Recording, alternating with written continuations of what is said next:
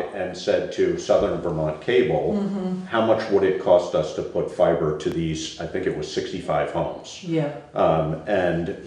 What they did is they came up with a deal in which he said, as long as X number of people commit for X period of time, Right. I'll run the fiber because that'll make it worth it. Yeah. And then, but since Consolidated has put in fiber additionally, Yes. but I do not They come to believe my, that it they come goes to my everywhere. shop now, but they don't go any further up Black Locust Road, and I made that happen because I needed it for my work. Right. And I think if you look at, I mean, probably the best informed person who would not be neutral, but who might be able to help you understand some of the connectivity and issues is Ernie, who runs Southern Vermont Cable. He's very knowledgeable about Putney's cable, about Putney's fiber information.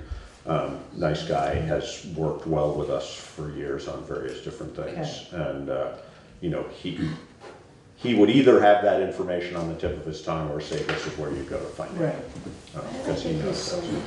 It's possible. Karen, are you bringing this up You might have, I don't as know. you're saying Chesterfield bought it as a town, and the town is paying for, So the town got the loan to put in The fiber. infrastructure. Yes. and the taxpayers have to pay that back? It's collected through Consolidated. That's the weird thing. There was a big article on it.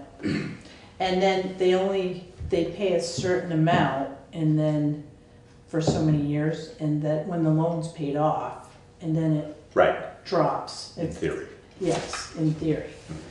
Yeah. Yeah, right. I've never known anybody go down the drain. Yeah, exactly. Yeah, I heard that, yeah. But I would have to think too that they would have to have a certain number, like you said. Right, to make it worth their while. To make it worth their It while. has to be, Yeah. well, and that's where the municipality could Yeah. come into that. They could say, Right. we levy an additional tax in order to underwrite this, it's paid back over Right. time. Yeah. But again, you know, who? But see, who the feels they survey have will to tell have that? us, you know, what the community, what the need is. Yeah, What the need is you need more than one company that offers it. Right. which we have. I mean, Southern Vermont Cable, you know, that's who I would suggest you talk to Southern Vermont Cable, because they definitely Right. have, and they do phone lines, they do everything, you There's know. bigger companies too up north. Because the whole state of Vermont is trying to run a major artery down through. Right, And then the smaller towns connect into it. feed off of it. Yeah. Right, yeah. exactly. Well, we're already, I mean, we have that main rib right on Route 5, but Yeah. part of the problem is the further you get away, Right. the slower your speeds Right. are, so. You know, and I look at Springfield and Brattleboro and I'm like, going, those are hub cities, you know? Right, Hub towns, municipalities. And, you know, if they don't have it, then it's like, why, you know? But if we could connect into those areas, then it shouldn't be that difficult and it shouldn't cost that much money. it's the whole, you know, for on and on, it's been the discussion about the last mile. Yeah. You know, and that's really what it is. I mean, Yeah. you go, like with David, you know, Right, you go up right. Black Locust Road, at a certain point, it stops. Yeah, You know, I mean, I would have to guess, you know, Old Quarry Road, for example, I can't believe that they've run Right. fiber out there, because Right. there's Right. just not enough households. yeah. Maybe I'm wrong, but, Of course you're right. I- Of course I- they're trying. I- to- Forget there's a about lot of Turner Trail. well, Turner Trail, I mean, when you start Yeah, looking at yeah. how many there I are, know, teeny little yeah. arteries all Yeah. over the place. Yeah, And unless people are willing to pay to install the infrastructure, Right. do you guys have fiber all the way up to you? We have high speed, but I don't know if it's fiber. Yeah.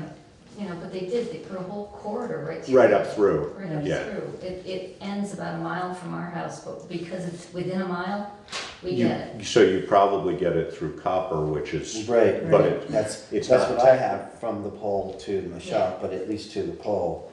And it used to wait forever to get downloaded video. Right, or a, exactly. you It's know, pretty fast schematic now. or electrical Yeah. system, and now it's seconds.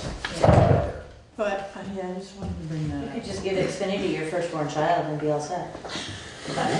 could do that too. Pretty much about how much they cost. Yeah. No, I mean, it's amazing, you know, the cost per mile is just staggering. Yeah. And I think that's come down because fiber technology is better, but Yeah. it's still, it's a lot of money. Yeah. All right, so, So the draft animal control ordinance. We have a special ordinance for draft animals? Yeah. Sorry, I couldn't Draft resist. horses. So after going to my workshop today, you did review the draft. Did you have any questions? I just have concerns about you being I mean, I understand that Default it's person. mandated, but I do have concerns about you and Tom being the default.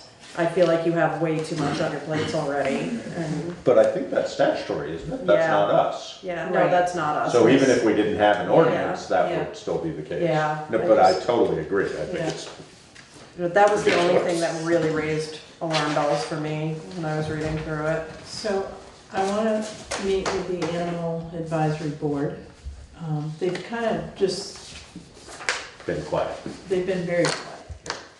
So, meet with them. We have to warn this as, a public hearing Right. because it is an ordinance. If we're gonna adopt an Yeah. ordinance, yeah. So, 30-day notice in the paper. I learned all that today, by the way. And Well- this is all an important step in hopefully creating a relationship with Right. the sheriff's department. Yeah, so we should have Without something ordinance, anyways. Right. And if that happens, then we can, massage it if we need to. Yeah, no, Amend it. I think we shouldn't underestimate at all the importance of what he was saying about 23 towns having 23 ordinances. Right.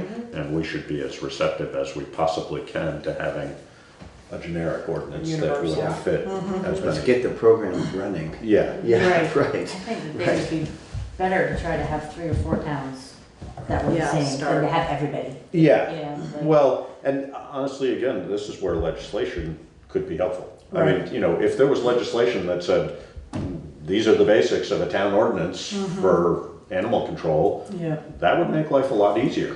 Well- Because then they could base their service Right. on that. And Yeah. then if towns had quirky things about them, they'd Right. have to tweak it to it, pay a little Yeah. more, pay a little less, whatever, but, and VLCT does have a model template, yeah. which we worked off of as well, to amend this one. But, Right. But we're still on our own as far as, We are, and they're, this is a touchy topic, oh, yeah, animals. yeah. And, there's a lot of different personalities on the board, and, it took a while to, Not that muddle many people, but a through. lot of personalities.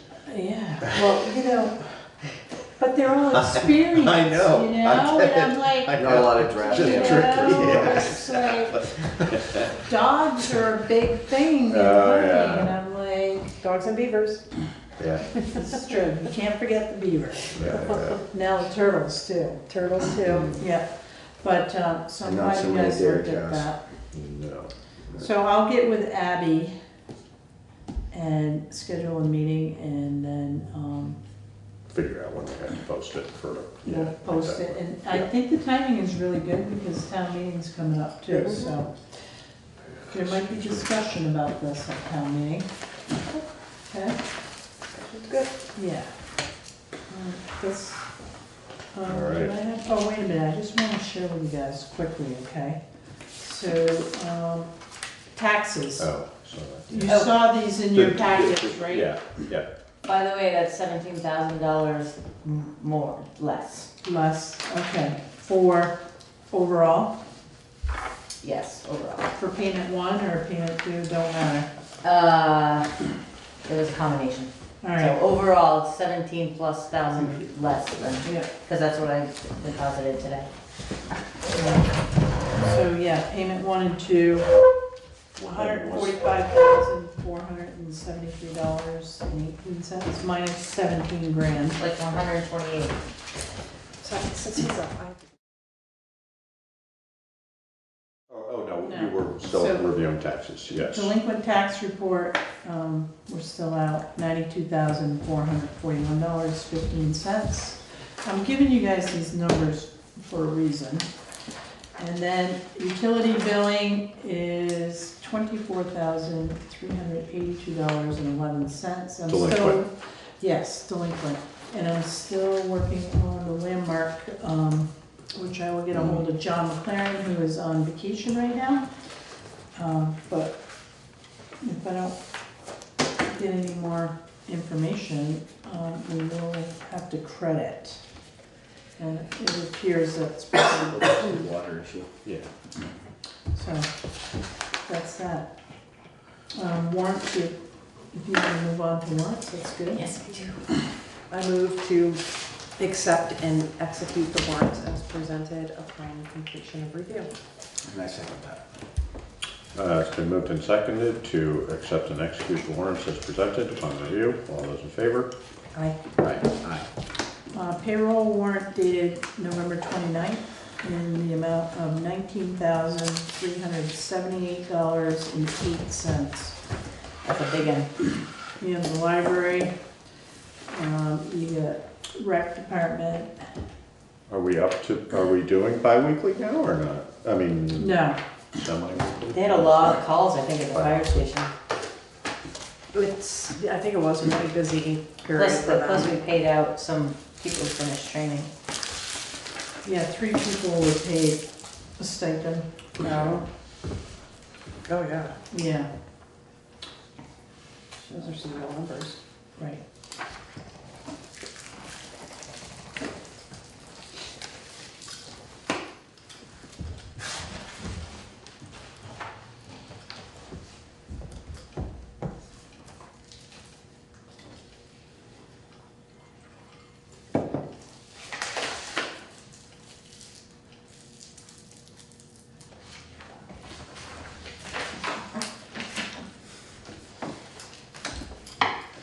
We'll be done in like an hour, so. I bet. If you stop talking Keep over this there, room quiet. Right? I'm working on overtime, it's okay. Great. That's the kind of attitude we like. I don't give her overtime. Did you hear that? That's on Do I camera. get a 3% pay increase on nothing? Payroll warrant dated December 6, 2019, in the amount of $6,574.87.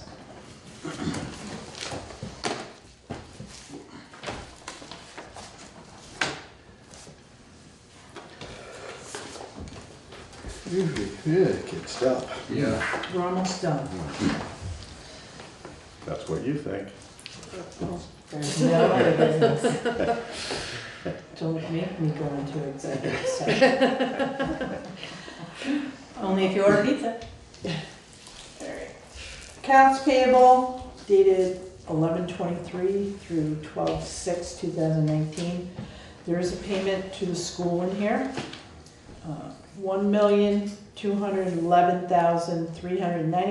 $1,211,398.23. So that would be the second payment to the school.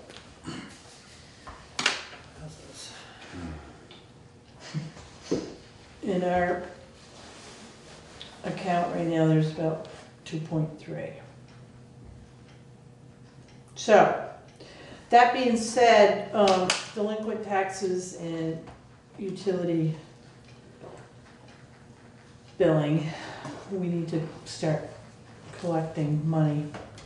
These taxpayer payments, is that, Those are credits, okay? it's overpayments, Mm-hmm. so their homestead exemption probably Yeah, came in, interest, and, yeah, Mm-hmm. They'd already paid. right. Yeah, without the school payment, we were only like 51,000, so actual AP wasn't too bad. Schools are expensive.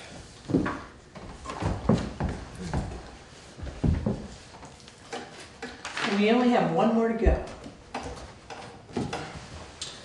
Till Then it all next starts year. over again. Yeah, It's gonna be less Then it all than starts over those. again. The illusion that there's night, right? There's no night. I'm Earth is hoping just we turning. overpay and then we end up with credit, you know? That sometimes happens. We still don't have any draft audit yet. What did we pay EJP this much for? Was that related to meters or not? No, that's related to either water or sewer. The auto read. contract, right? Oh, yeah, the handheld, the gun to Yeah. read the meters. Yeah, there's like a support, annual support. And why are we paying Renault gravel something? Good question. Ding, ding, ding, ding, you I questioned it too because, Was it a final payment on something we hadn't well, settled up on? so the date was August 1st, 2019, and the ship date was August 2nd, 2019, and I'm like, well, how can that be when our closing was August 1st to buy the pit? So I called Renault and talked to Cindy, and the answer to your question is that it was material for the Houghton Brook culvert project. And the date of the slip was 8/1, but the product was received prior to that date. So basically, we're finishing out a grant with this material for the town. Right. Okay. But unfortunately, because this invoice came late, and there's another invoice from Mitchie for $9,400 that came late, they're not reimbursable through the grant. So these expenses will come out of the highway department budget. Why would Mitchie have come through the? Well, I called them too, and their invoice was dated 10/31, and I submitted, But they wouldn't have been, oh, Mitchie for the construction of the culvert? it was for engineering, I was okay? thinking Mitchell Yeah. asphalt. So I'm like, we submitted this grant on August 1st, and I said, you're just sending us an invoice. I'm like, that can't happen. Yeah. So we have no recourse but to pay it. We can't get reimbursed, it's too late. So That's frustrating. it's very frustrating, and So I guess the lesson in that Yeah. is that doing due diligence to make sure we're settled up with everybody before well, I we had, close the grant. I I'm not faulting you had for that, I'm asked the just saying. question, Yeah. but next year it won't I happen. think there needs Yeah. to be like a, Brian says, I ordered this, this is Exactly, what. some sort that of way when accounting we of get, it, like- right. Yeah. What hasn't been paid and how Yeah. much is it gonna be, Yeah. and, And yeah. I don't think there is that right now. Can You you, need a checklist for every project. Yeah. Like, well, who is going to be submitting invoices to you, and Yeah. have we gotten them yet? Yeah. Right, which we, Brian's pretty We know, good about it. yeah. I don't know it's the why timing of the this one- invoices, but it's Yeah. unfortunate that the grant, just the way that cycle works, Yeah. that's the way it is. So that Mitchie check, I don't mail that. I want us to send a letter with that check. It's in there, it's this time, it wasn't last A time? letter of objection. Yeah, I'm gonna contest it, Yeah. but I wanna contest it to the right person, not the project engineer. Right.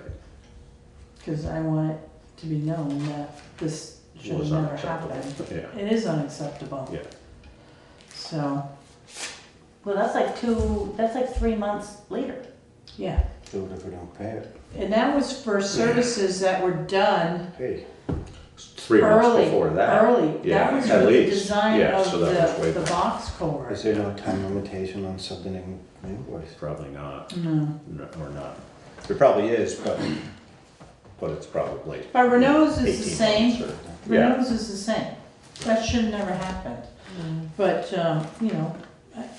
there's verbal agreements, I get it, and it's just like, but, yeah, right, but again, what do we learn from that is. well, what I've learned from it is I'm not gonna hurry up and close a grant. Exactly. I'm gonna keep it open for a couple months. Or at least Make sure do what you need to make Yeah. sure, I mean, Right. those were probably things, had you been aware of them and thought Right. about it, you Right. could have easily tracked them down, you just didn't know you had to. Yeah, but I would have never known that. And Right. Brian would have had to tell me that, Does he Right. review a grant before you close it out?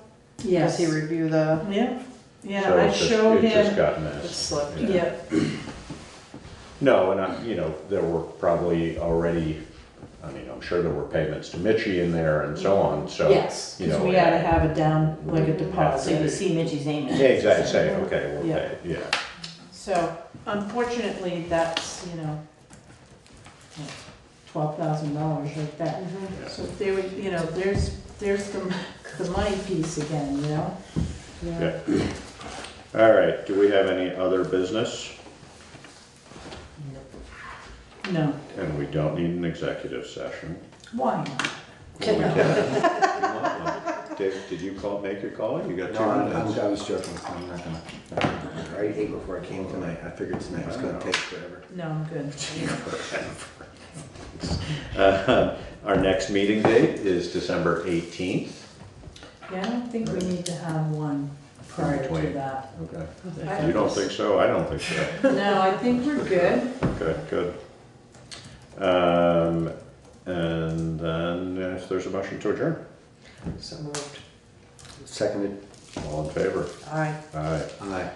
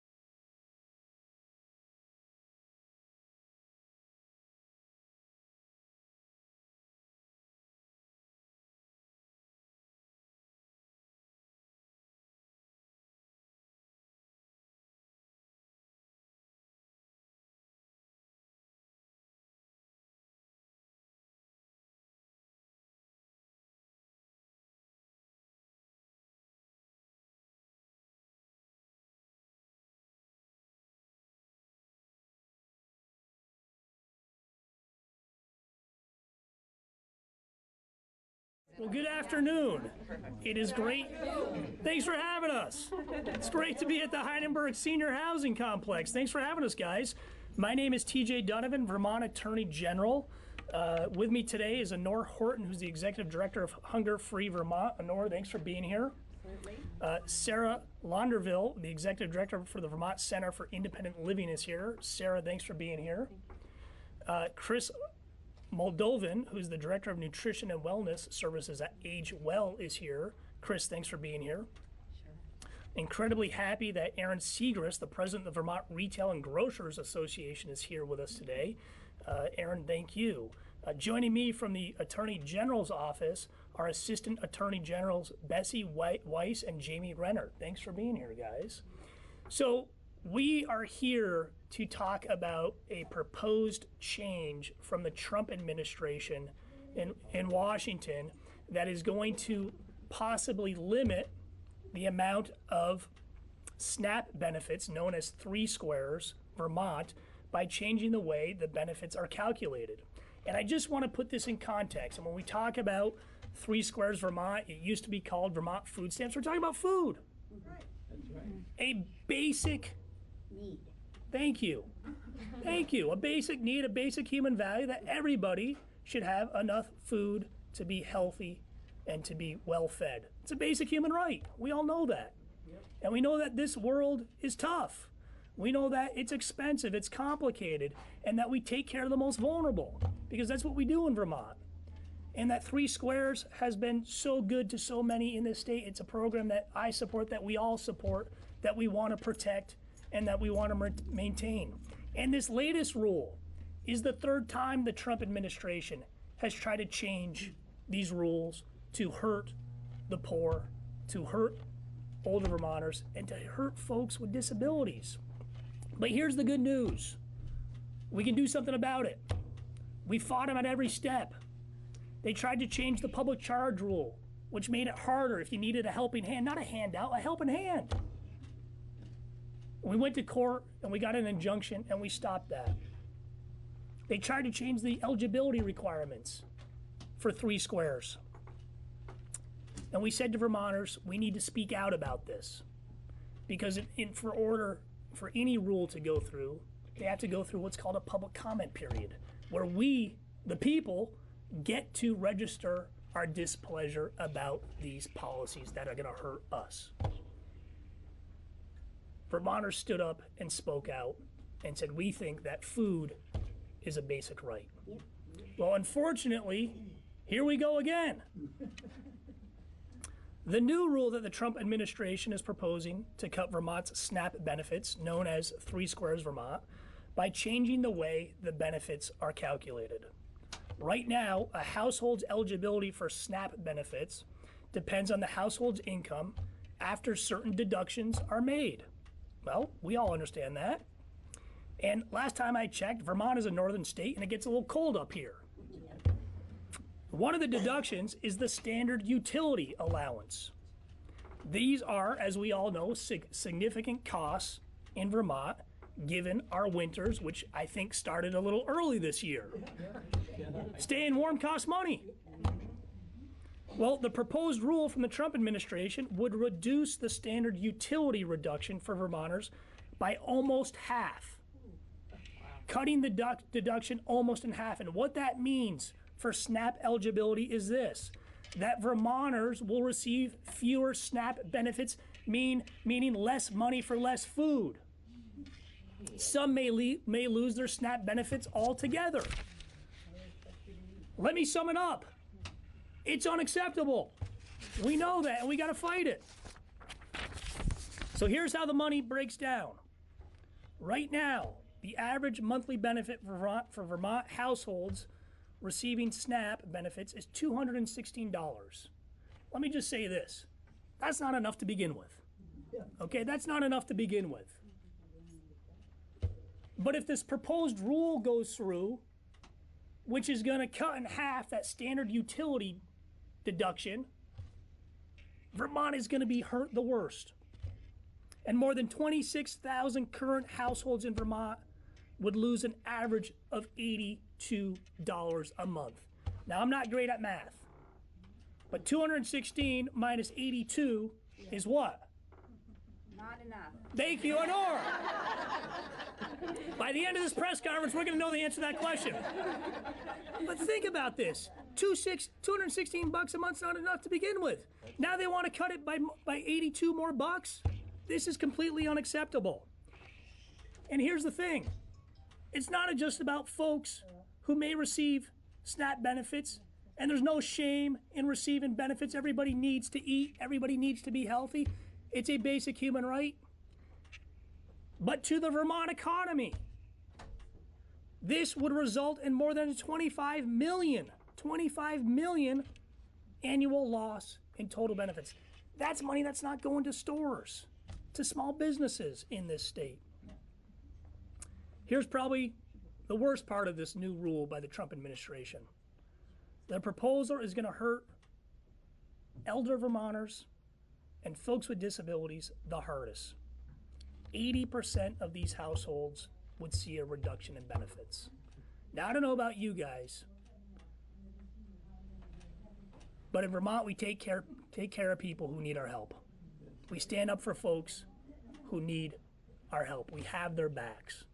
This is a time for us to speak up and to speak out against this proposed rules that's going to hurt older Vermonters and folks with disabilities. We have an obligation to do this.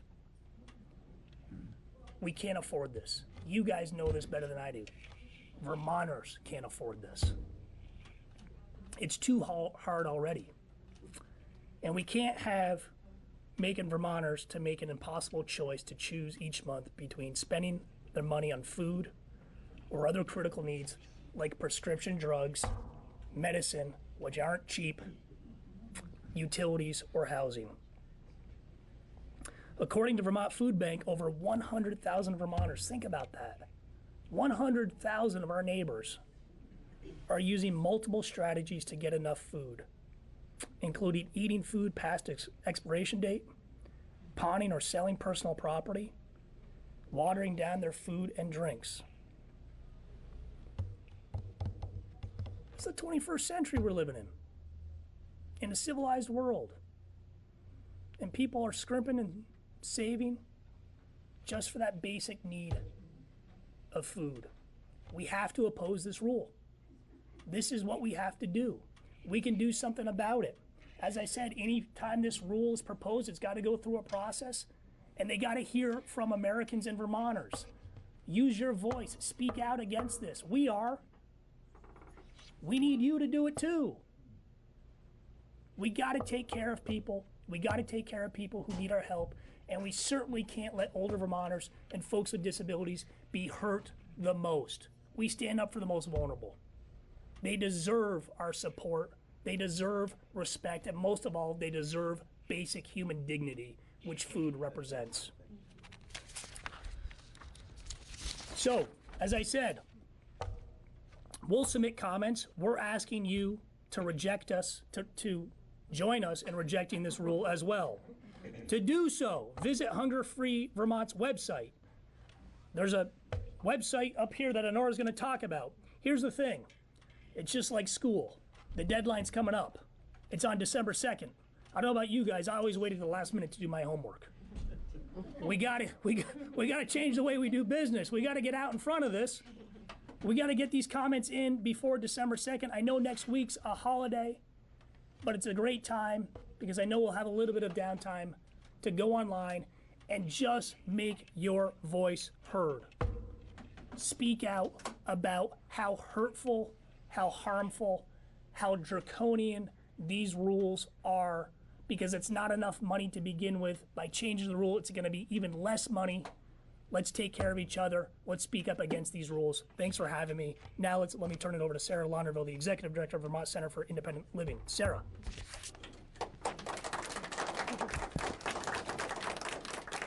So hi everybody, thank you so much for allowing us into your home today. I really appreciate this. I am the Executive Director of the Vermont Center for Independent Living, as well as the President of the Vermont Coalition for Disability Rights and the National Council on Independent Living. VCL is a statewide nonprofit organization working for the rights of individuals with disabilities. And we support individuals with disabilities through peer support, providing services like home modifications and grants for assistive technology, and provide Meals on Wheels. I'm going to speak up, all right, happy to, for individuals under the age of 60 who have a disability. Better? Great. About 85% of the VCL staff have a disability, and many have experience with living on benefits. In addition, we serve about 2,000 Vermonters annually who have disabilities, and most of these individuals are also on benefits. VCIL is in solidarity with these other organizations today, fighting against the strategic attack on people with disabilities who are in need. We are asking for a stronger response from our neighbors as we rise against the proposed rule change that disproportionately will affect people with disabilities and elders. This is a cookie-cutter government attempt to cut an important basic need, a basic program, and it doesn't work for Vermont, and it needs to be stopped. This proposal will bring harm to people with disabilities. It's that simple. People with disabilities seem to be an easy target, especially those living on benefits. We see a snapshot of this every day, of those with disabilities living in poverty and struggling, but we also see a path out of that struggle. A path out comes from a collective response that provides a system that's not based on ableism, one that acknowledges that some people have more serious health issues and needs than others. One that acknowledges that people with disabilities do not have the same access to opportunities in employment or socialization or even in our healthcare system.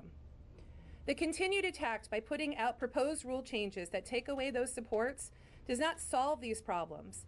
And until we can change those systems, we can't just put people in situations where their health and lives will be at greater risk. The snapshot of the people we work with through peer support, providing home modifications and Meals on Wheels, are people who are trying to figure out basic needs while still setting goals to live life to their full potential. The struggle of living in poverty and having a disability is immense. Disability affects 1 in 5 Vermonters, and living with a disability costs more than living without one. For those whose health is at a place where they cannot work and are typically stressed on a daily basis, trying to keep their health in check, trying to figure out transportation to the doctor's appointments, getting medical equipment they need, and figuring out how to pay bills, in dealing with a culture that dismisses and calls us lazy. A culture in which the federal government is putting out ways to cut the small benefit that provides food and heat to these individuals. A culture in which people setting forward these rules have privilege, and most have not experienced the anxiety, the hopelessness felt when wondering where you might eat again. A system in which those developing it most likely have not sat in their living room with blankets, huddled with family members, hoping for enough money to turn the heat back on. Many of us will use the word vulnerable here. And yes, people are now in a vulnerable place. But with good supports, that picture changes. With heat and food comes the ability to fight off infections, keep healthy. We must all agree on the benefits of food and warmth. And if we do, then the path to ensure that those who are in need becomes apparent. Instead of fighting for the 3rd time this year on benefits and SNAP, we should be talking about the incredible impacts this program makes when fully funded. If we want people to thrive, we need to support people when they need support. Food security is a part of that solution. We know it works. We know it when we see less visits to the hospital, more activity in the community, and moving on to employment opportunities. Healthier bodies, healthier minds. Symptoms of a disability at its worst, healing and getting better. Our hope is that everyone sends a clear message to the federal government that Vermonters don't leave our neighbors with disabilities behind, that we collectively feel that struggle, and we are not going to allow for our neighbors to be cold and hungry.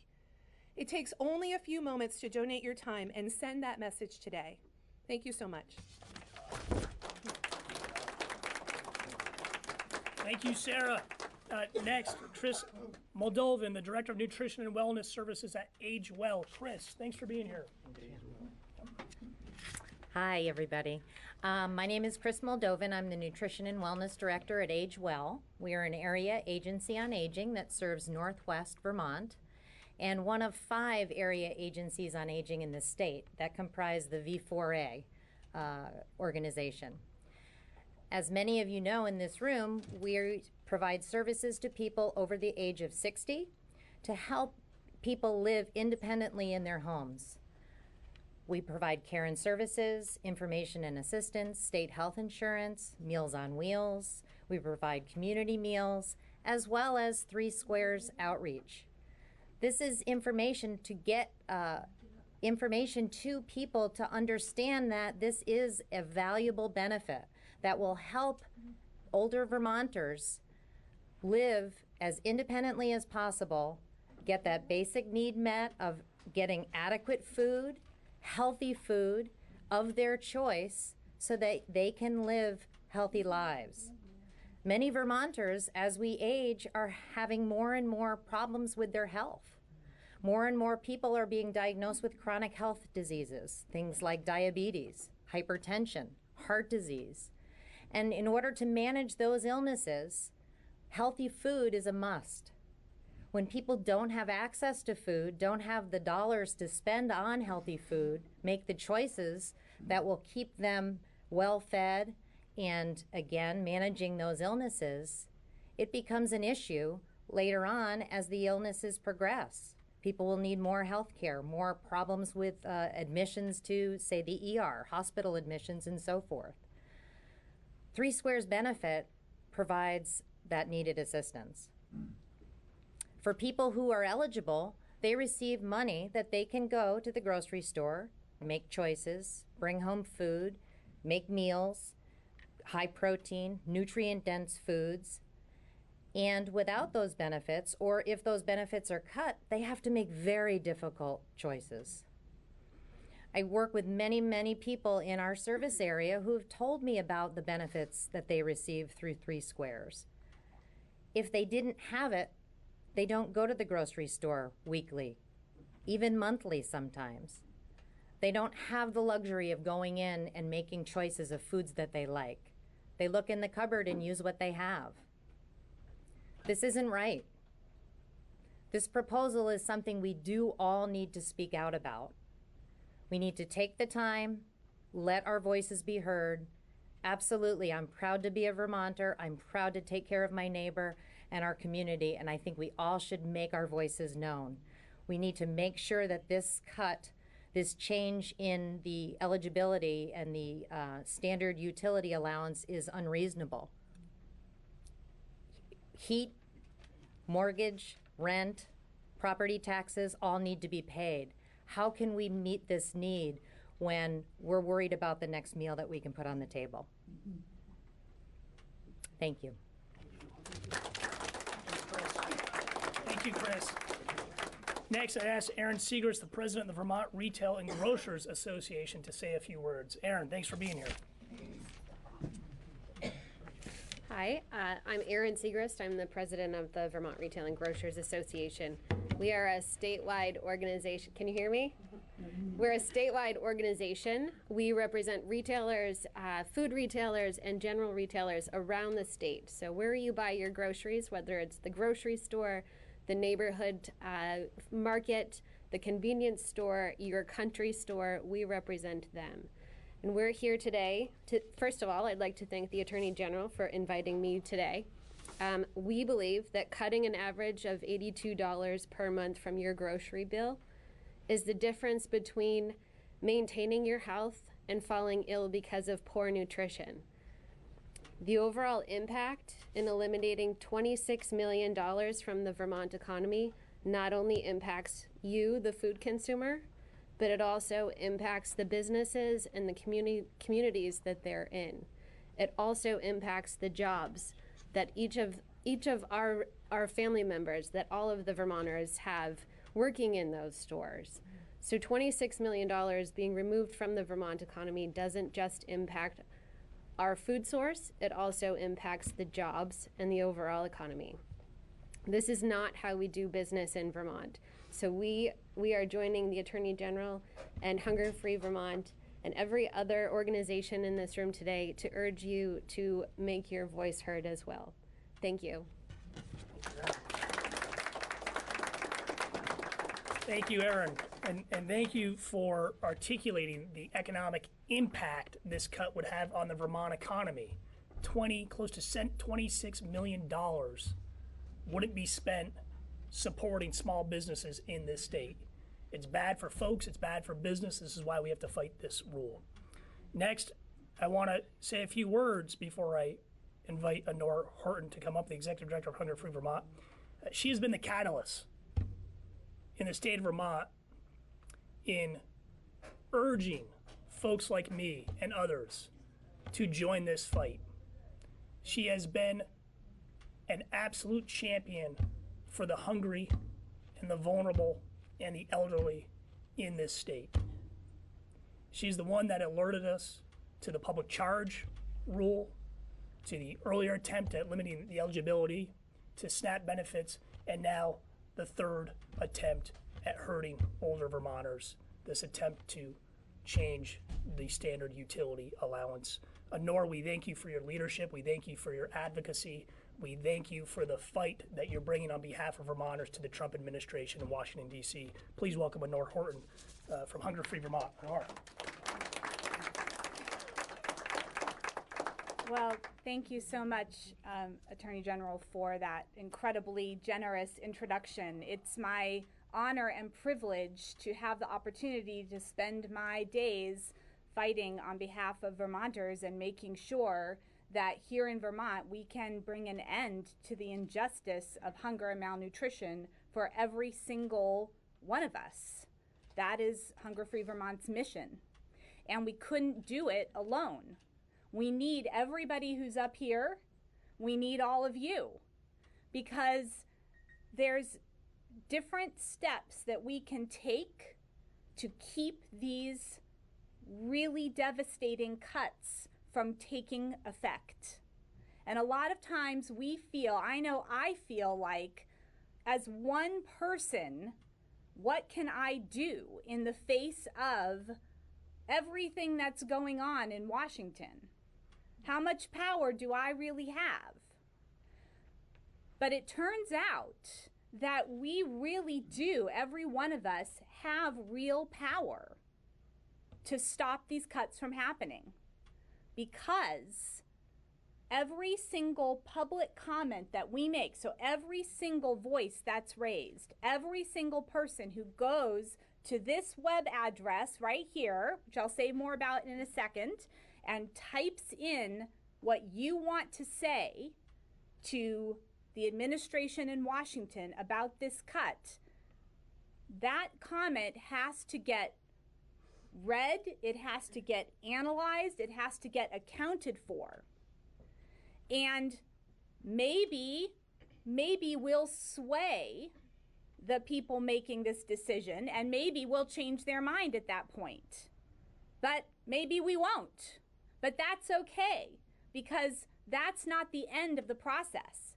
And if hundreds of thousands of people all around the country put those comments in, first of all, that delays the opportunity for this cut to get put into effect.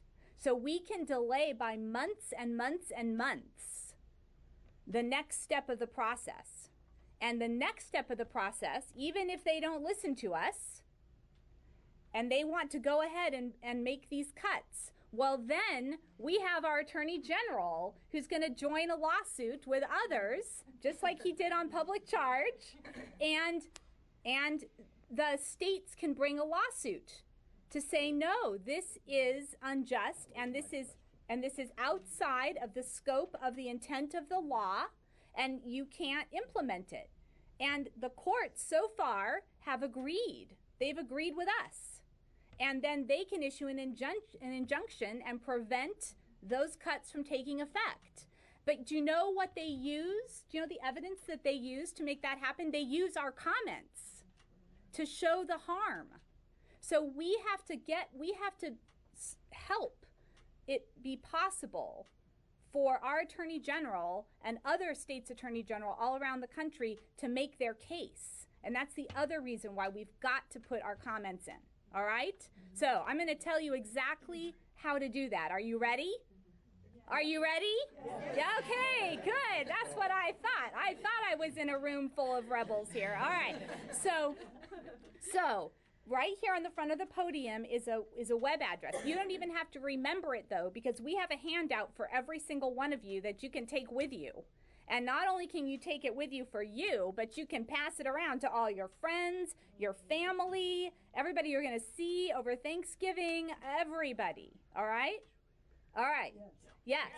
And that web address is www.hungerfreevt.org. hungerfreevt.org.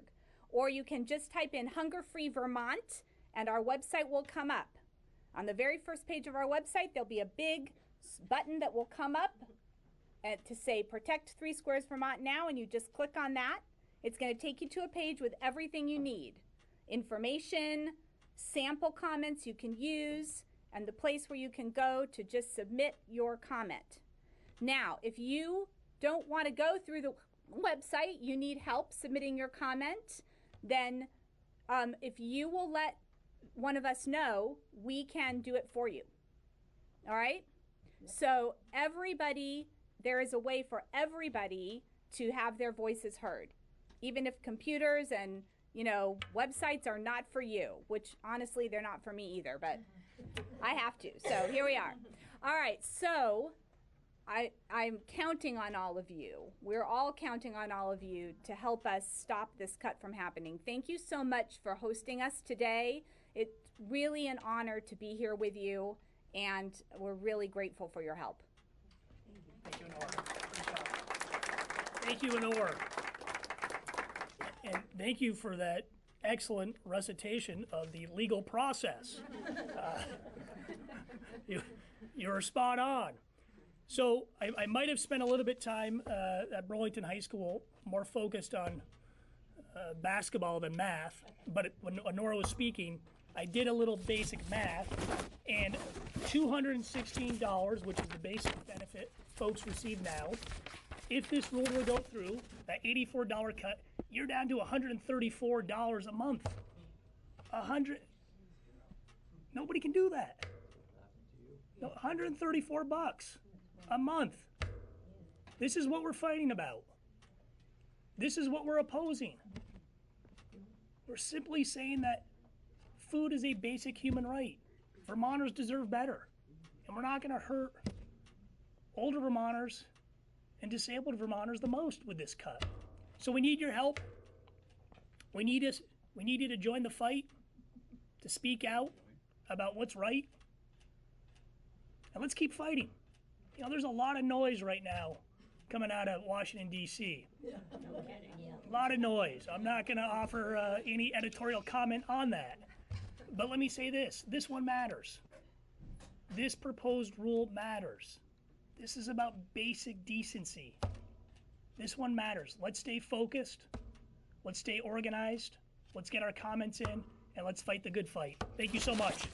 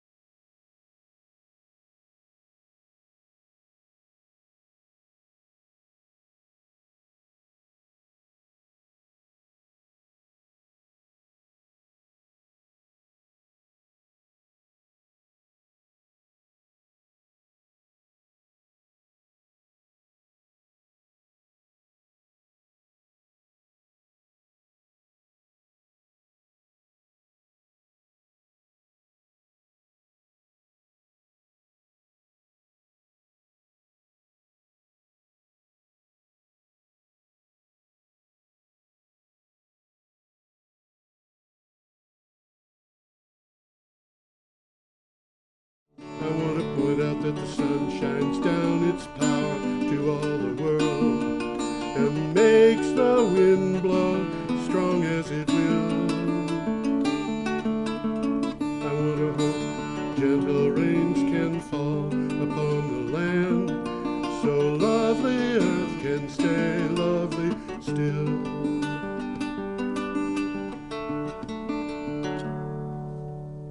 ladies and gentlemen. Welcome to Energy Week with George Harvey and the astonishing Tom Fennell. In the flesh.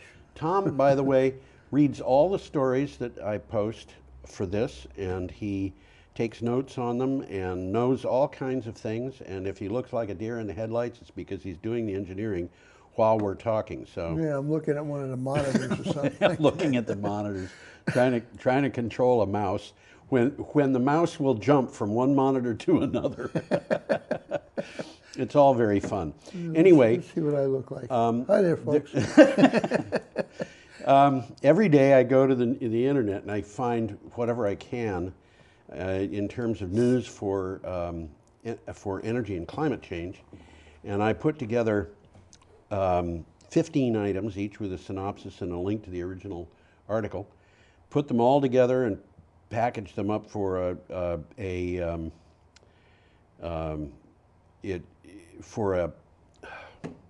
blog post. That's what I do. I put up my 2,750th blog post. At that blog today. Every day. Actually, it wasn't the 2,750th. It was the 2,751st, because the day that Entergy said they were going to close down Vermont Yankee, I put up 2 posts. Put up 2, okay. Yeah. But every other day, that is to say, every day, aside from that, I put up a post, and we talk about the best material from the blog. And today is the 12th of December. So we're going to start with December 5th, and we will try to keep you apprised of what day these things come from. And you can go to the blog, geoharvey.com, geoharvey.com, and click on the calendar date for the date that we say, and you can find the... There's some good stuff on some of these links. Some of the stuff... I'll try to call your attention to it. And second thing I have to do is tell everybody that they must donate huge amounts of money to BCTV. Empty the coffers. Anything get the cookie will jar. Do. What? Go get the cookie jar. Yeah, go get your cookie jar. Anything will do. Any donation we will be grateful for, and the minimum you can make is $1, but that isn't because I said $1, it's because the software PayPal can't handle won't handle 99 less than cents. $1. Go to brattleboro.tv.org. Go down to the bottom of the screen where it says support local broadcasting. Click on that, and you can donate to Brattleboro BCTV, which is a tax-deductible donation, and make that donation. And below the place where you can do that with PayPal or credit card, and below that you can put in a note that says this is for Energy Week. That would help. We're still a few dollars shy of the amount that we need. I don't think it's as much as $100, but it's a few dollars. It might be, actually I think it's $115 maybe. Well, but I might be wrong. Anyway, we go. We're ready to cruise through this. Oh, one thing that we should mention. Yeah. It's not in the news today. It's not in the news for this week, but it will be Energy Week next week. In fact, it will be our first article that we talk about, is the fact that Greta Thunberg was named Person of the Year by Time Magazine. I got a message to that effect. Yep. Yeah, good for her. Yeah, and by the way, the person who was the second in line for Person of the Year was none other than President Donald Trump. Probably because... Who was in the news today? He was in the news today talking about Greta Thunberg, according to Donald Trump, needs anger management. So he's a psychiatrist now, huh? Maybe he's talked to a psychiatrist and learned a term. You know, I mean... I don't want to go there. Okay. We won't touch February, I'm sorry, December, I'm reading Thursday and it's turning into my mind into February. December 5th, we have a picture. Tom wanted to put the picture up, and now we can put it up. And this is an article from Science Magazine. It's a picture of a hot day in Paris. I wonder how you knew it was Paris. You know, it didn't say in the article. I just guessed. It's either Paris or they've got a very large model of the Eiffel Tower. That could be, yeah. You know, It looks like the Taj Mahal in the back. When they put that when they put that up, Yeah. local people complained bitterly about how ugly it was. Huh. I'm not kidding. They wanted to have it torn down as soon as possible, and then a year or so later, they decided maybe they should leave it. Well, I wouldn't say it's ugly. I wouldn't say it's beautiful, but it certainly is interesting. I'll agree with you They on the look like they're interesting having part. fun there, though. I'll tell you They that. do. Yeah. Okay, Science Magazine. What do you have for title, Tom? Even a 50-year-old climate model correctly predicted global warming. Climate change doubters like to claim that computer simulations conducted decades ago didn't accurately predict current warming. Actually, they like to claim that the current models don't either. Now, the most sweeping evaluation of these older models, some half a century old, shows that most of them were actually accurate. Well, a little takeaway from here, because they explain what they did. Yeah. Researchers using supercomputers running trillions of calculations per second. Yeah. Compared annual average surface temperatures across the globe to the surface temperatures that they predicted back between 1970 and 2001. Yeah. And they got them right on the money. They were For there. most forecasts, there was no statistically significant difference. Yeah. For most of them. For most of them. You know, trillions of calculations per second. We used to, when I was working with computers, we had a thing called a gigaflop, or gigaflops. The S, it sounds like it's plural, but the S is per second. Flops is floating point operations per second, flops. Gigaflops is a billion floating. So there's only one flops. There's only one flops. Trillions, we're talking about teraflops here. Yeah. And back in the day, you know, getting a gigaflops was expensive. When I started in the industry, we were proud about our 20 megaflops, and these people are like a million times as fast as that. Oh yeah. Okay. Well, let's move along here. Very good idea. Renewables Now. We've got an item from them, and this is I think really interesting.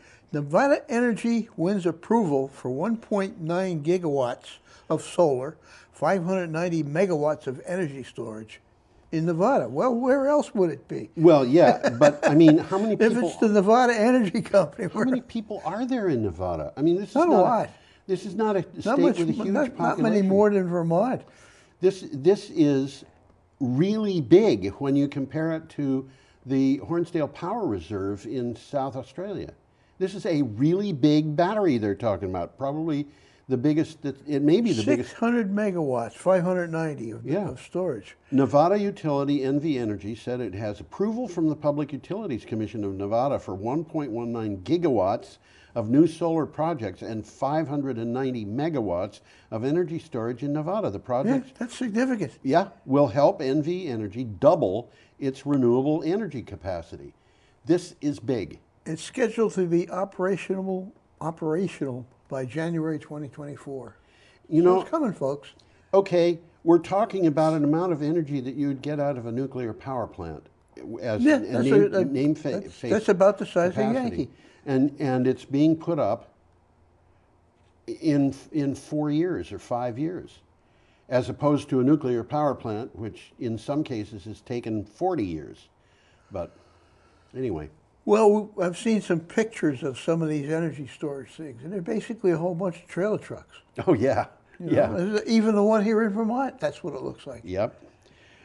Okay, we have another picture. This was a picture I found interesting in the articles from the Weather Channel. Doesn't look like I wanted to be in that town, I'll tell you. Yeah. That's Gurneville, California. And the headline is 40 years of atmospheric river storms left a staggering price tag in the western U.S. Flooding from what are called atmospheric rivers caused about $43 billion in damage in western states over a period of 40 years. A study from the U.S. Army Corps of Engineers and Scripps Institution of Oceanography found. Climate change is making this flooding worse. You know, that's no surprise. Hardly a surprise. This picture is a picture of a town that is basically on a riverbank in the mountains. And Okay. if you have any flooding, it's going to be any large amount of water and rainfall, you're going to have serious flooding in a place like that. Looks like they succeeded. They succeeded. Okay. Well, I wanted to know what atmospheric rivers were, because I never heard that term before. Yeah. And it's easy enough. They're long, thin plumes of moisture. Yep. Capable of carrying tremendous amounts of water. Yep. A strong atmospheric river can carry an amount of water vapor equivalent to as much as 15 times the average flow of liquid water in the Mississippi.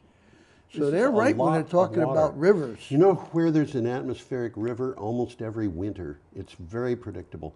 Is coming off Lake Erie in western New York State, and it's the reason why Buffalo has Gets so much snow. Yeah, but if you track the snowfall from those snows, you get long, thin places of heavy snowfall, which could wind up ending in Ithaca or some such place. Well, there's a link there which I followed. It's called A Blessing and a Curse, Atmospheric Rivers Explained. Yeah. Okay. And there's a video in there of a cliff collapsing, resulting in basically tidal waves, but they're nowhere near the ocean. Yeah. It's a little town like this. You know, there's a cliff collapsing and 20 feet wall of water goes roaming across the prairie. Wow. Okay, well, we are up to Friday, December 6th, and we have an item from Renewables Now. Vineyard Wind's Connecticut offshore wind tender with 804 megawatts bid. Connecticut announced it selected Vineyard Wind LLC's 840 megawatt Park City Wind project as the winner in a major solicitation for offshore wind projects. It had, quote, a price lower than any other public announced offshore wind project in North America, end quote. Yeah, I saw the numbers and it didn't mean anything to me, but it's a biggie. Well, 804 megawatts, and there's a couple of things about 804 megawatts here. Why not 800? Well, I don't know. But the 804 megawatts, you can compare this with nuclear, and it's comparable to Vermont Yankee. It is a higher nameplate capacity than Vermont Yankee, but because Vermont Yankee had a capacity factor of about 90%, and this will have a capacity factor of about 40%, it's actually going to produce a little less electricity. One thing that people don't realize is that wind turbines, particularly offshore wind turbines, actually they don't run and then stop, and then run and then stop. They run close to 98% of the time. They're actually producing electricity. The difference. But a different amount of electricity. That's right. The difference between wind turbines and solar is either running or it's not, usually. I mean, in a cloudy day, it's running, but it's going to produce less electricity. But wind turbines, by contrast, almost always run. But they have run slow, widely run fast. varying amounts. Okay, this is an interesting picture we've got a here. Picture here. I've seen this picture before. I'm sure you have. I had never seen it, and I thought, that is so bizarre. This particular article had... Can you believe it? Yeah. I mean, this article had better pictures from the point of view of explaining the article than this. But look at this. This is the peak of Mount Everest. And I remember... There's 300 people there. Yeah, and these people are queued up. You know, that is a line of people. They look like they're lined up to get into a movie or something. Movie theater or something. You know, it's crazy. There they are. Well, there's only about a 3-week window in a year where the weather permits climbing of Mount Everest. Wow. Okay, and this is in that period of time. Yeah. And it costs a lot of money. You can't just walk up there and do it. You got to hire guides. You know, they got it all sold up. You can't just tag along behind the person in front of you? Well, the truth is, they don't go up the mountain like that. That's just what happens at the peak. Well, it's interesting because I read this article, and the guy the article was about took that picture. Yes. Okay, so he was up there, and he's been up there many times. Well, let's talk about the article here. This is from CNN.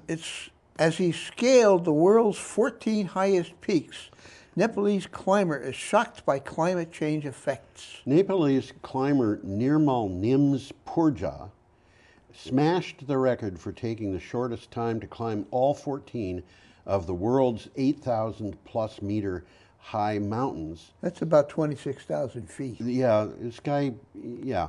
But his expeditions made him acutely aware of the environmental changes the world is undergoing. And he went, what was it, 4 years, Tom? He went to one place and then he went back to it 4 years later and found that it was like a different environment. Yeah, he talks about that. I mean, he mentions the first time he was there, they were able to use snow for drinking water. That's right. And the second time he went there, they had to carry the drinking water up. They had to carry their water up. And that's because the glaciers are melting. This is ice that's been there for thousands of years, and it's melting. Well, it's interesting when you look at that picture to realize that before 1953, no one had ever been up there. I remember when Sir Edmund Hillary, wasn't that his name? Yeah, it was Hillary and Tenzing Norgay. Okay. That was his Sherpa. I remember when they got up there, and we were just saying, wow, how many people will go up there? Well, maybe 50 years from now, some other person will go up there.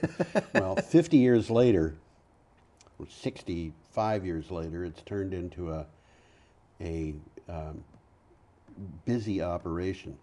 Well, this guy, Purja, broke 7 world records in his feat of climbing all of these 8,000 meter. He did that in a very short period of time. That was the 189 days. 189 days. And the previous record was something like 7 years. Yeah, he did in 6 months. He did what had never been done before in less than just 7 under years. 8 years. Yeah, that's what I say here. Yep. Okay, Let's that move all? along here. CNN brought us this next one. EPA watchdog says White House budget office blocked part of its investigation into a controversial trucks rule. The EPA Inspector General report concluded that the EPA, and possibly the Budget Office, bypassed key steps when it rushed through Pruitt's proposal to lighten regulations on some heavy-duty trucks using older, less efficient engines. Well, there's a 2-minute video here that's totally unrelated to this article. Well, that's one of the things CNN does, unfortunately. But it's interesting nevertheless. Yes. And what they're basically saying that the heavy-duty engines often outlast the truck bodies. Yes. So they use them over again. Yes. But it seems like just the idea of using a second-hand engine to save money isn't what they're after. They're trying to get away from some of these restrictions. Well, this is what we've got here, Tom.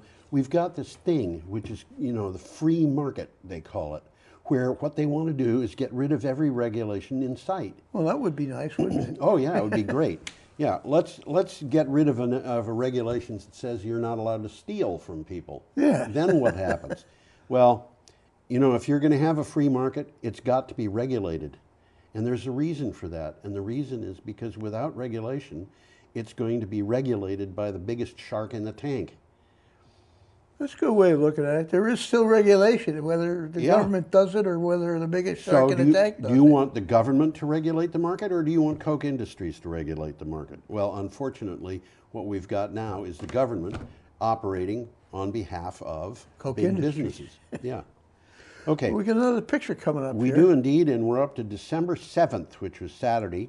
And that's an interesting I picture. find that an interesting picture. I thought you would too.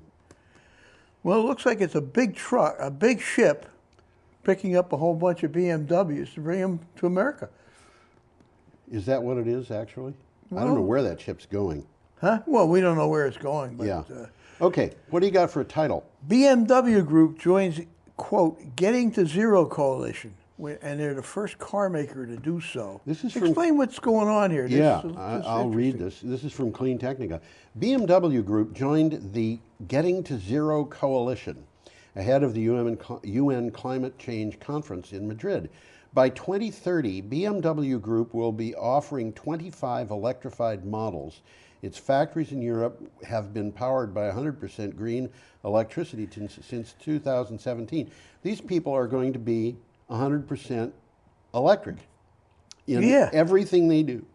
Well, that's what the article's about. They're saying that the BMW group is very serious about carbon emissions. Yeah. And they're looking everywhere throughout their chain. We're going to be seeing a nice article about the effects that has on, will have or predicted to have on companies like BMW that have done that and companies that are not doing it and resisting. I can't wait. Okay. Well, we got this one isn't a very good one coming up. Australia bushfires north of Sydney are too big to put out. This is scary. Whoa. Okay, this is from the BBC. A mega blaze raging across a 60-kilometer front, which is 37 miles, north of the Australian city of Sydney, cannot currently be put out, fire officials have warned. This is a blaze that's 37 miles wide. Yeah. And it's only an hour's drive from Sydney. I'd be scared if I lived in Sydney. This could be a serious, well, it is a serious problem, but I don't know how worried they are that it'll get to Sydney. Severity of blazes so early in the fire season has caused alarm and prompted calls for greater action to tackle climate change. Okay, so what's wrong here? We've got a country that is parched because of climate change. Yeah. And what are they trying to do? Well, at the top level, they're trying to prevent any changes that will deal with climate change. Well, there's a couple of interesting videos in this link, the BBC. The 1-inch video of the fire itself, and that's scary. 1 inch, 1 minute. It's appalling. And there's another video which shows the fire advancing on the firefighters, and that's scary too. Just, what's 37 miles from Brattleboro? Dummerston? No. I think 37 miles south is past, it's probably Deerfield. It would probably be Deerfield, which would mean, you just think about a fire that stretches from Brattleboro to Deerfield. Yeah, you got to look at it some way, yeah. You know, and when you start really looking at some of these things, you know, this is like the Peshtigo fire in the United States that hit Wisconsin the same day the Chicago fire did. These fires get so big, they do what's called, I think it's called spotting, where embers get picked up. They jump ahead. Fall 5 miles away. Yeah. And in the Peshtigo fire, they had things picked up that fell quite a few miles away, and they believe that that's the reason why there were fires on both sides of the Dore Peninsula. Because they believe the Peshtigo fire may have jumped the Dore Peninsula, which is 10 miles or more across. And there are people who believe that they not only jumped the Dore Peninsula, they may have jumped Lake Michigan. Because there was a fire the same day in Michigan. This is a situation that's kind of similar in nature. Yeah, it seems to be. Okay. We got another one coming up here. We got a picture. We do indeed. This is from Counterpunch. This is an interesting picture. If you look carefully, there's a person in that picture. It looks like a surveying pole, whatever they call it. It reminds me, you know what it reminds me of? There was a, who was that Japanese filmmaker? Kurosawa made a film called Ran, which was patterned after King Lear. And in the end, one of the characters who was blind was standing on a cliff with a stick. And it was in the end of this thing, everybody died. You know, it was really awful. And that guy standing there on the edge of that piece of collapsing permafrost reminds me a little bit of that. That would all be solid, but it's melting. It would have been ice, and you know, you can see that the stuff is falling away. Okay, we should move on this. What do you got for a title? Permafrost hits a grim threshold. And this is grim, according to research based on field observations conducted from 2003 to 2017. A large-scale carbon emission shift has occurred in the Arctic. No, we talked about that. We have, but this makes it really explicit.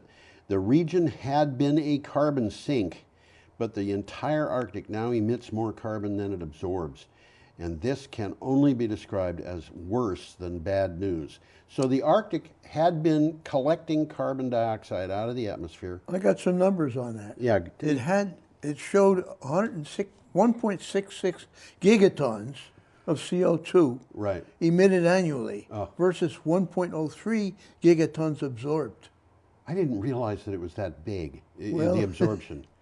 But, you know, this is, and a lot of this is methane, which is really bad. Which is bad. Yeah. Governmental austerity measures are destroying proactive climate policies.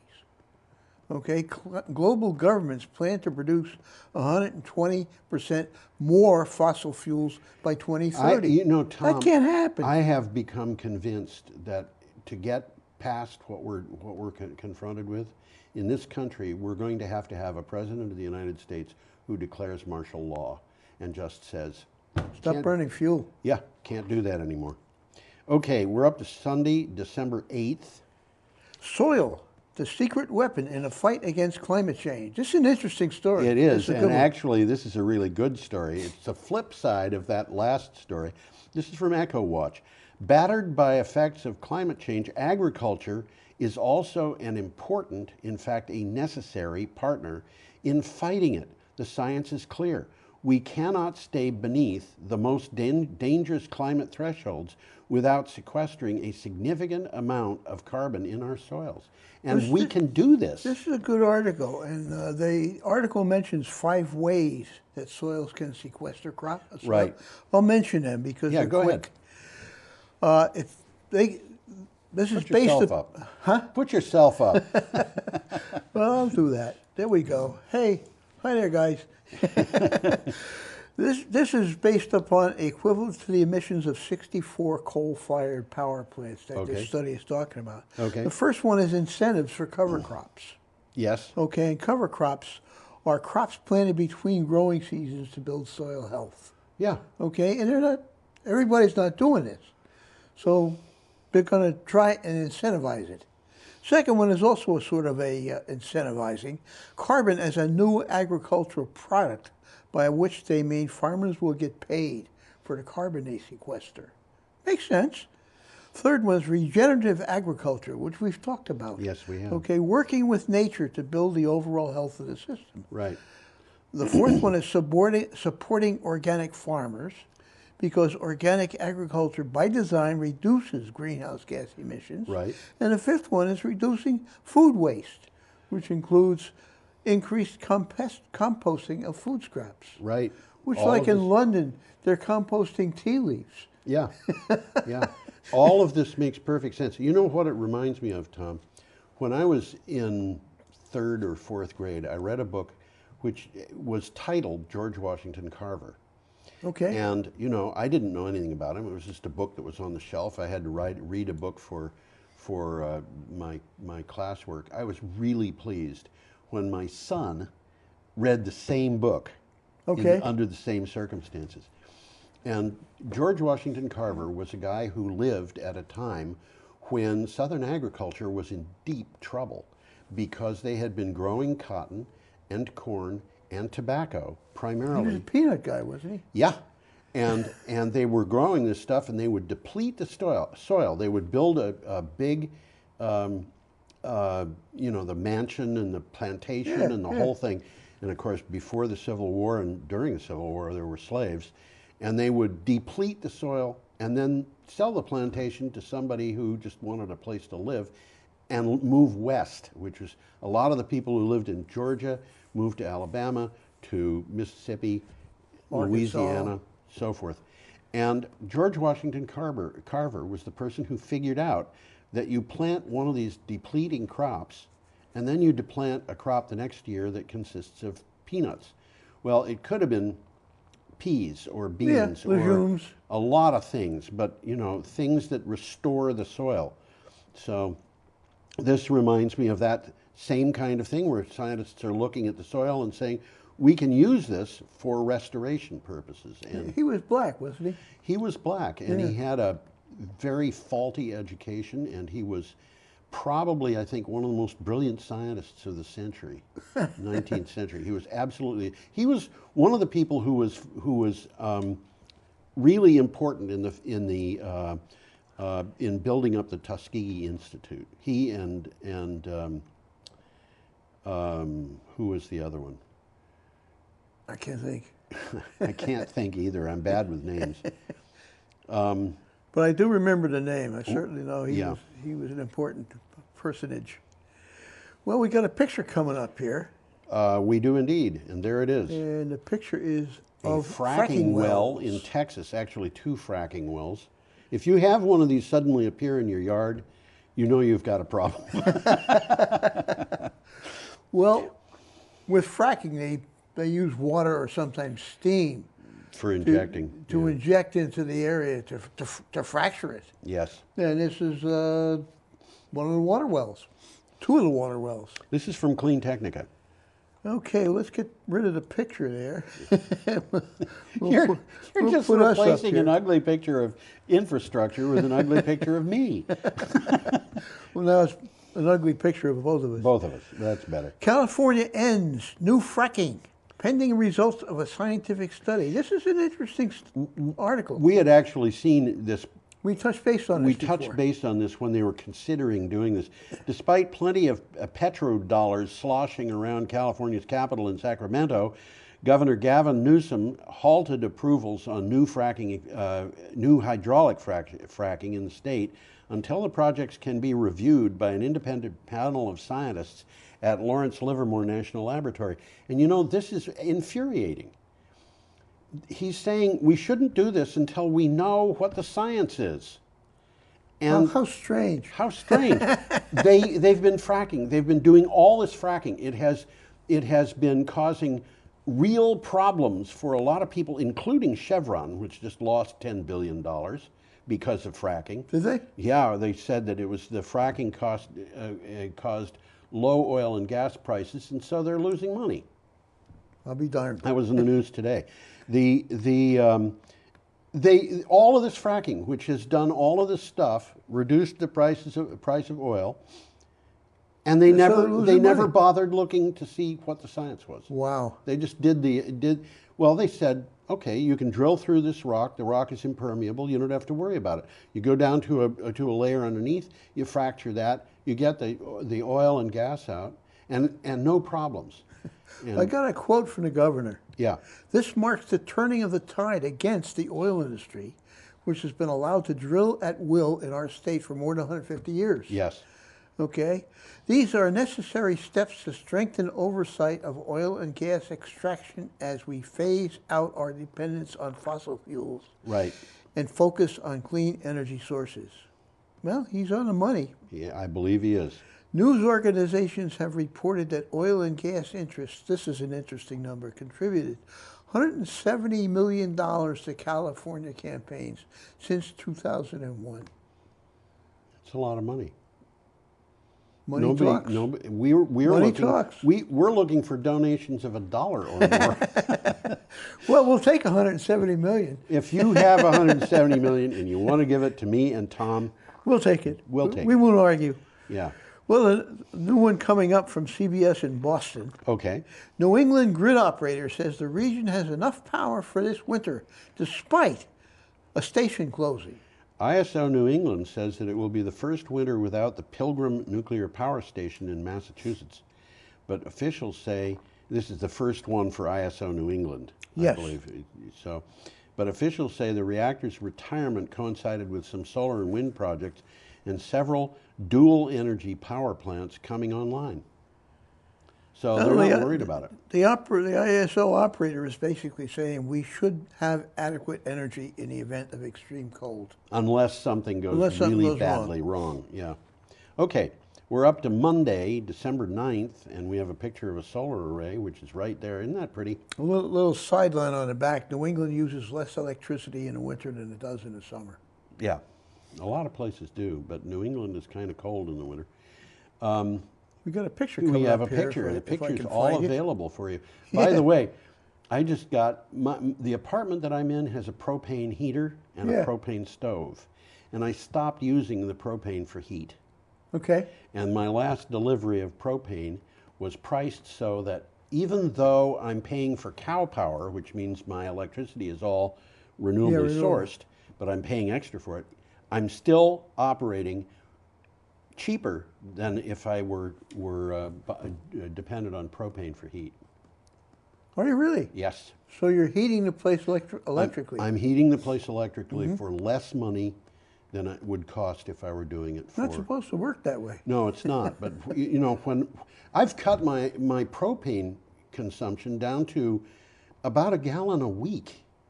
That's just for cooking? No, yeah, that's just for cooking. That's all I do. Yeah. So basically what's happened is the propane company says, if you're going to do that, we're going to charge you extra. No kidding. Yeah. Oh, that stinks. Doesn't it? They've actually charged me upwards of $5 a gallon. Wow. Yeah. So it was, you know, when I got that bill for $5 a gallon, I said, I'm not doing this anymore. Yeah, I hear you. So, and by the way, a large part of that is the fact that I set the thermostat rather low. Uh-huh. I keep mine nice and warm, so. All right. Well, my apartment is, in the winter, almost never above 55. Is it really? Yeah. And when it's cold out, it's about 50 degrees. It's been down into the 40s. Well, but there's a I nice find that if picture you there. get used to it, you can deal with it. Okay, this is from Queen What do they call those white flowers there? Because they're all Those over are the Queen place. Anne's lace. Queen Anne's lace. They're also yeah. called wild carrots. Are they? Yeah, because they're wild carrots. That's exactly what they are. And if you pull one of those things up by the root and you smell You get a little carrot, huh? you can smell this wonderful carrot aroma. But it And doesn't if look you- like a carrot. No, it's white. And if you try eating it, you'll discover what it's like to eat carrot-flavored rubber. Well, the article says Alliance for Clean Energy New York pushes for a carbon fee on thermal generating stations. Yeah, Oh, New York State there's has... some people aren't going to like that. No. New York State has an energy standard calling for 70% of its electricity to come from renewable sources by 2030. But the Alliance for Clean Energy New York says the state is unlikely to meet that goal without a fee on carbon emissions. Here's a quote from the Alliance. It's just plain nuts to allow industry to pollute the environment and pay nothing to clean up their mess. That makes sense. Yeah, you don't let people throw trash in your backyard. Yeah. It's that simple.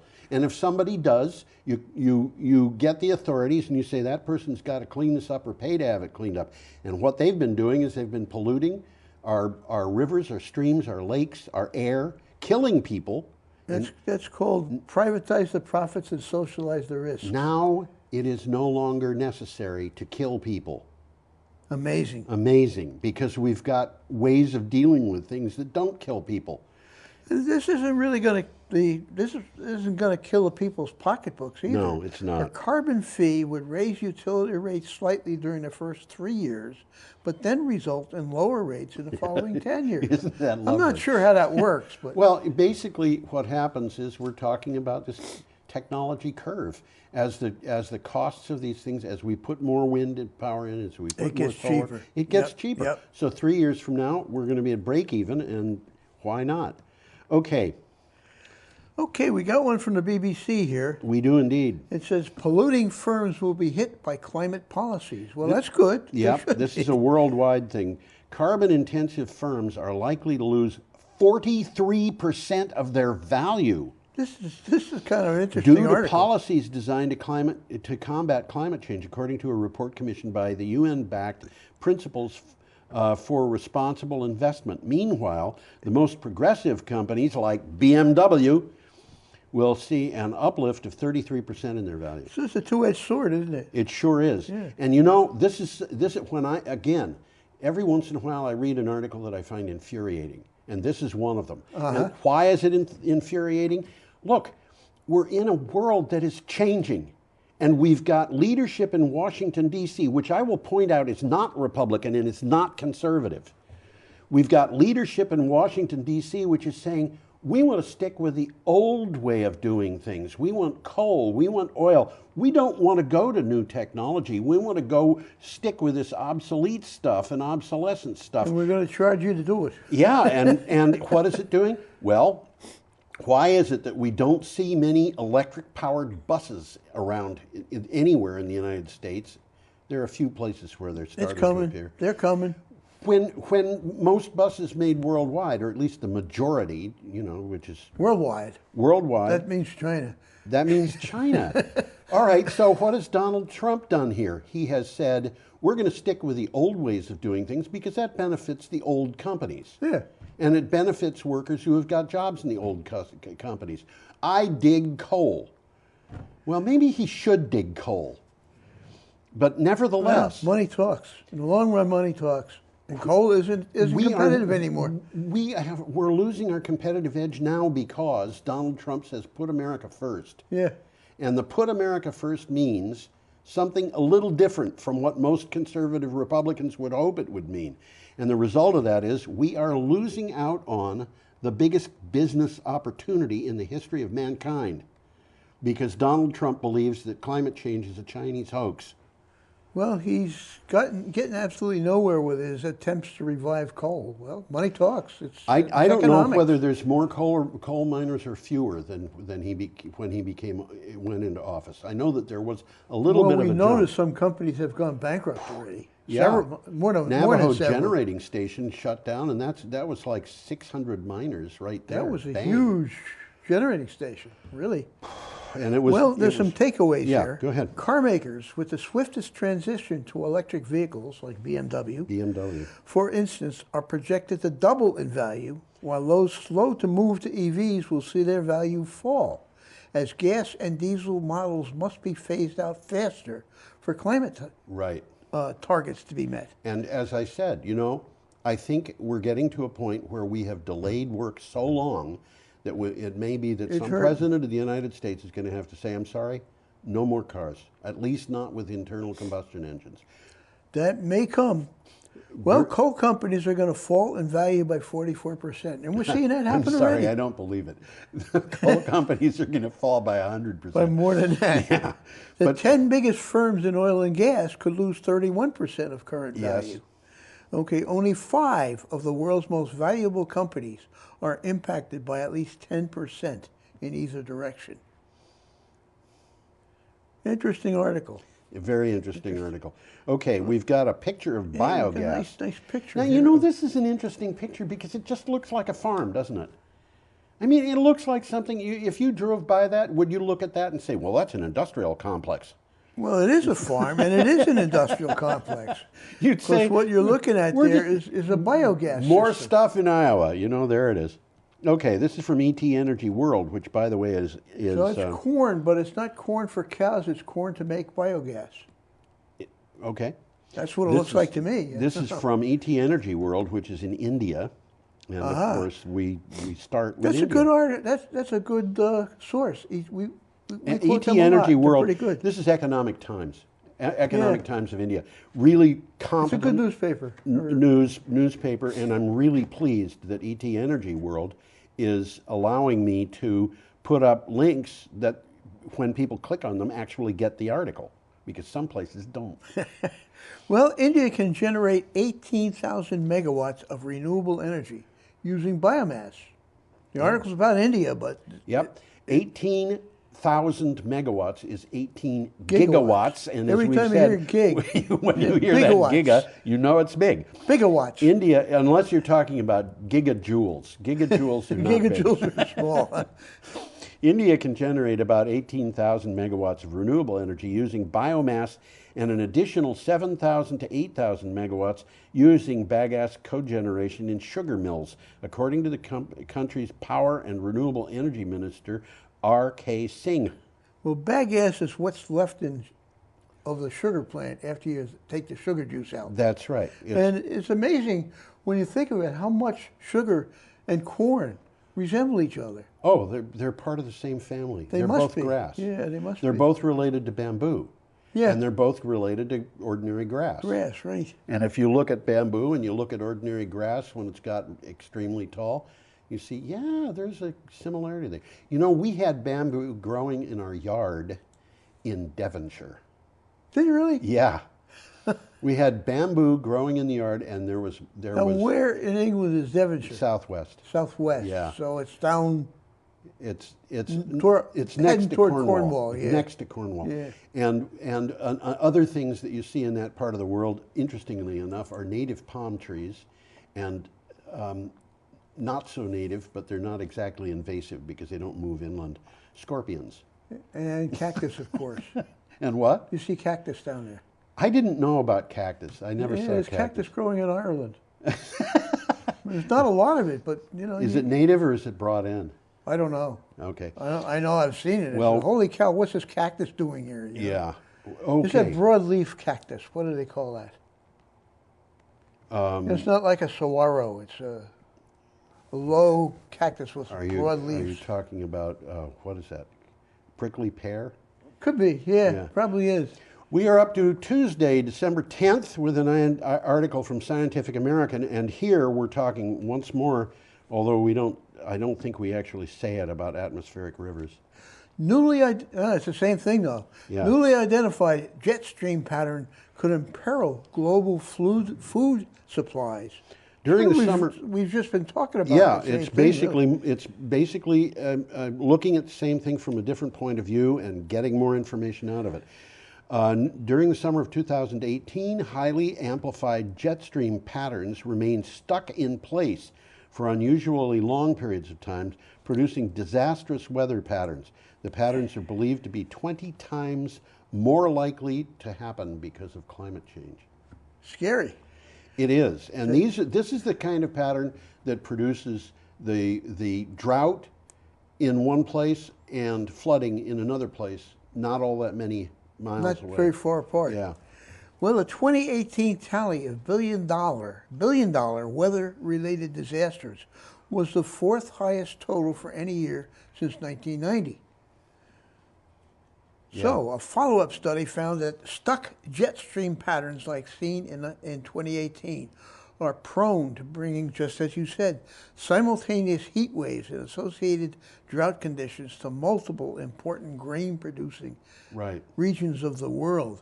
These waves can cause reduced harvests in several important breadbaskets simultaneously. That is an issue because it means that everybody's Everybody's going to starve. Yeah. Okay. Well, let's move along. That We've got was another Scientific picture coming American, up and here. now we have Daily Energy Insider giving us a very boring picture of a rooftop solar array. Well, it's in Michigan. What do you expect?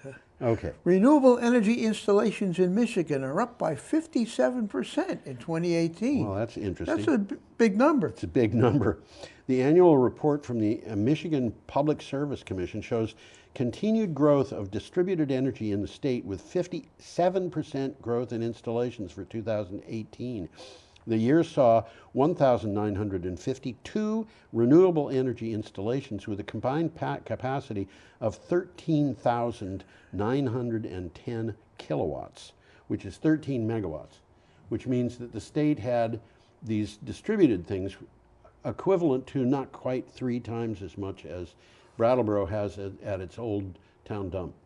Well, they're talking about that, not Brattleboro, but that brought the total capacity for such installations to nearly 45 megawatts. Yeah. Okay, Michigan-wide. Right. Under the state's net metering program. Now, this is interesting because this is not utility scale installations. No, this is what we're looking at in the picture there. And this is what we're talking about is that little bit of the energy that's being produced on rooftop arrays. And when you consider that building, I have no idea what that building is, but if you consider that building, that's a lot of electricity that's going to be coming out of that. And by the way, the fact that the array is on both sides of the roof means that part of it is facing east and part of it is facing west. Yeah, the building's facing north-south, so Yeah. it gets sun all day long. You're not going to have as good alignment as you would if it were a roof twice as big facing south, but you're going to get power out of that most of the day on each side, and all day when you consider both sides. Well, they got a program which Vermont also has, which allows in Michigan, it allows customers to generate their own electricity to reduce electric bills. Yes. In Vermont, you can sell that power. Yes. We'll talk about that. Yes, we will. Coming up. Okay. Got another picture coming up here. We are here. up to Wednesday, December 11th. And this picture I really have to explain, but let's talk about the... well, that's Homer, Alaska, for one thing. That's the town hall, city hall of Homer, Alaska. And this is from Clean Technica. 93 megawatt hour Tesla Megapack coming to Alaska to save customers cash. A new 46.5 megawatt 93 megawatt hour Tesla Megapack system installed in Alaska by Homer Electric Association will be used to offset electricity that otherwise would come from a peaker plant. The new battery pack will be installed at the Soldotna power plant. And you know, when I saw Homer, I said I want to get a picture of Homer because they didn't have any pictures in this article that I liked, so I wanted to find a picture. And I found this, and it's hard to get a picture of Homer that isn't extremely short and wide because it's all kind of on the ocean. And it's on the water, yeah. Yeah. There was a woman that lived in Brattleboro for about 5 or 6 years. From Homer. From Homer. And she went back up to Homer, guess what, to do? Become a fisherwoman. Well, she bought a fishing Sarah boat. Palin was a fishing woman. Was she really? Yeah, and she actually got her hand caught between two boats. Oh, that hurts. And it broke a whole bunch of bones, and she was back working the next day. No kidding. Yeah. Wow. This is a woman who knows what it's like to be a fisherwoman. Anyway, the thing about this picture is that when I thought about this, and I thought, Homer, how many people live in Homer? And it turns out it's 17 and a half. It's a few more than 5,000. But the Homer Electric system actually operates through a bunch of communities that are in that region. It's a co-op, isn't it? It's a co-op, and it really covers the whole, what do they call it? It's a peninsula, isn't it? It's a peninsula, but it's not a county, it's a borough. It's the whole borough, which is a county-sized thing, although some of the big boroughs in Alaska are the size of large states. And they have about 50,000 people who they supply power to. So it's a significant entity. This would be like not Brattleboro or half of Brattleboro, because that's about how big Homer is, but it would be all of Windham County and then some. Uh-huh. You know, so, but this is huge. This is a huge system for an organization of that size. Well, let's move a little bit closer to home here. Yeah, with an article from Clean Technica. Amazing. Amazing. Green Mountain Power introduces a plan that allows homeowners to sell solar power direct to businesses. Green Mountain Power is creating a platform that will allow residential customers with rooftop solar systems, or solar systems in the yards for that matter, to sell their electricity they generate directly to businesses for the first time in America. This is the first time in the United States. Mm-hmm. The program is currently limited in scope. They are limiting the number of businesses. And well, they're still trying it out. This is a pilot project. Yeah. They're trying this out to see if it will work. And they're already, you know, I see today, and we may talk about this at the end of the week, but I don't think so. It's kind of interesting because it allows a business to purchase energy credits from a customer, from another GMP customer. Right. And this is the interesting part of it. Buyers and sellers connect via smartphone. Right. Without involving the utility company directly. Although the utility actually charges a fee for this. Yeah, they're charging 5%. It's not a huge fee, it's 5%. But there are environmentalists who are objecting to this already. Why? Because GMP did not say we will only allow new systems to do this. Huh? Huh? A system that was put up 10 years ago. Can't do it? Can do it. Can do it. Can do it. Okay. And the people who are objecting to it are saying, we need to put in more renewable energy. Okay, so losing that incentive. They're saying that it's a disincentive, but honestly, I don't think it's a disincentive at all. This is a pilot project. GMP has to find out whether it will work. Absolutely. You know, I mean, we're only talking about 200 customers here. So I don't see it as anything that would be objectionable in any way. Well, if it's working, it will be perpetuated. Oh, yeah. It sounds like a good idea. I got extra power coming in, more than I can use. That's right. And you could use some, Mr. Businessman. That's right. You buy it from me. That's right.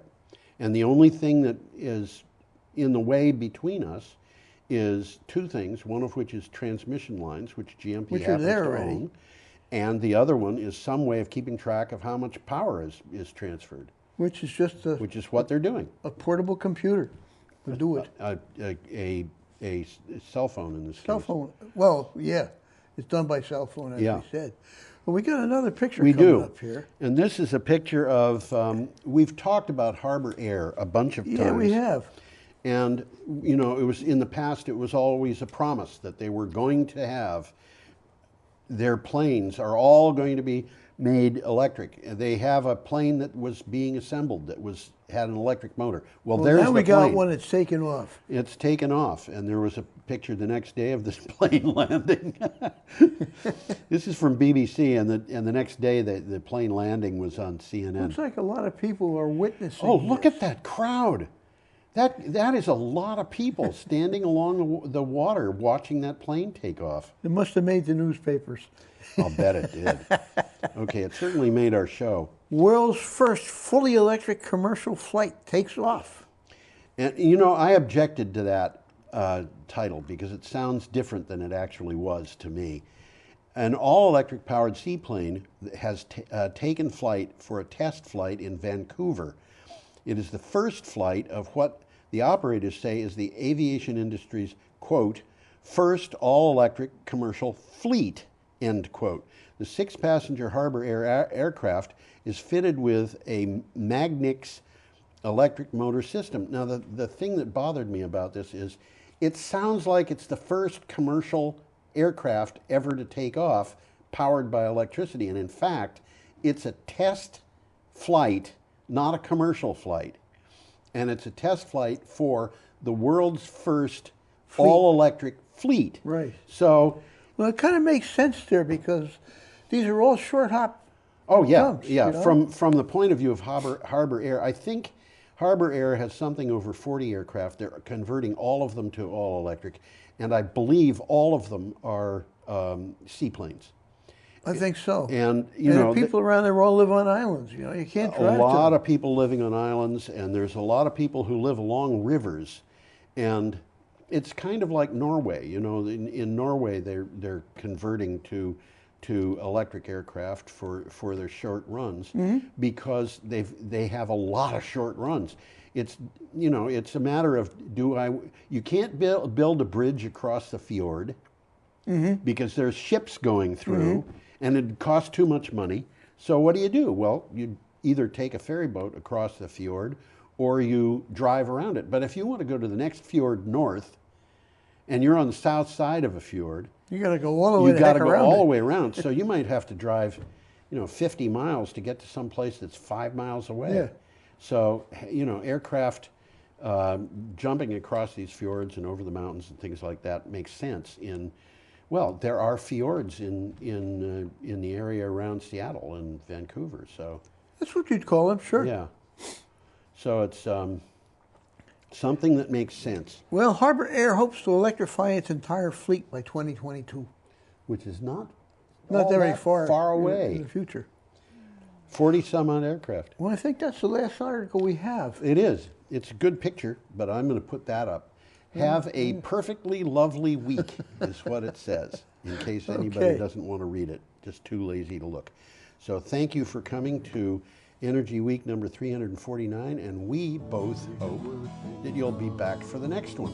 That'd be cool. Yeah.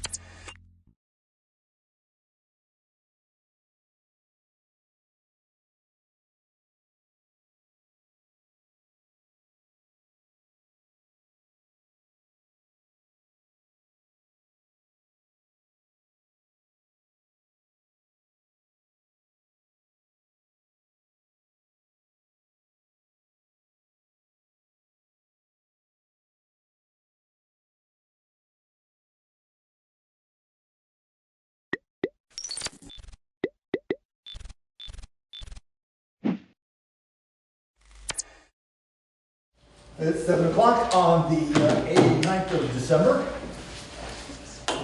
19. This is the Jamaica Select Board. The first order of business is call for any late additions to the agenda. Does anybody have anything want to add to the agenda?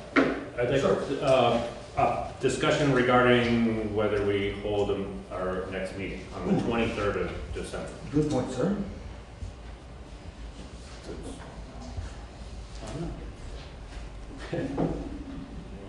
That should be a short discussion, but we should discuss it. Okay.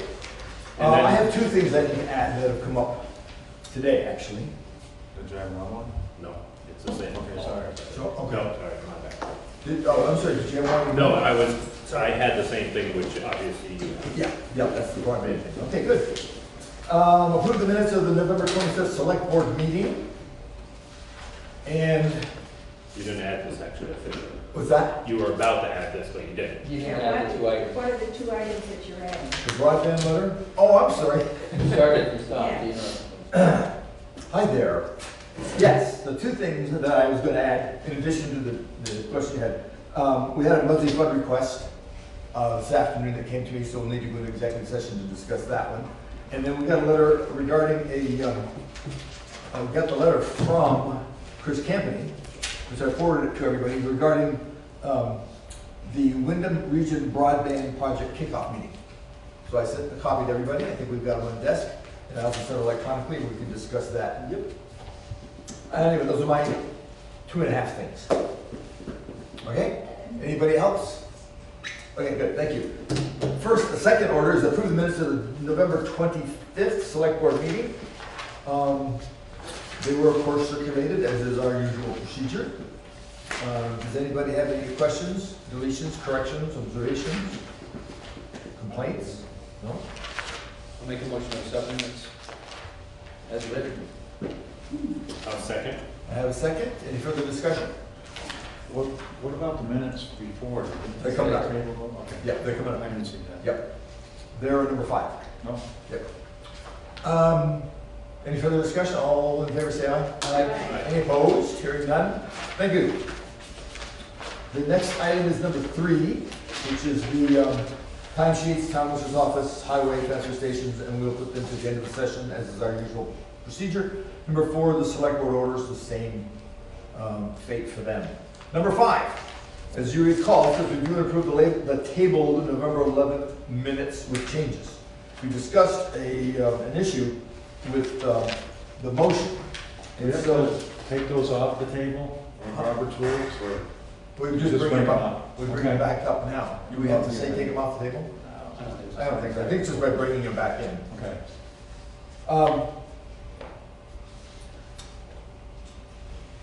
I have, this is regarding item number 7, and there's some confusion around the agreement form versus the volunteer service agreement. So I'm suggesting that we change number 7 to include the sentence that a motion was made to accept the volunteer service agreement with the change in wording from township to town. We're just trying to clear that up, make sure we understand that So the that, volunteer agreement. because we also passed the motion to accept the revised memorandum of understanding, so there's now 2 items under there. Well, that we would now pass with the. We passed it the last meeting. Didn't we fix it at the last meeting? Yeah. So it's fixed. It's Yeah, fixed. that's fixed. However we say it, it's fixed. It's now fixed. With this sentence in there, everything, we've got everything covered. It's fixed. It's fixed. We passed a new one last week. So Well, we passed, we passed a with the table. revision. We passed a revision on the memorandum of understanding Yes. mill building last week, which changed the language, which means it's a moot point. That Correct. is correct. We passed the change. We have not passed the That's minutes. I understand that, but it's a moot point now. Well, this one now has got to do with the volunteer, which we did not fix. And that's what was tabled for. Okay. So with that, if that sentence is okay with you guys, I'm fine with it. then I can give it. I make a motion to accept the meeting minutes of the November 11th meeting as revised. I'll second. Any further discussion? Hearing none, all in favor say aye. Aye. Any opposed? Hearing none, thank you. That takes care of the 11th. Now, we have one of our favorite guests from the Lister's office. We have some errors and omissions from the Listers. Yeah. Yes, sir. What I'm doing is I'm passing you out 2 sheets. The first sheet is last week's one, or last time's one, revised, because after we finished our meeting the last time, I went back the next day and it turned out we actually had another one, which is the reason for the second one. And by working on both of those with the woman at the state, I was able to understand a little bit better what was going on with current use. If you remember, we had a problem with the acreage count last week. We were off by an acre, and I just thought it was a bad addition. But it turned out that there's another class of current use that I wasn't aware of. I actually was peripherally aware of, but really not that aware of, which is called non-productive forest. And what that means is that you have land that is designated as forest, but it can't be logged, it can't be done anything because either the terrain is too steep or something. And evidently there was 1 acre in that property which was non-productive forest, and that was the acre that I didn't include in the total acreage. So anyways, that was the basis for the problem. Also, I found out that when you don't move any land from what's called excluded and included. Now, what I mean by that is if you've got, let's say, 20 acres, but you want 2 acres to be your home, those 2 acres are considered to be excluded from the current use. And the other 18 acres is considered to be included. And the only time the value changes is when you change the included and excluded acreage. So in this case, all that was done was acreage was moved from agricultural to forested land. And from the current use perspective, there's a change in value. But from the town's perspective, there's no change in value. Because it's, as far as the town's concerned, it's acreage. As far as current use is concerned, it's whatever they designate as farm or non-productive forest or productive forest. So anyways, the real situation from last week was that there's no change in value in the property. Even though the acreage got switched, there was no change in value from the town's perspective. And what's the name of the... This is the Ferrari? Pardon me, this is the second one, the Pugliese. So use demands, there's no change, I didn't see any difference. No, there's no difference there. That was nothing to do with current use. That was the shed. Okay, it's still on the street. So, however, you'll notice that the Pugliese, we've changed the acreage, but the value of the land from the town's perspective hasn't changed. So therefore, I would ask you to change your motion from last week, or last time, to either not include this as an errors and omission, or include it as an errors and omission, but note that the value didn't change. It's up to you which way you want to go. I think because we changed it, we should unchange it. Yeah, that's fine. So therefore, you should rescind that errors and omissions. What you're, yeah. I'll make a motion to rescind last meeting's errors and omissions regarding parcel ID 00I-14. Second. That's it. Will I get the job done for you? Is that? Will I get the job done for you? Yeah, I think that will get the job. Because there's no change in value, so there's no reason to have an errors and omissions. Okay, that's good. Do I have a second? A second one. Do I have a second? It's just that's only that. Right. Seconded. Further discussion? Hearing none, all in favor of rescinding last meeting's errors and omissions on this parcel, say aye. Aye. Any opposed? Hearing none, so done, sir. Okay, thank you.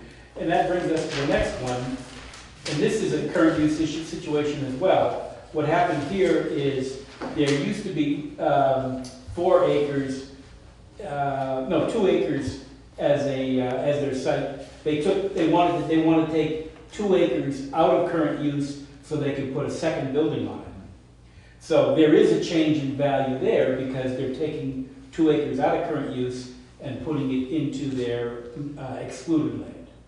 And that's the reason why you'll see that the appraised value went up, is because instead of getting the benefit of being part of a large parcel, it's now part of a smaller parcel. If you recall, when we do BCA, I told you how land is based on a bell curve, on a curve. So the more acreage you have, the less cost per acre that is. And however, when you in current use, you actually, it's like having 2 parcels. You have one parcel which is your excluded parcel, and you have your other parcel which is your included parcel in current use. Well, current use has its own curve. The excluded parcel has its separate curve. So what's happened is that 2 acres got taken out of the current use curve, which has got a lot of land in it, and put into the shorter curve where you've only got 4 acres in it instead of 2. So that's the reason why the value of that land went up. It's because it got moved from one curve to another curve. So anyways, what we're requesting here is that we change the value of the total value of the property from $311,900 to $313,400. Do you have a motion? Sure, I'll make a motion to change the value of property parcel number 0000-2 to the revised value of $313,400 as recommended by the Board of Listers. Second. Do you have a second? Second. Any further discussion? Hearing none, all in favor say aye. Aye. Any opposed? Hearing none, it passes. Having made that change, the state has now said that Jamaica is now done with current use for the year. So you shouldn't be seeing another one of these. Well, you're still welcome back. Just in time, we only have 3 weeks left. I know.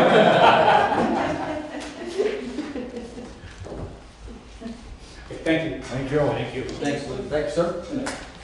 The next item is number 7. This is a suggestion that was sent to my attention the other day about how we distribute the town report. Historically, we've asked the producers, the printers, to mail out the town report to everybody. And the last several years, we end up getting boxes of town reports back because either they go to resident at and it comes back, for whatever reason. We're literally getting about 2 boxes of these things. So the idea was to save postage. We should, instead of sending the full town report out, send a postcard out that alerts whoever ends up at the mailbox that they can come and get one either here, or they can get one at the post office, or they can get one wherever we decide to distribute it.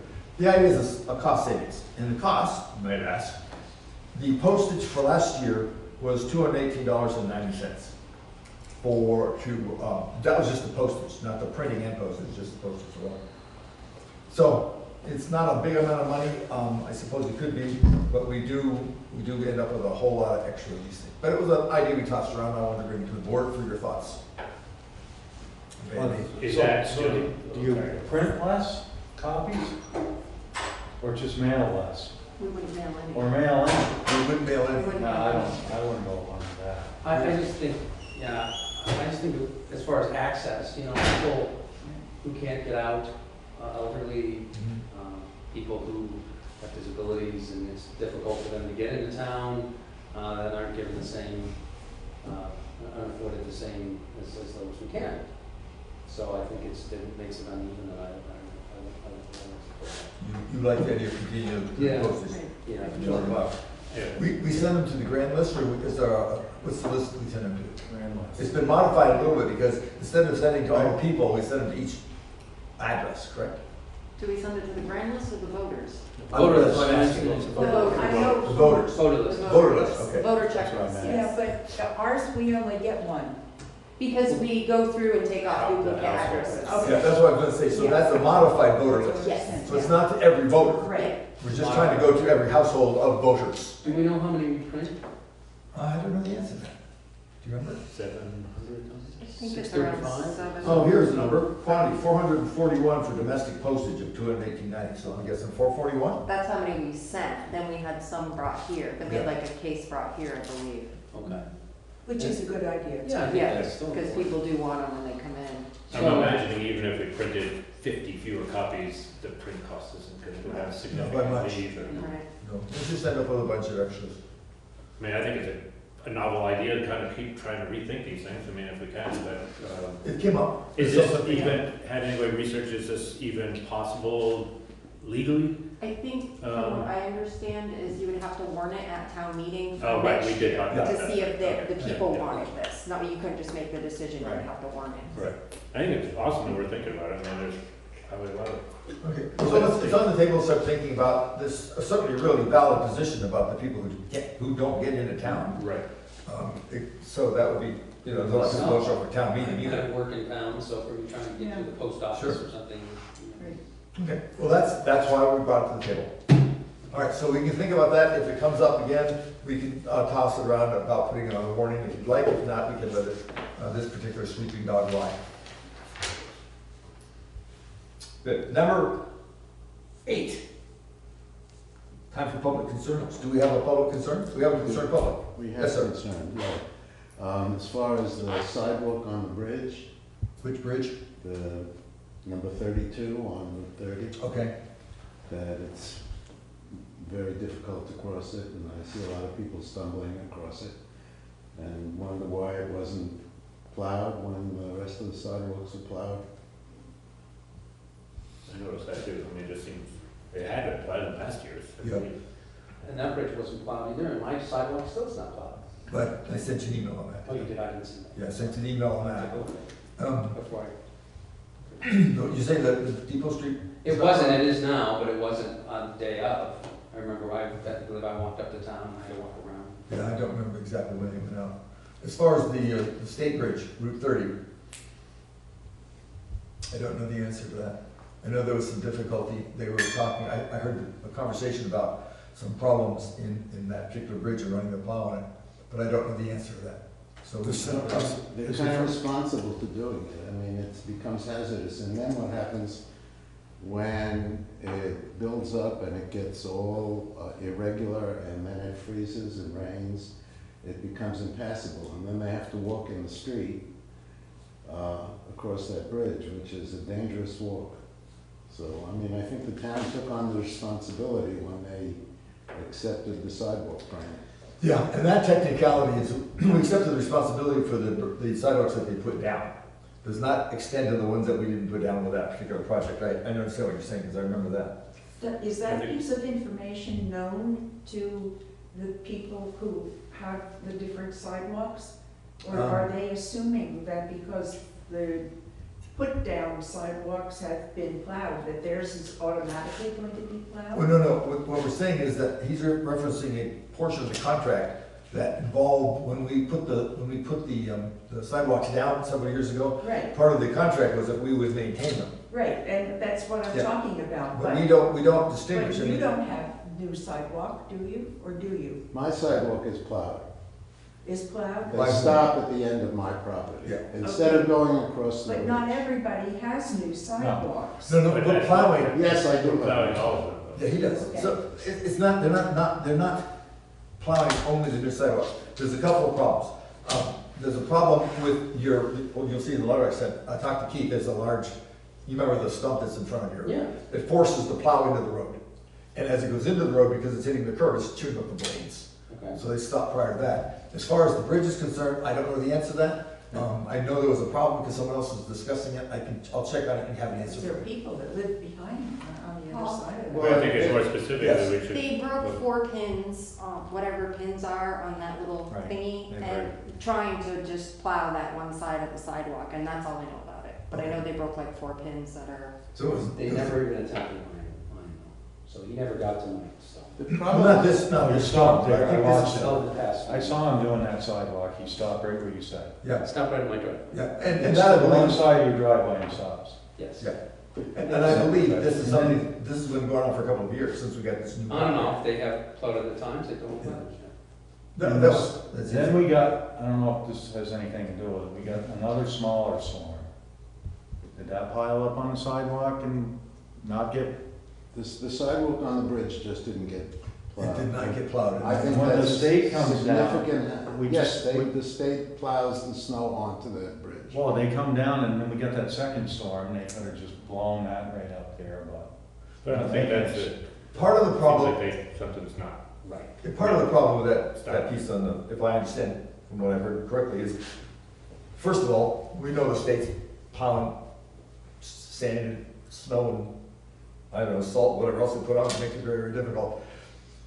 I'm not sure if the blower will toss it over into the river, except that it is illegal to blow salt, etc., into the creek.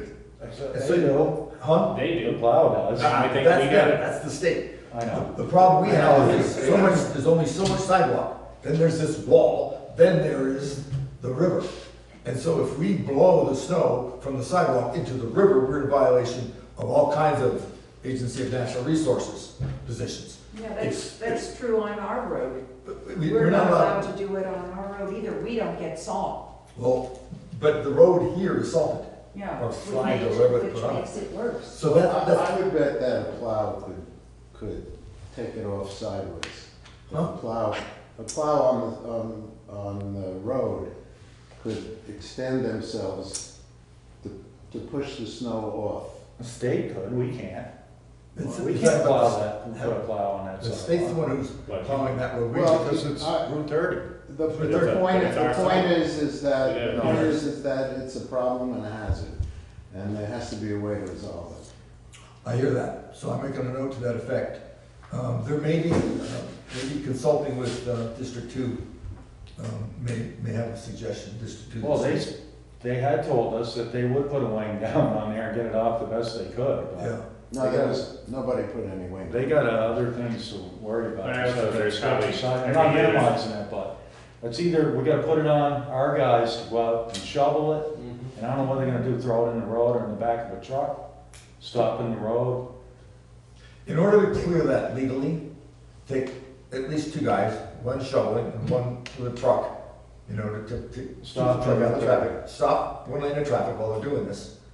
And put the snow in a truck and take it someplace, because we can't put it over into the river. Could at night. It's not funny, I would. Yeah, I think it's worthwhile reaching out to the state again. I mean, we say we did it every year, but to do it again. I mean, they've got new drivers and, I mean, just to kind of say, hey, could you do this again? There's gotta be a solution. I mean, they just stopped. Last year, they didn't just stop this. Why did they just stop there this year? I have a basic snow blower, and I've gone across it with the snow blower. It wasn't a problem. If you wait 2 days and it starts to melt and freeze, it becomes much more difficult. I think But I've back gone in from across it many in ends. any circumstances I've been able to plow. And where did you blow the snow? Forward. Eventually it gets to the other Eventually side. it gets to that little piece of grass on the other side of the bridge. And then you can turn your blower and blow it into the grass and not into the river. So if somebody came out there, if you can't use the riding blower, if somebody came out there with a hand blower and spent a half hour, it would be clear. And the more storms that'll allow it to build up, the worse it gets and the more difficult it is to resolve. Yeah, I mean, I'm not disagreeing with anybody's thinking on this, but it seems odd that we're not allowed to get a truck on there. Well, I don't know. I know it's state road, but it's our sidewalk, I mean, we can get a snowblower on there, why can't we Plowing's- get a truck on there? For plowing the sidewalk and not the road. Yeah, right, and whatever it takes Our for plowing the responsibility. sidewalk. Yes, I mean, I'm I think, challenge Keith with it and say, hey, we need a solution and see what he comes up with. I'll call district, I'm not entirely sure that sidewalk is ours, I believe it belongs to the state, because it's a state bridge. Right. Granted, it's Yeah, how yeah. people steep that's walking across. Right, yeah. Okay, so we end up splitting hairs on this thing, the problem with, again, back to what we've got, what we can work with. I'll give, District 2 a call and see what kind of, They might- yeah, for choices, for options. Like, the reason we're not blowing it into the river is because it's illegal. We're not blowing back into the road because it just goes back and forth. It's also illegal to blow back into the road. So if you go push it all the way down to one end, I don't know if that's an option or not for those guys. But I'll mention it. Put the challenge out there. It is going to be a challenge ever because we have a road that is inches away from the state highway. Yeah, And but it's the case in other towns too, and so everywhere. it's a challenge everywhere. Sure, it is. It's not like it's just us. All right, I will give District 2 a call tomorrow. Anything else, sir? Thank you. Okay. We've exhausted our public. Okay, real quick, while we're talking about roads and sidewalks, I'd like to remind everybody in our audience that it is not just annoying, it's illegal to plow your driveways and sidewalks and plow the snow into either the road or onto the sidewalks. You can plow the sidewalks back under your property, but you cannot by law blow it into the roads, nor can you push snow across the road into a potentially vacant space if you leave snow tracks on the road. It's dangerous, people hit the tracks, it's just, you just can't do it. It's illegal, but it's also dangerous. And that's really all I want to go on that one. All right, so for the items that are added to the, we have two letters. One is going to be an executive session. Let's really quickly dispense with the questions about the next meeting. Our next meeting would be scheduled to be, I believe it's the 23rd? 23rd. The day before I'm out of Christmas town. Eve. I'm out of town, I'm here. You're out of town? Can we come? What, check the calendar, is it the 23rd? It is the 23rd. It's 23rd. All right, do we anticipate, do we wish to have a regularly scheduled select board meeting on the 23rd of December? Not really. I don't think so. I'm gonna be I around. don't think I would be here either. Two no's and a not really? No. And a third? I'll make a motion to cancel the meeting on December 23rd. I have a motion to cancel the 23rd meeting. I have a second. Any further discussion? I would only add, while we're in the discussion, if something urgent were to appear, I would I'll try to get a quorum and do it again. Sure. Absent that, given the current schedule, I think we can meet again in January. All in favor, any further discussion? All in favor say aye. Aye. Any opposed? That will pass. Our next meeting will be in January. Okay.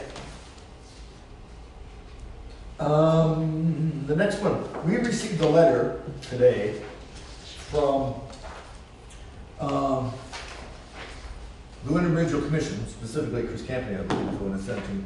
And basically they're discussing the Wyndham Region Broadband Project Kickoff Meeting, which is happening the 16th of January. And this is essentially a meeting to take a look at the region's new broadband project. WRC and its partners, ValleyNet and Rural Innovation Strategies, Inc., recently received a broadband innovation grant from the state's Department of Public Service. So, if there's anyone here from the board who would like to attend that, It's on my calendar. Tom, excellent. I'll go.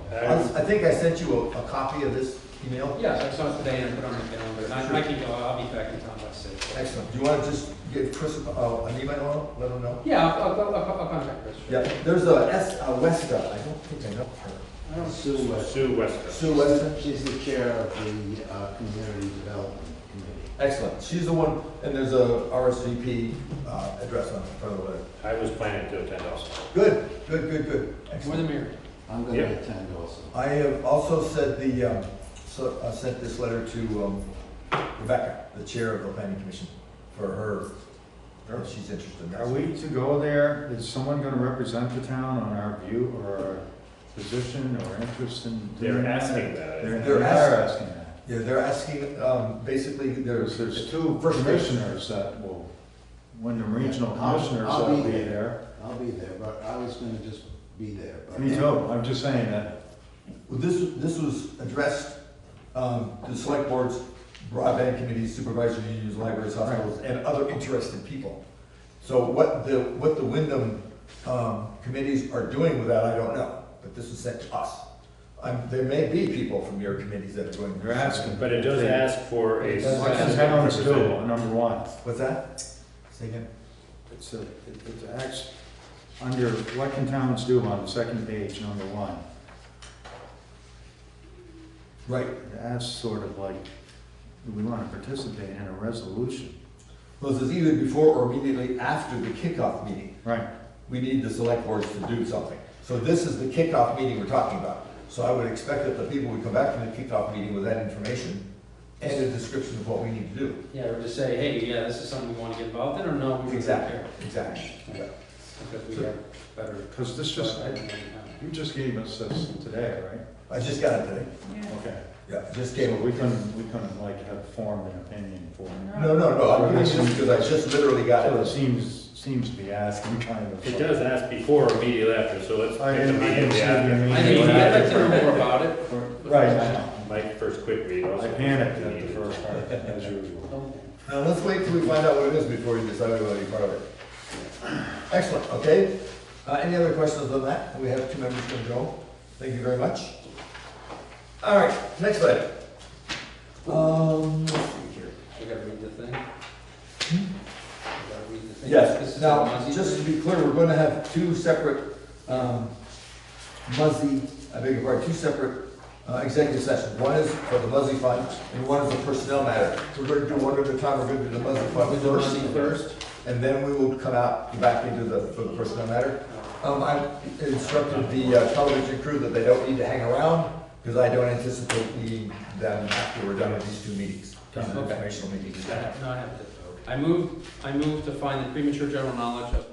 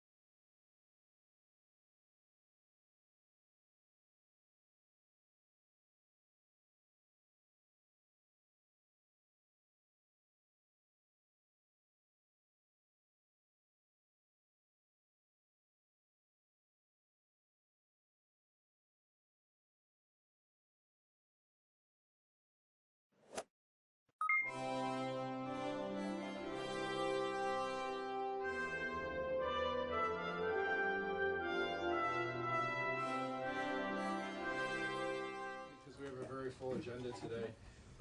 We're going to start with Mr. Carroll, Chair of the State Board of Education. I understand, Mr. Phelps, you also want to testify? I would, yes. Okay, why don't you both come up at the same time? And just, introduce yourself for the record. Yes. My name is John Carroll. I'm Peter Peltz. We're both members of the State Board of Education. Thank you for having us here. I'm the chair of the board, sort of recently thrust into that situation for various reasons, and I'm the person who is behind the 7-page answer to your questions.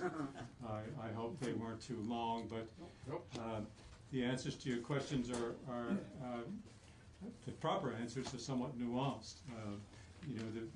The general texture of your inquiry is the board's doing useful things, and is it still necessary?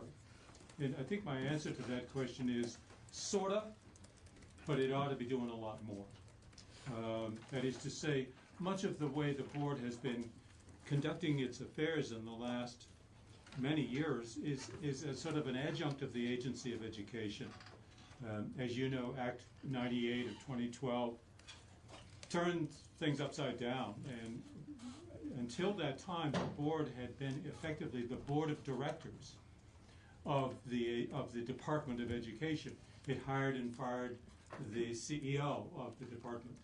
And Act 98, of course, turned that around and gave that authority to the governor.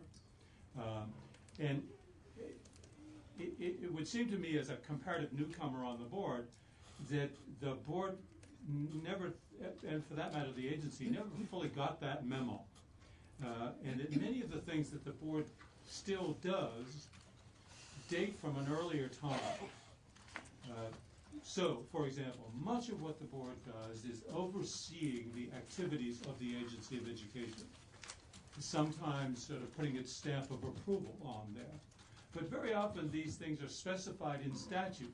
They're vestigial from an earlier time. And frankly, the board spends the majority of its time on this kind of administrative oversight, to which, frankly, I don't think it lends a great deal of value. We are a group of lay people. We're very much, in some senses, like the legislature itself. We are independent citizens. We are different than the legislature in the sense that we are not partisan. We don't have political affiliations. We are not, I want to make very clear, we are not a group of advocates. Many of the boards that you deal with are a collection of advocates from this point of view and that point of view, what you might call the stakeholders in any particular issue. We have no stakeholders. We are individual citizens.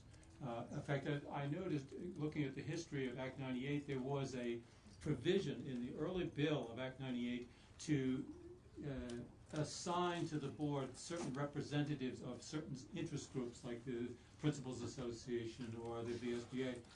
And that was dropped out, and I think that was very wise and attentive to the board's kind of unique function. It's a very diverse group. A few former educators, a lot of people from other backgrounds, former legislators and business people like my colleague, Mr. Peltz. The age is quite remarkable. The youngest member of the board is 16, bless her heart, and a very talented and terrific young woman. And the oldest member of the board is 60 years older, and I don't know who that might be. And we have everything in between, and we bring a diverse set of perspectives to our work. But we don't bring a lot of technical expertise. So in that sense, this seems to us little point in scrutinizing in detail what the agency is doing. They are more expert than we. Much of this is by habit and custom. Much of it is actually still enshrined in statute.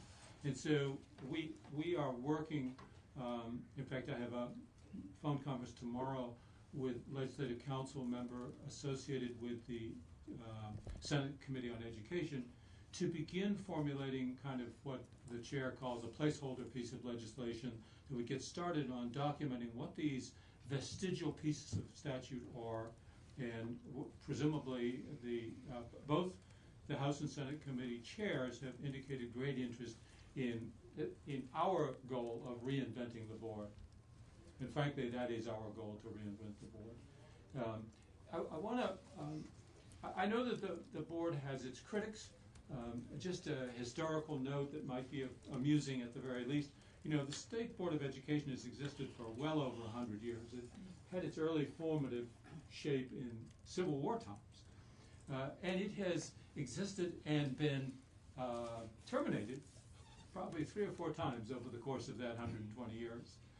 It's interesting to notice sort of when does the State Board get executed, exterminated.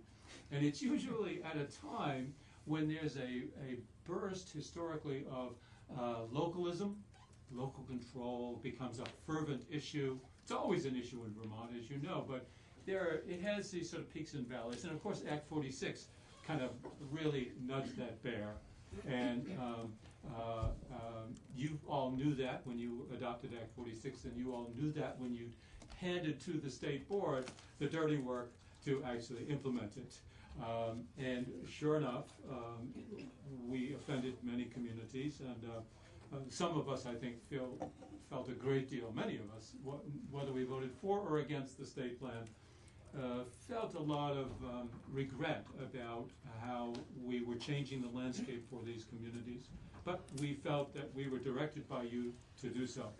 Of course, as a consequence, we've taken a fair amount of heat for that. So historically, the board has gone in and out of business, usually going out of business at a time quite like this, when there is this stirred up fervor.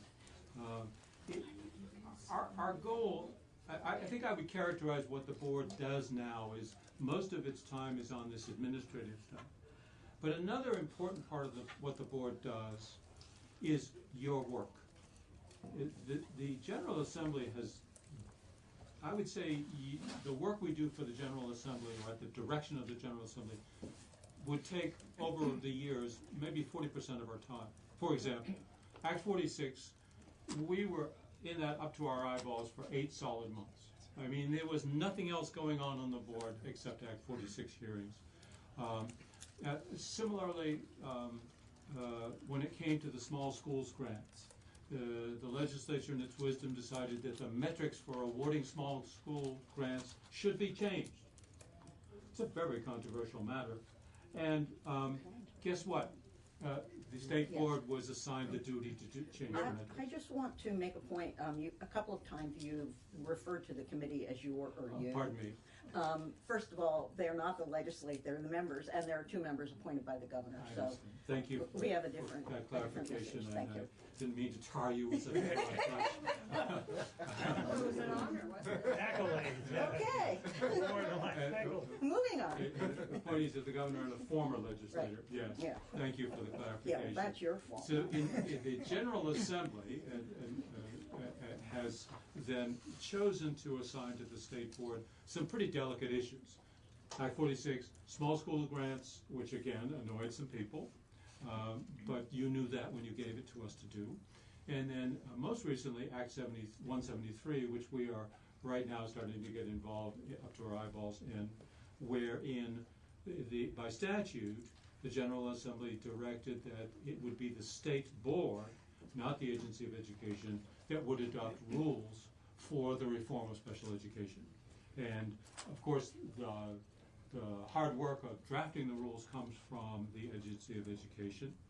But in fact, there are other entities, a group created by the legislation called the Census-Based Funding Advisory Committee, which is an assemblage of special interest groups, stakeholders, and they have been kind of at loggerheads with the agency over the rules that the agency has proposed. And I think outside observers might note that the fact that the State Board ultimately has the final say on these rules has contributed to maybe a convergence of views among the competing parties. Rob has a question.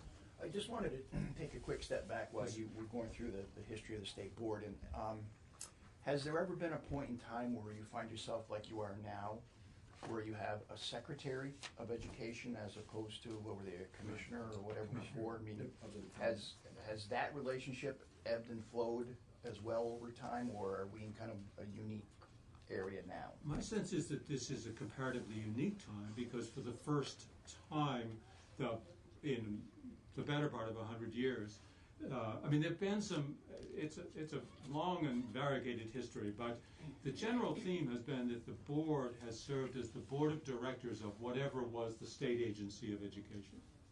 And you know, boards of directors hire and fire, and the executive director does what they say. Those days are gone, and the secretary quite correctly and occasionally has to point that out to the board.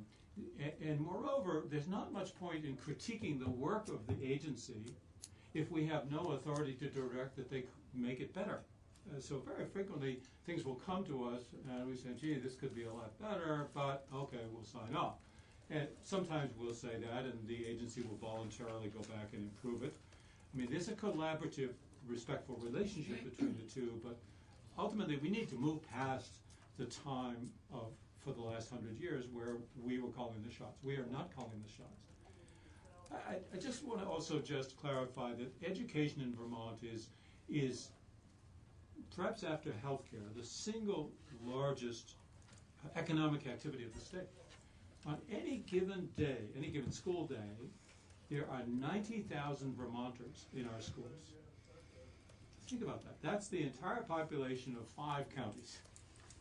Are not at home, not in their county, they're in schools. Think of the power of that. It's sort of like healthcare. It's a huge driver of the economy. In addition to the 75,000 students, there are about 15,000 adults, teachers, administrators, school bus drivers, food preparation folks, all kinds of folks associated with making schools work. There's 100,000 parents, roughly, who are not in the schools, but they're waiting at the schoolhouse door at the end of the day and they want to know what happened, and they most of them really care a whole lot about what happens at schools. So education in Vermont, K through 12, involves probably at least a quarter of all Vermonters. And it's expensive. As you know, it's a third of state spending. It's a huge enterprise. It's also an important economic driver. It creates about 15,000 jobs. Some of which are very well paying. So it's kind of a big gorilla in the midst.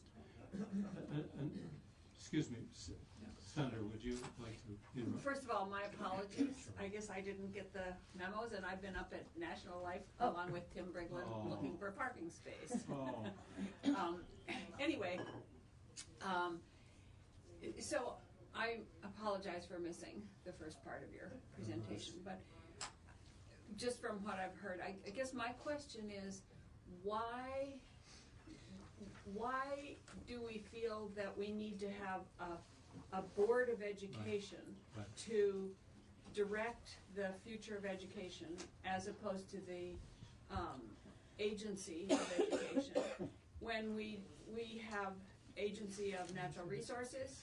We don't have a board of natural resources, and the fact that all the members are appointed by governors, not the same governor, but appointed by governors, as opposed to coming from local school boards. Or so I guess that's my bottom line question is what, and the legislature did assign all of these things to the board because it was there.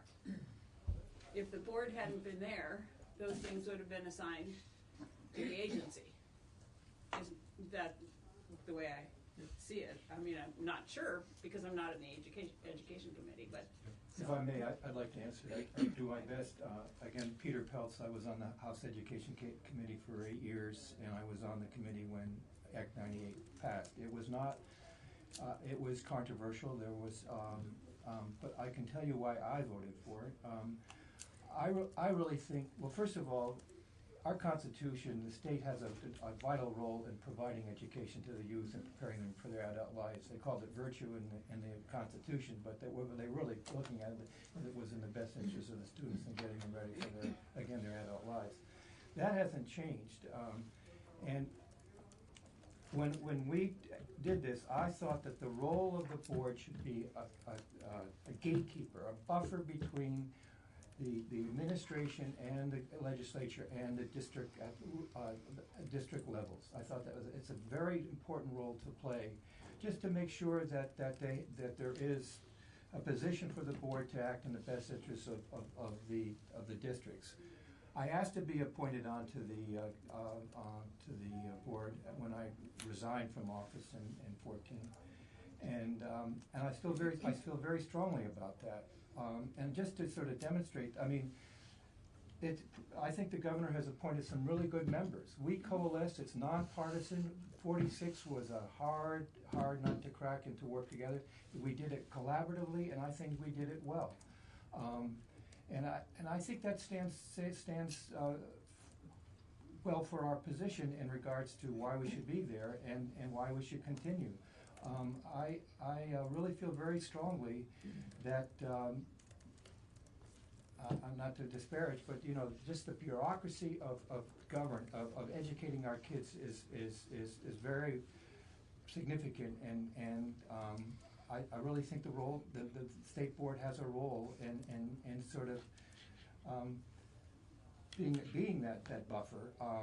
And to demonstrate this, we have decided at our last meeting that we will no longer meet during the regular hours of the day.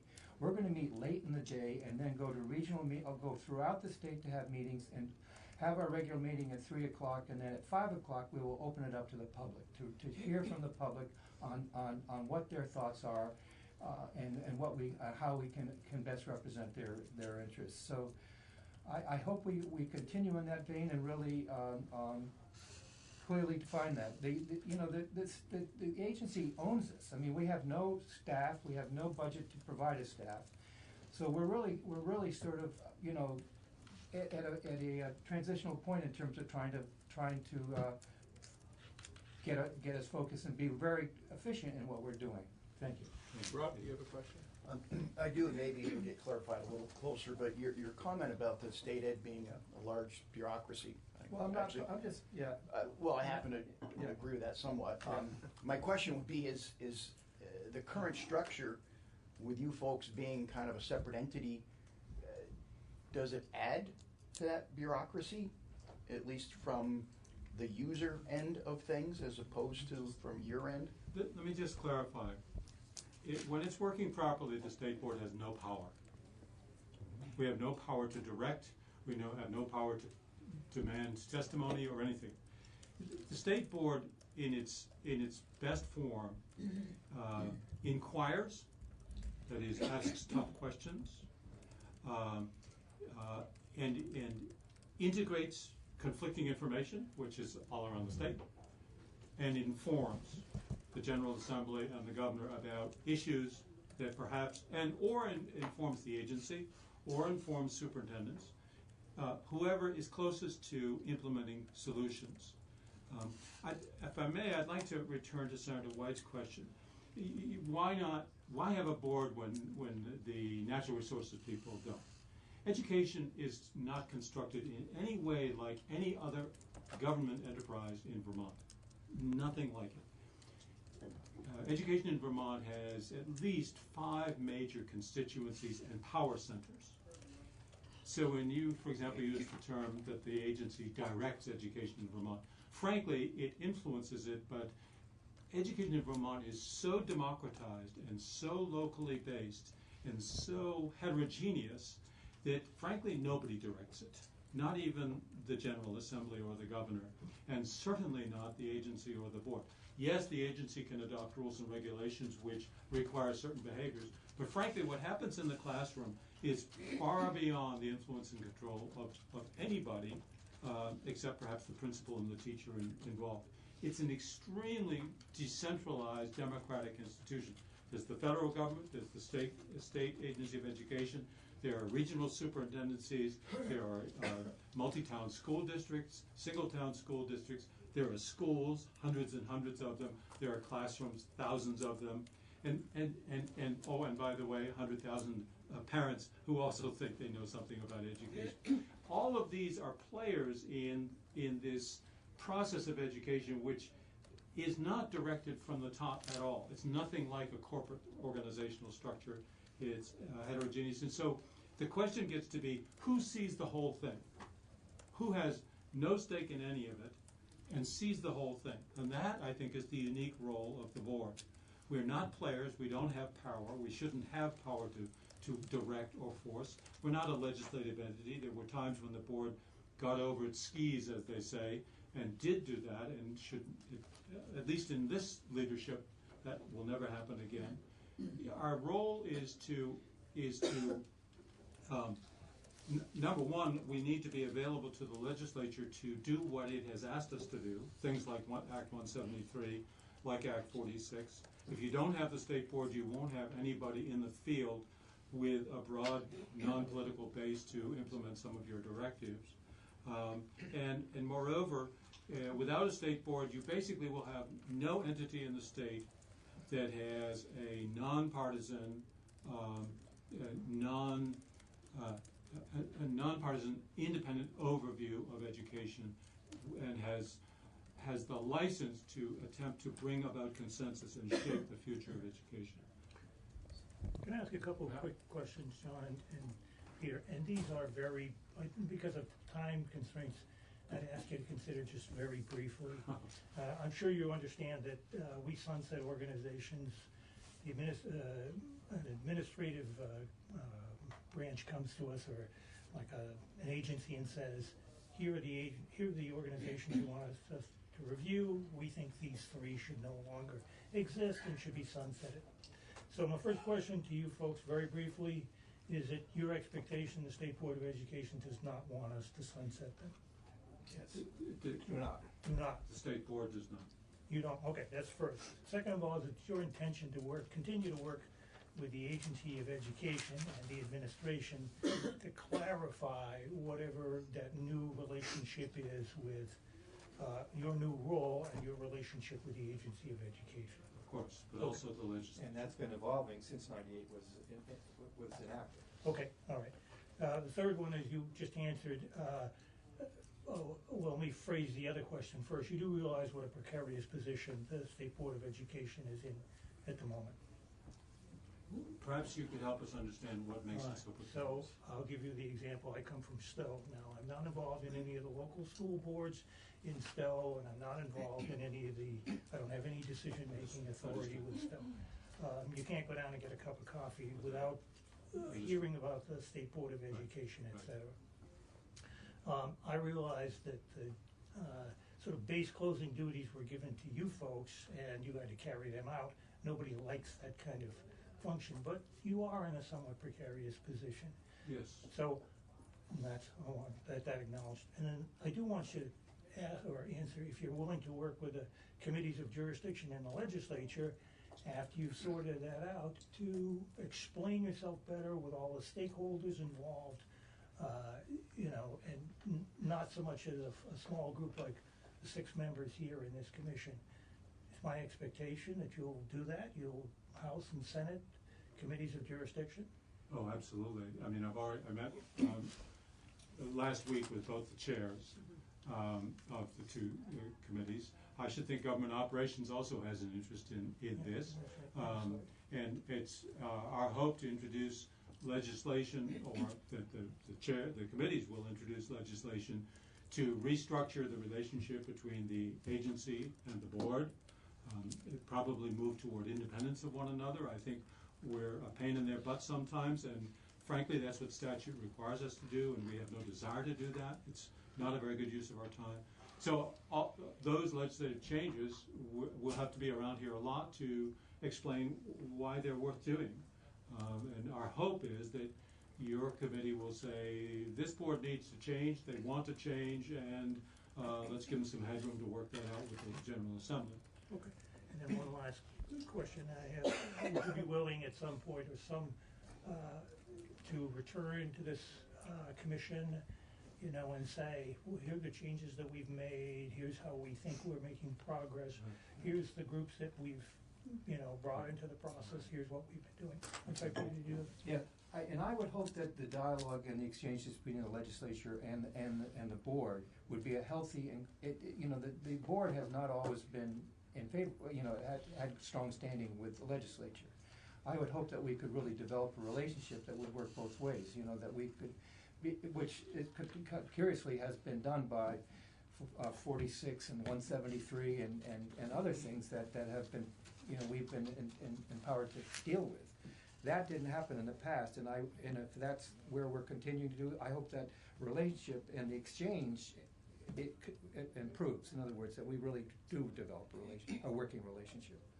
Yeah, I might just observe that my colleague here is a card-carrying Democrat, and I'm a card-carrying Republican, and he's been on the board much longer than I, and he's the one who wanted to come here and be with me to advocate with you. So we and that also, may if I say, I have never seen any partisanship at this board. Okay. It's a good, healthy exchange. Good, healthy exchange. Informed exchanges. But we have a lot of work to do. I concur, and we hope you will encourage us to move forward with that work. And if we fail at that, then good Lord. Frankly, I don't want to be on a board that's doing what we've been doing. It's just not a good use of anybody's time. It's a 6-year appointment. That's it. That's 6 years is a long time. That's all. Those will be all my questions. So just to follow up on Matt's questions, and some of the statements you made about not having any power, the legislature gave you power under Act 46 and under Act 173. Thank you. To do certain things. And I'm confused as to where you, as the board, wants to be. Do you want to be in a sort of oversight role where you're looking at what the Agency of Education does and what's good for Vermont schools? Or do you want to be actively participating in policy making through what you've done with Act 46 and with Act 173? Well, I think the board is always available to do the General Assembly's bidding, and so in the case of that, it was of Act 177.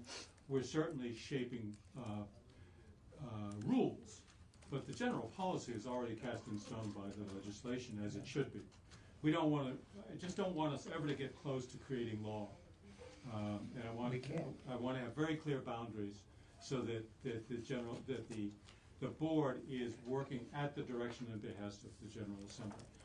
Beside that work, though, I would like the board to become kind of a think tank about education in Vermont and gathering information, not, by the way, just looking over the shoulder of the agency. Because the vast majority of what really happens in education isn't happening at the agency. It's happening in the schools and in the districts.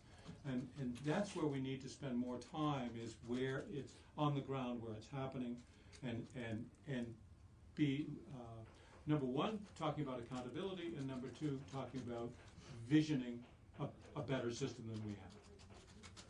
Can I briefly, we cannot make policy, but we can help you enact it and make it work. Right. But I guess following up on that, I'm concerned. I mean, okay, so we passed education legislation.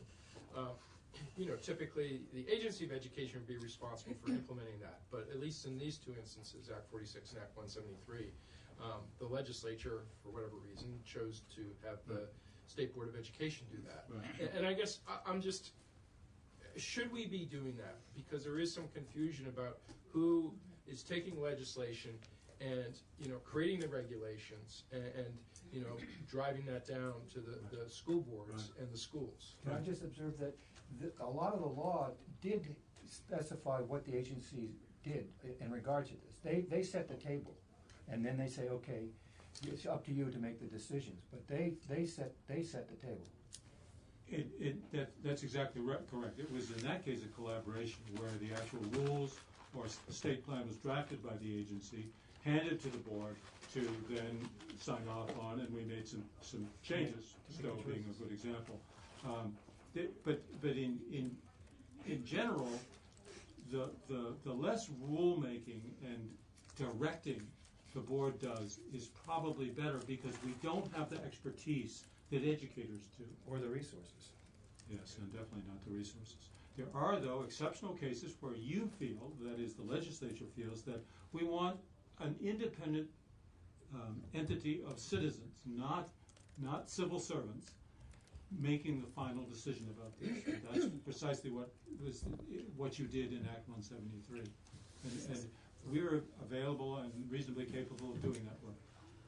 Rob, did you have a question? Well, I And then did. Jeanette. I'm curious as to how you get the feedback from the local levels. Does it come directly? Do you end up having to get it indirectly through the Department of Ed? As far as, what got me thinking about this is it was just really quick this morning, but I'm listening to the proficiency-based learning.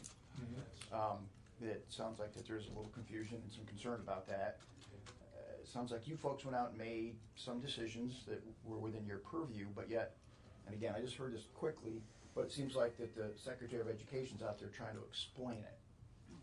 Is that indicative of how this is working currently, the relationship? I was, when I was on the committee when that bill passed, and it gave the authority to the local district to do. I mean, and so there wasn't one formula that had to be applied universally. It was up to the local districts to apply it. So, and I think that's been the big issue, and that really didn't have anything to do with us. And we talked about it, but there was really no role in that we had to be able to.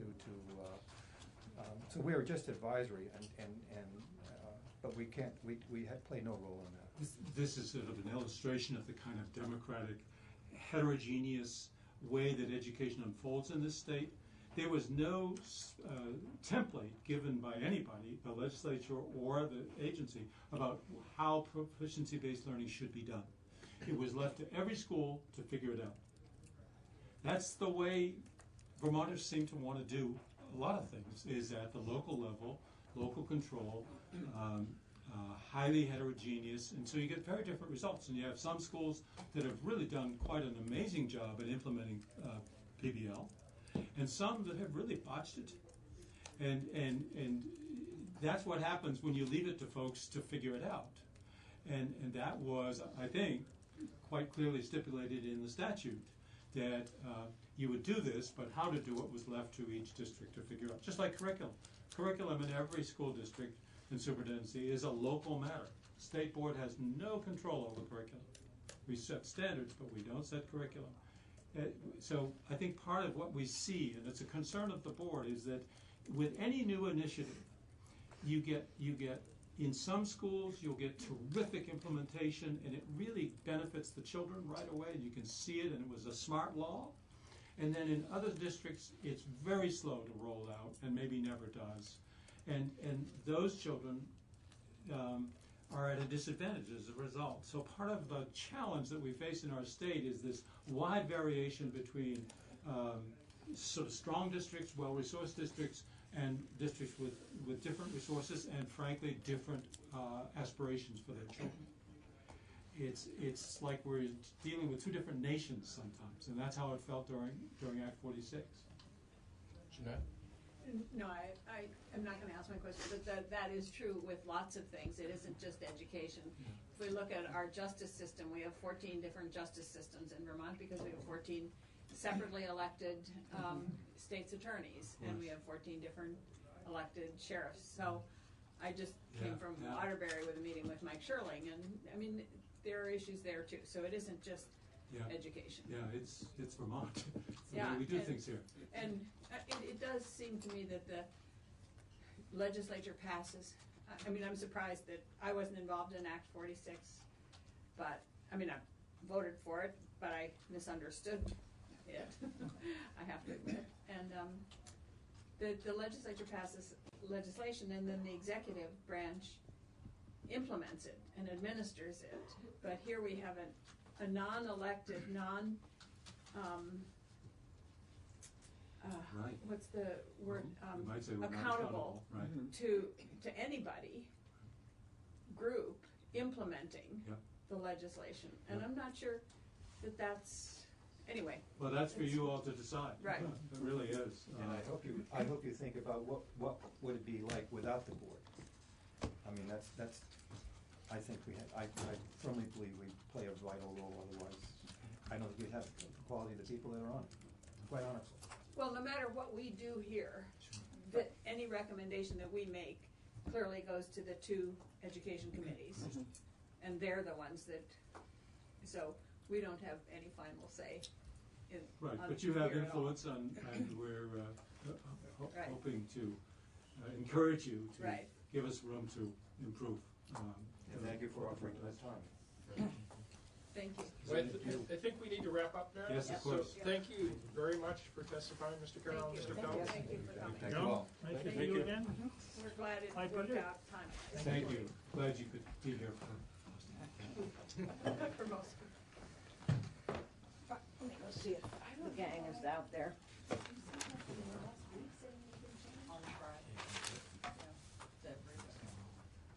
Oh, on Friday? Let me just give a little background here of what happened and why you're all here. It's Laura's fault. So, we are tasked with looking at boards and commissions and which should exist and which shouldn't exist and which ones might be combined to be more effective, and because we know that a lot of boards and commissions kind of get created and then they outlive their usefulness and or something else pops up. So I was having this conversation with Laura because this is an area where I know nothing, and I really, it is not my area. So I was having this conversation with Laura, and she said, well, you can't, how can you decide what kind of governance you need if you don't know what it is? Not big IT, but little IT, it. And she said the oversight committee has been working, and I'm not sure if they've been working with you over the summer, but you are involved in this, that you've been working on looking at what it is we need to know about. Is that fair? What it is we need to know before we can start asking the questions about how should we govern? And you're not looking at governance necessarily, but you're looking at what it is we need to know about this whole area. So we decided that it would make sense to just have a roundtable discussion about where you guys are and what it is we need to be thinking about before we start thinking about governance. Does that make sense at all? Yeah. So, may I enhance that? Yes. May I do that now? Yes, Okay. you may. So, specifically, the Joint IT Oversight Committee has been looking at cybersecurity, and also some of the larger IT projects. And I think that what I really wanted to share with you when you and I met was that the cybersecurity issue is very serious, and that the legislature does not have a handle on it, and that we really needed to focus energy on getting a handle on it, which is going to be difficult, and that I hoped we would focus our efforts on that in this session as opposed to creating a new oversight structure for governance structure. And then you said, well, why don't you come and talk to us? And that's why you're here. Now, I should say that we started our effort, though, by trying to get a handle on the totality of IT in Vermont, starting by looking at, in effect, every agency of state government, every department of state government, every independent officer, the legislature, the judiciary, of just creating a map that says, what is the IT structure? Is there one there? Who's responsible for it? What is the relationship between it and the Agency of Digital Services? What's the role of the Chief Information Officer, if any, with respect to these? And we found stuff all over the map.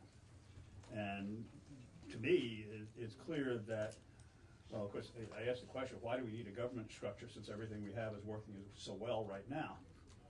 And it's not. That's a cynical view. There are lots of things that appear to be uncoordinated.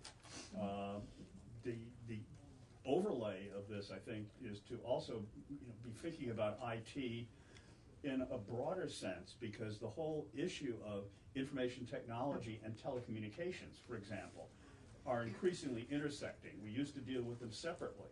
We used to say that telecommunications was the responsibility of the Department of Public Service, because that's the old regulated telephone company model. But now,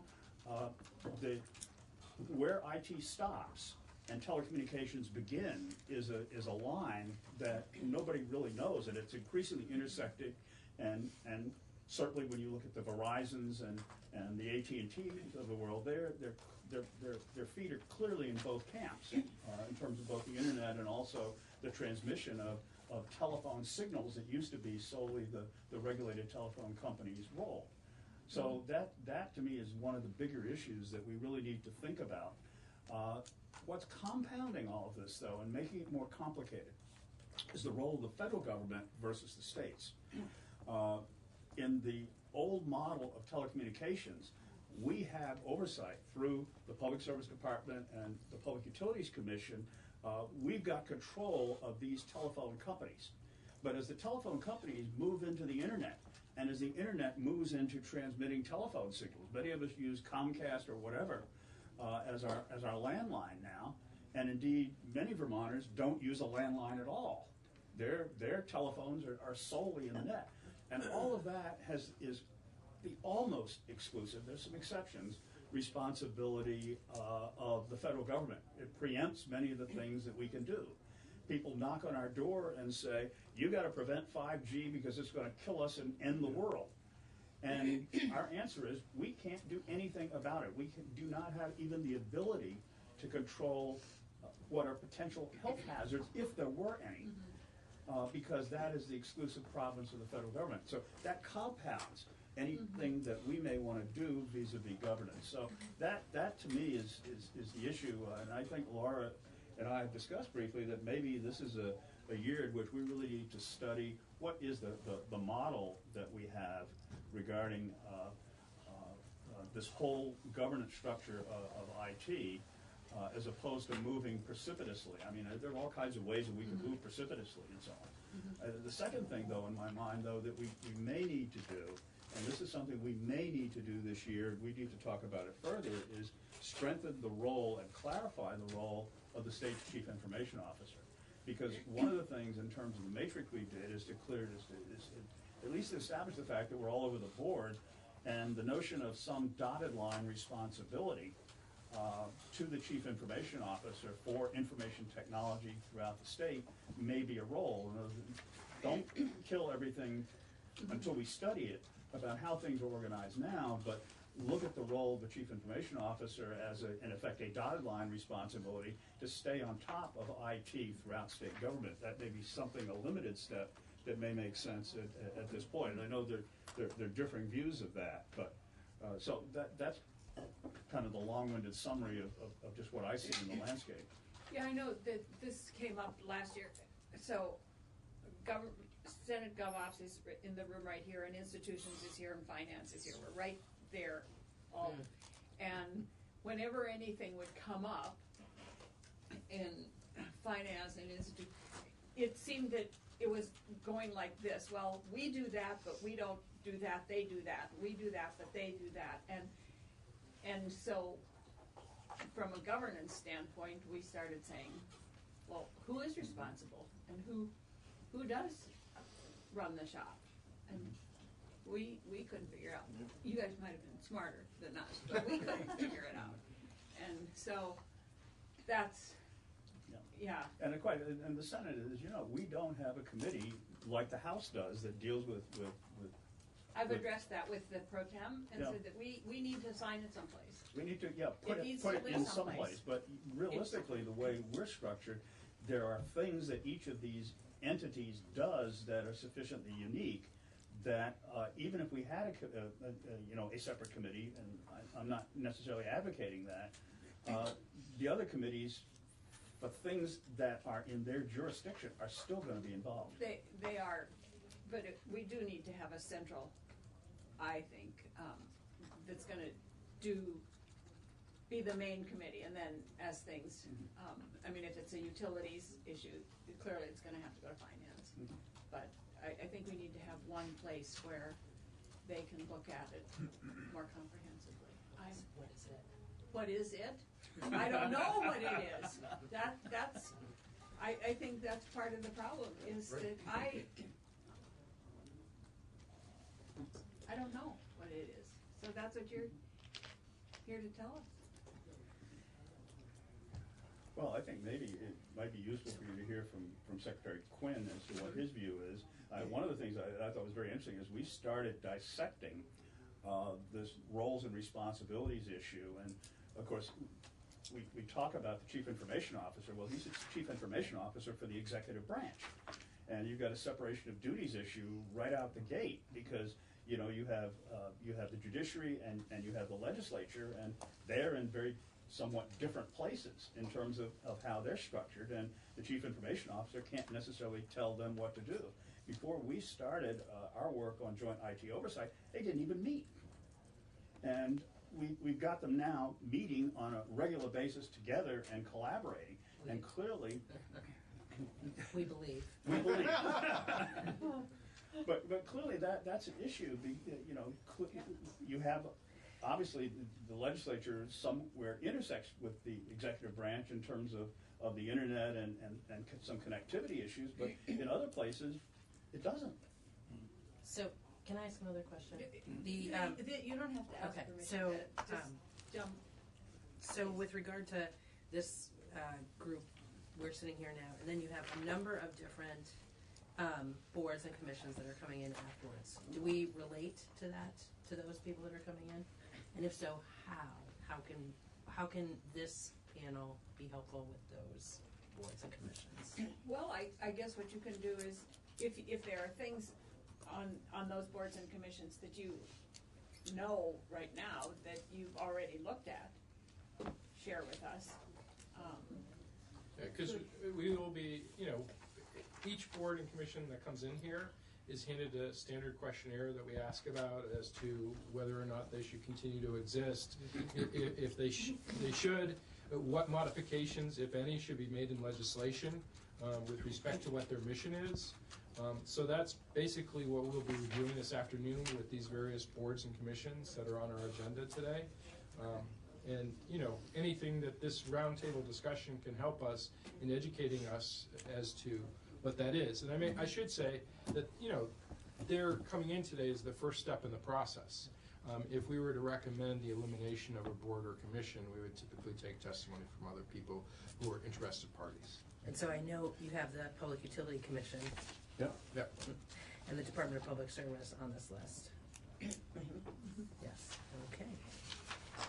And one of the things is that one of the questions is, I don't know if you guys saw the questions, but one of the questions is if your mission is still relevant, whatever it is that you were doing, could it be better accomplished someplace else? This particular board needs to exist in order to carry out that mission or to oversee whatever it is. And we have heard from, in other areas, people who've come in and said, the mission is still relevant, but it could be better handled over here instead of by this board. We don't need this board. Is that fair? So, before we get into some of that, can I just mention quickly a couple things very briefly? I know Senator Brock. I know Secretary Young. I don't think I know Representative Grigwin, is that how you pronounce it? That's correct. All right. I don't know Good point, Matt. Let's all introduce ourselves. Okay. Okay, Suzanne start. Suzanne Young, Secretary of Administration. John Quinn, Secretary of Digital Services and State CIO. Laura Spilia, Chair of Joint IT Oversight and on the House Energy and Are you from Dover? Yes. Okay, all right. And there's a reason why I asked that question. You keep track? Maybe I know somebody. Okay. And I'm Senator Randy Brock, representing Franklin County and part of Grand Isle County, and I'm Vice Chair of the Joint IT Oversight Committee. I'm Sue Zeller. I'm the State Chief Performance Officer and one of the governor's non-legislative appointees to this commission. I'm Jeanette White, Senator from Windham County, and I chair Senate GovOps. John Gannon, State Rep for Wilmington, Whitingham, and Halifax, and I co-chair this committee, and I'm Vice Chair of GovOps. Senator Brian Collmore from the Rutland District. I'm Matt Krause. I'm one of the gubernatorial appointees. I'm Rob LeClaire. I'm a rep from Berrytown. Thank you, Matt. was an oversight. Well, you let Tim. Oh, I don't mean to ignore him twice. Sorry, Tim. I'm Tim Briglin, and I'm a state rep from Thetford, and I'm the chair of the Energy and Technology Committee. And the technology slice, very specifically, is not technology writ large. It's technology in state government, very specifically. And the committee also has oversight on the House side of the building of telecommunications as well. Okay. Is my rep on your? Who's your rep? Heidi Sherman? Yeah. Okay. All right. So then I had a couple of quick points and then I'll be quiet. So I'm a 30-year state employee, so I'm going to direct this to Mr. Quinn. It's not a question, it's just a comment. For 30 years I served in state service. Every time we asked IT for something, the automatic response, not automatic, but most of the occasions was, we can't do that. So it was always frustrating to me in state service that was the typical sort of default response. So all I would ask you to consider is that the default response is, we'll figure out a way to do that, okay? The second thing is, just very briefly, I'm a very practical kind of person, and I always think that this is a huge subject.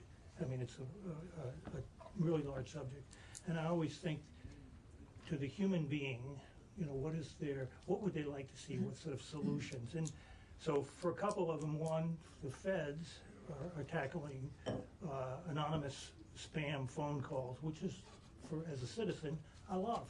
Take care of that. That's a problem for me. I get phone calls that say 802 all the time. That's good. I'm happy that they're doing that. I would ask you to consider, as a group, the same kind of thing. Focus on some very concrete solutions to problems.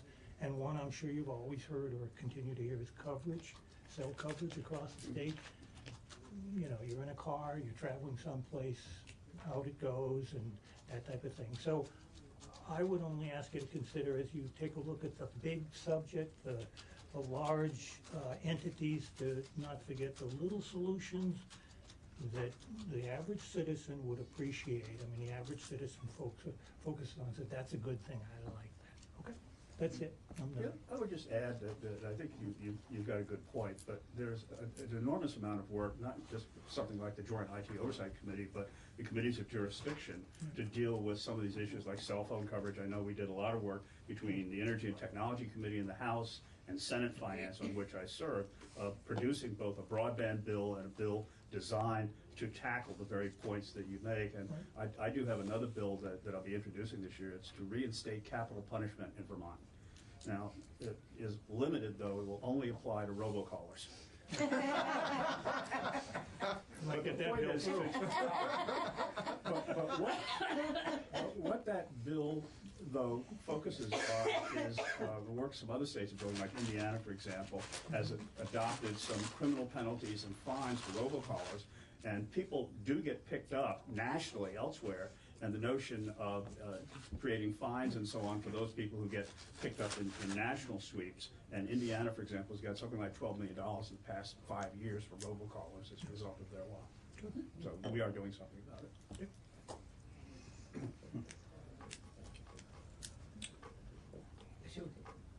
Hear from Don? Yeah. Mm-hmm. Would like to hear from me? That would be you. Sure. So, to echo some of what Senator Brock said and what Representative Spelia said, you know, things are still a little disjointed across state government, but what I would say is, since 2017, when we created the Agency of Digital Services, we've been focused on the executive branch. Each agency, each department had their own IT person or multiple people. And so, excuse me, over the past couple of years, we've been reorganizing them and making us more efficient and trying to spend smarter. We've documented in the first 2 years $5.5 million of cost avoidance by being able to reuse what we already have across state government, being able to use employees across agencies rather than just in one agency where they may have been before 2017. Now, if they have a specific skill set, we're able to look across the enterprise and pull those people around, which has been valuable to the enterprise overall and saves money. So I think we've done some good things from that standpoint. In regards to cybersecurity, when you look at the state's posture prior to 2017 and then now, We have visibility across the enterprise. We know what we have and where we have it. We know what our assets are. We didn't before. Our risk to a cyber threat was much greater than it is now. It's still great. It's great for all states. But right now we're in a much better position to be able to not only stop an incoming threat, but be able to respond in a faster, more coordinated way. So those are some of the things that we've done in the executive branch as a new agency. And those are just some of the highlights. But, you know, some of the areas that aren't included in the Agency of Digital Services are separately elected offices. So whether it be the Attorney General's office or the Secretary of State's office, 3 branches of government, so the legislature, the judiciary, radio services and public safety. That's quasi-IT. They use a lot of technology to run their radio network, but they have the expertise there, and we coordinate with them fairly closely on what they're buying and how it's being implemented to make sure certain security standards are being followed. The telecom piece still falls under the public service department. That's more regulatory, and so we haven't, you know, that we leave that to them. We do not get in that business. And then there's E911, which I think there's going to be a report by the Secretary of Administration, Suzanne, by the end of the year, making some recommendations there. But, you know, I look at that myself, and it's going to be, you know, one of those things. Sure, they use IT, but so does every other agency out there to run their agency or their group. And then the HIT, the Health Information Technology Plan, that's run out of Human Services, but we're involved with that through statute and through just general oversight. So whether it be Vital or any other organization that connects to our network, we look at their security standards to make sure whatever they're doing doesn't increase our risk to a cyber threat. So they have to follow certain standards if they're going to connect to us. So a lot of valuable things that we've been doing, but there's still some, you know, better coordination that could happen. Rob, you had a question? Well, I got a couple. I mean, there could be some. One of the issues that seems that we've had, especially before the creation of your position, was that we never had the ability to quantify what we had, what we were spending on IT, what we had for resources in IT. Have we been? Are we at a point now where we can say, you know, how many folks we have in IT, what we spend, say, on the executive branch side on IT, and more importantly, what we have for in-house capability? I've heard the example a few times, like the Health Connect.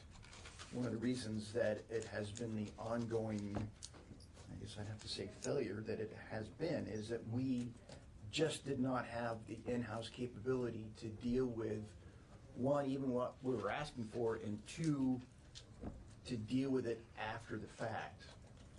Are we in a better place now in regards to that? And the last one is I know that on the human resources side, there's an awful lot of activity going on about dealing with legacy programs, and all those come with an enormous price tag.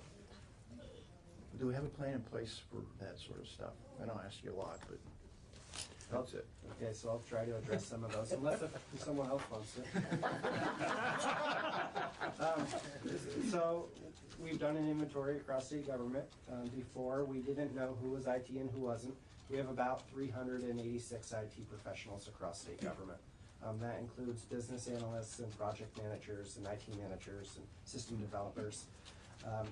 We know what we have for assets. We know what we have for the number of computers, the number of servers, the number of switches. We manage over 20,000 devices and 1,400 applications. That's about one application for every 6.5 state employees, which is a lot. It's a lot of applications for that group to manage. We have about 10 security professionals for all of those applications. So that's one area. I think we had 7 before the Agency of Digital Services. So as positions come up, as vacancies come open, we look at every single position very carefully to see, you know, what is the skill set that we need, what is the priority. So we've transitioned 3 people to security already. We've built a business office, which, you know, was which was something that I overlooked in the beginning. We used AOA Business Services, and we really needed our own for the amount of services that we provided in the build-back structure. So we moved a bunch of business office positions around and have a full suite of business office professionals, including payroll and those type of things. Are we properly staffed, or do we have the right skill sets? In some areas it's very challenging. So system developers, people that are developing connections between systems, people that are developing certain code for regulatory or legislative changes on legacy systems that are up to 40 years old. Those are really challenging positions to fill. They're challenging not only for state government, but they're challenging for Vermont employers, just with the demographic issues, the unemployment, the low unemployment rate. Vermont doesn't have a large pool of IT professionals anyways across the state, so it becomes very challenging, and the structure that we have in place across the state as far as being able to telecommute, broadband issues, makes it a little harder to hire outside of Chittenden County for the most part. And so, do we have the right skill sets? Not necessarily. We hire out and do staff augmentation where we can't find those. We do private, we use companies inside and outside of the state, preferably in the state where we can, but it's been a challenge for us to staff our offices. And I think I missed the last question. It's the doozy. The legacy systems, yes. That's a challenging thing for us. I think we've been talking about it quite a bit as an administration. How do we move forward with IT? How do we keep up with the changing landscape? How do we fund these IT systems that are, anywhere from $1 million to $40 million or higher, right? And how do we do it in a way that's sustainable? And so, one of the things my agency is looking to do is consolidate towards platforms, consolidate towards, I'm trying to think of something that everyone would know. Like, you would call Microsoft a platform, right? Something that's common to everyone, a common email type of client. Get everyone on those type of email clients, which will reduce the number of staff that we need internally, and focus our skill set in certain areas rather than focusing on 1,400 different areas and trying to keep skill sets. We're trying to narrow those down. One of the other areas is case management. We have hundreds of case management tools across the state.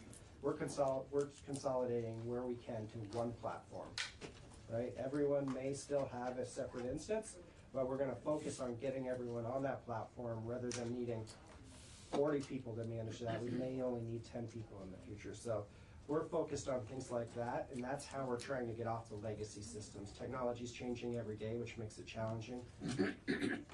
But by focusing on those cloud type of solutions where we get out of the business of having to upgrade. Every time we do an upgrade on our ERP system, for example, it's $3.5 or $4 million. We have to do one of those every 3 or 4 years. We want to get out of that model. We want to move to the cloud software as a service where the company that's hosting that has to do those updates, and we're continually up to date. So we'll level out the spending projection and be able to plan longer term, because we'll know with that company we'll see an average increase of 4% or 6%, but it'll always be up to date and always secure. I'm good, thank you. Brian? It's something I just want to follow up on, Sure. because I think it tracks with what Secretary Quinn was saying, and it's something more that the legislature has to consider. It might not be in the purview of your committee, but is thinking about how we actually go about funding IT. And I think there's a traditional mindset of it's a capital expenditure. When we're funding IT, we're buying a bunch of big boxes that we're putting on people's desks, and they're going to sit there for 10 years until we replace them 10 years later. And we've moved way beyond that as a society. And how we fund a lot of IT expenditure in our budgetary process is through the capital budget. And I know that drives that committee crazy, because a lot of this expenditure is really general fund type expenditure. It's annual operating expenses. And I think real innovative private sector companies no longer think of their IT spending as this is a capital expenditure. It's something that we put on our books and depreciate over 10 years. You know, these are annual expenditures. The Secretary Quinn was saying a lot of this stuff is subscription services that you're paying for year after year, things that are updated, but it's not a pay for it and forget it type of project and then we'll come back to it in 10 years. These are expenditures that go over time. And in a perfect world, and we're a long way from there, this would be more general fund focused as opposed to things that we bond for and pay for over time. I think one of the things that also we ought to be thinking about is the strategic changes in the way IT is being run. We've learned, for example, from Vermont Health Connect that this massive, large project, as opposed to what we're doing now, and I think Secretary Quinn can perhaps address it more specifically about cutting things into smaller chunks so that we can measure them and then adding oversight both from the IT Oversight Committee and from the Joint Fiscal Committee and others to look at those chunks as they're being done to measure how we're doing relative to what it is we're trying to do so that we can stay both on budget and on target. And John, you may want to expand on the strategic changes. Yeah, I think, you know, when you look at how we would go about a big monolithic system like Vermont Health Connect before, it was all one, it was all integrated, every piece connected in some way, and if one piece failed, the whole thing went down, right? We're now building the integrated eligibility platform, for example, in modular, small pieces, so we can measure out each piece, monitor each piece, and if we only get through 3 of the pieces and we have to, you know, change our priorities and cut funding, we have 3 pieces that will improve the lives of Vermonters, right? They'll be able to use those pieces. We'll be able to build off from them. It won't be a failure because we'll have things that we can actually use, things that we spent money on. It's where the old approach was, well, we only got partway through the project. There's no real functionality that works yet. And so the change there in strategic direction is, you know, is definitely a lesson learned from the past, and it's not something just Vermont has learned. It's nationwide. So I want to follow up, if I could, on both Secretary Quinn's remarks and Senator Brock. And forgive me if I'm 3 steps behind, because I feel like I am, but from the perspective of a priest from a small parish, here we go. And I don't know whether this is a legitimate perspective or not, but many of us can remember the EB5 diagram that showed, in essence, a bunch of spaghetti-looking stuff. And that's how I feel about the way we are right now. And I don't know whether it's feasible or reasonable that we at some point will have one person, Ms. or Mr. IT, that can control everything or not. And I don't know whether we should. So I guess I'm still trying to get a handle on who controls what, because we've had issues in GovOps before where something happened, and then we went back to say, well, who was in charge? Why? How did this happen? And what decision was made along the way that allowed this to happen? And we kind of like didn't get an answer. So, can I follow up on that? Just the and I know that you're focusing on the state government system, but how do we integrate that with what's the role here with non-state government systems out there? I know the Public Utilities Commission regulates utilities, the regulated utilities, but what's our role with those that other world out there that isn't in state government, and how do we integrate that, and do we have any control on? In terms of? Well, I don't know, in terms of getting answers to what decision was made, why did this fail? Why did this happen? This is the spaghetti that I think that Senator Collmore is talking about, and there is spaghetti here. There's no question about that. Because we're dealing with, some things that are totally outside of our control. For example, those things that are federally preempted that are still interconnected with what we do. One of the things in terms of looking at a governance structure, it's very difficult to take a governance structure and put one person in charge of everything. Because we have different organizations, different branches of government, different agencies that have systems that they have to manage, and that's why I'm suggesting that at least in effect as an interim step, that we should be thinking about dotted lines as opposed to a whole bunch of single lines, because there are responsibilities in terms of things like technology standards, information security standards, and so on, that should be consolidated really across government. And that, to me, is the role of a chief information officer, and that's normally the way it's done in the private sector. But at the same time, people who own businesses within government, such as the agencies and departments and independent offices, they have responsibility for their own systems, and there is a command and control piece there. The dotted line and direct line have to integrate with each other. The dotted line is standards, it's consistency, it's those kinds of things that get driven through government. On the other hand, agencies do need to control their own systems because they're responsible for managing them on a day-to-day basis. So there will be a degree of spaghetti, but not the kind of spaghetti that we saw in the EB5 diagram.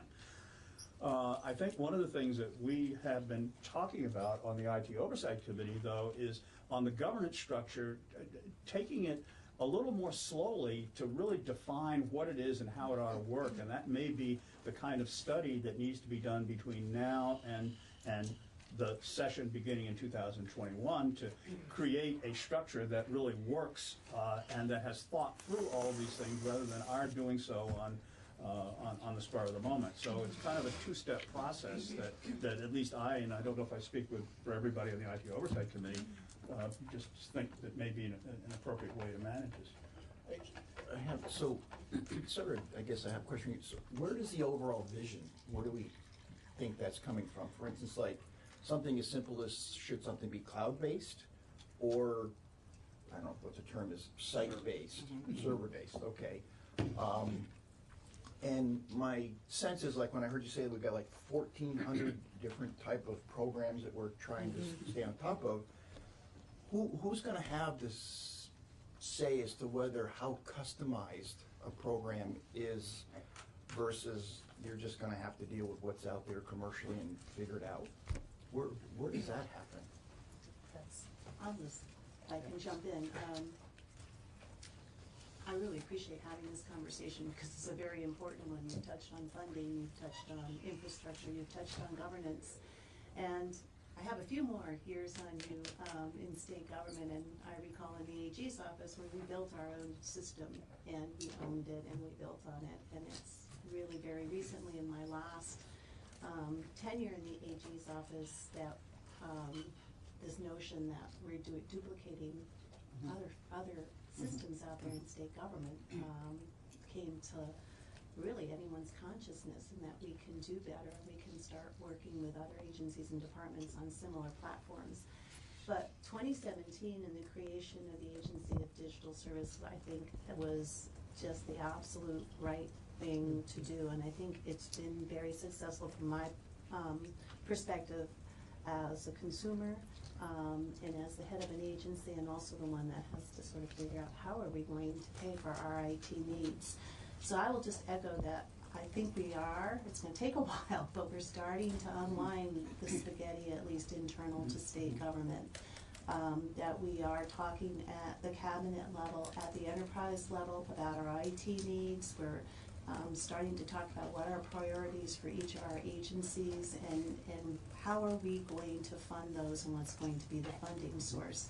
And that has been a conversation we couldn't have had, I think, any earlier than this summer because of the work that Secretary Quinn and his team have done in terms of inventorying our assets, inventorying our needs, and inventorying the risks and the cyber risks.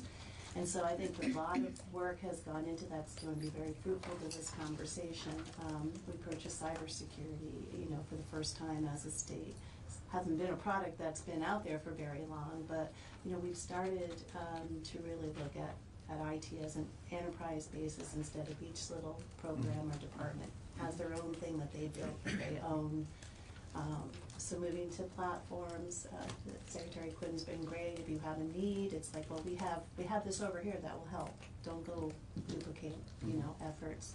So I can't say enough about I think the work that's been done to date that's gonna help inform the conversation. I think when you talk about outside IT, when we need to go to outside contractors, I think that we've got a pretty robust review process for certain projects. Again, at ADS, where we're applying the standards that we want all our contractors to comply with in terms of privacy, cybersecurity, and the like. And I think that that's, you know, critical to when we have to go outside. And I think the real nut to crack is the things that are circling around outside us that rely on IT to deliver services and telecom. I mean, it's become a much more compressed world, I think, than when it was all separate. And so I think that's the real challenge for all of us is the telecom piece of it, and the federal government's preemption on cable and the like. And I'll just add to that I mean, ADS is the internal executive branch agency of digital services. And while John and his people are responsible for what goes on in the executive branch, not including the separately elected offices, he's also responsible for how the state entity of IT integrates outside, but not for things like outside telecommunications and, you know, all corporate other things. And as to funding, I would make a comment that Representative Briglin made about the general fund. One of the reasons we have like hundreds of customer management systems and, you know, case management system is the federal government. Because historically, each individual, you know, CSDA number would say, oh, you can use this money to buy tea, so everyone went out and bought it. And so they have been a large contributor to the reason we have the problem that we have. I mean, I remember I staffed a committee that was made up of Mike Sherling, who was the head of the Burlington Alive at the time, Burlington, you know, Bright, whatever the heck that thing was called, and one of the guys from My Web Grocer.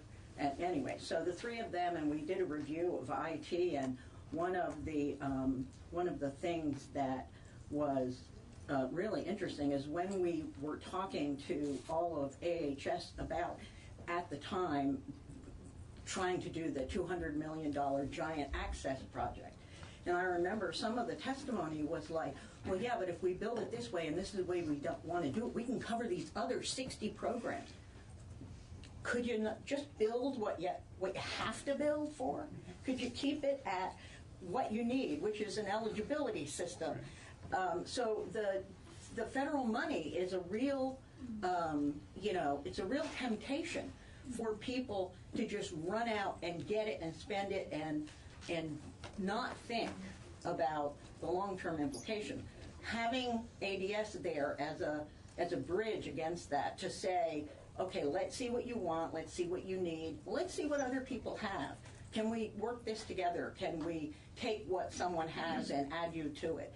It's such a better conversation than just run out and get that federal money. The feds have not been helpful. I mean, they have been part of the reason we have the structure that we have. That isn't true just with IT. That's oh no, that's true with they everything. Have, yeah, they have. It's very tempting to set up a program. Absolutely, yeah. So how do we? I'm sorry. I just first of all, I want to mention that Sue's doing a great job on this commission, so I want to put a plug in. You're her boss, right? Oh, yes. Okay, I just want to put that plug in to let you know you're doing a great job. So, okay.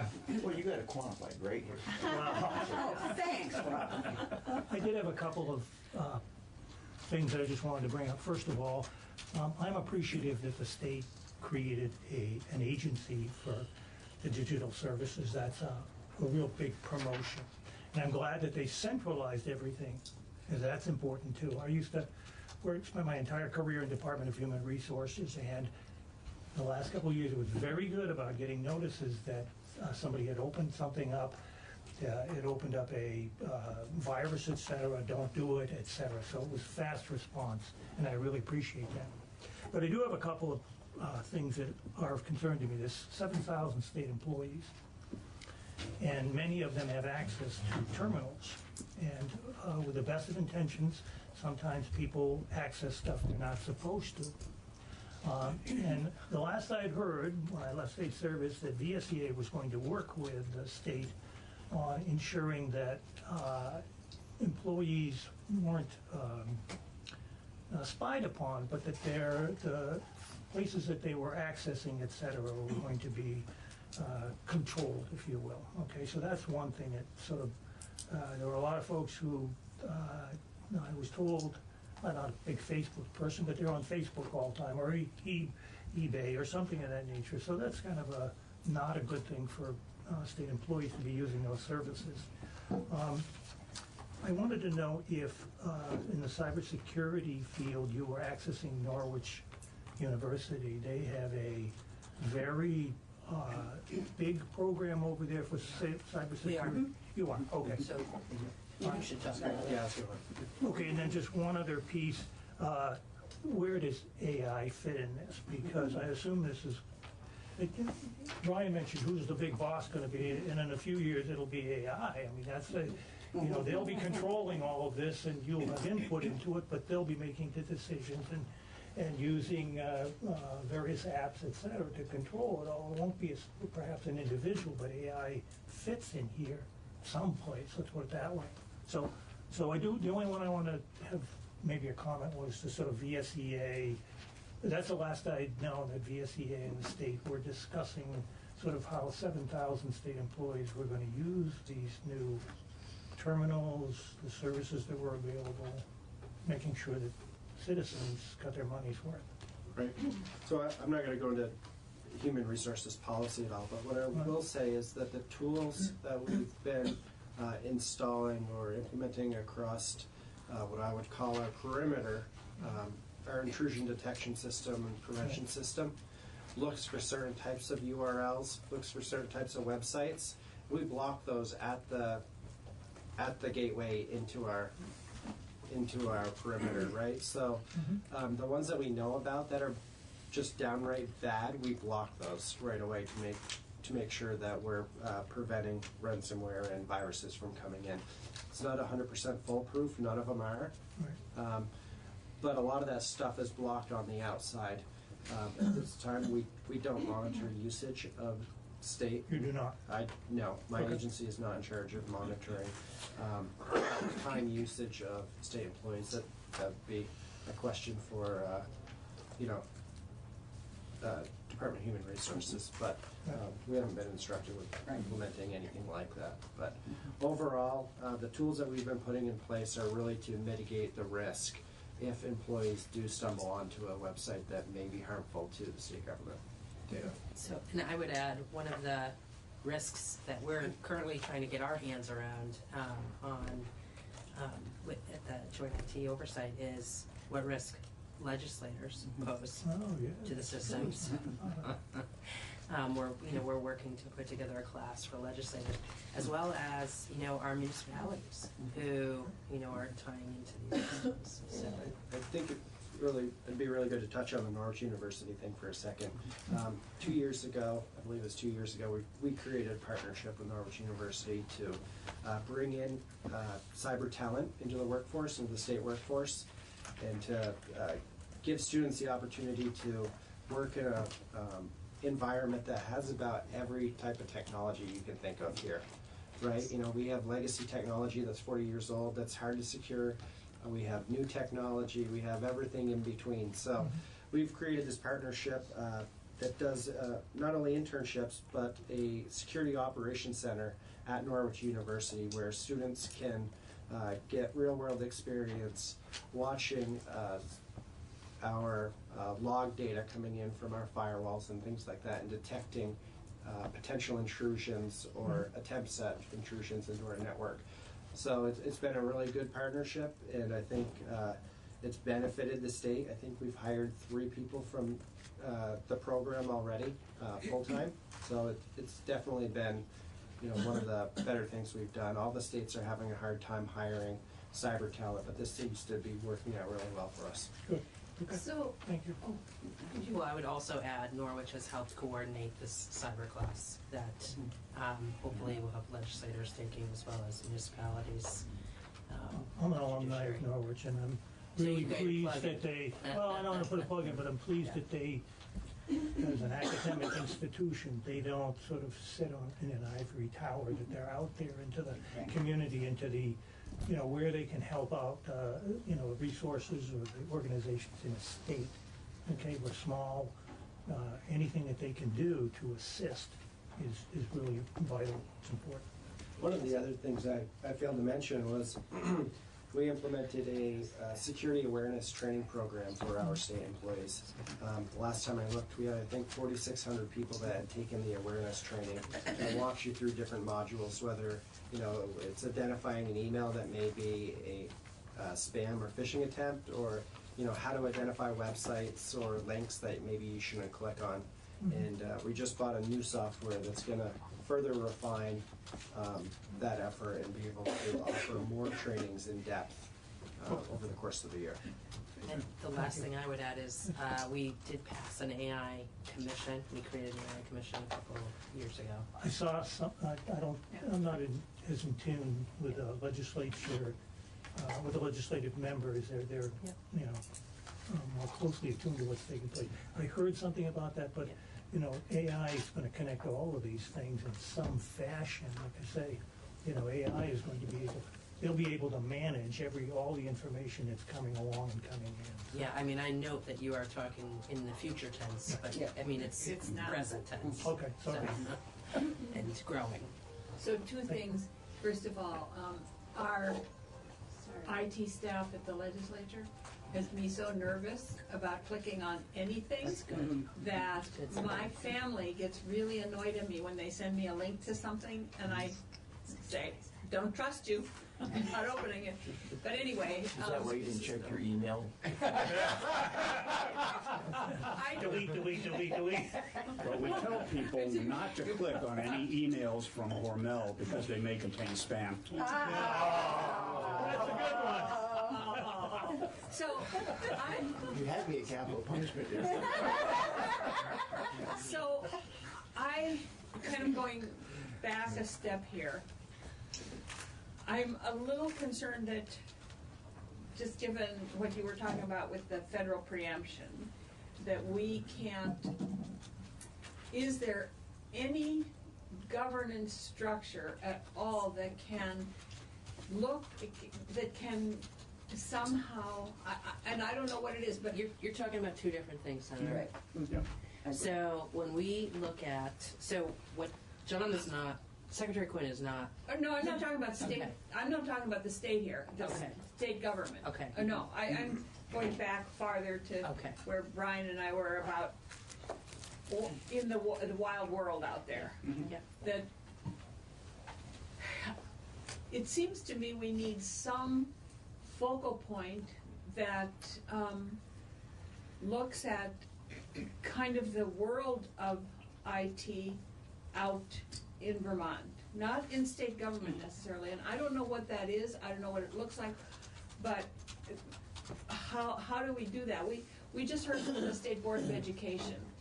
They apparently have no authority to do anything, but they do things. But their goal is to look at the kind of world of education and make recommendations to the agency and to the governor and to the legislature about it. Is there any such thing that we can create or have that would do that same thing, or is that your role?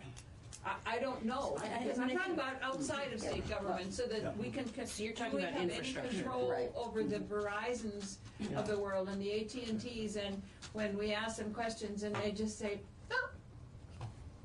Could I just, I don't know. could I just bring us back to what our mission is for the Sunset Advisory Committee? Yes. And Commission, and that I think it was very valuable for us as a commission to hear from these 5 people on the variety of and complexity of the situation. Mm-hmm.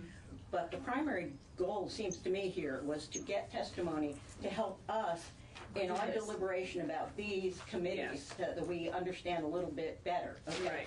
Right. Not that I'm not wanting to talk about the greater world, but it seems to me that that's probably something that the legislature as a whole needs to work on with, contact with the administration. But for purposes of this, I think we should, if we need any more information that will help us in our deliberations about the remaining committees and boards that we're looking at today, I think we should ask those questions. But sort of a wider discussion about governance and outside of state government, I think we should probably leave to the committees of jurisdiction. Well, that's what I was wondering, if these people in their wisdom could say, well, one of these is something that could expand into that, what I was thinking, or none of these are, or you should eliminate all of these and start all over again, or... So you have different focuses on some, so like the agency is all internal, right? Yes. And then you look at the PUC and the department, and those are really looking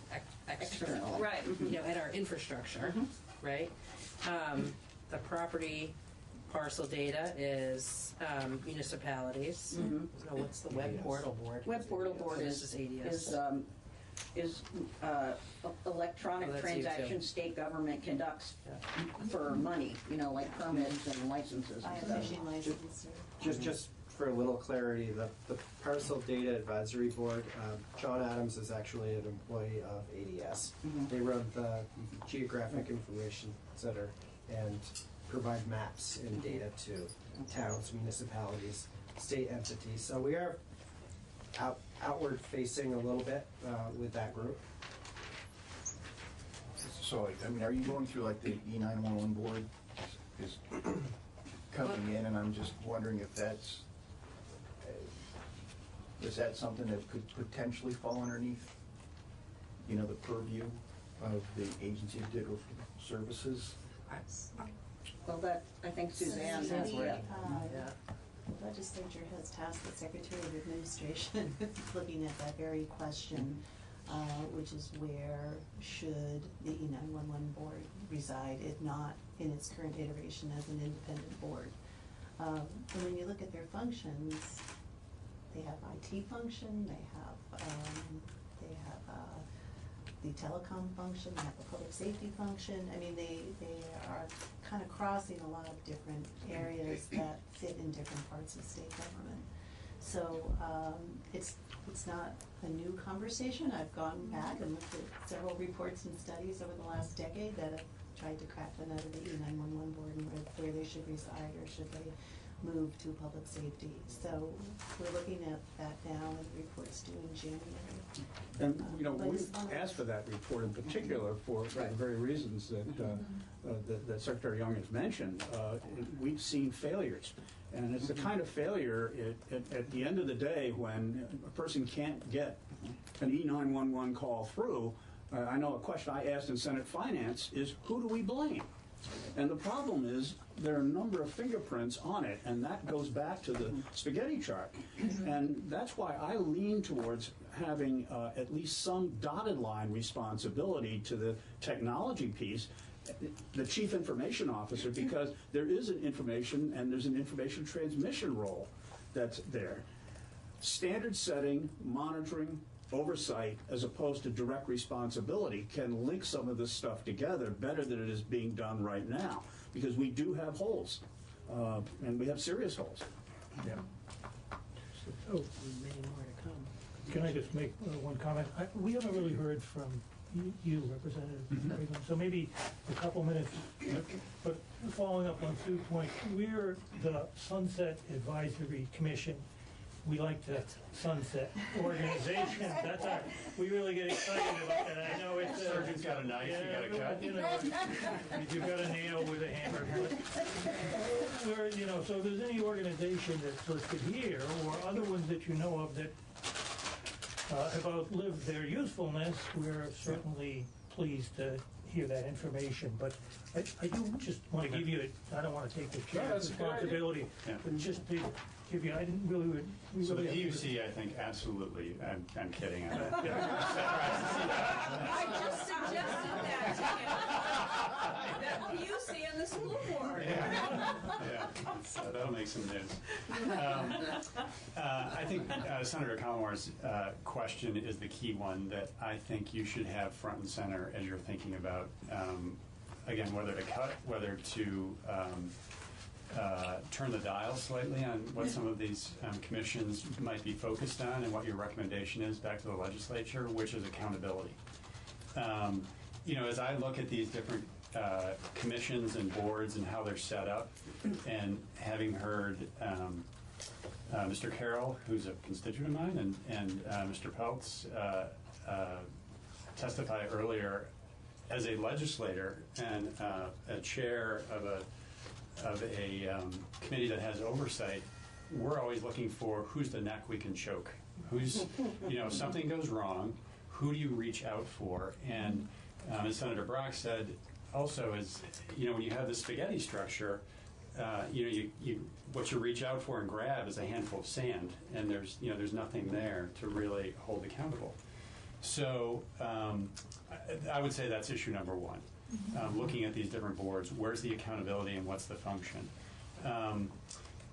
The boards that you're looking at this afternoon, my sense is some of them I've never had interaction with, but play very different functions. Some of these boards operate with kind of an executive capacity.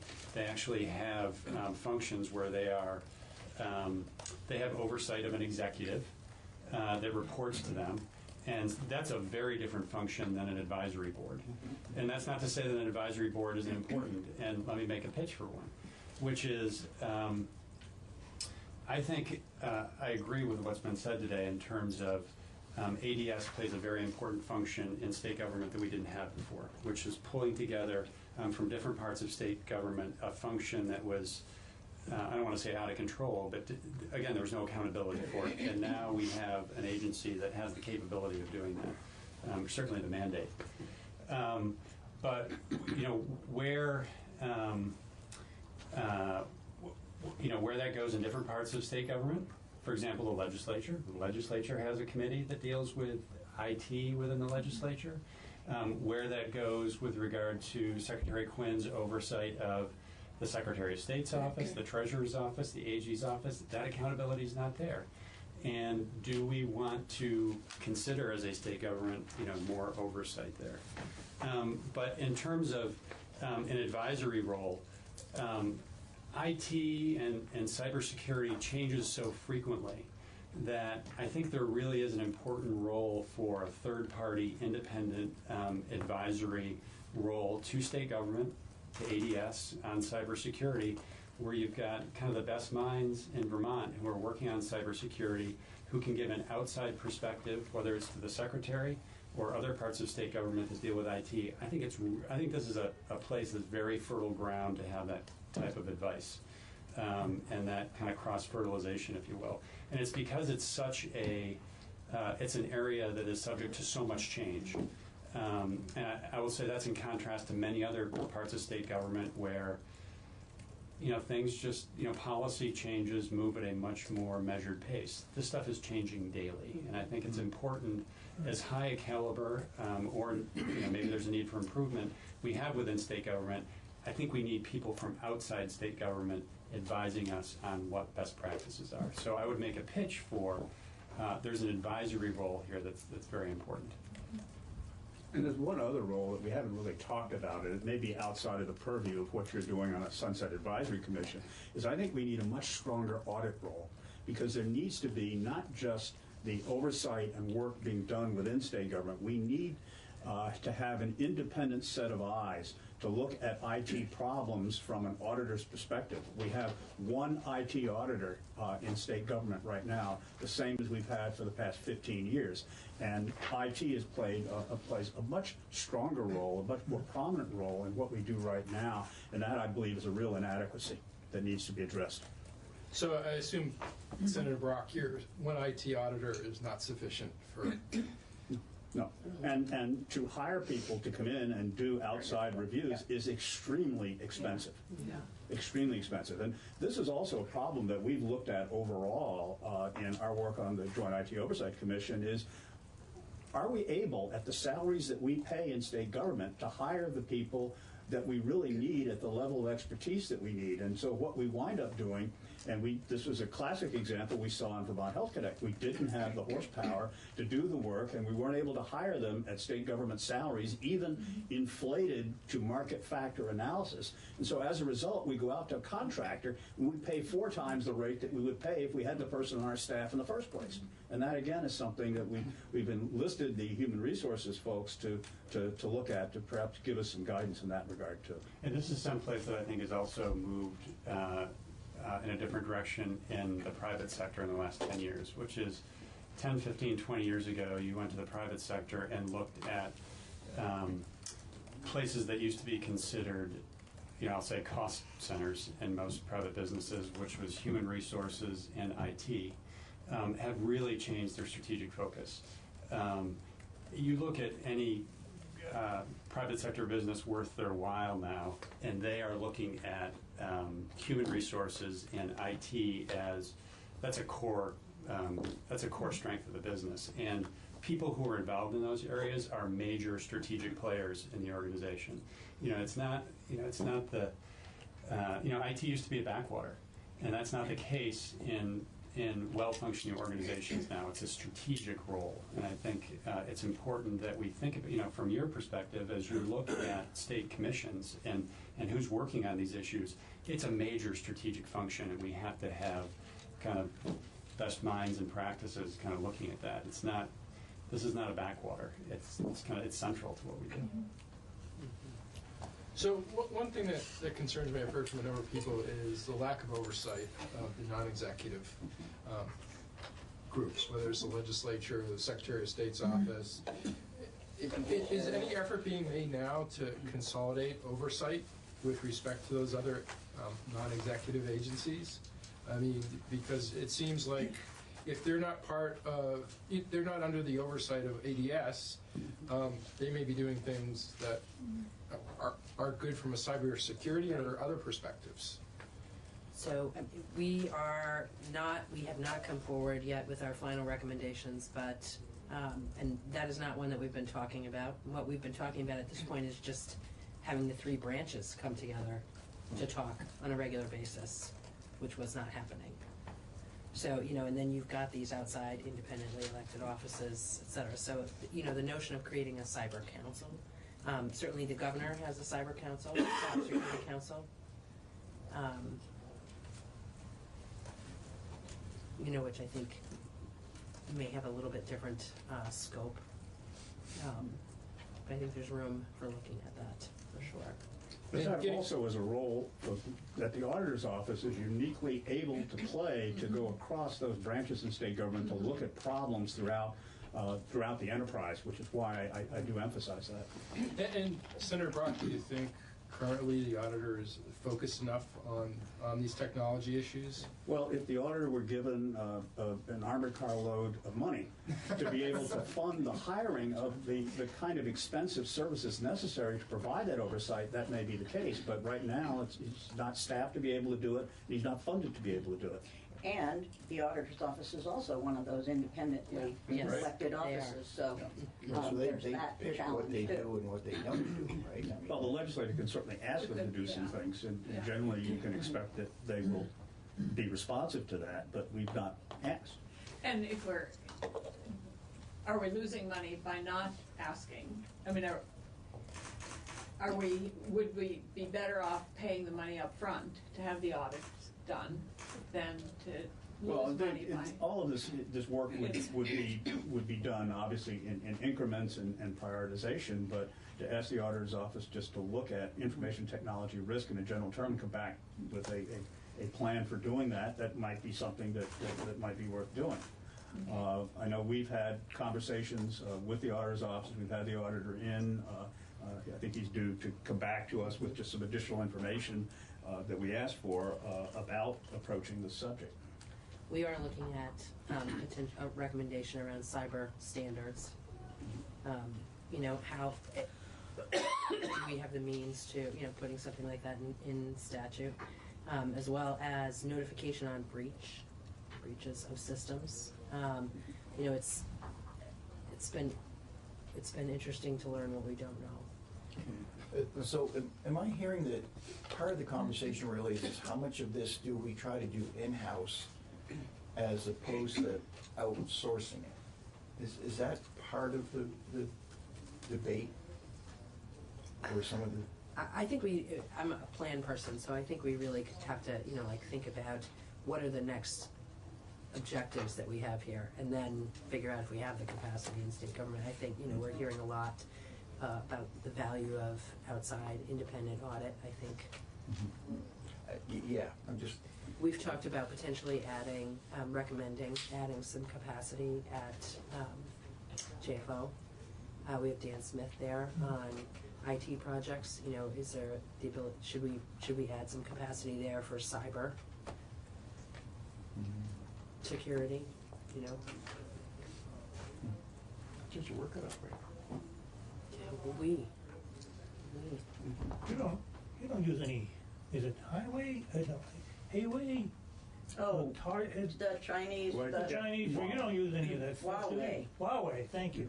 No, and given the escalation in my role in 2017, we were able to quickly issue a directive to all of state government saying that we won't be using that type of technology. There were 6 or 7 types of technologies that we banned based on federal guidance. Okay, all right. Yep. Except E911 has some of that, don't they, John? No. Oh, they don't? No, there was... Got rid of that? There was some Huawei equipment in a data center that had been decommissioned but still in the rack. All right. But yes, there is none in the E911 system that I am aware of. Okay, thank you. Who's on the committee? I'm just curious, on your oversight committee? Just the 3 of you? No, it's myself, Seth Chase, who's also from Energy and Technology, Marty Feltus from Appropriations, Senator Brock, Senator Pearson, and Senator Kitchell. Senator Kitchell.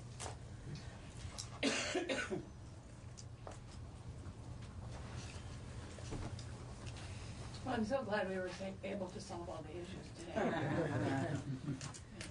What is the issue that you would like to solve, Madam Chair? I would like to have us have some kind of, that's what I was trying to ask about with the advisory.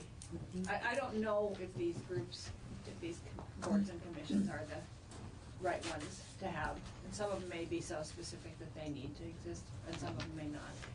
But what I was trying, when I was comparing it to the Board of Education, is I was thinking about what Tim actually said very eloquently, is that we need to have some kind of an independent body out there that is made up of those leaders in that, and I wondered if that's what we need. To advise the state on where to go, cybersecurity, what to do, what to think about, without having it be a governmental body. I just, and I don't know if one of these can fill that role. If I don't know. So you're talking about creating a new board? Yes. As a matter of fact, yes. So, Can we create as well as can we sunrise? Yeah, as well can as sunrise. In the 5 minutes we have left, with the exception of the fact that, John, you're going to testify in the Web Portal Board later, does anybody of our guests or have anything that they would like to add specifically about these boards and commissions that are on our agenda for the rest of the day? Good question. Very focused. I noticed a few were removed, so, from the initial agenda, so I think there was quite a bit of obsolescence on the first agenda. And now I think you're gonna hear from the E911 board, and that's a work in progress in terms of governance and whether it should be advisory or not. Property Parcel Data Advisory Board seems to be one that's functioning, but we're gonna have to hear from them and lots of a role for municipalities. The PUC and again, and the Department of Public Service are just totally different ballgames that I would not even profess to have. The thought of abolishing without great thought and insight into that. And the Web Portal Board, which does serve a function in state government, the secretaries are represented on that board. My representative, who's not here this week, says he's pretty excited that there's a little bit of new energy and new direction on that board, which I expect Secretary Quinn will fill you in on. But as far as other boards related to IT, I didn't come up with any others that I think are still in existence or functional. So, I noticed you had Vital on your Yeah. I was a little confused by that because I didn't really look at Vital, at least the Vital Board, as a creation of state government, but that's more of a semi-autonomous entity that has been charged by state government with a particular function. Right. I wasn't sure it was in the purview of this board to sunset that board, but maybe it is. Well, we might. Yeah. I mean, I don't know that it is in our purview, but Yeah. what our role is, I think, is to look at them and then to say, is there a recommendation? And it Yep. would be, I would assume, health and welfare. Yep. And that would take that up along with the administration, and then, and if it's still functioning the way, then are there legislative changes that need to be made to make it more appropriate to what they're actually doing now than what they might have been doing when they were created? Right. We come at it from the perspective that it is, and it's their job to prove to us that we're not supposed to. Okay. Good. But did you say there were ones that were on the initial list that aren't on here now? well, there were I some can't- really obsolete ones that intrigued me. The committee to examine strategies to enhance software and information technology sectors, Well, and they I mean, still- things that were in session law that have since sunset by Right. themselves. And have they sunsetted by themselves, or? Yeah. Yeah, I mean, they had a report due in January, I'm assuming they don't exist anymore, in January 2013. So there were some, at least on the initial agenda that I saw. I think Betsy may have the information on that. Okay, because some of them, some boards we found that they were created to produce a report, but they still exist in statute, they never were, they never went away. Or they're in session law and And, they yeah, are gone. Betsy will. I think she is. Well, Looked like you had Enlighten us, yeah. Today. Okay. I would put in for the Telecom and Connectivity Advisory Board, that's a board that's making grants. I think it's good to keep some transparency there. is this the one that's doing the grants That's for it. the, whatever those little things are? No. That was really technically explicit. Or I know. She's talking about coverage go in the radios. Yeah. No, Yeah. no, Okay. that would be the department. This okay. is with the Universal Service Fund. Connectivity. Connectivity Initiative. Yeah. Okay, okay. And so keeping that kind of separate board, I think, is just good for, Good hygiene. yeah. Any others on there? Vermont Equipment Distribution Program Advisory Council? I guess we'll hear from them, but. Yep. Yeah. I can Yeah. address that when I speak. There's, All right. there are some, and I don't know, I'm not right off, I can't pinpoint exactly what those two boards do. But there are some folks that are very specifically affected by programs that staff some of these boards. And again, there's a sunlight factor there, making sure that things are happening. And Yeah. And I guess we'll hear from them this afternoon.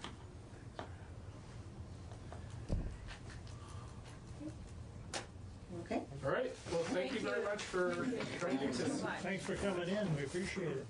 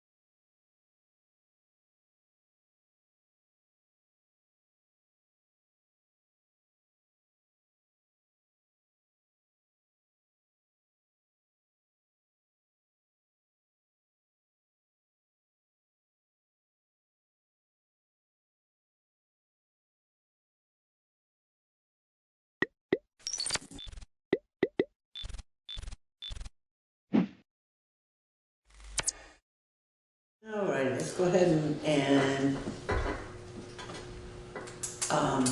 call to order the Board of Health at 6:30.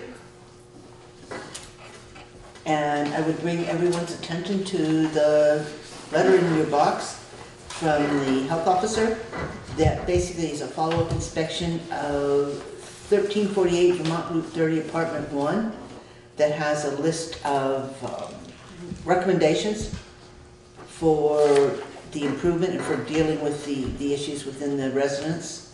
And I believe it's a one year to complete the upgrades, as I recall. Mm-hmm. Yep, 11/3/2020. So at this point in time, that should be in process, and hopefully when the work is done, the health officer will be called back out to do an inspection, and then the board will receive confirmation that this issue has been put to rest. Are there any questions about the report or what has happened? No? No. All right, then hearing none, I'll entertain a motion to adjourn the Board of Health at 6:31. Second. All those in favor? Aye. Aye. Opposed? Abstentions? Okay, we have adjourned the Board of Health meeting. Now I'll call to order the Select Board meeting at 6:31 p.m. And I'll entertain a motion to approve the minutes from November 26th, 2019. So moved. Second.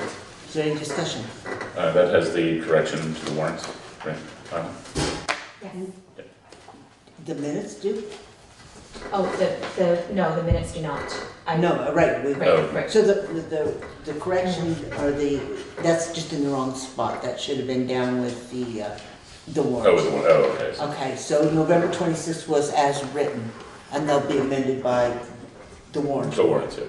So So we have moved. okay, was there a Sorry. second? Okay, any discussion? Hearing none, all those in favor of approving the minutes from November 26th, 2019, signify by saying aye. Aye. Opposed? Abstentions? Motion passes. Are there any additions or deletions to the agenda? I would suggest, or I don't see a need for an executive session, number 10. So I would like to remove that. Hearing nothing else, then we'll move on to the warrants.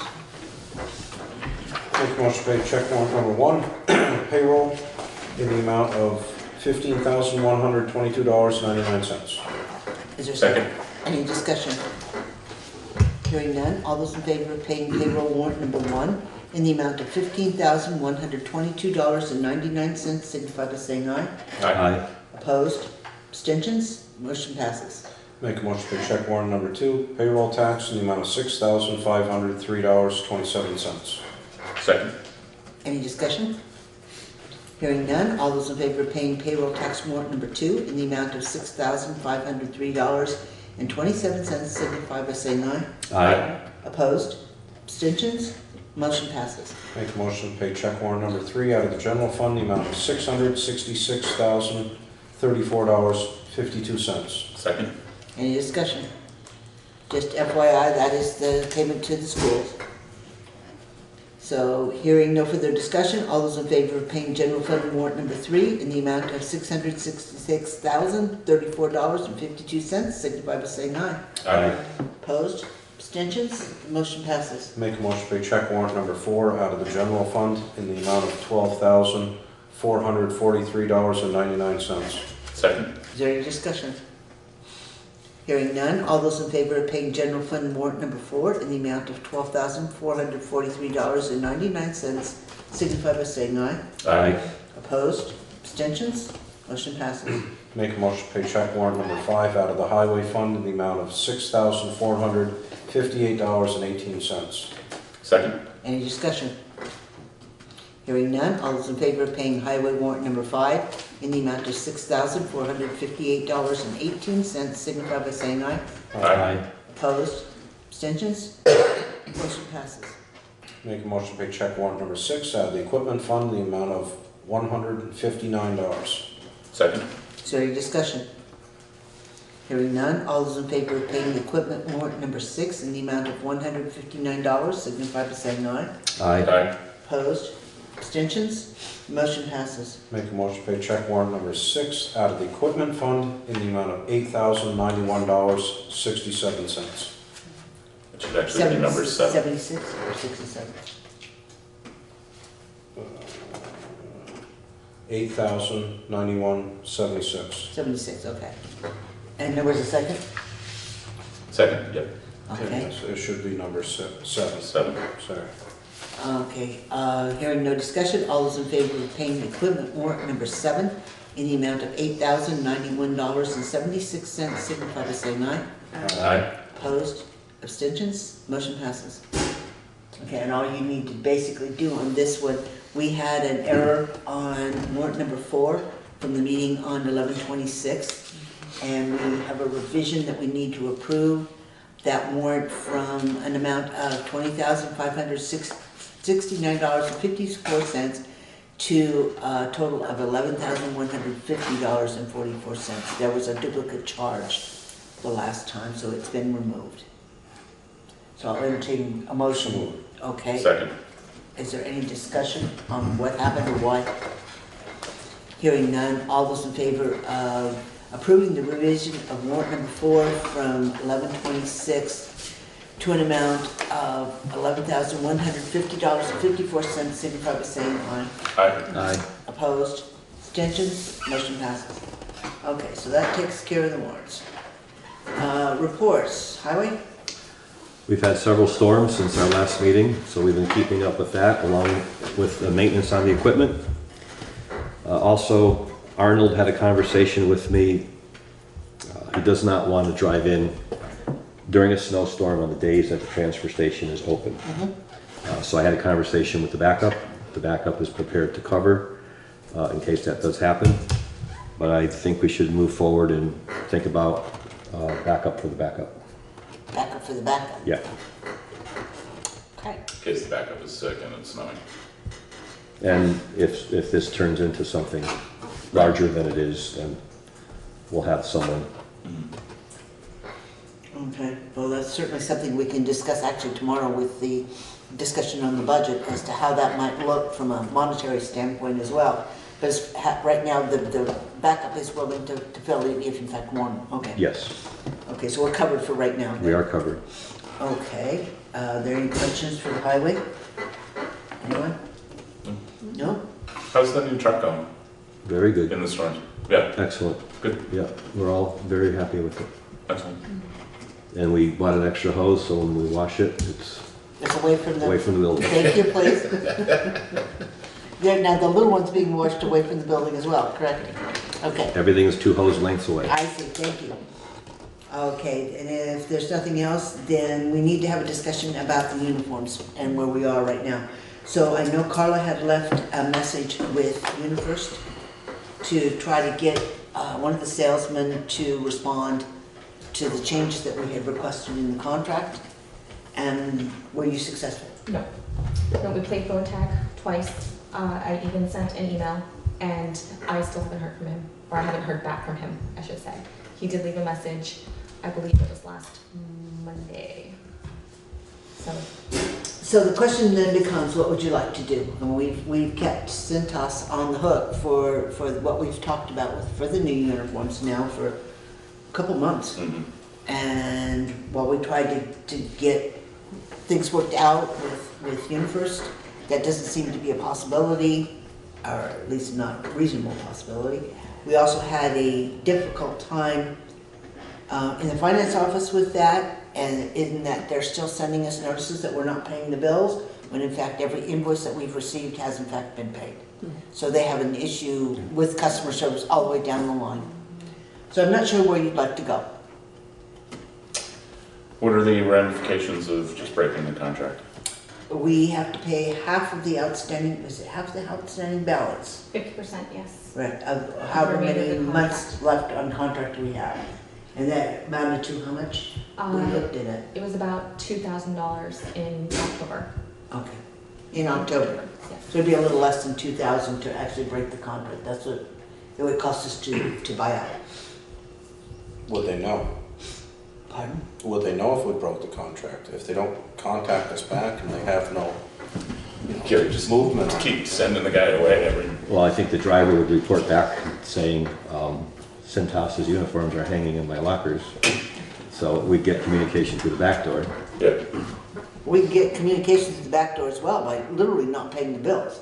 Right. Dave will talk to us then. It'll be a different department, but it's entirely up to the board as far as, you know, what you wish to do moving forward. I know that the highway crew is pretty adamant about the fact that they would like this protective colored clothing to be able to wear, especially this time of year when it's so dark outside. Yep. Right. If they have to be out of the trucks. Yeah, and we can't even get a hold of UniFirst to see if they offer high-vis, or do they? Do we not? I think they do, but nobody, they won't. They won't talk to us. I bet they would if we said we wanted more. Well, I'm sure they would. They're very good about adding charges to the bill, but they don't seem to have anything in the way of customer service when something goes wrong. And that's part of any contract that you sign. There's a certain implied response, customer service response. So again, it's up to the board. We can wait till after the first of the year, take a look at it, and then do the recalculation and see exactly where we are. So the number goes down $44 a week is what comes off of that 2,000. Because that's half of the bill. The bill's $88 a week. Right. Yeah. Times however many weeks we had left on contract, and I don't remember how many that was. It was, I think, until October 11th or October 12th. So we were only a year into the contract? You had a year left of the contract. You had a Roughly year left of the contract? Yes, when we were. So again, we can carry it forward on an agenda if you would like to do that. We can make a decision tonight. We can do whatever you would like to do. And couldn't we make an argument that their lack of response is a breach of contract on their part? Yes, if you want to play that game, we could. I mean, that's not going to save us any money if we go down that road, is it? Is there any money in the budget, like slush money that hasn't been spent by the highway department that we could? I don't know, you have to ask Steve if he's willing to give any of it away. How valuable is that reflective clothing? Well, it's very valuable. Okay. It's the value of a life. Exactly. Right. So, you know, are you willing to go $200 or $2,000 into deficit in some line on the highway just to be able to make sure that those uniforms are what you guys need? What happened to the part where we didn't take the uniforms, where we took the rags and all that stuff? That's what we were trying to get a response from them on. Well, what if we just cancel the uniforms and keep taking the We rags? can't seem to get that accomplished. That was my first query with them. Well, We'd like when the guy delivers the stuff and you tell him to take it back with him. I don't think there's usually somebody in the shop when those uniforms are delivered, is there? He usually comes while we're having our lunch. Does So he? at least there's someone there eating lunch when Paul comes in. I mean, that's a possibility, but that's what we've been trying to do now. I would just tell him to take it back and go on to Cintas and keep getting the rags from him so we honor the contract and just straight out tell him that we don't want the shirts at all. Shirts and pants, Yeah. And My get original email them was from clear, yeah. Cintas and, What was that? you know, if they question it, and we'll get a hold of you. So there usually is somebody there. Yes. Would you be comfortable having one of the crew actually make that statement, or? Well, no, he comes every Tuesday. It's So you around. make a point of being there? I would make a point of being there. So if we pull the trigger on this, the minute we have Cintas, you have the sizes already, uniforms in our possession, then we just cut the cord. Until no more. Yep. So why don't we do that in the form of a motion, and the fact that we're going to go ahead and move forward with whatever needs to happen to do the order with Cintas? I make a motion to have Steve inform UniFirst that we are interested in discontinuing our obligation for the pants and for the shirts, and to remain with the rags with them and make it effective immediately, please. Okay. So all those in favor of basically just leaving the rags on contract with UniFirst signify by saying aye. Aye. Aye. Opposed? Abstentions? Motion passes. So we need another motion to. I would now move that we engage Cintas in a contract for garage uniforms. I'm not as quoted. I'm not, was there a contract on that, Carla? I don't remember. Was Cintas on the uniforms? Or was it just a week to week? I don't think they ever talked about a contract. No, I think he just gave us a quote for the price, and if we accepted it, then they would, we would take delivery in about 3 to 4 weeks. Okay, so the contract may be a. I move that we engage the services of Cintas for the uniform requirements for the town garage. Okay, second for that, please. Second. All those in favor, signify by saying aye. Aye. Opposed, abstentions? Motion passes. So Carla, if you could get in touch with him tomorrow with the sizes and let him know that as soon as feasible, that we would like them to begin delivering uniforms to the garage. That's just over tax rates and everything, we're going Okay, so that's actually a pretty good place to break. So at this point, I would like to take the agenda out of order and move members of the public into the slot. Somebody make a motion to that effect? So moved. Second. Any discussion? All those in favor signify by saying aye. Aye. Aye. Opposed? Abstentions? Motion passes. Chief Beatty? Yes, ma'am. Yes, Ian. Do you want to fill the board in? You've got a better handle on what's going on with this vehicle than I do. So can you fill the rest of the board in on what's going on with engine 2? Sure. So we were putting the chains on it the other night before the big storm and found that it has a broken leaf spring in it, in the back. So we took it out of service. I'm working on getting prices right now for the repair. I talked to him again today about it, and he was going to try to get it to me by close of business this afternoon, but I didn't hear from him, so I'm assuming it's not going to be until tomorrow. With that said, depending on how much it is, I have an idea in my mind, but I would rather see the estimate come in before. Right. So don't scare anybody. You know, if it's an astronomical amount, then we'll have to figure out, you know, do we actually continue and move forward with the truck, or is it time? Astronomical, you're thinking probably under 1,000 for one leaf? You can't do just one. They're 30 some odd years old there. 1,500? It comes as a set. Yeah. We do them in our trucks all the time. It's maybe $600 with the U-bolts and the pins and the bolts with the spring package. Don't you have some kind of an issue with the new versus old springs and making it too tall for the garage? Yes, because he did mention putting in a heavier overload pack, and I told him that I wouldn't recommend that just because we have height issues getting in and out of the building.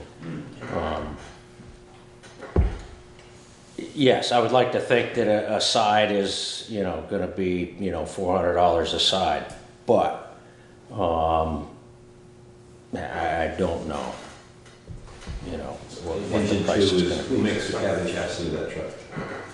It's GMC. So, you know, if they use the same leaf spring that International and everybody else used, then it could be very cheap. If they went with an oddball that was just particular to that truck, then, you know, supply and demand, the price will be much higher. So that's why I was hoping to have the price tonight, but unfortunately it won't be until probably your next meeting. So then isn't that what the new truck was basically acting as backup to, the one we received from Dummerston? That's correct. So that's now the frontline truck? It's the second truck out. It's the second truck out. So at this point in time, there's nothing that's really from a critical nature that would be driving the decision as to what needs to happen to this vehicle. We do have time with the truck that we purchased from Dummerston. I mean, that definitely is definitely a help right now. Yeah, but we don't need a broken horse in the stall. Right. So. No, but it buys us time right now, as far as, you know, we don't have to run out and get it fixed tomorrow. Exactly. Exactly. I mean, would I rather sit there and be able to go out on a call? Absolutely. But Would we be smart to give you the okay to spend up to $1,500 to replace both of the leaf springs and the U-bolts and whatever else you would need for stuff for those too? I'm not sure that's gonna be enough. Okay, so would you recommend a number that would be sufficient to cap it at?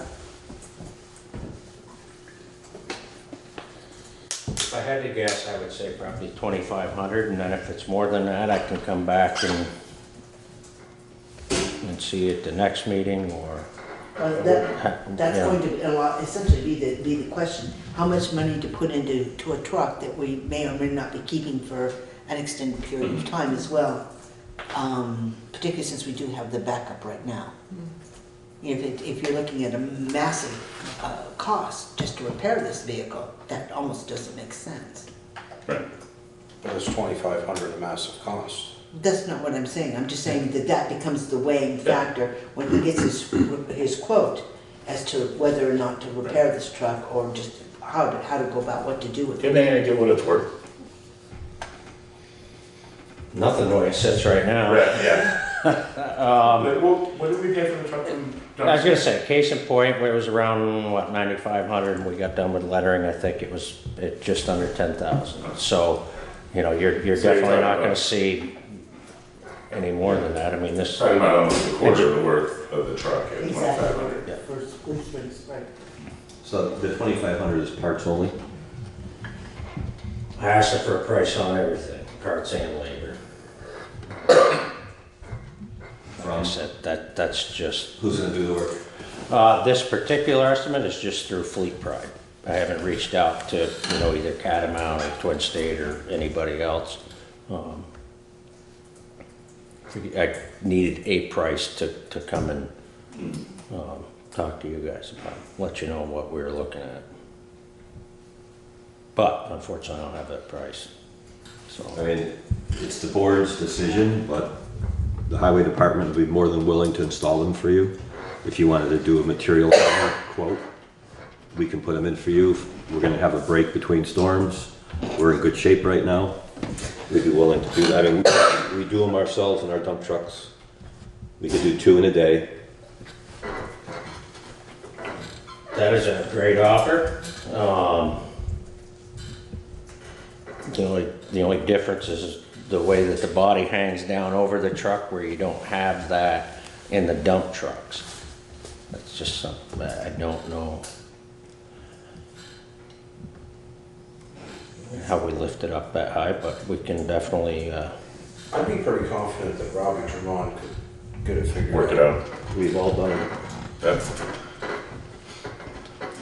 There's too many mechanics in the room. Anyway. I don't even know what a leaf spring is. Oh, I do. I know what that is, Crystal. Go ahead, you. here's a thought. You think you're gonna get a quote tomorrow. You could ask him to separate the quote out into parts and labor. We're meeting tomorrow for the budget. Come back tomorrow and let us know what. Or just email me. Or email Kathy, and then we'll have, because we can then make a decision tomorrow night. You know, along with a recommendation from you as to what you feel, whether or not it's completely out of line. And then we'll, if you get that to me, I'll bring it to the meeting tomorrow night, and we'll have a quick discussion about how to move forward on that, if that works. That's fine. Okay, and then that'll give everybody a direction from planning to have space in the garage to whatever. So, okay, if that works for you, that's fine. Yes, that's fine. On another note, we're starting to get bits and pieces of the audit materials back. Yeah. And I thought that this little recommendation that came through from the auditors today would probably be advantageous to you, because this would not be in the final report. Something that you might want to see, as you and I have talked about what's coming out in the very bottom. Yes. And I did speak to Mr. Marshall, and he was here today doing some additional work. Okay. And he seemed to feel that he might have a copy of the bylaws. So if at some point in time we could actually get a copy of that and keep it here for the auditors to be able to look at, I think it would clear up a lot of the confusion that's going on with the association money versus the town money.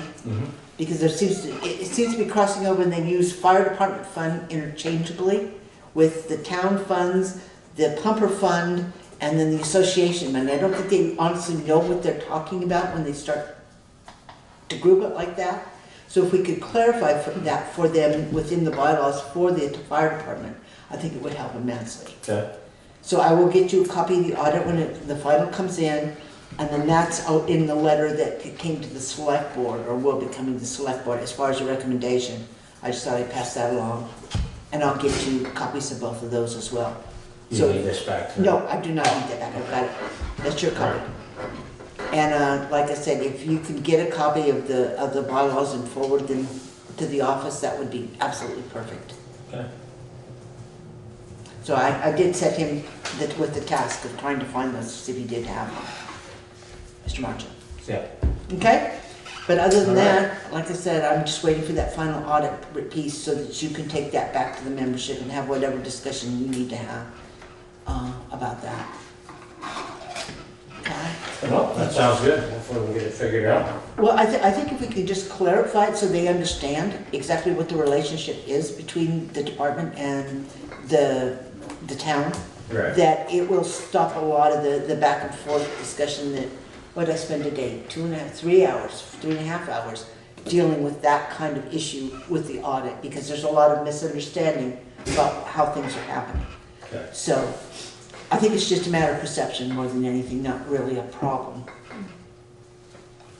All right, we should be able to get that squared. Yeah, and like I said, we signed off, sent the final paperwork in today, so that final report should be out in the next week or so.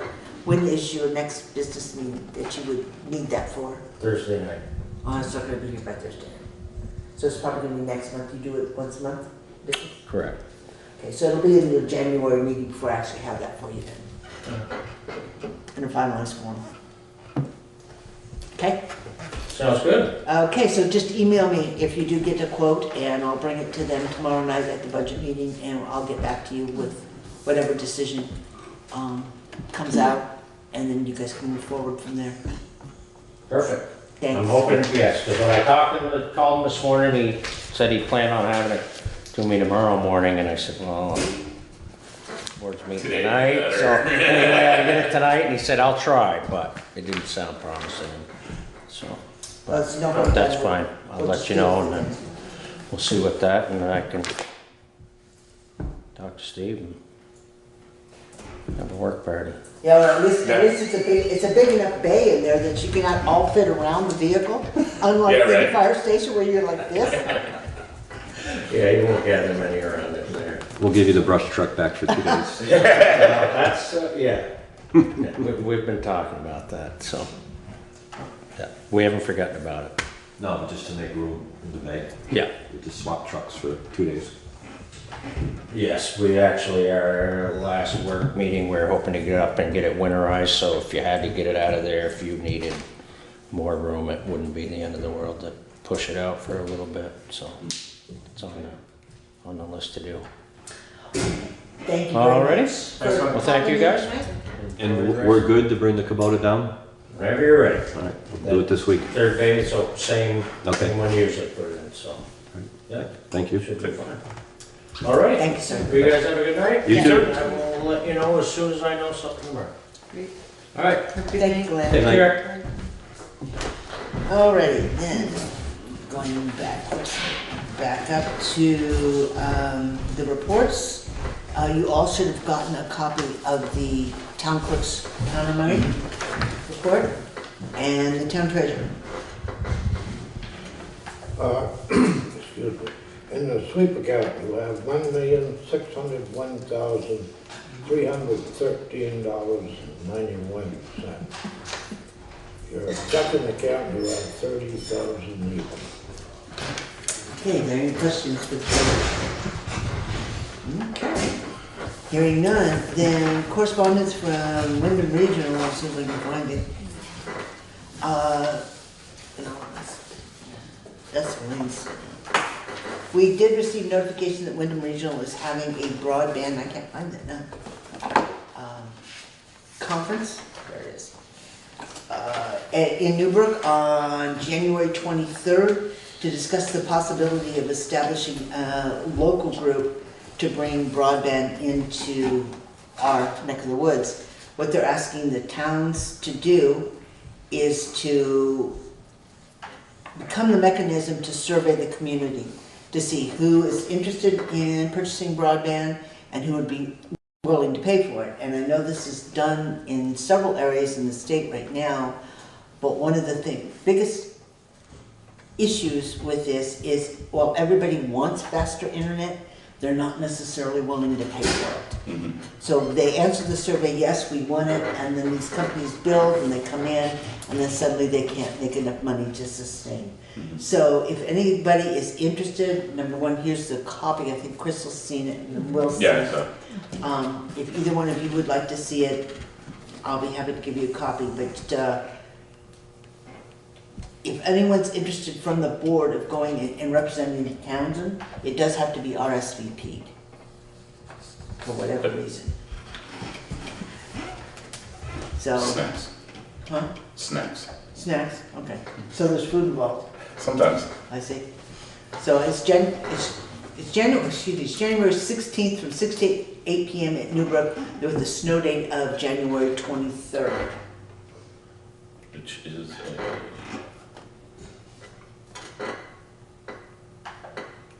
Thursday night. And then the board would need to make a decision if the recommendation from the representative is to move forward on that. The board would have to say, yes or no to that, because again, we're the ones that have to put out the surveys, collect the surveys, and provide the information to whomever. Did you want to see it, Rob? Steve, did you? I believe that's what Crystal sent me in an email today. Oh, okay, so you've seen it? Yeah. Okay, so I really, all right. That's just, so you thought you could go? Yeah, I think I'm there. Okay, well, if you do go and come back and let us know what they have to say, and what bright ideas they have, that would be great. Okay, there is no old business that I'm aware of. Setting budget workshop dates, we have one tomorrow night. I don't think we can technically set another one until we have the first one tomorrow night, right, to see where we're going. 4:30. So now we have two requests for the use of the town hall. The first one is from Wyndham Regional Commission to use the town hall for an energy planning event on December 12th. Thursday. So I would need a motion to allow Wyndham Regional to utilize the town hall on December 12th, and followed by whatever fee or whatever cost might be associated with that. Does anybody have a motion? I would move to let Wyndham Regional use the town hall Thursday, December 12th, under the regularly scheduled fee structure. Second. The one, the one question I have is do they normally just use the upstairs? Yeah. So that would not include the downstairs. So that would be $100 for a base fee in the wintertime for the upstairs. Right. Okay. So for $100 fee, the $100 fee. All right. Was there a second? You seconded that? Is there any further discussion? All those in favor of allowing Wyndham Regional Commission to use the town hall for an energy planning event on December 12th for a fee of $100 signify by saying aye. Aye. Opposed? Abstentions? Motion passes. No. Usage fee. Okay, so Carla, if you would let them know tomorrow, they did include their certificate with the document, so we do have that. The second one we have, I'm not sure why we have it. It's a request from Suzanne Clark to use the town hall, but I don't know what for, so I don't know if we're talking upstairs, downstairs, or what we're actually talking about. So. Sounds like we should contact her and It would, see what she's talking about. well, it's for January 11th from 1 in the afternoon until, it's got a question mark for the time. But I don't know what it's for. I don't know if it's so a dining room or whether it's a. Or the whole building. Exactly. So, would you like Carla to get in touch just to find out Yeah, what's. give her a call. Yeah, ask her the whole building or just the downstairs? Yeah, we need to know what she needs use of. Think about amending that form to have a checkbox or something. For which one, which piece? Whether you want them upstairs, downstairs, or both. Well, see, that's part of the thing, is we also have common use, and then both of them are checked here. And I don't think anybody's using the common right now. Oh, she checked the common too? Yeah, she did, so, you know, it is. Busy weekend. It's Yeah, gonna. if I have to plow it, you gotta let me know. Go turn the fountain on. Stay away from those trees. So, yes, if you would get in touch with her, because I won't see her, and just find out what part of the building she needs to use. That would be helpful, and then we'll take a look at it at the next meeting, okay? Okay, so we've already done Glenn, because he came and just actually talked to us. So now the big elephant in the room, ladies and gentlemen, is what do we do about our second meeting in December? That's easy. I think it should be at your house. On Christmas On the Eve? 24th. Yep. Open house. I'll bring Swedish meatballs. I'll bring the chafing dishes. I'll bring the eggnog. I'm not gonna eat it. Perfect.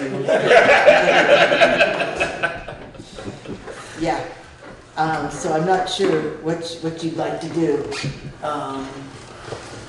We have a budget meeting tomorrow, being the 11th, Yep. and we could meet the week of the 5th, no, we can't meet the Tuesday of the 17th, because that conflicts with my other Tuesday meeting. Right. So we could meet any day but Tuesday, or we could meet after Christmas. Which would then be That week doesn't. That's a New bad Year's bad Eve. week. So I don't know what you'd like to do. I mean, we can't postpone. What about the 18th? What about a Wednesday? So the second meeting in December is what we're talking about. Yeah. The second Yeah. select board meeting. What if we chose the week before the Christmas holiday week? Like That Wednesday, the yeah. 18th or something? The 18th I could do. I can do the 18th. That's next week. Well, yeah. Yeah. So it's gonna be a short meeting. There probably won't be any bills because I doubt seriously Elaine will have them ready to go, which means Right. she's going to have to prepay anything that falls into that Into that essential window. 4-week crack. Yep. Yep. But, you know, we can certainly do it that way. Or we can take it into, let's see, how's January laying out? See, January would be Tuesday, so got it. Maybe the 14th. It'd be the 14th. Yep. That's a long time to go. Let's scribble it off a little corner of the paper, write down your agenda, put in your pocket. So maybe instead of doing, Well, we could do the 18th and do the 7th as a budget meeting.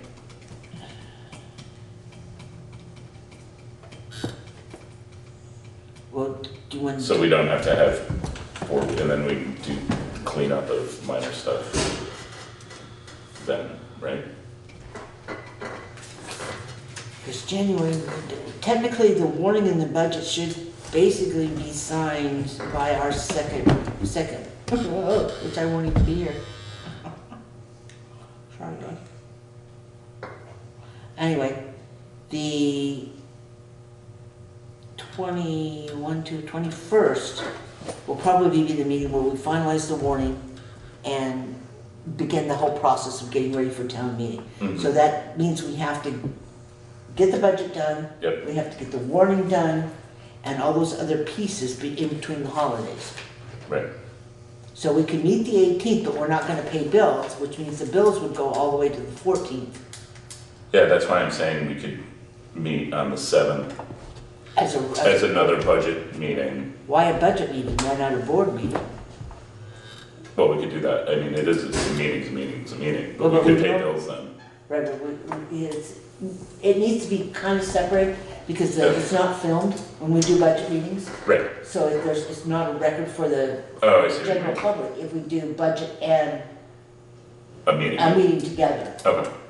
Yeah, So it's up to you guys. it would be, yeah, it would just be adding a regular meeting in that. In the middle. In the middle. Yeah.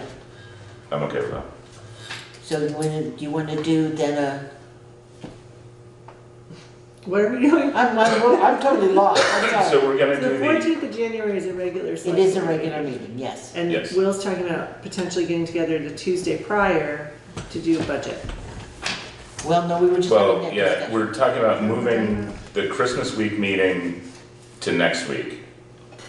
And then making the 7th an additional regular meeting, so that we don't go 5 weeks without paying bills and doing stuff like that. So we would meet on the 18th, and it would be a short meeting, because that one we could probably, that way we could actually possibly do a budget meeting afterwards. So we could do a regular meeting on the 18th, to clean up whatever happens in this next week. Yeah. And then have a budget meeting, and then schedule a regular board meeting then for the 7th. Yeah. So we don't go all the way to the 14th. I mean, it cut a week off of overdue bills. Yeah. Because there won't be any next week, I can guarantee that. So what's your pleasure? I think we do that. So we move the Christmas Eve meeting to the 18th. Wednesday. And do a combined select board and budget And meeting. do select, should we start So early? we can start earlier? Would that be We possible? start, I could, yeah. On Wednesday? Wednesday the 18th, I could be here by 5. I can be here by 5. I don't know, I gotta bake a lot of Christmas Do cookies, ya? I gotta Got a wrap bakery or- presents, I'm pushed. I'm like packed right up to the hilt. What about you, Steve? I'm good. Okay, so we'll plan on 5 o'clock on the 18th, and we'll do. With a budget meeting to follow. A select board meeting at 5. Or does that work for you, Rich, to be able to, because we have to. We're changing dates on Rich, so that doesn't necessarily mean you'll be able to follow us. Yeah, I don't know, there's 5 meetings already that night. Well, that's okay. We'll miss you. We'll say we're sorry. Just leave the camera, we'll set it up. We promise not to break it. We just might have it pointed somewhere else. And then to follow with a budget meeting, so that budget, yeah. Okay. And then move the initial meeting in January to the 7th. Correct? So we'll do 2 weeks back to back? Yep. Yep.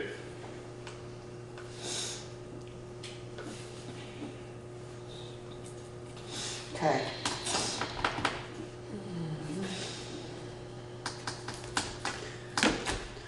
Okay, so if there is a, Have you gotten any budget information yet from the listers and the town clerk? I've gotten the town clerk, I've gotten the, planning commission turned theirs in today. The fire department has turned theirs in. Okay, so we got stuff to talk about. Yeah, the listers haven't turned anything in, but that's not uncommon. And we have not received the libraries yet. So I don't know where the trustees are, but that kind of goes in a separate section anyway. Yeah. So yeah, we can actually begin, of course, we can always do it backwards since you've already done the highway too. So we can start the discussion tomorrow night with what are we going to do with salaries, which is the biggest piece of the Yep. town budget. What we're gonna do with salaries, make a decision there, and then start filling in the sheets for the highway since that's already done. Yep. And then once Carla has the information on salaries, she can go through the calculations on employer costs and humors, that type of thing, and go ahead and get those plugged in. We've already done health insurance, we know that's now a set fee.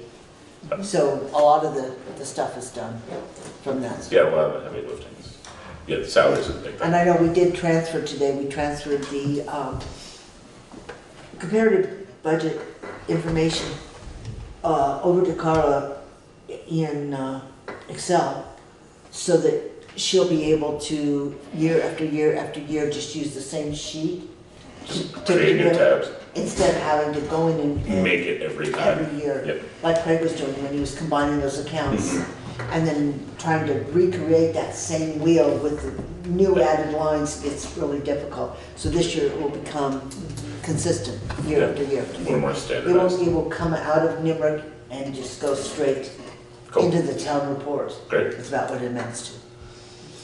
Okay, so if there's nothing else and nobody has any additional business, I would entertain the motion to adjourn at 7:15. So moved. Second. All those in favor, signify by saying aye. Aye. Aye. Opposed? Abstentions? See you all tomorrow night at 4. 30. 4:30. No, it actually says 4.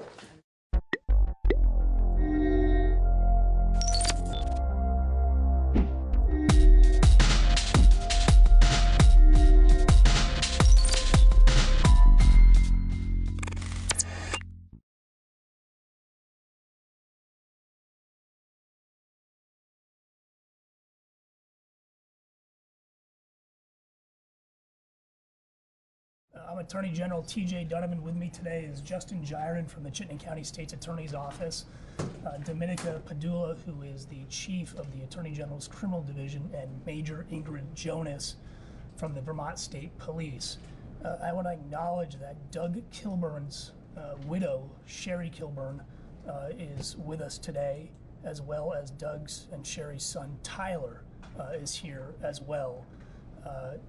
Tyler and Sherry will have a statement to make to the media after we are done. I want to thank Sherry and Tyler for being here today. Earlier this week, I met with Sherry and Tyler to inform them of my decision. I want to thank them for their time that they spent with us. I want to thank them for their presence here today. We are here to announce our conclusion of the review of the use of force incident involving Burlington Police Officer Corey Campbell with Douglas Kilburn. We have reviewed the officer use of force incident that occurred on March 11th, 2019 in Burlington. The Attorney General's Office is declining to prosecute Burlington Police Officer Corey Campbell for charges related to the use of force against Douglas Kilburn. Based on the totality of circumstances, I've concluded that it was reasonable and justified for Officer Campbell to use force to defend himself.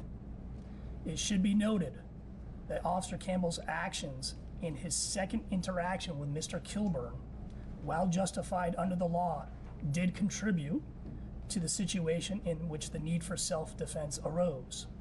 Training and accountability on de-escalation techniques are essential to ensuring that officers are not putting themselves and citizens in danger.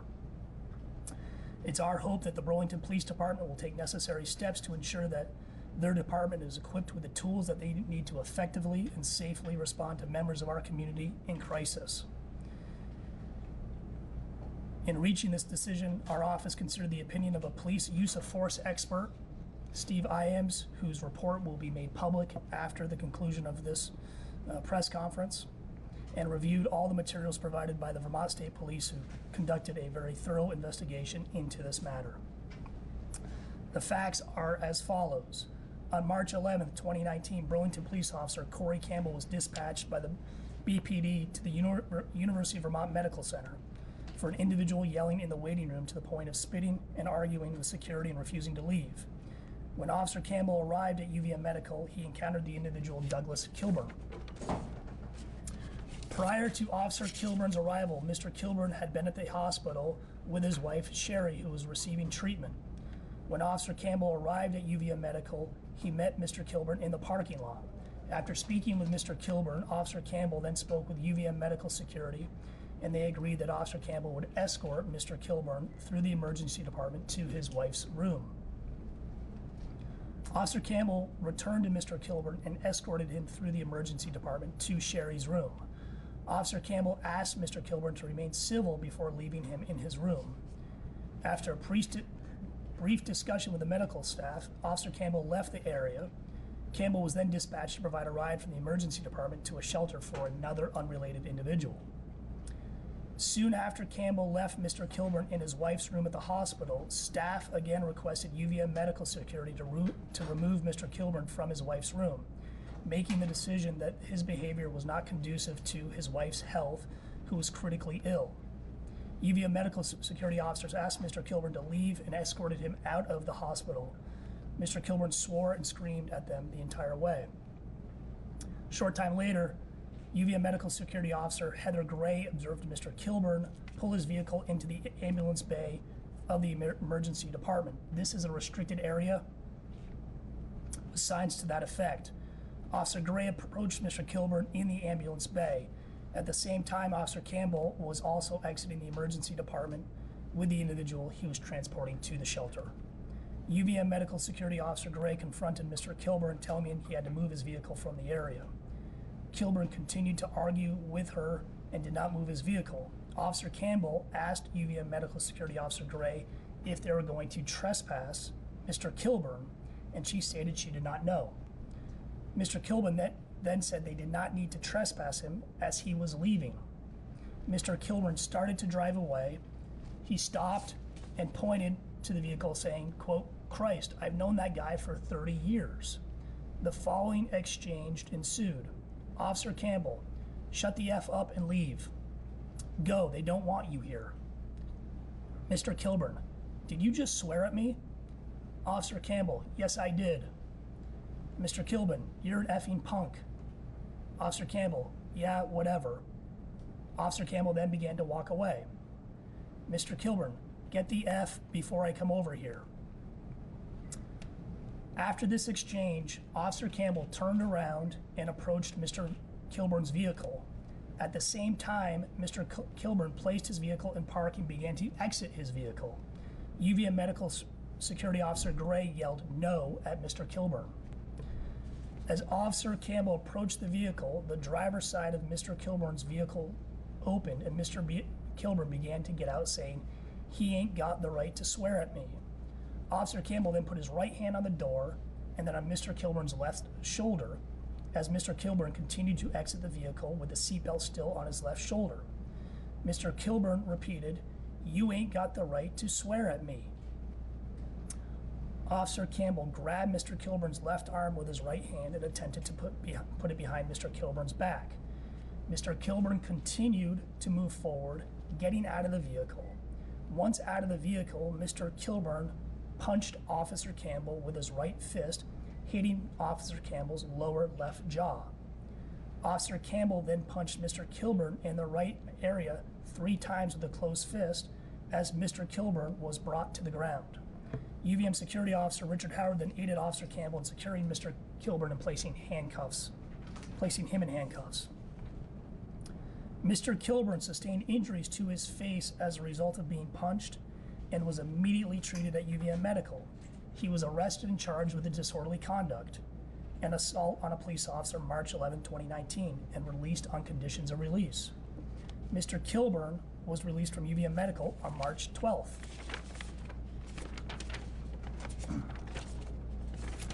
On March 14th, members of the Burlington Police Department conducted a welfare check at the request of Sherry Kilburn. At Mr. Kilburn's residence, officers found Mr. Kilburn deceased in his bed. The Office of the Chief Medical Examiner of Vermont conducted a final autopsy report, and Vermont Chief Medical Examiner Dr. Stephen Shapiro made the following findings, quote, "Cause of death, undetermined terminal mechanism due to multiple underlying conditions. Contributory cause, hypertension, cardiac and cerebral vascular disease, obesity, skull fractures due to blunt impact. Manner of death, homicide, struck by other. The medical examiner, by law, has only 5 options to choose from in the manner of death category: natural, homicide, accidental, suicide, or undetermined. Dr. Shapiro included in further clarifying statement that homicide is a medical, not a legal designation. The Attorney General's office, in thoroughly investigating this matter, consulted with Steve Iames to review this incident specific to police practices and policy. Steve Iames is a highly recommended expert on police practices, including use of force, and has trained law enforcement on these issues both here in the United States and abroad. Mr. Iames evaluated both interactions between Officer Campbell and Mr. Kilburn. In the first interaction, Mr. Iames noted that Officer Campbell demonstrated empathy, patience, and professionalism in regard to Mr. Kilburn. However, that was not the analysis of his second interaction. In his second interaction, Mr. Iames noted two factors that precipitated the onset of Mr. Kilburn's assaultive course of action / behavior directed at Officer Campbell. According to Mr. Iames, the first factor was Officer Campbell's language, quote, telling Mr. Kilburn to, quote, shut the F up and leave, go, they don't want you here.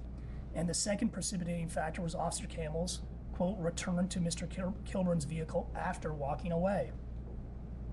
Mr. Iames noted that, quote, officers should not use profanity when verbally interacting with citizens, and that contemporary police training policy and practice generally prohibits officers from using rude or profane language. However, Mr. Iames concluded that the above precipitating factors did not create, quote, a basis or justification for the assaultive behavior directed by Mr. Kilburn towards Officer Campbell. In Mr. Iames' opinion, quote, the closed fist strikes delivered by Officer Campbell in response to Mr. Kilburn's initial closed fist strike were, quote, in self-defense based on adequate cause and provocation and were generally consistent with contemporary police training, policy, and practice. Under Vermont law, a person who kills or wounds another in just and necessary defense of his own life, quote, shall be guiltless. In Vermont, self-defense is justified when 1, the defendant was not the initial aggressor, 2, the defendant was justified using a reasonable amount of force against another, and 3, he reasonably believed that he was in immediate danger of unlawful bodily harm and that the use of such force was necessary to avoid the danger. In our analysis, based on the totality of the circumstances, we concluded that it was reasonable for Officer Campbell to use force to defend himself. Officer Campbell was not the initial aggressor as Mr. Kilburn delivered the first punch, a closed fist strike to Officer Campbell. Second, Officer Campbell was justified in using a reasonable amount of force against Mr. Kilburn. Officer Campbell used a closed fist to strike against Mr. Kilburn. Officer Campbell did not employ any other weapon in his response to being hit, and Officer Campbell was reasonable to believe that he was A, in immediate danger of unlawful bodily harm, and his use of such force was necessary to avoid this danger. Mr. Kilburn had already been assaulted, and Officer Campbell's force was necessary to avoid this danger from continuing. It should be noted that while Officer Campbell's initial interaction with Mr. Kilburn showed exemplary tactics and compassion, his second interaction did not. Officer Campbell's use of foul language and antagonistic behavior did not de-escalate the situation, which ultimately put him in a position when it was necessary to physically defend himself. It's our hope, and I know it's the Kilburn's hope, that the Burlington Police Department will commit to de-escalation training, to continue to commit to de-escalation training for their officers to ensure that their department is equipped with the tools they need to effectively and safely respond to members of our community in crisis. I want to note that Doug Kilburn was in crisis that day at the hospital. His wife Sherry was in critical condition up at the hospital. He was trying to see her. This was a tragic situation that frankly could have been avoided. I spoke to the mayor last night and I spoke to the chief this morning.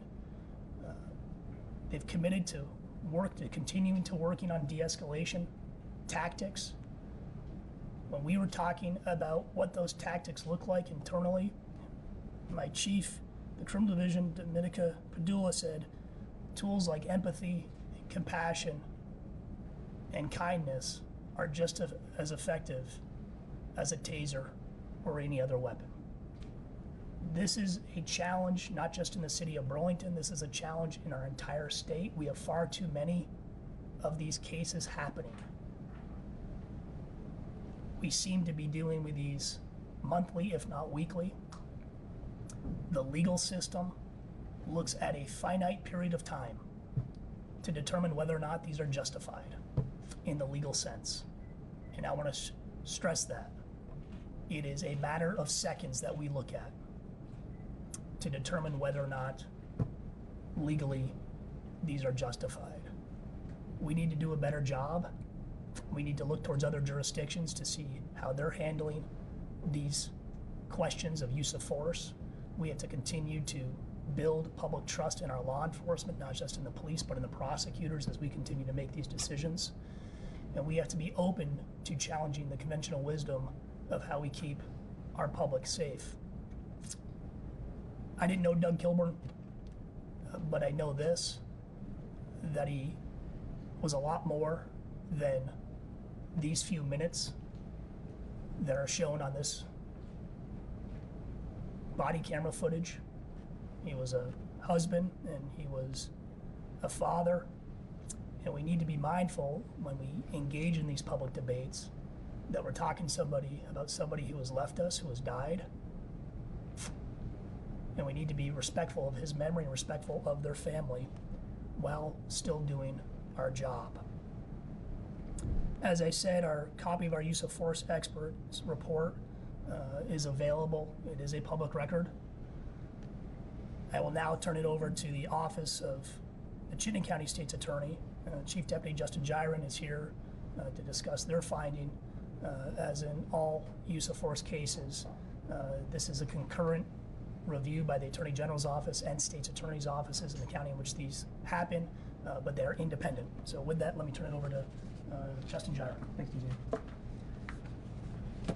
Good afternoon. I would like to thank Attorney General Donovan and his office for their review of this incident, as well as the Vermont State Police for their very thorough investigation. I would not change anything in terms of what our opinion is from our office. We did review the facts, the investigation, came to the same conclusion as the Attorney General's office, and likewise echo the sentiments that this is a very tragic event. Our condolences to Ms. Kilburn and her family for what happened to Douglas Kilburn, but we do agree that in this case, no criminal charges are justified against Officer Corey Campbell. Thank you.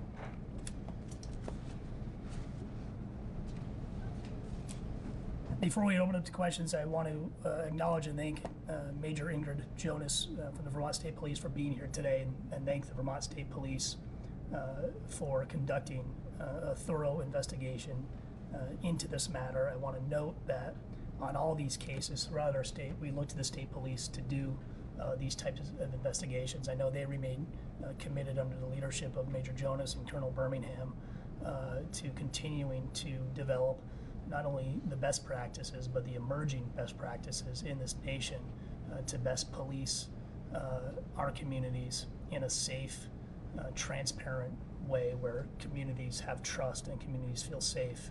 And we have work to do, and we acknowledge that. So with that, let me open it up to questions. Douglas Kilburn died while facing, as I understand it, a criminal charge for disorderly conduct as well, and I think assault on a police officer. Was that charge against him justified in light of the body cam video, which showed that he seemed to swing at the officer in response to the officer putting his hand on his wrist? So I believe that was brought by the State's Attorney's Office, so I'll let Mr. Gyron address that. So, yes, the review of the body cam and the investigation, the subsequent investigation by state police, wouldn't change the decision to charge Mr. Kilburn as we did. Obviously, the charges were dismissed after his death, but there's no reason to think that anything we learned afterwards would have changed our decision to charge. It was dismissed by a judge or by your office? By our office. So it wasn't really dismissal, it was more you opted not to charge. There's no judge who found probable cause, is what you're saying? Well, I think I think the court had found probable cause because we filed the charges, so we had to dismiss the charge. So it wasn't, we didn't just bring it. There's an affidavit on file? There should be.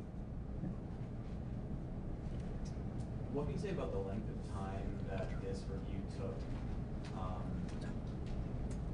In the instance of the officer involved shooting Montpelier, that took a matter of, I believe, maybe a month. This has been several months later. What about the timing of the review of this? Sure. I can certainly speak for myself and Ms. Padula and others in my office, I was troubled by this. I think we're all troubled by what happened here, and I think when you look at that expert opinion, the decision by Campbell to engage Mr. Kilburn and use that language escalated the situation at that point in time. And I thought that it was incredibly important to bring in an independent third-party expert in the use of force to look at this and provide that expertise and opine whether or not that his actions were reasonable under the circumstances, because we were troubled by what we saw on that video, and the length of time was because we were waiting for the expert's report. How did you find this independent expert? He's actually used and worked with VSP, and I think is very well regarded by the Vermont State Police. What was most troubling to you about the interaction? Because it could have been avoided. That's the bottom line. It could have been avoided. Did you anyone in the investigation end up talking to Campbell? No. Interviewing him? Nope. Would that potentially have made a difference in any part of this investigation? Look, everybody has a right not to be interviewed. You know, we're having this debate right now about whether or not police officers should be entitled to review body camera footage before they're interviewed by the police. I agree with the Vermont State Police that they should not. Here's why. Any other suspect in any part of this state today that is interviewed by any member of law enforcement is not going to be presented evidence before they're interviewed. No, but they may have seen it in, you know, somebody else's video or photos. But they're not giving it to them by law enforcement. That's entirely different. And this comes down to public trust, and I think I'll let Major Jonas speak about this. Is we want their perceptions of what they remember. But let me turn it over to Major Jonas to talk about that. Yeah, I think TJ said it well, but in an investigation like this, we're looking for the independent recollection from the officer. We're looking for their authentic perspective on it. We have the video, so that is one piece of evidence, but we're really looking for their perception, because the determining factor in cases like this really is the perception of the officer in terms of the threat. Do you think Officer Campbell should face discipline in the Burlington Police Department? That's up to the Burlington Police Department. Did you invite anybody from Burlington to be here today? No, I did not. I talked to the I mean, they had a lot to say about it. Why wouldn't you invite the mayor, or the chief in particular, since he seems to have some thoughts on this? Because I think we wanted to be as respectful as we possibly could to the Kilburn family today. As I said earlier, Doug Kilburn died. And this isn't about a debate. We have a job to do, and we're going to do our job. But I think we can do our job incredibly respectfully to Mrs. Kilburn and to Tyler Kilburn. And yep. And I think sometimes we all lose sight that there's a community member here and families who are grieving. And I talked to him, I informed him of our decision, had a very productive call with both the mayor and the chief. They are committed to policing the best possible way in the city of Burlington. And as we said, we all can do better. I include myself in that definition. We all can do better. There's too much of this going on in our state. When you say there's too much of this going on in our state, what's happening here and what needs to be done? I don't know what's happening here. I would say, and I don't have the numbers off the top of my head, but we're doing a lot of these. And I think that we want to make sure that everybody feels safe. Not specific to this case. I think mental illness is a major issue in this state. The Vermont State Police do a tremendous job in policing the state. We have to continue to, I think, learn how to best de-escalate and to talk to people. I know the city of San Antonio has a great program in their policing and interacting with folks who are in crisis. And the police have a tough job. Let's be honest about it. When there's a crisis, the police are called. And we have to have a conversation in our state about, do we want the police responding to everything? Because they do respond to everything, and a lot of those calls are mental health calls. Or do we have community outreach? Are we willing to fund those programs? Are we willing to train on them? So it's a complicated issue. I don't think there's any easy answers, but I think we all remain committed to doing this better, to making sure that Vermonters feel safe, to making sure that Vermonters feel safe to call the police. And that comes down to public trust. You mentioned trust in your opening comments and everything. I'm just wondering, you and your predecessor are like one for 45 now for filing charges against police and use of force cases. So one case you did file, called a grand jury. Why no grand jury in this to let the citizens in Chittenden County determine whether this conduct was proper or improper, rather than you, who has a record of not prosecuting? Well, we look at the facts, and that's our job. And you talk about transparency and the need for transparency, you know as well as I do, the downside to a grand jury is that they could indict, or they could not, and then nothing would be released. No, you can release. Nothing would be released. A grand jury proceeding is secret, Mike. You and I both know that. You are free to talk about it. Your predecessors have talked about grand juries. I would respectfully disagree with you on that. I'll show you. And I think our job is to make decisions based on the facts, to do it in a transparent way that the public, while they may not agree, can acknowledge and understand the reasons why we made a decision, and to do it in a way that is, as I said, transparent. So whether people agree or disagree, at least they understand the factors and the facts for which we made our decision on. In mid-September, when refiling the charge against Aida Gurung, you said the community hears the evidence, all the evidence, and they get to decide. If you were very interested in the community weighing in on that case, what's different about this one? I'm not sure I understand your question. Each case is different, and you go by the facts and the evidence. We reviewed the facts and the evidence, and we ruled that the use of force used was reasonable. Therefore, there is no criminal charge. So question, this is the second case that I've heard where you've said at a press conference similar to this one that our scope of the law is too limited in situations like this. But yet I have yet to see anything legally change as a result of that. And as you mentioned in your comments, we keep coming back to these kinds of cases. Yeah. At what point do we actually take a look at what our law says is allowed and change it if we're going to keep coming back to the same statement at press conferences about use of force incidents? Sure. I think you've had some conversations this session. I think this is incredibly complicated. I think there is no easy answer. And I think what we struggle with is the facts, which I articulated, really come down to those matter of seconds. And I think there's a whole other story that we try to tell about why was Doug Kilburn at the hospital? Why was he struggling that day? What was going on with Sherry? And I think understanding the full context of the situation is incredibly important. But when you get into the use of force and whether or not something's justified, you're going to look at those seconds where force is presented, and then the question is, was that reasonable how this person responded to that force directed at him or her? And I think, I know California has changed their law, and I'm not endorsing the change in California. What I am endorsing is a conversation about it. Would you support any of that conversation comes up expanding that window like California has done?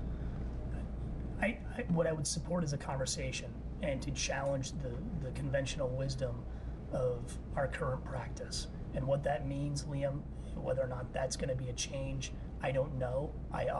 What I do know is this, that we have to take a critical look at our system and to get all the facts and the evidence and see what works. I mean, you seem to have an issue, though, or at least are troubled by some of this. So supporting a conversation is easy, but supporting change is more difficult. So, I mean, where would you come down? Well, it would also be unreasonable to support change when you're not fully cognizant of all the nuances of the law, and I'm not there yet. And I think we got to do more work, but I think any prosecutor, any police officer, any member of our community is going to be troubled by this. Somebody lost their life. I'm troubled by that. How is the law too limited? Because you look at seconds and you look at use of force, and it's the force directed at you, and whether or not the force that you respond with is reasonable. And in this incident and many others, that is a matter of seconds. And I think that when we look at the totality of circumstances, somehow expanding that and looking at perhaps at some of the other factors is something that we should do. The other part is to acknowledge that just changing law is not going to solve this. We have to do a better way of building trust in our community and responding to mental illness in our community. Would your decision in this case have been different if you had been able to look at the wider? I don't know. It depends on the standard of law. It depends on the standard of review.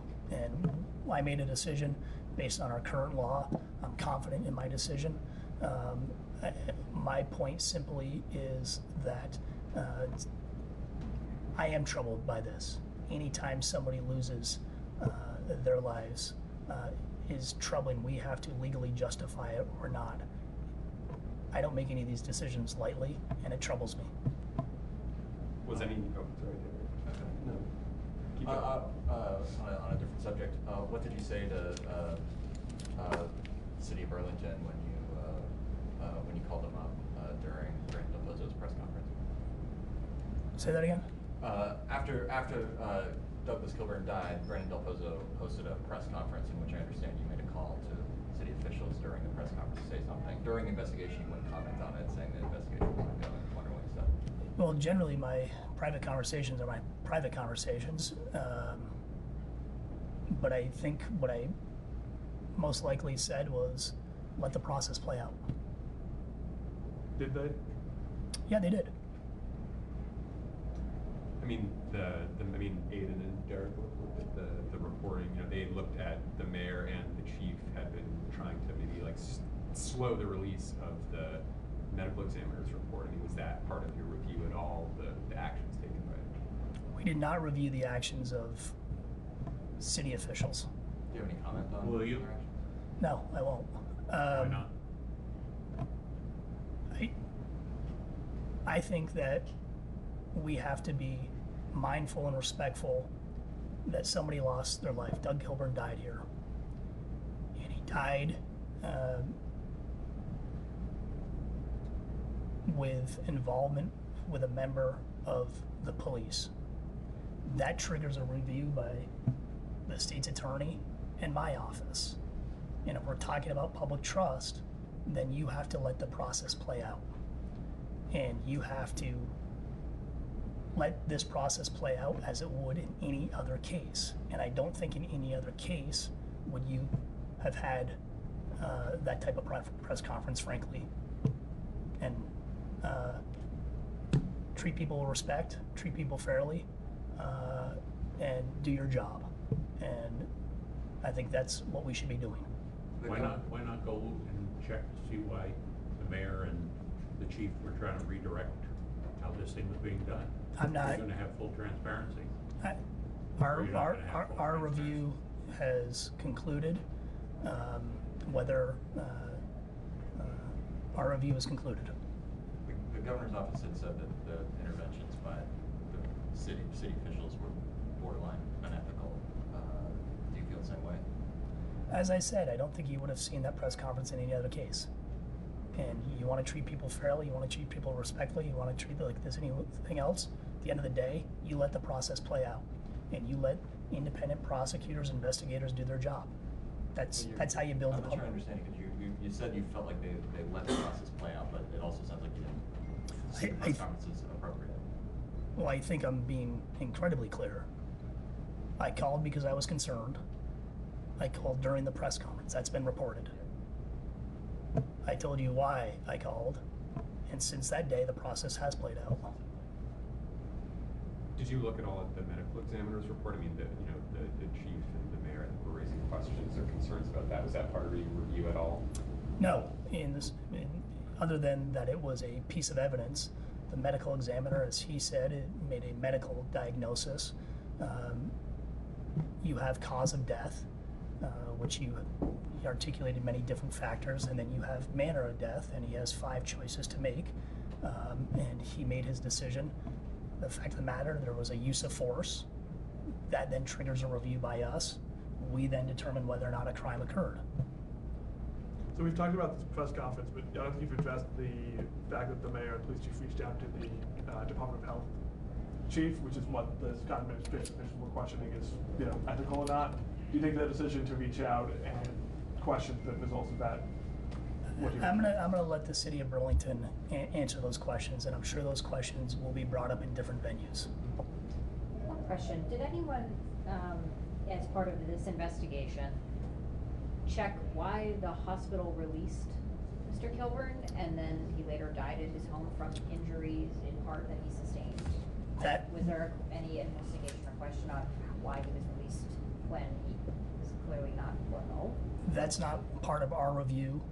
We looked at whether or not Officer Campbell's conduct arose to the level of a crime. I'm sure your review was consistent with that. Oh, absolutely. Yeah, it wasn't part of our review to go and talk to the hospital about the care that Mr. Kilburn received. I'm curious, does anyone actually look at that? I think in different venues, those questions may be asked. What venue would that be? I think in different venues, those questions may be asked. Which one? Other questions? Burlington police have been pretty vocal about their use of force training. Do you see anything lacking in that training?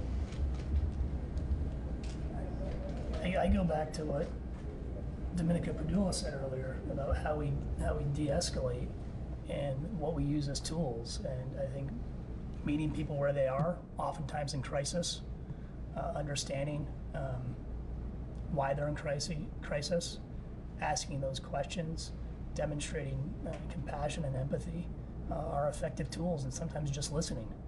And I know when you look at the city of San Antonio, their outreach is really based on that. Meeting people where they are and simply listening and understanding as a way to de-escalate. Frankly, in this case, Officer Campbell demonstrated that with his first interaction, but it was a completely different interaction the second time he encountered Doug Kilburn. And I think that's troubling to me and I think the expert talks about this, that he really was an exemplary police officer that first interaction. He was compassionate, he was demonstrating empathy, he was trying to solve a problem. But that did not happen the second time they met. What's the status of Officer Campbell right now? I don't know, I know you'd have to ask Burlington Police. My understanding is that Officer Campbell is on, he's not doing his regular duties. I think he's doing administrative type tasks inside the department until this review is complete. So I'm sure that they'll reassess after today's decision. Thank you. So let me now turn it over. Did he return to the street before he gets a little more training? That is a question for the Burlington Police Department and the mayor. If they ask you your opinion?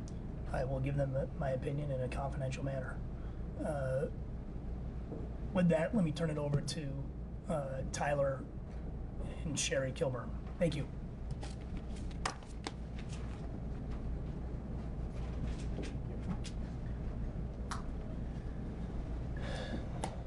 To begin, I want to thank TJ Donovan for giving me the opportunity to speak and address you all today. I'll be reading a statement, and I personally will not be answering any questions at the conclusion.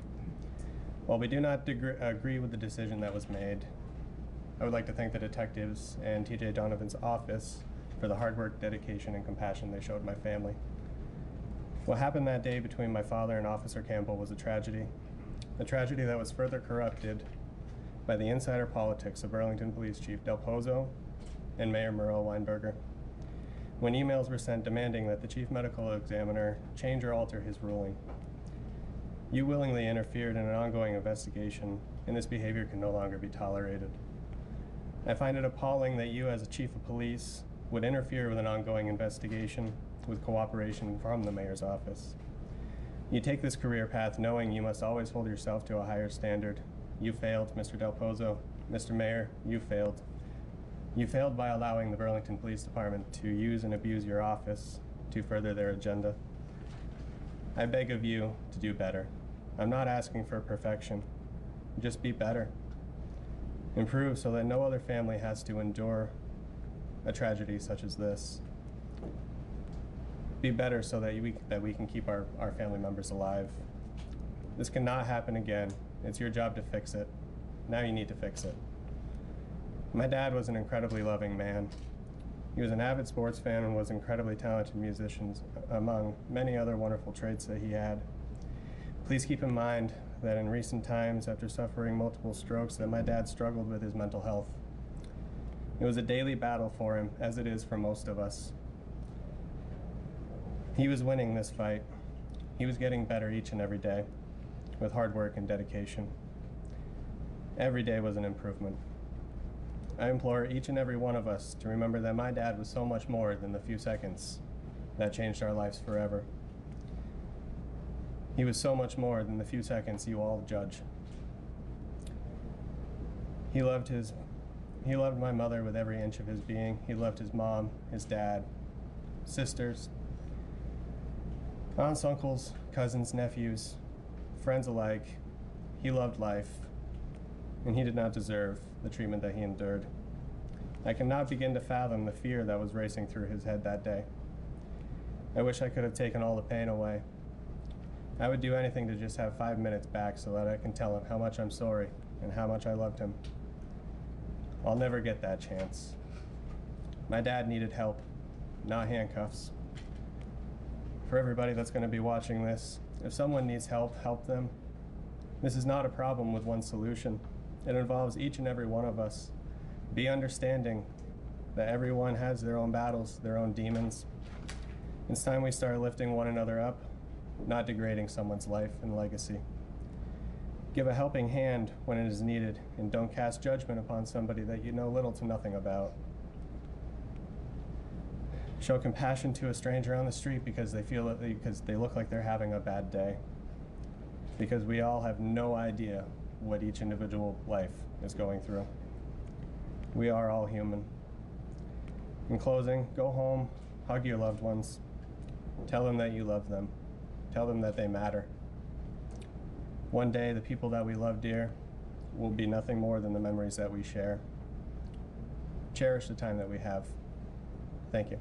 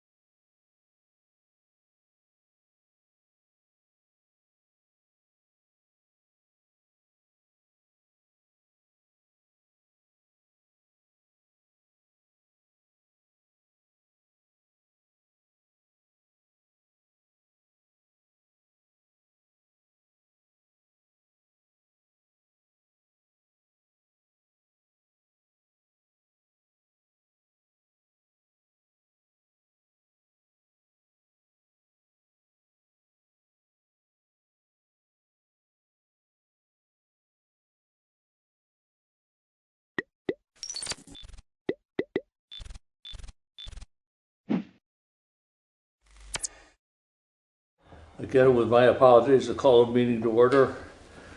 Has anyone anything they'd like to add to the agenda for this evening? Just the change of the gentleman who's visiting today. We will, right. I understand there's no reason for an executive session this evening. I believe we could proceed by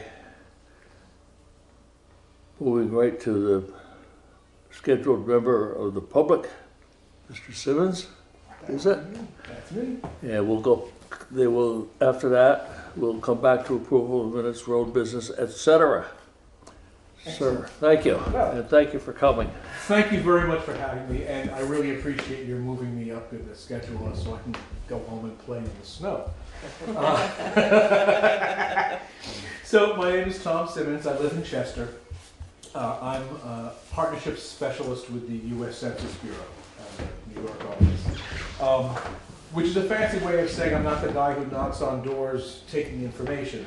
What I do is I'm in charge of going to community groups, town boards, senior centers, Rotary clubs, Lion clubs, all throughout Windham County, Windsor County, and Sullivan County, New Hampshire. I got a big territory.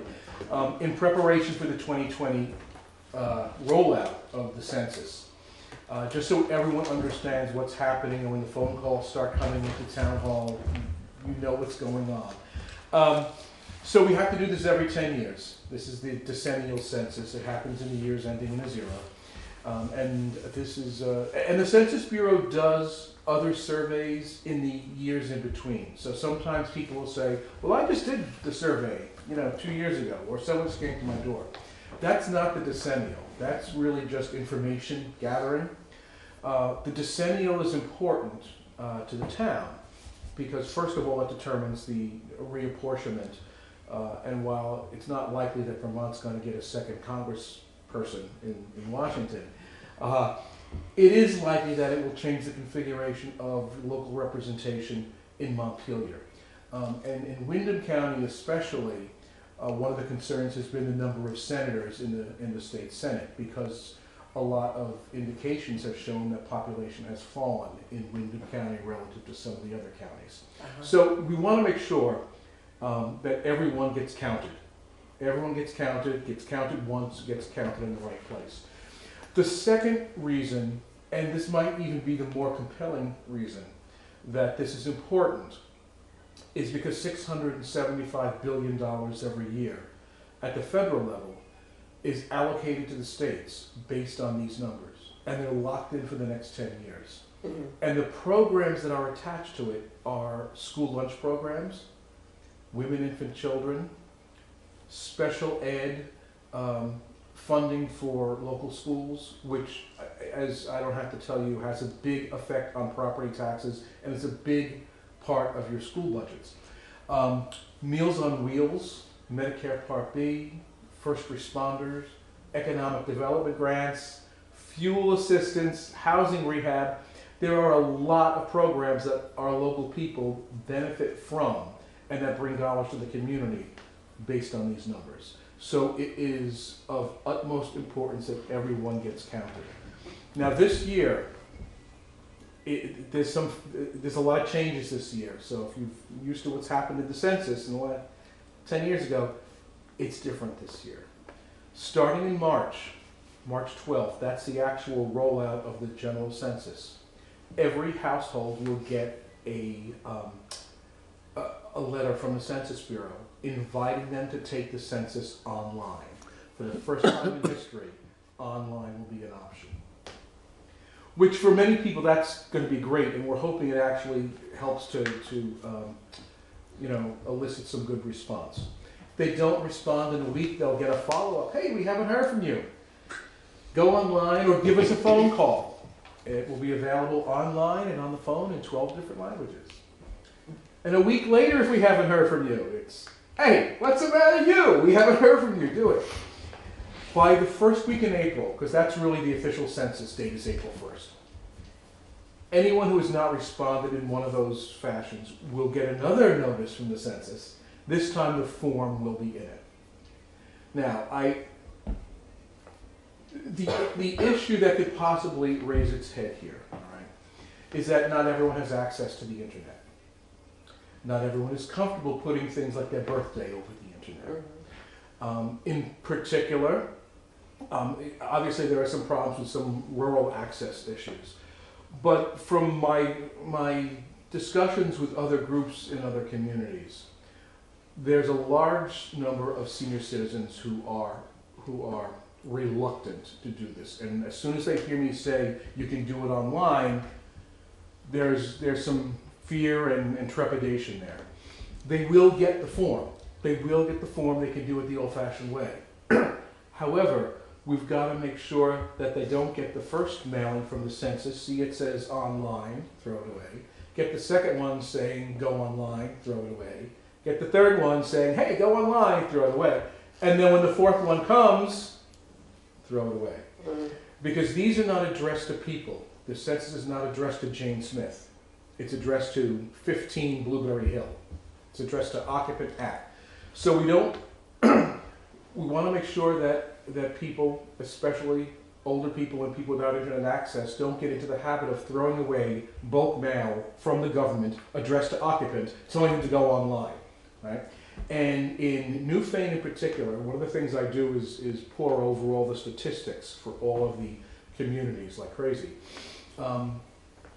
There are no red flags. You don't have proportionately larger numbers of, let's say, seniors or minorities or foreign-born than any other town in Vermont, but 23% of households still are seniors, which is typical of Vermont. So there's a, you got that red flag there. We don't want people to avoid doing the census because they think they have to do it online and they've thrown it away. There's also a number of people who just don't like responding to surveys, who ask, why is the government asking me this? Why do they have to know this? A big change this year as well. There was no long form census. No long form. It's been done away with in the decennial. So no one's asking how much do you make. No one's asking what's your roof made out of and how many bathrooms do you have in your house. It's simply what's your name, your address, your phone number, your birthday and age, how many people live here, race and gender, and you're done. It's simple. It's also extremely confidential. We are not permitted by law to release any individual or household information to any law enforcement agency, to immigration, to ICE, to the local building and zoning inspector, to the school district, because a lot of people, they overthink, how is this going to affect me? I'm on a lease, but my boyfriend lives with me, so I shouldn't put him down. No, you should. Well, I've got someone living with me in the garage or in the RV in the backyard. They're not supposed to be, so I don't include them. You're supposed to include them. None of this, gets shared with any agency. And I can say that till I'm blue in the face, but that doesn't stop people from being reluctant because they don't know how the data is being shared. So, bottom line is to wrap this up. It's important to your town for all of those funding programs I mentioned that we get an accurate count, that every single person is counted. And we can do what we can do at a federal level, and we will be doing a lot of PSAs and a lot of advertising and putting a lot of information. But you're the trusted voices in the community. It needs to come from the community. It needs to be a bottom-up effort as well as a top-down effort. The more that there's talk in the community that the census is coming, and this is important for our town, the better the response is going to be. We know that for a fact. Now, I was really happy to see you have a poster at Town Hall for census jobs, because it's much better. If you don't respond, we're going to knock on your door. And it's much better if someone can say, hey, Joe came to my door last night with the census, as opposed to some guy I've never seen came to the door and asked my phone number. Is this legit or not? Everyone who comes to the door, we want to hire locally. So, push that. The jobs pay $17.50 an hour, And even though they don't start until, say, April, we start training them in February, and they get paid from that point on. So it's a really good part-time, flexible hour job that'll last through the summer. They'll all be fingerprinted. They'll go through a federal background check. They'll all have these tags. And the police will be notified before people go out. And they'll have official Census Bureau placards in their car and on their iPads. And I tell you all that because 10 years ago, down south, there were scammers who went door to door and said, hey, I'm from the census. Can I see your ID? What's your social security number? We're not asking any of those questions. It's the basic questions that I just went over. So if anyone is doing that, you know you got some scam artists in the neighborhood. The other thing you can do, and these are just some ideas I'll throw off you. If the town has and I don't know if you do, a listserv or a website or some way of communicating with the public. Some towns have newsletters, some have website. I am happy, and I do this for 80 different towns, to put together small blurbs, small articles about the census. Each one pretty short, each one focusing on something different: confidentiality, the importance of counting children. A lot of children. We undercounted 1 million children 10 years ago. Wow. And that's usually due to complex living arrangements, and no one is quite sure where to put them, but they don't get counted. I can forward those to you if you're willing to do that. The town report. A lot of people read the town report because what else are you going to do in February? We can put a blurb in there. Same thing. If there are groups in the community that are particularly have a really good outreach, let me know. But I need you to let me know who they are, because I don't know who they are. In some towns, in many towns, it's the senior lunches. I've been doing a lot of senior lunches. In some towns, it's the Rotary. In some towns, it's a particular church or an interfaith group that just has a lot. They have their fingers all over the community. If you can open those doors, if you can, I had one town clerk say to me, my sister runs 3 different Meals on Wheels programs. I'm like, really? She goes, yeah, let me give her a call. And boom, we got information to a whole bunch of people.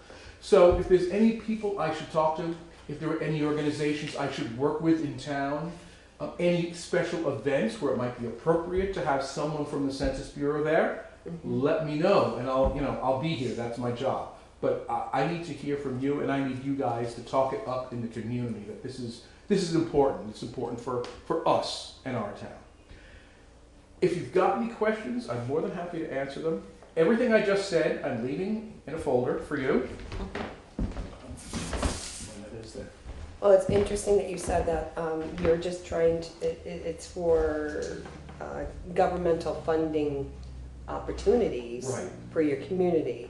Like, I'm over 50 years old, and I don't know what they were doing with my information, why they were gathering it. So to have an answer of the reason why makes sense. Sure. And once you submit the information, they check it to make sure it's not a duplicate. Yeah. Right? Because college students are often duplicated because mom and dad say, I'm paying the bill, so I'm putting them online. But then they answer their own census. So once we've checked there's no duplicates, it gets divorced from you personally and it's aggregated. Yeah. And that's it. Yeah. So we could never tell you that little Sally Jones is 3 years old and lives at this address. Right. But we can tell you that there are 200 kids between ages 0 and 5 living in this town. Yeah. So it's really a body count. It's exactly that. It is a body count. Yeah. It doesn't matter whether you are literally legally there. Yeah. Whether it's not a zone building for living in because you're, as I said, you're living in an RV in the woods. Yeah. It doesn't matter if you are related. It doesn't matter if you are a citizen. None of that matters. If you're a body in the town, you impact that town, and that town has a right to count you when it comes to competing with towns from across the country for these programs. Makes sense now. One place you might want to reach out to is the Newfane Congregational Church. They do a lot of meals and gatherings and such. I'm not sure who the point person would be, but they do a lot for the community. Do they have regular, like, monthly senior meals, or maybe even more than that? Or? Yeah. Isn't that the senior meal spot? They do that, yeah. Yeah. Okay. I can also send you a list, Tom, because I've got some Ideas. information already. I would love you. Yeah. I would love. I do about 9 of these kind of events every week, and then I do the follow-up events and the meals. And I'm speaking at the Springfield Lions Club tomorrow night. I'm the featured speaker. So this is what I do. So. And I'm the Lions Club chair for Valley Lions for Newfane. Well, for the West River Valley area. And you having a dinner or a meeting? You need a speaker? Sure. Sure. Yes, definitely. Do you want to email it I to will me? email it to you. Excellent. Yes. Yeah. See, that's why I come to these things. I'm also part of Newfane Anew. I can also mention to them at our next meeting. What, Newfane Anew? Newfane Anew, it's a community volunteer group. That's perfect. And the fire department, so reach out to you.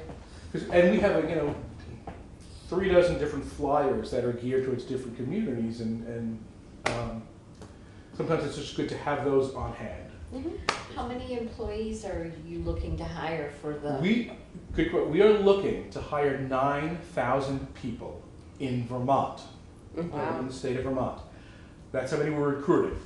I can tell you, we are 30% towards our goal, and training starts in February, and we're behind. We're way behind. Okay. Because unemployment is so low in Vermont right now. Yes. Yeah. And for whatever reasons, people don't get excited about going door to door in the end of March and early April in Vermont. Can't understand why. Yeah. Yeah, I have to time out. I have to laugh. We have all these posters at the Census Bureau. People, happy census takers, going door to door, knocking on the doorway, and they're in short sleeves, and it's sunny out. There's all these green bushes. It's like you don't know Vermont. And the first week of April, really, with your muffers on. Yeah. So that's all awesome. Thank you. How many hours are devoted to taking the survey or training for the program? Well, actually, the training, you do it online at your convenience. Then we have a meeting, and let's say we had 5 or 6 people from Newfane. We would probably ask, gee, can we come to town hall and do a training session here, so to make it easy for people. And then they're also getting their background checks and stuff. Pretty soon you're in March, and at that point, we may have them working full-time immediately, because before we do the door-to-door stuff, we actually have to go to all of the group quarters, assisted living places, any places where there's a group home. And they have to work with the administrators so as to not be disruptive to get all that information. So there's opportunities even before the actual door knocking to actually be working. And it lasts through the summer. Okay? Awesome. Thank you very much. I really appreciate it. Well, thank you for braving the elements and coming down. Appreciate it. A gold star. My reindeer got a good workout. There you go. It's great to meet you, Tom. Thank you very much. Thank you. If we come up with new questions, you'll get them. That's great. I'm your point of contact for any questions you have in the census. You've all got my card, so. Thank you. Perfect. Okay, we return to minute review, approval of minutes of November 18th. If you've had a chance to look them over, someone willing to make a motion for their approval? Second. Discussion on the motion. Hearing none, I'll call for a vote. All in favor of approving the minutes of November 18th, please say aye. Aye. Opposed? Abstentions? Thank you. We had a budget meeting on November 25th, and there are minutes that show. We need to continue that as 2 of the members here now are at the meeting. So we have to continue that to the Yeah. next. Good point. Thank you.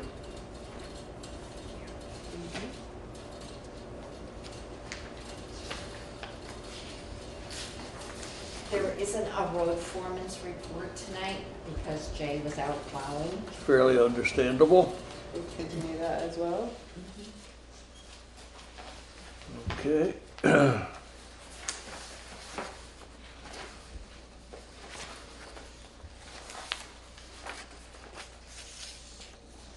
We'll move then to one of us, the administrative assistance report highlights. What? With budget meetings underway now, that has been where most of the focus has been this week. A few more requests for social service appropriations have been received, and I will include those in the copies to you in my email on Friday. And I'm working right now to update the renewal for SAM, which is the system for awarding management that allows us to seek federal funding for disaster recovery. And that is wonderful. It's a challenge. When's that due? I have 2 months to finish it. Are there areas where you'd like help? I think Jay's gonna have to come over and help me. Okay. Yeah.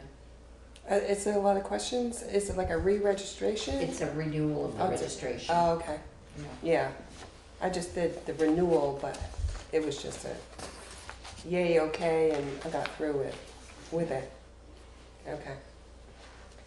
Well, I can help you if, Awesome. okay? I will keep Thank that you. in mind. Thank you. I've done it. And that's it. I make a motion to accept administrative assistance report. Is there a second? Second. Any discussion on the motion before us? Hearing none, all in favor of approving the administrative assistance report, please say aye. Aye. Opposed? Abstentions? Unscheduled members of the public? Thanks for coming. Okay, we have the traffic ordinance on our agenda for tonight. And I would dearly love to have the road foreman here for that discussion. I agree. And I don't think there's any push rush on that. So I would suggest we put it off to a future agenda, and I'll try to see to it that it comes up again. New business, health insurance. Turning to you for information and help. Thank you. The increase is in the spreadsheet that's attached to your packet tonight. The family plan has gone up $318.33 a month. And if we continue at a 2080, which is 20% increase for the employee and 80% that the town picks up, the family plan will cost an employee an additional $63.67 a month.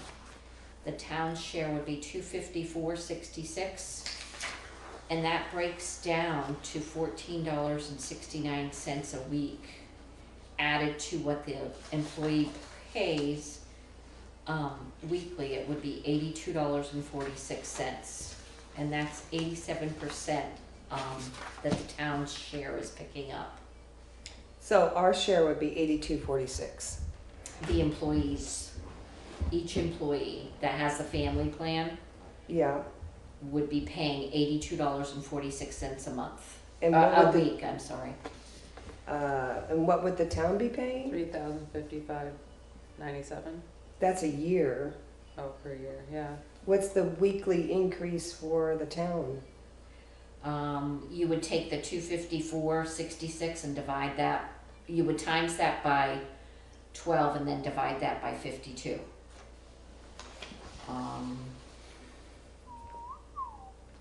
Let's go here.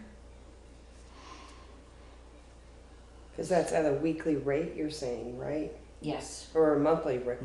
Monthly. I'm not sure. So 254. 66. Yeah. Times 12. 12 months? Or are we talking weeks? 12 months, because there's 52 weeks in a year. So you times it by the 12 months and then divide it by 52 weeks. Oh, okay, gotcha. I guess. Because this is at a yearly rate increase, yes?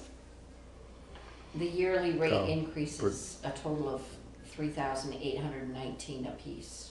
Okay, so that's, or you can just divide that amount. I'll let you, I don't know. The town share would go up $58.76 a week on a family plan. And then the individual and the child is listed there as well. It would be an increase of $5.23 per week for an individual. And I could tell you that. Again, okay, go ahead. 90 times 12 divided by 52. It would be Pardon me for interrupting, but I hear a radio. Does anyone know where that's coming from? $20.91 a week difference for a child, for an individual, for the town's portion. Well, just going back to the chart again, I mean, the family, it says the increase. What is that a weekly increase, that first column? That is a monthly increase, The 318. is a monthly And increase. there's 63, 20% of that a month. So 20%, So you go okay. 20, so then you divide that by 4. It's 63.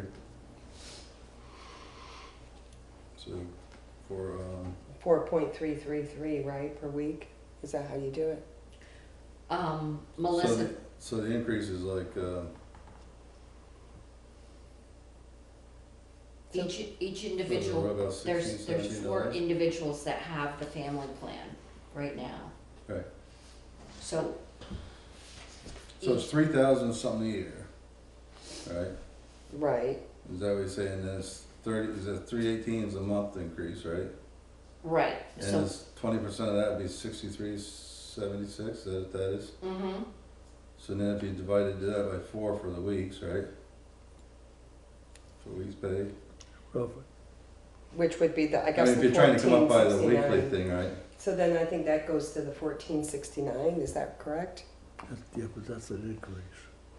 That's not the total cost. I wouldn't think that'd be the weekly one, because you know, 4 times 15 would be 60.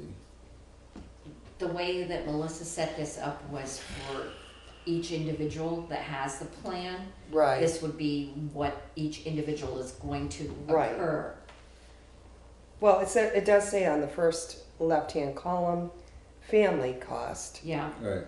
And then individual cost. Yeah. Right. Well, that's a family plan. Yeah.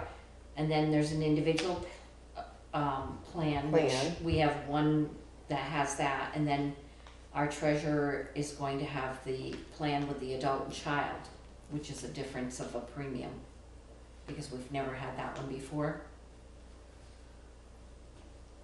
So how many are on the family plan? There's 4. 4. And 1 individual. One individual. And 1 adult child. Yep. Correct. Okay. So we have 6 employees that would be, Mm-hmm. or have in the past. That have health insurance. And nobody's gonna go and have new health insurance? No. Okay. So monthly, so again. I see where I screwed up, where I'm trying to come up with that number. The town's paying 87% of the family. 80%. Instead of, here, see? Town pays 87% of the bill currently on family plan. Okay. 90% on the single individual one. Currently, no, it says family again. Well, it's supposed to be individual. Should be individual. Yeah. And it's based on 90% on the bill of a single. Single with a child. Right. Has this information been shared with all the employees? It has, and unfortunately, we have to make a decision if we're gonna continue with the 20/80 split, because next week is the first week that Melissa will start taking out the deductions. Mm-hmm. Yeah, it has to be done this week. Yes. I mean, no matter how you look at it, they've got a hell of a deal. Yeah, Because like I said, you know, it's like I told you in one of the other meetings, how this all come about was, it used to be that it was 80-20. Okay. That was it, you know, it was. Like 80 they paid and 20 No. we paid? Town picked up 80% of it, Okay. and then they picked up to 20% Yeah, that's what of the we whole have right thing. now. Right, so the whole thing, but see, then what happened was, like I said before, when the Obama plan all kicked in, the big deal at that time, we had $75,000 budgeted that year. Uh-huh. And so they threw the 80-20 out the window, because we had the 75 grand, and that's what it cost for the insurance. They said, well, 100% funded. And I said, what are you gonna do next year, or the years when this starts jumping up, how are you gonna do it? So then, we should have left it alone and kept the 80-20, because everybody was used to paying that, you know? And so anyways, what they did then, it came back, and they just charged on the increase 20%. Oh. So whatever it was at that point, at this level funded. Oh, that's what we're looking at, just So the next year it went up increase. like 90,000, so they paid on just the 15,000 of the increase, you know, so there's Just the 80-20 of that. increase. Right, so now we're looking, every time it Not the increases. total bill of a No, because if that was a total bill, I mean, if that was the whole bill, you're taking, What is it, so? well, the family plan is roughly what, 2,300 a month now? Where's that? I think it's 25.88 or something like that. So 25, so you take 20% of that would be, you know, $500 and some dollars a month. Right. You know, so that's like I say, they still got, it's a hell of a deal, no matter how you look at it, you know. That's a month, but this is taken out on a bi-weekly or? Weekly. Weekly basis. Yeah, so I mean, it's still pretty cheap. It is real cheap. The only problem we ever had with it was, when we first did this, the individuals come up and said, you know, mine's 700, 800 or 600. Right. These guys are $2,000. Mhm. They're actually making more money than I am. I should get the difference between my 600 and their $2,000. Right, if we just based it on a single versus a And family. I said, in one sense, you do see that, you know what I Yeah, mean? it's, Because sooner or later, this is gonna become income to somebody. Oh, it's been like that for a long time. So, I mean, when you figure it all up, you know, it's costing the town $14 an hour or better for a family plan at a 40-hour week. so how do we feel about that? I mean, is it a point where we Well, just make a I don't- decision? It's, like I said, it's got kind of so screwed up that it's, the only way you can, I guess now, I mean, it'd be hard to go back and charge everybody 80-20. They'd all get pissed. You know, but I mean, right now it's just 20% of the thing, so then we give them a raise this year. Melissa talked about that today. It's the Yeah, we same go- thing that happens with the Social Security and the Medicare. You get the $3 increase, but they charge you the $2.92. Right. But the So- raise is still covering the increase of what they It had is. for insurance. Yeah. I mean, they're still coming out a little bit ahead, not a lot, but a little bit, but then they get Yes. the overtimes and then they make up for it and all that But they have a stuff. benefit too, I mean, that's a Well, as I benefit. said, the benefit is, it's a benefit, but it's really income, too. Because if you or I went out and bought it, Yeah. for ourselves, it comes out of what I make a week. Yes, You know, I don't just, yes, somebody's not handing me the insurance, you know? right, right. Oh, it's income. I see what you're saying, yes. So, I mean, I think the only thing you can do now is just keep going right the way it's been going. Well, again, it's only 20% of the increase Right. versus looking at the plan and what the flat rate plan is and then having us do the 80% of the actual cost of the plan and 20% is by the employee. Now, let's see, like the 20% though, that goes on top of what they're already paying, right? Yeah. Right, so they're already paying some. Yeah. So then they're We're adding gonna that on add the top of that. $14.69 Yeah, to but what you're- we're already paying, and that Right. increases it to $82.46. But if we look at a level field of the price, you know, what is the plan price, the actual plan price I mean, per month for a family? well, it costs the town. It's not what it costs the town, it's like, what is that plan cost? It's like $2,500 for a family plan a month. Okay, so the 2585. So if you take that number and you do the split on it so that it is 20% and 80%. As I said, it's $500 a month. 500 for them? So that'd be $125 a week is what they'd be paying.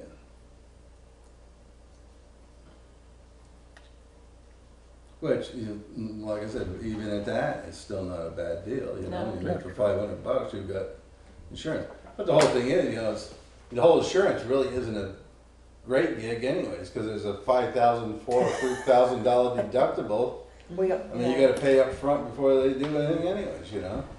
Well, they're trying to change a lot of that right now, I think. You know, and if they do, it probably would be good. You know. Well, this. Okay, so my last question is, how much are they paying a week?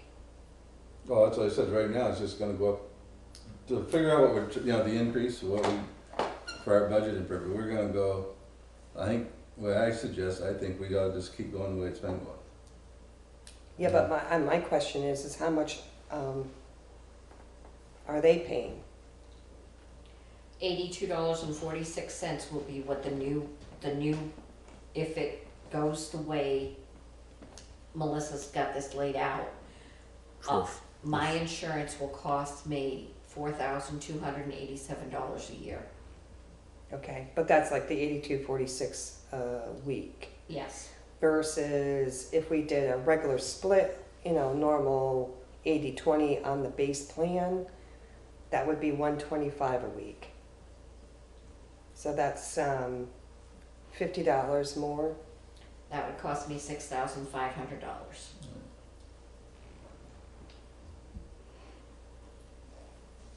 So there's a difference of $50 a week or something. You know, where we're I mean, like I said, eating it's, it. yeah. I mean, no, it's all screwed up in its whole insurance. No, but if you just do the normal, you know, what's the plan cost, and you do 20/80, where are we? And you know, they are paying $83 a week versus $125 a week. We're making up the difference between that if we continue on with the current plan. If not, then the real cost of the 20% will be paid by the employee, and that's just for one plan, that's approximately $50 difference a week. That's $200 a month for one person. I mean, really, what you should almost do is to get the individuals, cheap as that is, you should almost give him 100% insurance. Right. What they're costing. That's the other thing is. But, and like I said, that was a big battle one other time about that whole thing. Or the other thing is have a discussion about that we just pay for the individual, the employee, and not the entire family. If they want a family plan, they have to pick up that family plan. Well, we've got I think, our backs to the wall right now as far as time is concerned, right? Mm-hmm. So consideration of different plans, different approaches, different seem to be pretty much out the window.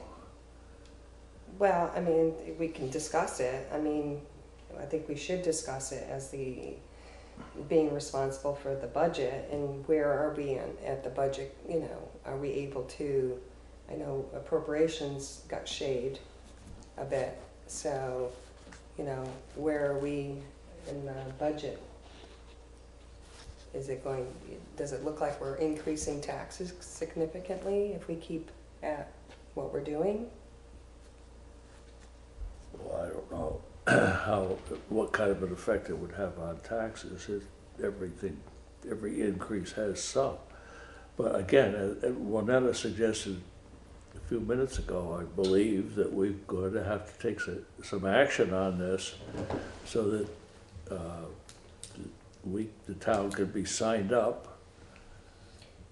Open enrollment, if there's any changes that the employees want to take, if they decide that this becomes too expensive, open enrollment ends next week. But they all know what is proposed and what, Yeah. and they've all signed on. Yes. Right now, they're just looking at it and waiting for an answer from the board.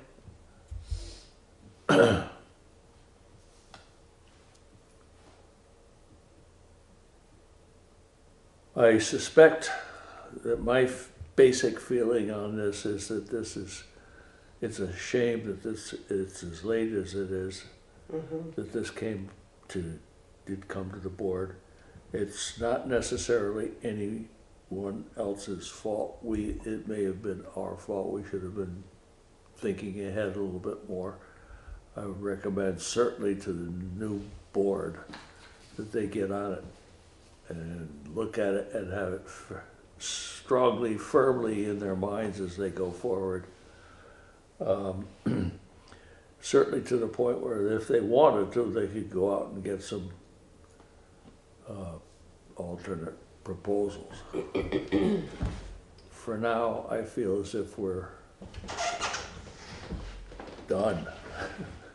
Well, the whole thing is, I mean, isn't there just 2 insurance groups you get to choose from?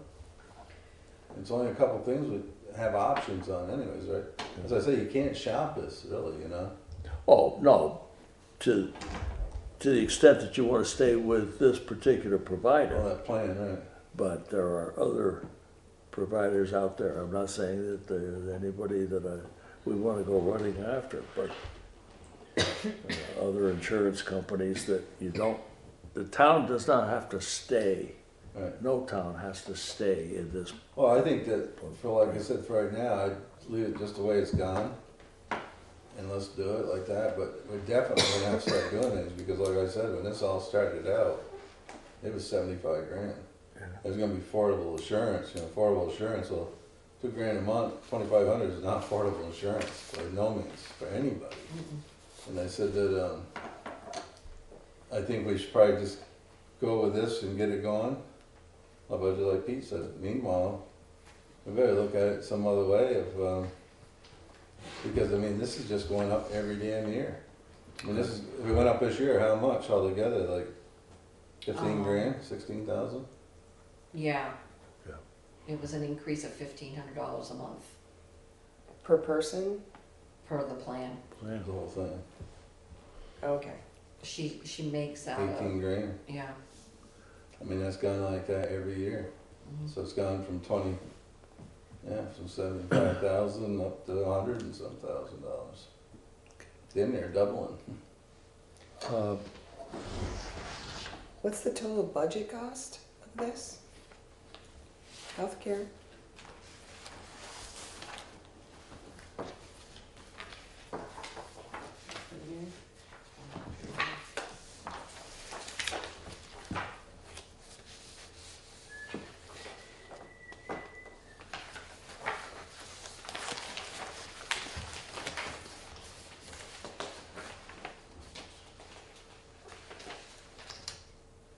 Employee benefits, health insurance, town cost. Yeah. 97,000 was the budget.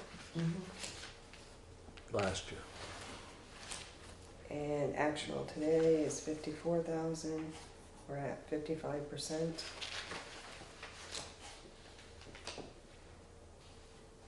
That's a lot of money for how many people?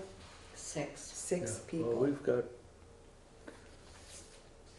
It's been a lot of money for the town and for the program for some years.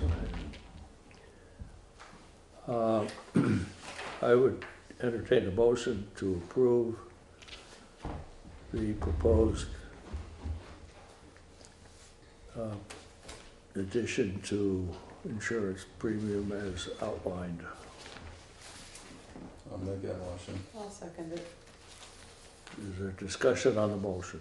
I think we should instantly, start making a plan to look at healthcare policies for the upcoming year, for the next year. And not just, Well, it would be for budgeting 1 year from now. yeah, but we're in budgeting right now and we're late Well, with the health insurance review. we're not going to do a health insurance review because this is what we're, No, I understand that, yeah, but okay. we're behind the 8 ball, you're saying, and we're making What you're this- saying is So we need- coulda, shoulda. Unfortunately, because insurance is year to year, January to December, we run a fiscal year of June to July. Right, but we should be looking at it Yeah. starting in June, 6 months in advance. Okay, I think we have a motion. Is there further discussion? Hearing none, all in favor, please say aye. Aye. Opposed? Any abstentions?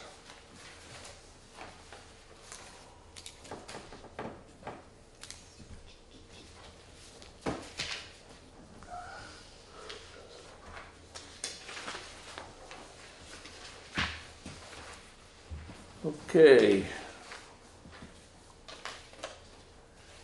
Planning Commission amendment, is there any other new business to come before us? No. Okay, among correspondence is a Planning Commission amendment to the zoning bylaw. Planning Commission, you probably, In your correspondence folder in front of you, there's a highlighted copy. okay. There's been, as I understand it, a fair amount of interest in Newfane for natural burial. And you'll have to talk to somebody else to get exactly what that is. I am not in a position or knowledgeable enough on the whole thing to tell you. The purpose of the amendment is to allow conditional use of natural burial grounds in Newfane's resource districts. Copy of the proposed amendment bylaw amendment report is enclosed. I haven't read the draft amendment. I see something right off the bat in that statement, those two lines I just read. However, There's a hearing date. yeah. There is a hearing Thursday, week from Thursday, December 12th at 6 p.m. in this room. And so anyone with an interest or concern is invited, and even harder than that, ordered, asked to show up. Can I ask a question? Surely. Did they have to have a certain number of signatures from the? No. They didn't? No. To move ahead on any of this? No. It's not required?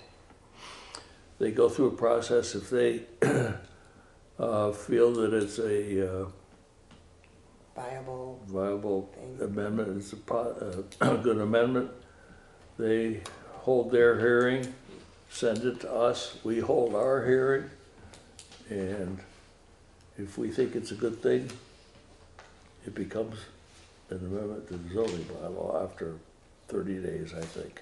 So it would be important for people that did not want this to happen to show up at that next meeting and voice their opinion.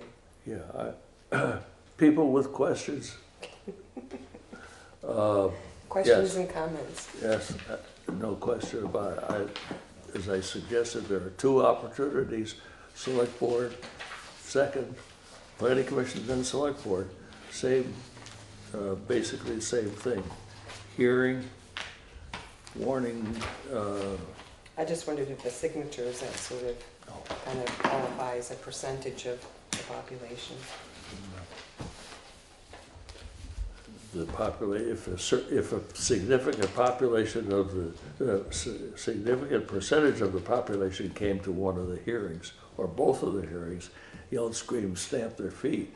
And the planning commission and the select board said, geez, this doesn't sound like such a good idea. Yeah. Go on. Okay.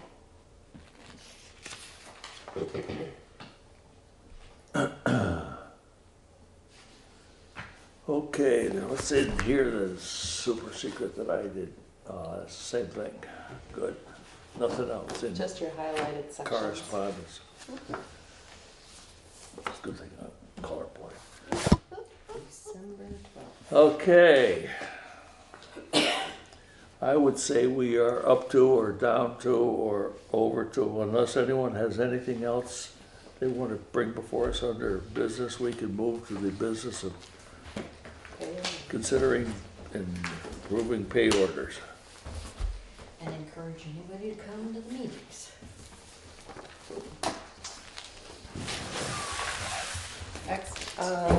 Nothing, oh, just one other question.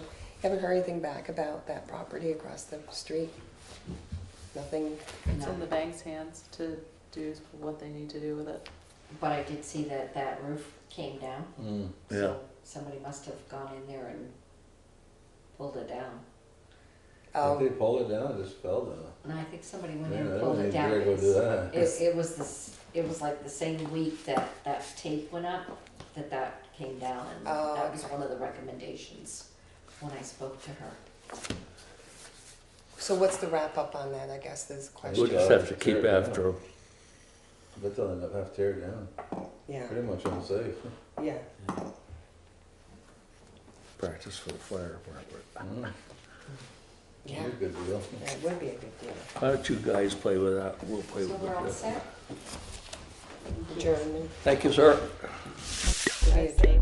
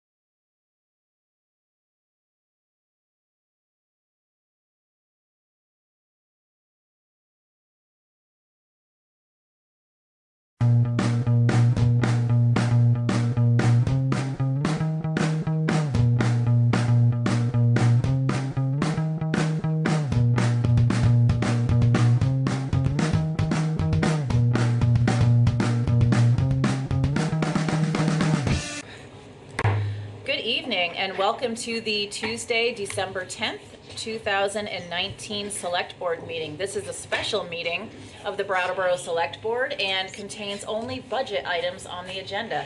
Has this meeting been properly warned, Jan? Yes, it has. Excellent. I'm glad to hear so. At this time, I would ask the town manager if he has comments. Thank you. Yes, just a quick update regarding the compliance work that we're doing at 4850 Central Street and 6 Reynolds Drive in follow-up to the health order that you adopted 2 weeks ago now. So last Thursday, December 5th, there was a re-inspection.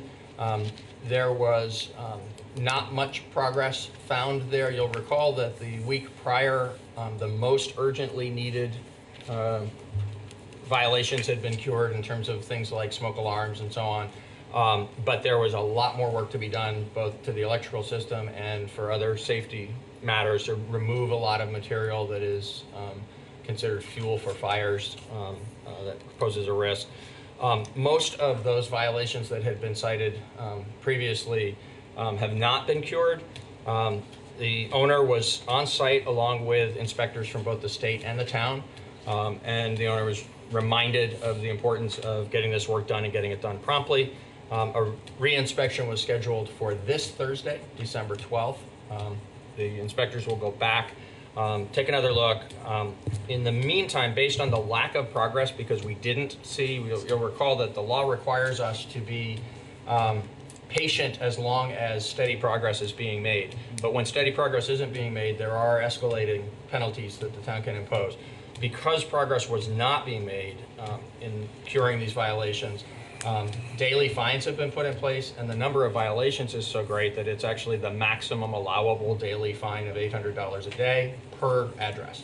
So there's $1,600 a day worth of fines being imposed. Those are accumulating. And the next step, if the inspection this Thursday doesn't show that very substantial progress has been made, will be to file for an injunction from the court to have a court order that would compel that the corrective action be taken by a certain date. So that inspection will definitely occur on Thursday. We'll let you know what comes of that and whether or not additional action and going to court for the injunction is necessary.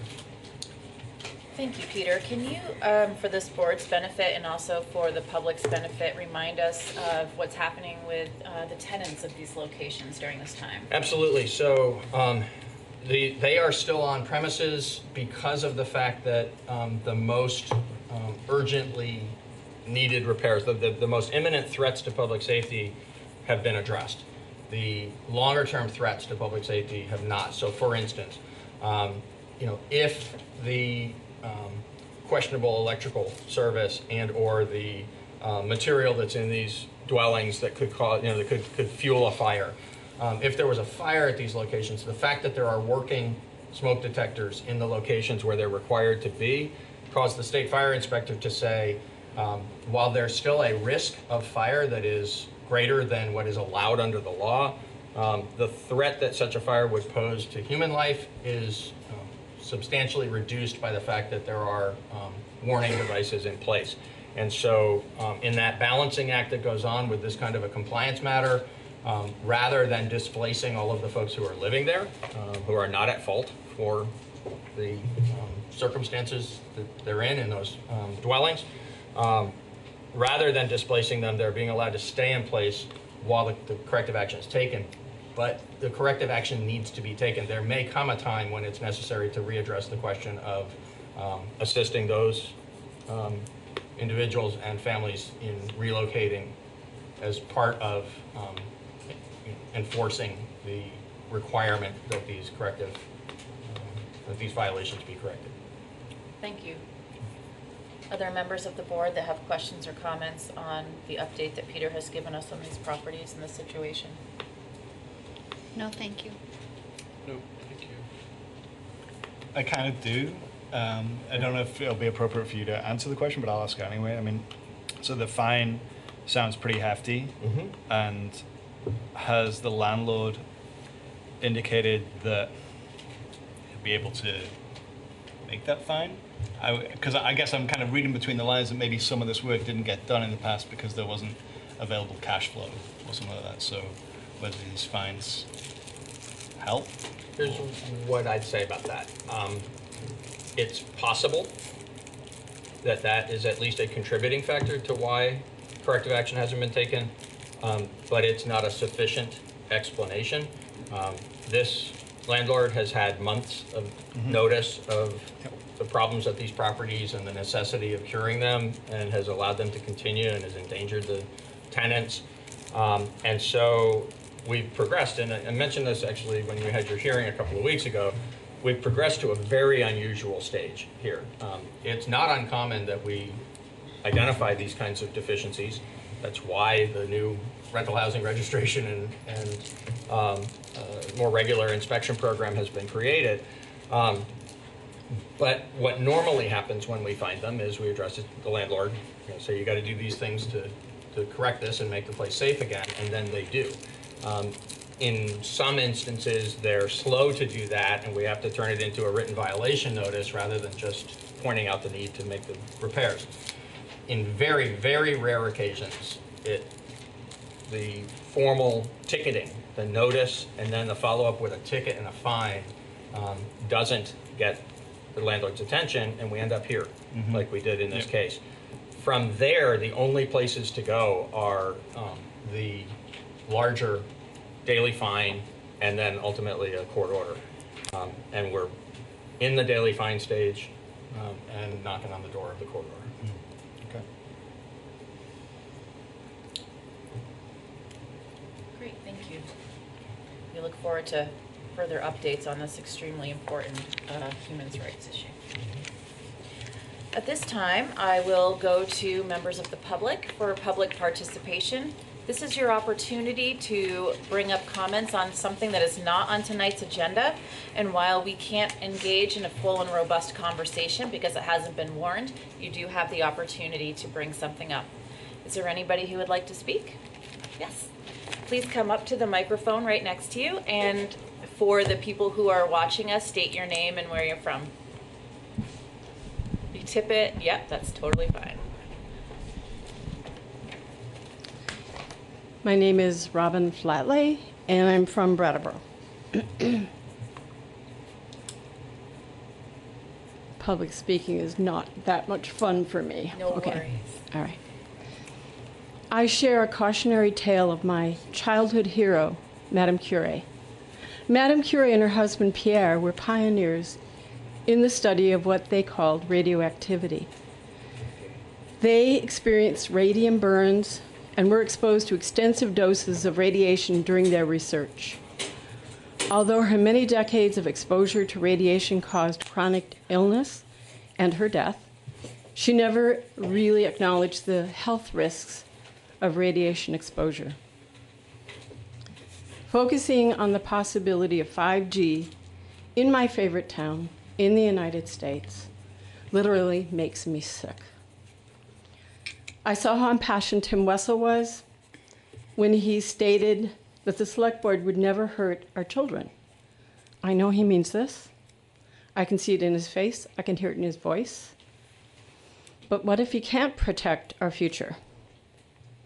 What if what he is saying is misinformation that has been put out to the public through the companies like Verizon, who stand to lose a great deal of money if 5G doesn't become a reality?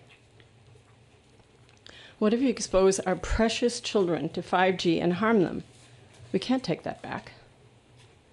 We can't afford to risk the future generations of humans, animals, insects, to the vagary of no credible proof of the safety of 5G.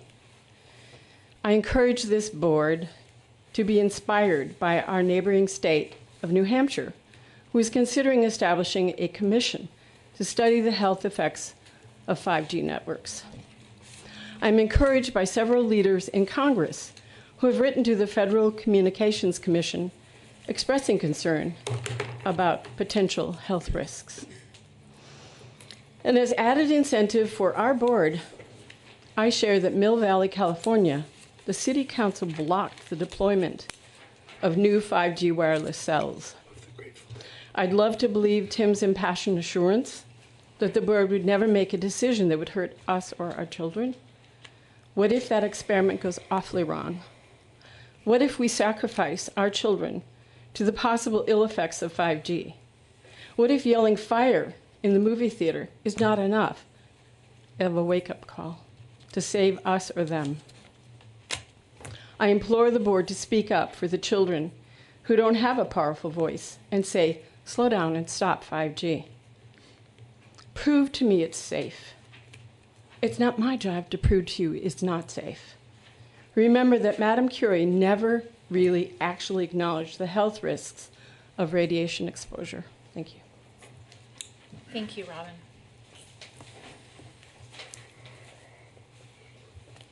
Franz? Franz Reichsman, District 2, and also Finance Committee. I just want to throw in a word about the email I sent to board members and Peter and Patrick about municipal broadband and what's being done in the state of Kentucky with regard to that. I know it's not on the agenda tonight, and Tim was kind enough to remind me that it's on the agenda for next week, I think. So I will be interested in what happens then, although I don't think I can be at that meeting. I would like to urge that money be included in the budget for fiscal year 2021 to enable us to take steps forward with municipal broadband if they're found to be warranted. I think it would be more than worth having that in the budget and ready to go for when the plans are set. I don't think it's something where a delay makes any kind of sense. Thank you. Thank you for that, Franz. That's good feedback, especially if you won't be here next week. I appreciate you speaking. Are there other members who would like to speak? Ricky? Are you by yourself tonight, Ricky? Not in spirit. I am Ricky from District 2, and I have several motions I would like to share, including that although I don't speak at every opportunity for public participation, I would appreciate there to be ongoing weekly meetings here, because there are a lot of crises going on, and providing that space for people to express themselves in person is very important. And to also have the select board respect the public participation when we vote along with motions as well, and to count us as equals in that regard. Does that make sense? No, can you tell me that differently so I can make the note that I want to make? When there are motions being passed, like there was I think if I remember correctly, last week, a motion about taxing marijuana, and it's like the board was asked to vote on moving forward in that direction, and I voted against that as a public member, and I think that public members should be counted equally during these voting sessions. I think that would encourage direct democracy practices. Thank you. I understand that better now. Thanks, Ricky. Okay. At this time, I am going to close public participation and move us into new business. Tonight, we are focused on FY21 proposed budget items, and we begin with our first item being the town manager's office. Peter. Thank you. So our weekly reminder to the public that at brattleboro.org, the town's website, you can click on FY21 proposed budget on the right side of the homepage under news. It's FY21 proposed budget, which will link you to a page that has a number of different documents related to our budget on there. And the one that you'd want to be looking at tonight is the third down, FY21 proposed budget. That's got the 18 pages of line items. And we'll begin this evening at the top of page 5, which is the budget for the town manager's office. Thank you for walking us through that, Peter. Sure. As you see, there's it's a small budget. It's almost entirely personnel costs in our case for the 4 employees, the 3 of us who are here with you every week, Jan and Patrick and myself, and Sally Nix, our Human Resources Director, is also in our office budget. So there are the salary increases of 2% that are identified there. And the reason you see training eliminated, the $500 that's been a recurring budget item, is because we typically don't spend against that. You can see the actuals have been zero for years. The training that we do attend is typically either a professional conference or something that's related to the work of the Vermont League of Cities and Towns. In some cases, actually both, like Town Fair. And so those get charged to other line items elsewhere related to conferences and memberships. And so this particular training line item we zeroed out in our proposed budget for the coming year. We reduced postage because these days we're just doing so much more communication that the old $1,000 a year of postage is more than we need. And so we're reducing that to $500. And the transportation line item is increased because of the fact that we now have Sally as part of our town manager's office team. And so we're incurring a greater amount of mileage reimbursement for the travel that's done as part of the work that we do. So we proposed an increase there. Total proposed budget for the department of $313,580 for FY21. Which is an increase of about $6,000 or 2%. Okay. Just finish my note. Great, thank you very much, Peter. Members of the board have questions or comments about our first budget department topic? I'm afraid I don't. Pretty straightforward. There's not a whole lot hiding in there. What we're going to find as we go through tonight is, with rare exceptions, because this is the sort of potpourri of smaller segments of our budget, it's all pretty clear and it's not changing much. I'll call out the things that are changing from year to year. It's less complex than some of the other evenings that we spent together on the budget. Heard. Can I move on to finance? Yep. Are you okay with that, members of the public? The All right. finance department budget is on about the same scale as the town manager's office budget. Total of proposed $360,800. In this case, actually, because of the minor changes that I'll go through in a moment, the increase is only about $3,000 or less than 1%. And the main reason for that is zeroing out the vacation buyback retirement pay line item, which had $6,500 in it in anticipation of John O'Connor's retirement, and doesn't need to have anything. That was in FY20, doesn't need to have anything in it in FY21. That $6,500 almost offsets the increase in the salaries for the employees of the finance department. And so it's a small increase, less than 1% for the department. Great. Questions or comments from the board? Moving on to the attorney. This, of course, is a contract that we have with Bob Fisher and his firm. And so we're proposing that contract amount for the legal services that he provides be increased by 2%, same amount that we're anticipating as a salary increase for non-union employees.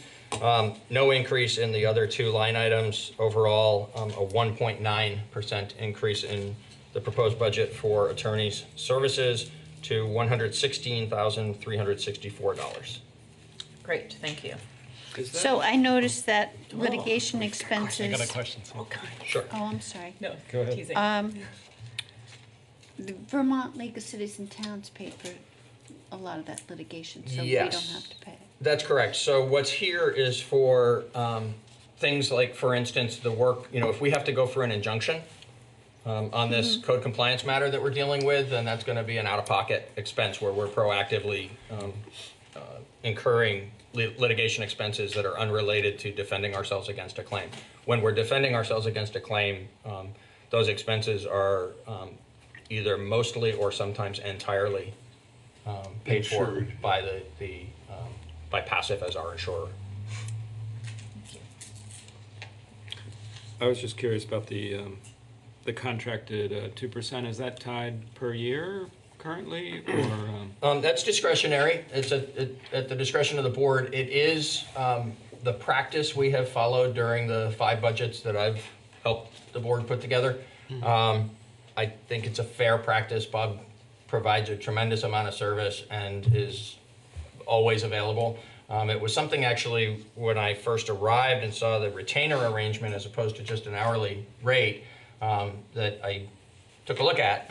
Wanted to make sure we were getting value. I think we get a lot of value from it, and the fact that it protects the town against upside risk. So again, back to we're about to go into court, and we might have to go into court. He's been on this very matter. He's been to court already. Likely going to have to go and file something and then follow through on that and make additional visits. All of that comes free to us, so to speak. It comes included within the retainer for the work that Bob is doing, which would be the vast majority of the expenses we would bear in such a situation. What this litigation line item for is just the out-of-pocket costs to pay the court filing fee and that sort of thing. So the fact that the town is protected in situations where we end up needing to lean very heavily on Bob, either because of a complicated ordinance, which happens actually, a couple of times a year usually, that we have to work through something where he's the primary person working on it. All those hours he invested in the communication and will continue to invest in communicating with Joanne Sakala and the others around the opioids litigation. All of that's included within the monthly fee. I think it's a good deal for the town. It's a not insignificant expense because legal services are not inexpensive. Sure. I think I'm just asking mainly because the last 2 years I haven't asked any questions. Sure. Yeah. So it's my recommendation that we do a 2% increase annually. So because that's what we've been doing. It's not written into his contract. That's correct. It's discretionary. And just because you mentioned it, I've been on retainer agreements with other clients myself. Some of them have asked me to actually report hours just to give me a sense of, give them a sense of what I'm doing this month versus another month. Has that ever been done, or informally? Or it hasn't been done in the last 5 years. I don't know whether it's been done in the past. Bob's been town attorney for a good long time. I was just curious, if the feeling of a good value is just the feeling, or if it's actually based on data. So in 2015, we actually did some analysis around it. I don't recall the details of that, and it didn't require him to document monthly hours. But we actually did look at sort of estimates of hours worked on different aspects of the services he provides to the town, and I became satisfied at that time in my advice to the board that this was good value. Again, from having served in retainer relationships, there are months when he's being paid for more than what that would equate to in terms of sort of average number of hours. But then there are months when we demand a lot more of him, and it's that same flat monthly rate. When everyone should be reassured, everyone out there, that when we need Bob, he's always available, and he's available for us. So I'm not questioning the value at all. I'm just questioning how the process is. Fair questions. Yeah. Thank you. Further questions? No, go ahead. Oh, but Daniel, and then I have another one. My question's already been answered. Oh, first of all, I never heard a lawyer who didn't mark down his hours. Like, that's just weird. He must do it somewhere. Perhaps. Yeah. I don't know. And then, do we pay for him to go to conferences on our behalf? Occasionally. You can see it's been very small expenses. So this would be, for instance, attending like a legal seminar or something else where it's specifically the town asking him to go on our behalf. Not his own. It's not his own professional- continuing education. Yeah. He pays for that himself. And I assume he has other clients who are other towns. Absolutely. Yeah, he's got other municipal clients and he's also got private clients. Further questions? Okay, moving on. Hillary's up next. We move The on town to clerk's the office. town clerk's office, and Hillary Francis comes to the fancy table. Hello, Hillary. All right, you can lead us through this however you'd like. All right. So I guess I'd like to start by just giving an overview of our department. We're a small department. We have 2 full-time staff and 1 part-time staff. And we do a variety of different tasks in our office. A lot of people know us as the keepers of records. So we keep land records, we keep vital records. We don't only keep those records, we issue certified copies of those records. We preserve those records and restore old records. We also, in addition to the vital records that we issue a number of licenses. So if somebody needs a marriage license, they come to us. Liquor licenses, entertainment licenses, dog licenses, Green Mountain Passport, which allows veterans and folks over the age of 62 to spend $2 and visit state parks for the rest of their lives. So it's a really good deal. We sell cemetery plots. We staff the Board of Civil Authorities, which deals with property tax assessment appeals as well as planning for elections. We also staff the Board of Abatements. We issue oaths and appointments. And then particularly for this upcoming year, it's always a big deal, but this upcoming year, elections. So dealing with all of the election logistics from start to finish, as well as voter registration, checklists, representative town meeting, all of those different facets of an election. So 2021 is a big election year for us, or 2020, but fiscal year 2021.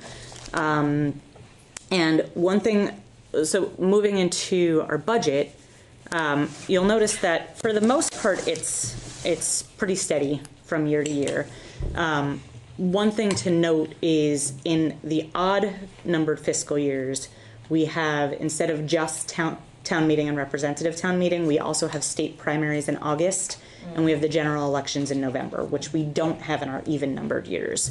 So you'll see that our records retention line item goes up in those even numbered years to roughly 6,000, and it zeroes out in the odd numbered years, and we add that to our election budget.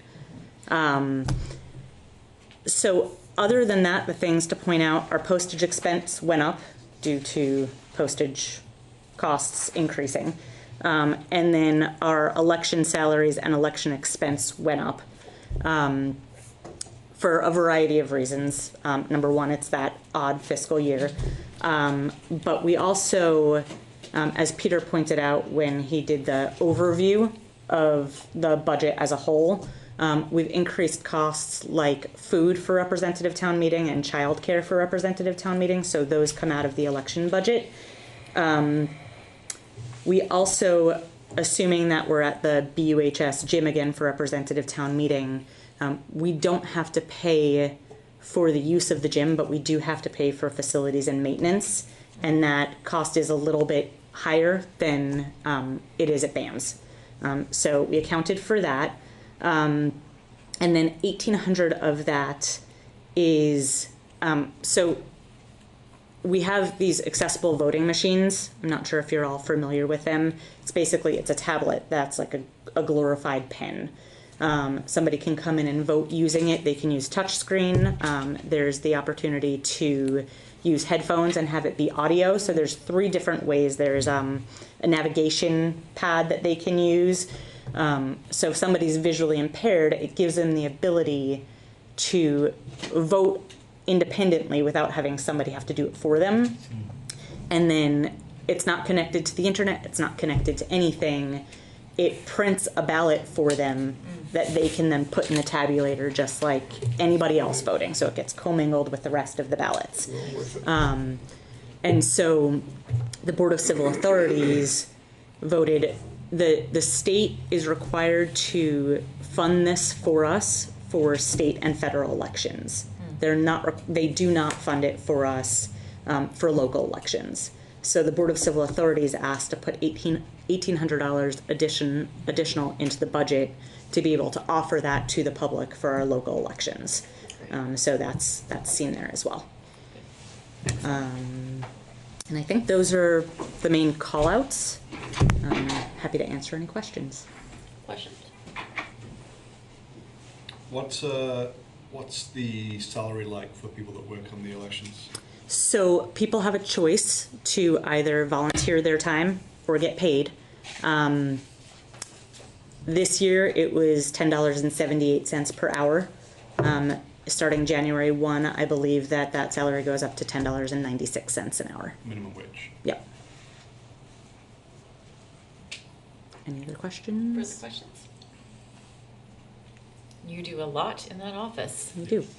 Thank you My for pleasure. keeping the town running in all those ways that you just described. It's great. Speaking of elections, just off the top of your head, when will petitions for town offices be available? They are available. They are, Oh, they right? are. Yep. Oh, good. Yep. Somebody asked me that. Yeah, Okay. they were available starting in November.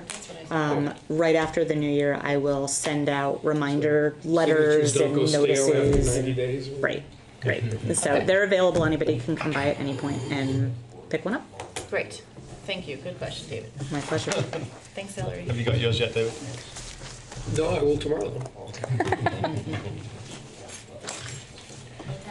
General service. Oh, yeah, Ricky, come ahead. Oh. Question of me?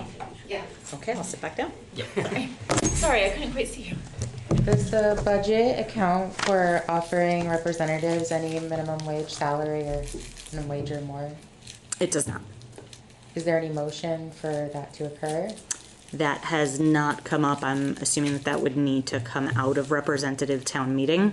And that hasn't come up Yep. by the select board to put it on the warning or through petition to put it on the warning.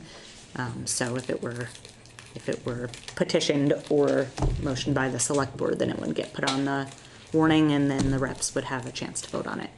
I hope to see that happen. Great. Thanks. Thanks, Ricky. Sorry I didn't see you right off. Thank you. General services, please, Peter. Sure. Thanks, Hillary. So, general services and auxiliary services, which comes up in a little bit, are sort of catch-alls for a variety of different expenses. General services primarily internal and auxiliary services primarily external. The changes from FY20 adopted budget to FY21 proposed for general services, I'm at the bottom of page 6. Include a small increase, $250 in IT salaries. That's for the employee who works 4 days a week in the library and 1 day a week on our information systems. He's really good. Pardon? He's really helpful. He is really helpful. It's Matt who Yeah. actually helps the public Great. also in that capacity at the library. So does a great job. And so that's just covering small salary increase there. The 2 additional computer-related expenses at the top of page 7, computer equipment maintenance, we're proposing to go up by $2,500, and software licenses up by $5,000. You'll recall, and you can see it actually when you look back at the actuals, this was an area where we knew that we were going to need to invest additional funds because when we did our IT improvement plan some years ago, we recognized that we were not keeping up to date with software, which exposed us to, we created cybersecurity issues and concerns, and also just legal licensing, the obligation we have to make sure that we're all properly licensed for the use of the software that we do use in town government. We're up to date with that now, but in order to keep up to date with it, we are proposing an increase in that cost. I have a question. What are we doing to protect the town from ransomware? So there are a number of different ways. The 2 most important ones are actually 3. As part of the improvements that we did 3 years ago now, Patrick, I think, in the implementation of the plan, it was about 4 years ago that we did the planning and about 3 years ago that we implemented the IT improvements. We went from about a dozen servers. Most of the different departments had their own servers, and they were in various stages of not only obsolescence in terms of their age, but also some had been kept up to date better than others in terms of software. And as the software is allowed to become outdated, it becomes less and less secure. And there weren't proper firewalls pretty much anywhere in the system. And so there were 2 significant things that happened at that time as part of those improvements. We slimmed down the number of servers to just 1 with a redundant 1. And we put a proper firewall around that system. That sort of secured the framework of the program. That's not what an IT person would call it, but the basic design of the system is now such that it is protected in the first instance and easier for us to keep protected as we go on. The other way in which we need to protect ourselves beyond the overall system is by keeping the software that is on each machine for that each employee uses up to date. There's a process called patching for that, and that's being done now remotely and automatically by our vendor. It's something that used to happen kind of haphazardly. It depended on the sort of awareness of each individual user, how well we were patching any particular piece of equipment.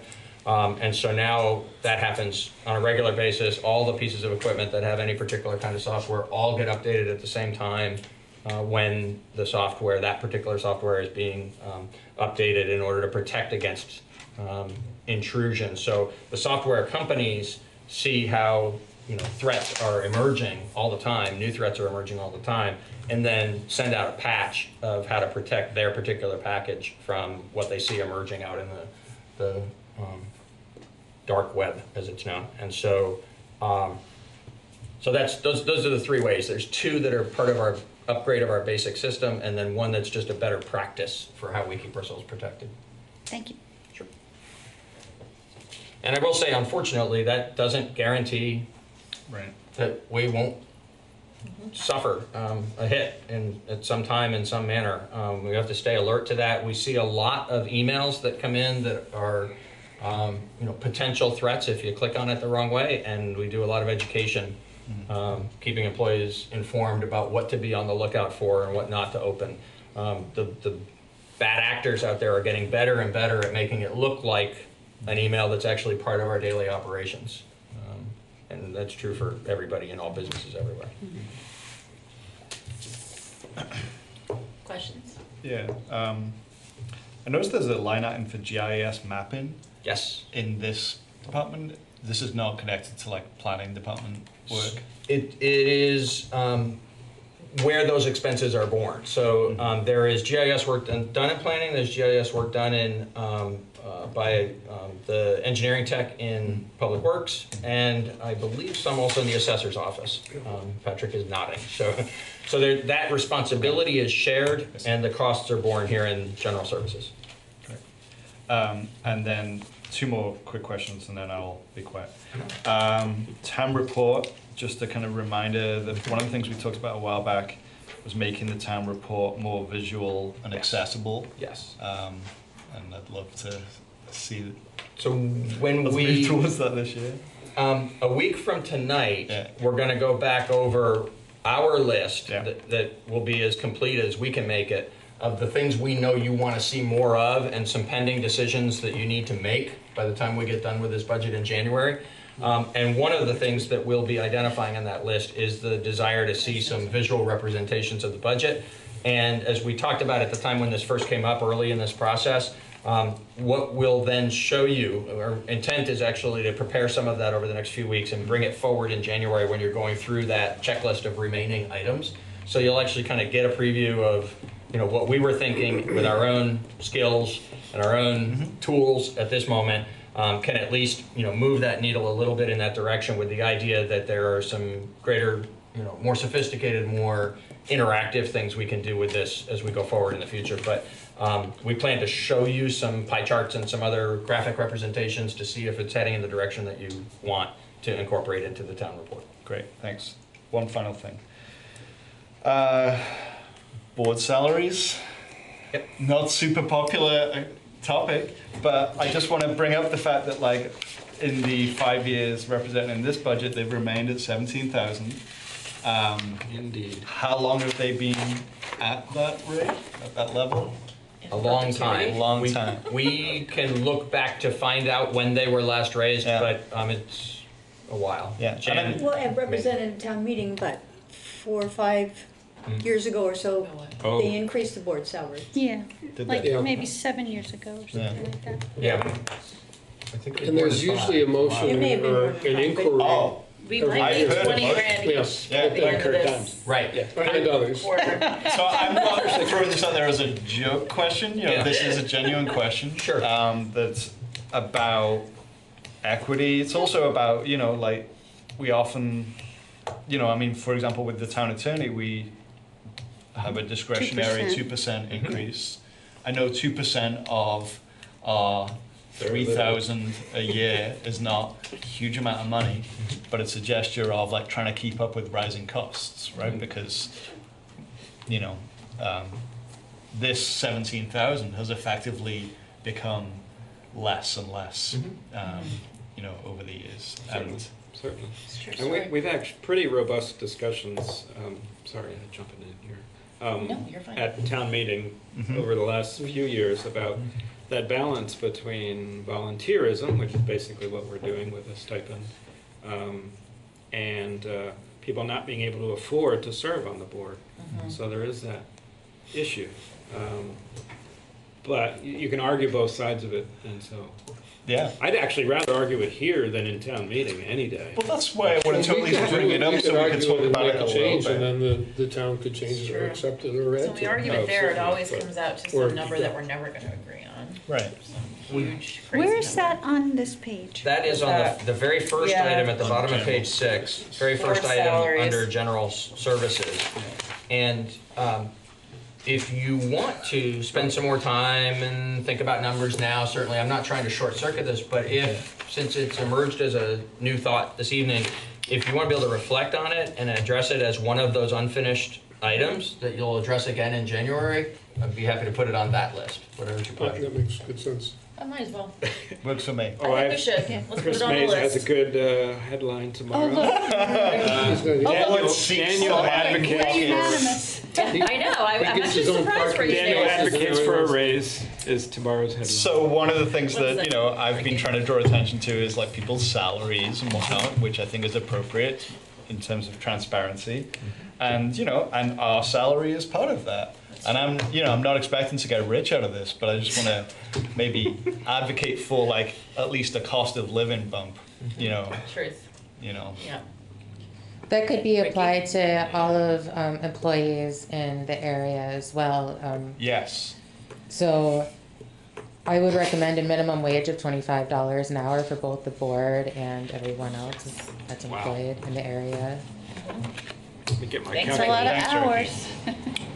Didn't we come out to like $2 an hour one time when we talked about it? It's always a robust conversation at town meeting, and it's worth having it again no matter what we decide. I wouldn't encourage us to spend a whole lot of time on it, but we can if we want, but it'll come up there. And the conversation is generally about, is it volunteer, is it a paid job, what's the disadvantages and advantages of a paid job, and all of that. So whatever we do, it will be reconsidered. Liz? Sure. Even if we do nothing. I would like to take a look at our goals for the year and see how they would transfer into the following year, and see if there's a need for budget for any of the goals that we want to accomplish. Okay. Like, do we do that generally? We do a quarterly review of the goals. Yeah, but we don't do I it in usually- terms of whether or not there's a budget We want to add impact something to make things happen. associated with No, I like that making idea. something happen. Right. And I think that would help us advance our goals. So, in the direct relationship way that you're describing it, that hasn't been Doesn't recently happen. done, Yeah. right? And so I'm just added it to the list. I think in general, it does happen by the sequence of the Yeah. activities throughout the year, right? So we do goal setting in the spring, long-term financial plan in the summer, budgeting in the fall, and then in the winter, and then, you know, sort of cycle on through again, intentionally, so that there's a flow from setting the goals to, you know, having them incorporated in some fashion into the budget. A lot of times the goals, and we can do the more precise, you know, reviews so that you can satisfy yourself that it's being addressed sufficiently. A lot of times the goals relate to sort of relative level of effort on certain things, as opposed to something new that needs funding because there's nothing in here for it. When there have been those things that have emerged, we've actually specifically put them in and called them out. Yeah, well, I would just like to have that review because, Sure. first of all, I don't think we've had a quarterly review in a while. And second of all, I'd like, while we're going through all this, to plug that in. Right, sure.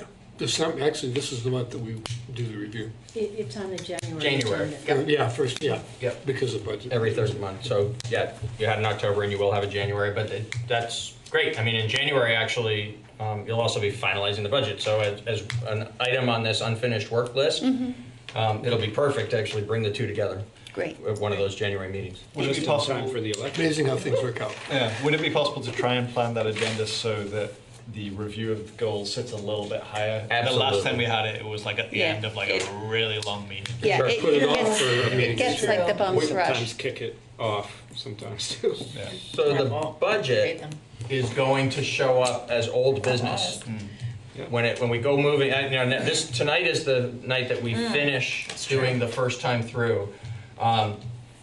Next week it'll be still new business because it's the list of, these are the things we need to address in January for you to say, yep, looks like our list, or tell me to add things to it. Yeah. But when we get to that in January, each time that we're further doing budget work in January, it'll be showing up under old business because it'll be going back to those unfinished pieces. And we can incorporate right out of the gate, that first night that you're going back to unfinished business, we can incorporate the goals as do a review of the goals and then get into the budget work so that it informs the work that you'll do throughout the month. Because the goals are unfinished business as well. Absolutely. Excellent. Very much so. Yeah. And in Okay. others, As they should be. Yeah. Okay, great. Excellent. Thank you. All right. Looks like we're moving into risk.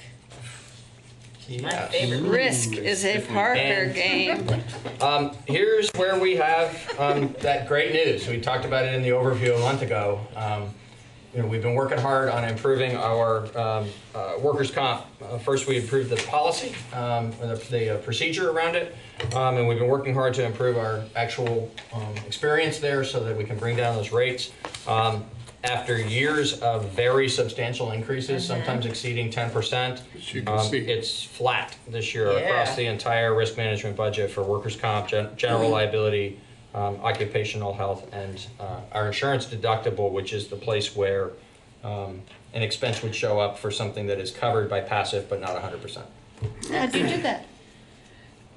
Actually, we did that, and we did it with years of hard work. So what we identified in the comprehensive review of town operations 5 years ago was the workers' comp costs were going through the roof, and they were going through the roof in part because it's one of the symptoms of not having an HR director. So that is going to help even more. But frankly, what you see in the results here, since Sally just joined us last June, is actually the result of what's gone on under Patrick's leadership and the work of all departments. We created a better policy that addressed two separate things, employee safety and prevention, better than we had been doing before, and getting employees who do get injured back to work faster, whether that's on light duty assignments or just through bringing them back into their normal assignments in a more systematic way than we had before.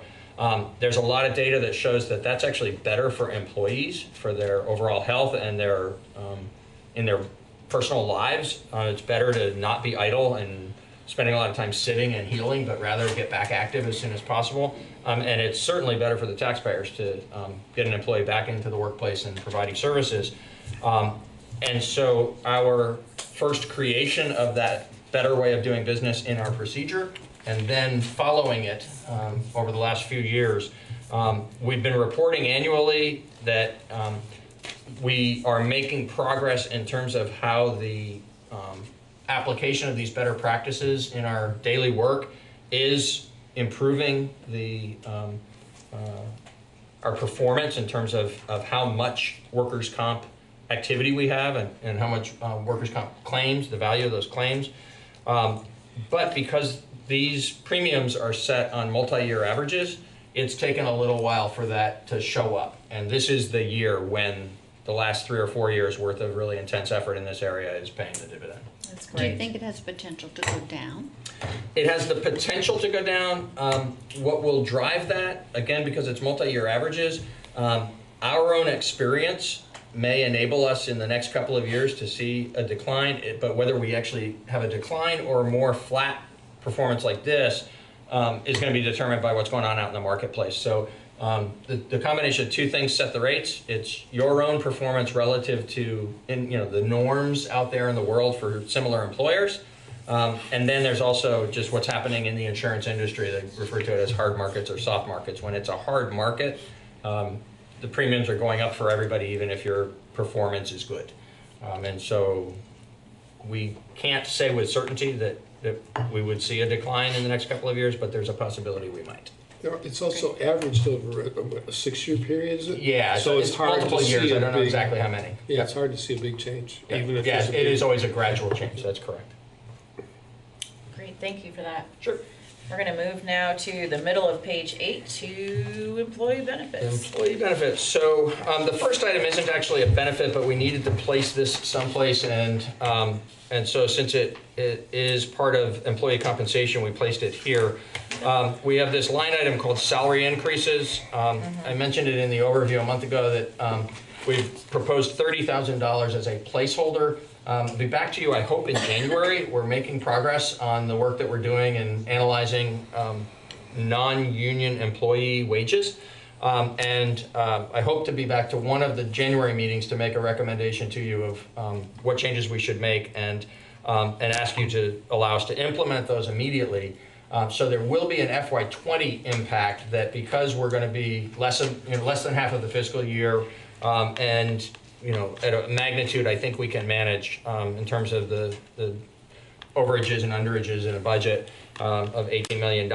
I'm confident that we can do an immediate implementation, because I think that's going to be the right equitable thing to do, and not put ourselves in a financially precarious position. But then that impact for a full year, right, whatever that amount actually ends up being, that amount for a full year rather than a partial year, plus the across the board pay increase that may be awarded, whatever that may be. We put a placeholder for 2% in the budget that would happen on July 1st.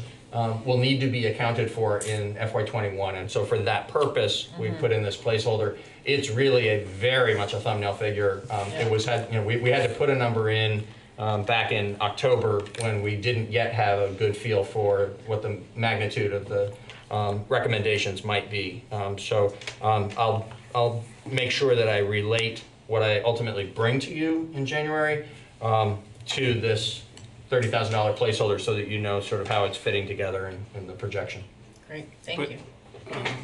Peter, just to be clear, the $30,000 placeholder is a reference to only a partial year increase that we'll be discussing? No, so the $30,000 would be a placeholder number for the full FY21. Okay. The partial year impact would happen in the current year FY20. Gotcha. For the period from sometime in January through June 30th. Yeah. And that's what I was suggesting. We'll just need to absorb within the overages and underages for this year. I misheard you. I apologize. Yeah. It was alarming that maybe we were only looking at a partial. So. No, the $30,000 was my best estimate at the time of what the overall impact of this might be. And again, we'll be very precise in describing the what and the why when we bring it back to you, so you can see both the financial impact and the reasons why the adjustments are warranted, or at least I believe they are. Great. Thank you. Okay. Did you have a question? Oh. I thought you looked poised. Elsewhere in benefits, this is where we're seeing the 10% increase in the health insurance line item, because premiums are going up a substantial amount again this year. But it's where you're seeing also those two reduced line items, the opt-out and HSA payments and the HRA expense, areas where elsewhere in the health insurance program we've been able to identify savings. And that's not through any particular changes. We've made changes in previous years in the benefit. And then what has happened is, we needed to budget cautiously, because we weren't sure of the impacts of exactly how those would affect the overall cost of the program. We've got enough experience now, particularly with the HRA program, to realize that we had budgeted more than was needed for that. And so we're proposing about a $65,000 decrease in the HRA funding and a $20,000 decrease in the HSA. And that's based on actual experience. We're pretty, we're very confident in the accuracy of those numbers. So the net is for all employee benefits in toto, about $100,000 increase plus the $30,000 for the salary increases is $130,000, and that's a 4% increase over the prior year for benefits. Great. So, can I ask, what made you think the HRA expense had to be so large last year? Because the way that works, there's a certain amount of risk we take on with HRA because the town is funding. So there's each household bears a certain amount of the premium, but not the whole. I'm sorry, not the premium. A certain amount of the deductible risk, and then before we reach the actual deductible with Blue Cross, there's a portion that has grown now to be larger than the employee's portion that is in what's called a health reimbursement arrangement, the HRA.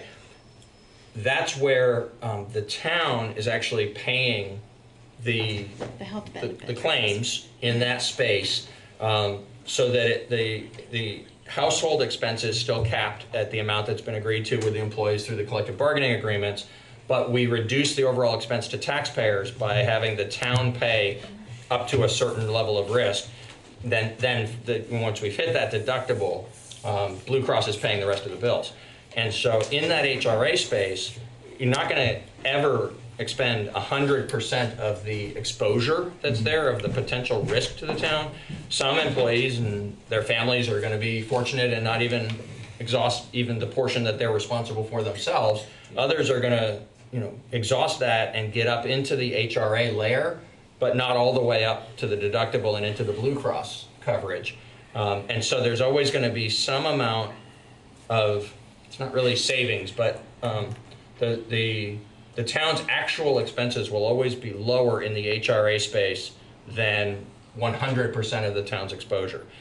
We've worked with our advisors from the Richards Group to identify sort of an expected level of claims. And then what Patrick and I have done is increased off of the advice we've received in order to protect the town, in these early years. This is only our third and entering our fourth, I think now, year of being in the HRA program. And so in the early years, as we were entering into this and then increasing the amount of risk each time, we wanted to protect the town against having more claims than budget. What we have found is that extra degree of caution ended up being unnecessary. And so we're bringing this back to being closer to the actual statistically expected claims. The thing we all need to recognize is someday there will be a bad year. So we're still budgeting this in a manner that allows for some variations of good years and bad years. But if we had a very bad year that exceeded all the reasonable statistically expected levels of claims, we will have a year when our HRA expenses exceed our HRA budget. We're trying to avoid that, but just in the normal variations for this kind of expense, there will be a year occasionally when that happens.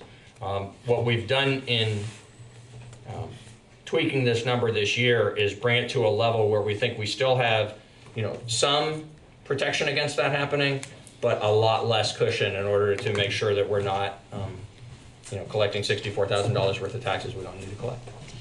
It's interesting because the whole concept of an HRA is supposed to offset the cost of health insurance, yet the health insurance just keeps going up. Oh, but at the time when we implemented the HRA, Yeah. it actually reduced our health insurance premium. And then in the years when we were increasing that exposure, we started out with a certain amount of risk and then we grew it to the point where now we get quotes each year about whether taking on more risk would be worth it.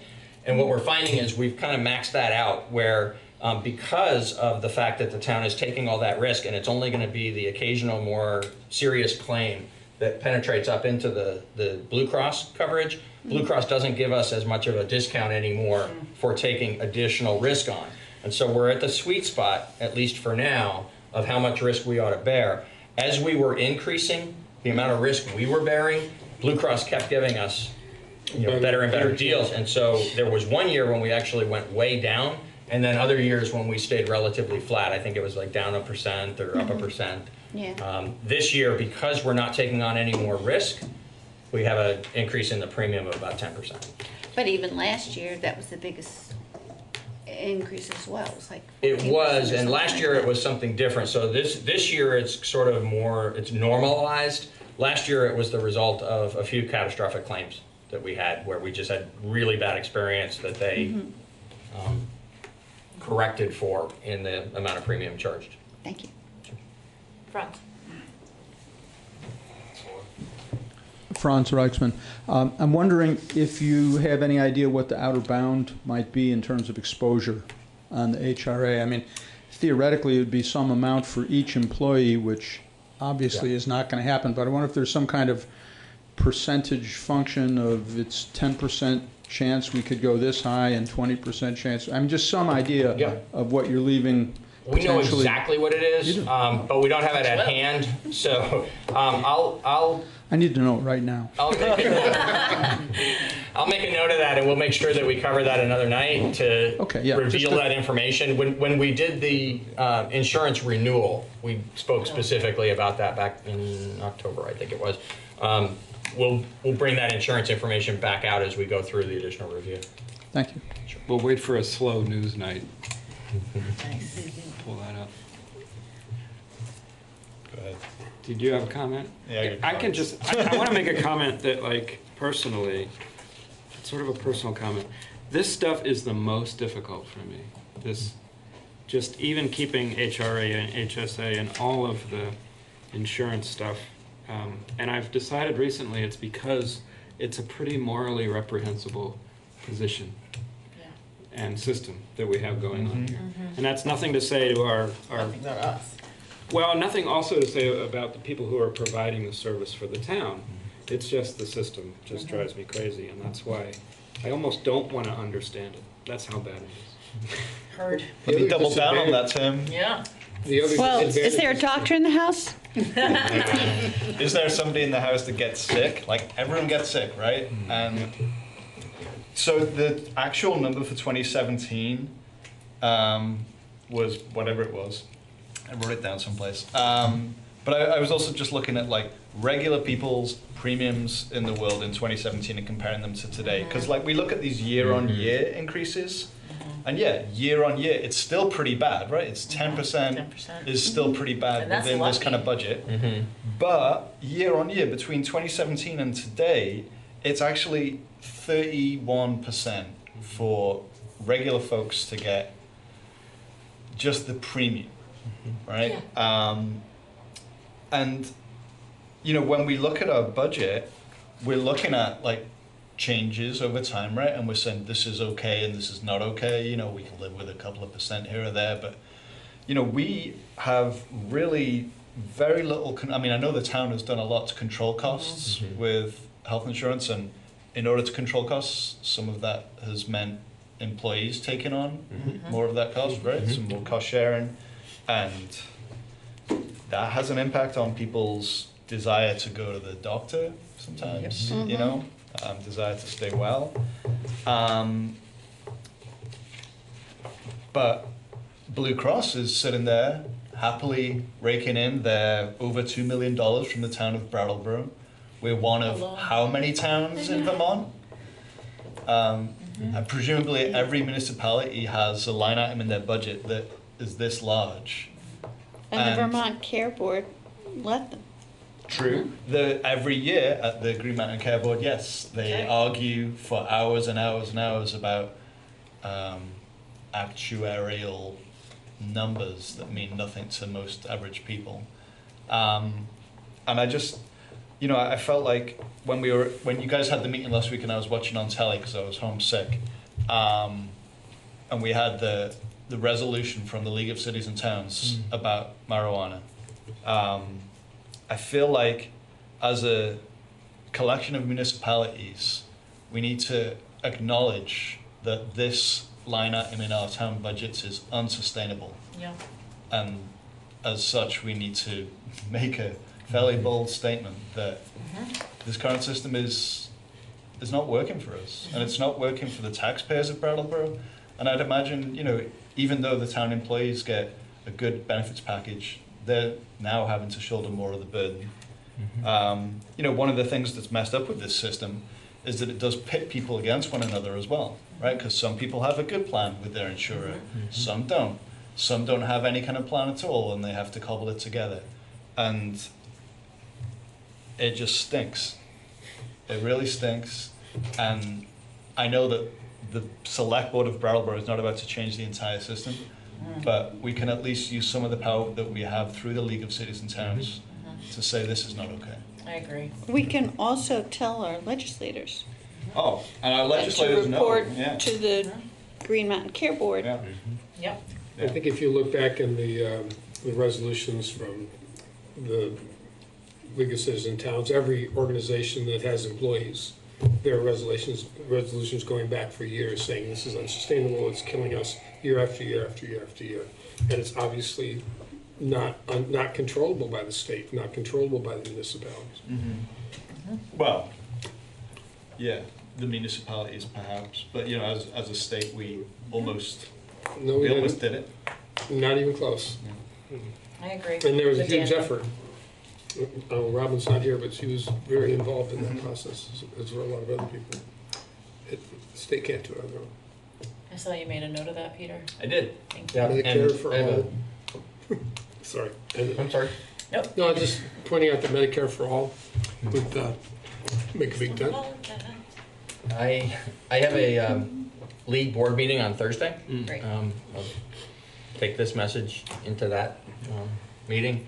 I think it is important that we also each individually communicate with the legislators that we have contact with, because that's where the rubber's going to meet the road. Sure. Yeah, let us know if you want any suggested language or anything.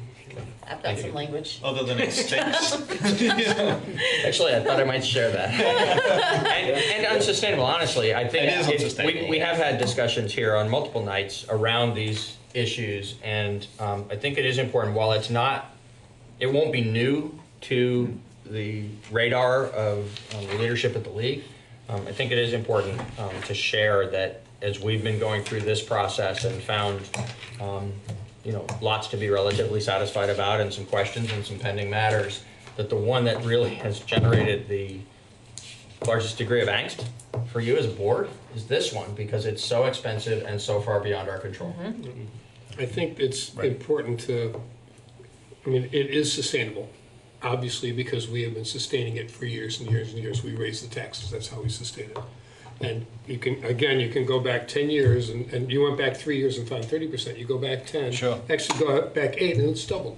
Yeah. And 8 or 9, and before that, it's doubled again. Yeah. We sustain it because because our central government will not deal with it. I think Daniel might have been using a larger Yeah. sustainability, meaning on the individual level, it's often not sustainable. Yeah. But agreed. Well, so like when I feel like one of the things that folks in the town want to talk about is, my taxes are going up, right? And like this is one of the drivers. This is a major driver. So people want to talk Every about year. like, we can't afford a sustainability officer or a sidewalk plow or what have you. Right. But here is over $2 million. Is this for all of the employees in the town, this $1.7 million? Except the utility fund. And parking. Okay, And the so parking fund. The employees who are in the utility fund and the parking fund, their insurance expenses are borne there. I think it's important for us to note, though, and I'm not at all pushing back on the broader societal concern that you're raising, which is obviously valid, and the fact that you'd like to sort of not just acknowledge that, but raise that to some greater level of advocacy, at the league level, I think is entirely appropriate. As it relates to our proposed budget here in the town of Brattleboro, one thing I want to make clear for anybody who may be paying attention out there is that while the premium is again increasing substantially, in this proposed budget we're showing a 10% increase in the premium, the cost to Blue Cross as you've been characterizing them, that our overall program is only increasing by about 2 or 3%. And again, I don't have the numbers, the exact numbers right in front of me, because they're embedded in some materials related to the insurance program that we went over on a different night. I'm sorry I don't have that right at hand. But because of the contributions that the employees are going to be making beginning January 1st to pay for a portion of the premiums, and because of the savings that we're proposing in the HSA and HRA components of this, just in the things that we can control in our own administration of this benefit. The actual cost in this particular year from FY20 to FY21, the cost to the taxpayers is increasing by only about 2 or 3%. And I think it's really important to point out that that really is all we can do, is protect the taxpayers. And at the same time, not to take away from what you said, or that this is really a great improvement over what we were doing 6 or 7 years ago, and it is actually reducing the cost to the taxpayers. It's being shifted to the employees.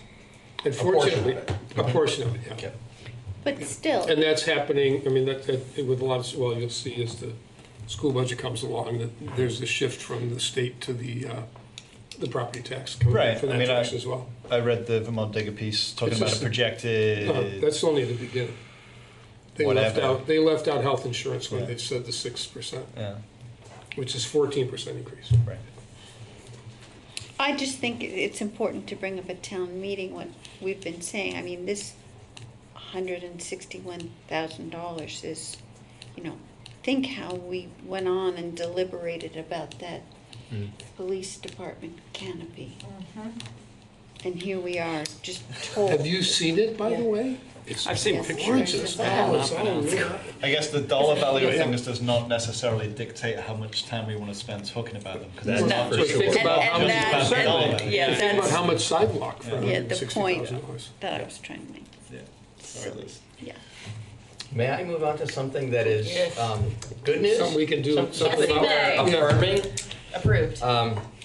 So under bonds and notes, we have a decrease actually in all 4 lines. It's a very small decrease in the amount of bond principal and related bond interest. But the important 2 line items here are the note principal and the note interest, because we made a commitment 5 years ago that we weren't going to buy equipment any longer with borrowed money. Yeah. That equipment expenses are recurring on reasonably regular intervals. And that they are relatively more affordable as opposed to capital projects, and that we wanted to not be paying a lot of interest to folks who loan us money to buy things like police cars and graders and so on. And so we made a commitment not to do that, and the one time we've deviated from that during the last 5 years has been to finance half of the ladder truck for the fire department, because it was $1 million piece of equipment. So we financed $500,000, and we did that because it has a 25-year life, and we're going to pay back that note over 10 years. We're going to get 40 years out of it. What's that? We're going to get 40 years. I don't know if we're going to get 40, but we're going to get 15 years out of it when we're not paying for it, right? But we're going to be paying for it over 10 years. 40. The impact. This is the year when we actually see the dividend that provides. So note principal, I'm on the bottom of page 8. Note principal is decreasing by $158,000, and the only thing left in that line item is the $50,000 a year for that fire ladder truck. And note interest is going down slightly, $14,000 to $10,000. But that $160,000 or so worth of reduction is the dividend for not borrowing money to buy equipment. And that's the benefit of the long-term planning. Exactly. Yeah. And so shameless plug, if we embrace the 25-year equipment replacement plan and live by it year by year, we'll also be setting aside money for these fire trucks. We'll earn interest that'll help us pay for them rather than paying interest to others. And after this next 8 years goes by, we won't any longer have anything that we're paying on notes for equipment, even the very large pieces. Great. The next category is the Human Services. The Human Services Committee has just completed its work, RTM's Human Services Committee. And the recommendation that they are going to make to town meeting. I'm sorry, are we okay? Yeah. I thought, do we usually get a presentation from them, or? You don't normally. You have sometimes, and if you'd like them to come in and present to you in January, we can do that. They have just having a sudden realization. I'm sorry? Once in a while we do have that. Once in a while you have seen them here. There have been discussions in prior years about sort of the magnitude of this, how much ought to be devoted to this part of the budget. and that certainly was a healthy discussion last year at town meeting. One important note, just in terms of this particular part of the process, is different from pretty much everything else we do, because under the town's charter, the committee, which is a committee of representative town meeting members, get to make a recommendation to their peers at representative town meeting of whatever amount they think is appropriate. And the amount that they've decided this year is $190,105. The question for the select board is, do you want to make your proposed budget match that for this part of the budget? I would recommend that you do. It requires an additional $4,510 above and beyond what we brought to you, because we brought you something that was level funded from last year at $185,595. But if you are in agreement, then as we move towards finalizing this budget, we'll add $4,510 to this part of the town's budget to raise it to $190,105. And then what goes to town meeting will be consistent both in the select board's budget and in the recommendation from the committee. I would like to add that money, and I'd like to have the presentation. Okay. Because I think before we go into town meeting, we really need to know some more intelligence what's behind this. Okay. That's probably a good idea. Okay. If you haven't seen it before. Typically when they come, it's when there's something wrong. Like last year, a couple of people applied. and Yeah, maybe I so remember days that, late. but, Yeah. yeah. But, yeah, it's an amazing Well, this process. gets a lot of airtime Yeah. at town meeting, and I want to know Yeah. what's behind it. Great. Well, I think We'll it schedule also it gives them an opportunity to really kind of, once again, refamiliarize the public with the process and how what a great job they do. So I think it sort of works in everyone's favor. Oh, right. They may rather be at home and just have to do it once at town meeting, Yeah. but they can, we'll see. I did have some questions about sort of how it appears, and I'm wondering if I think it might be for that.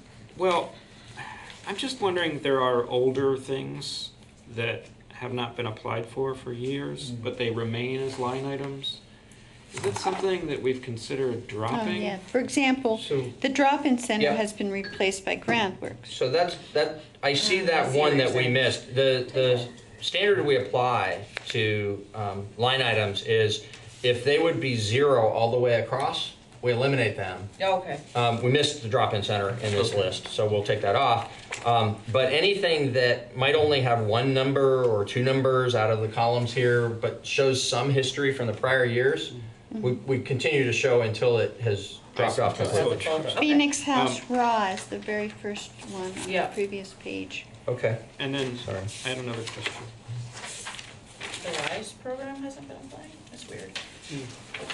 I had a question about the Museum and Art Center, because that appears in auxiliary services Yes. as well. Yes. That is because by prior agreement, long-standing prior agreement, the town pays $7,000 a year towards the maintenance of that facility that is done by the museum. Large-scale maintenance is the town's responsibility. It's not part of the operating museum expenses. It's part of the facility maintenance costs. No, I didn't realize. I thought maybe it was a typo coming from Human Services, because... No. So that's going to drop off in theory? Or is that the same If they $7,000? take over the building, it will. Yeah, if...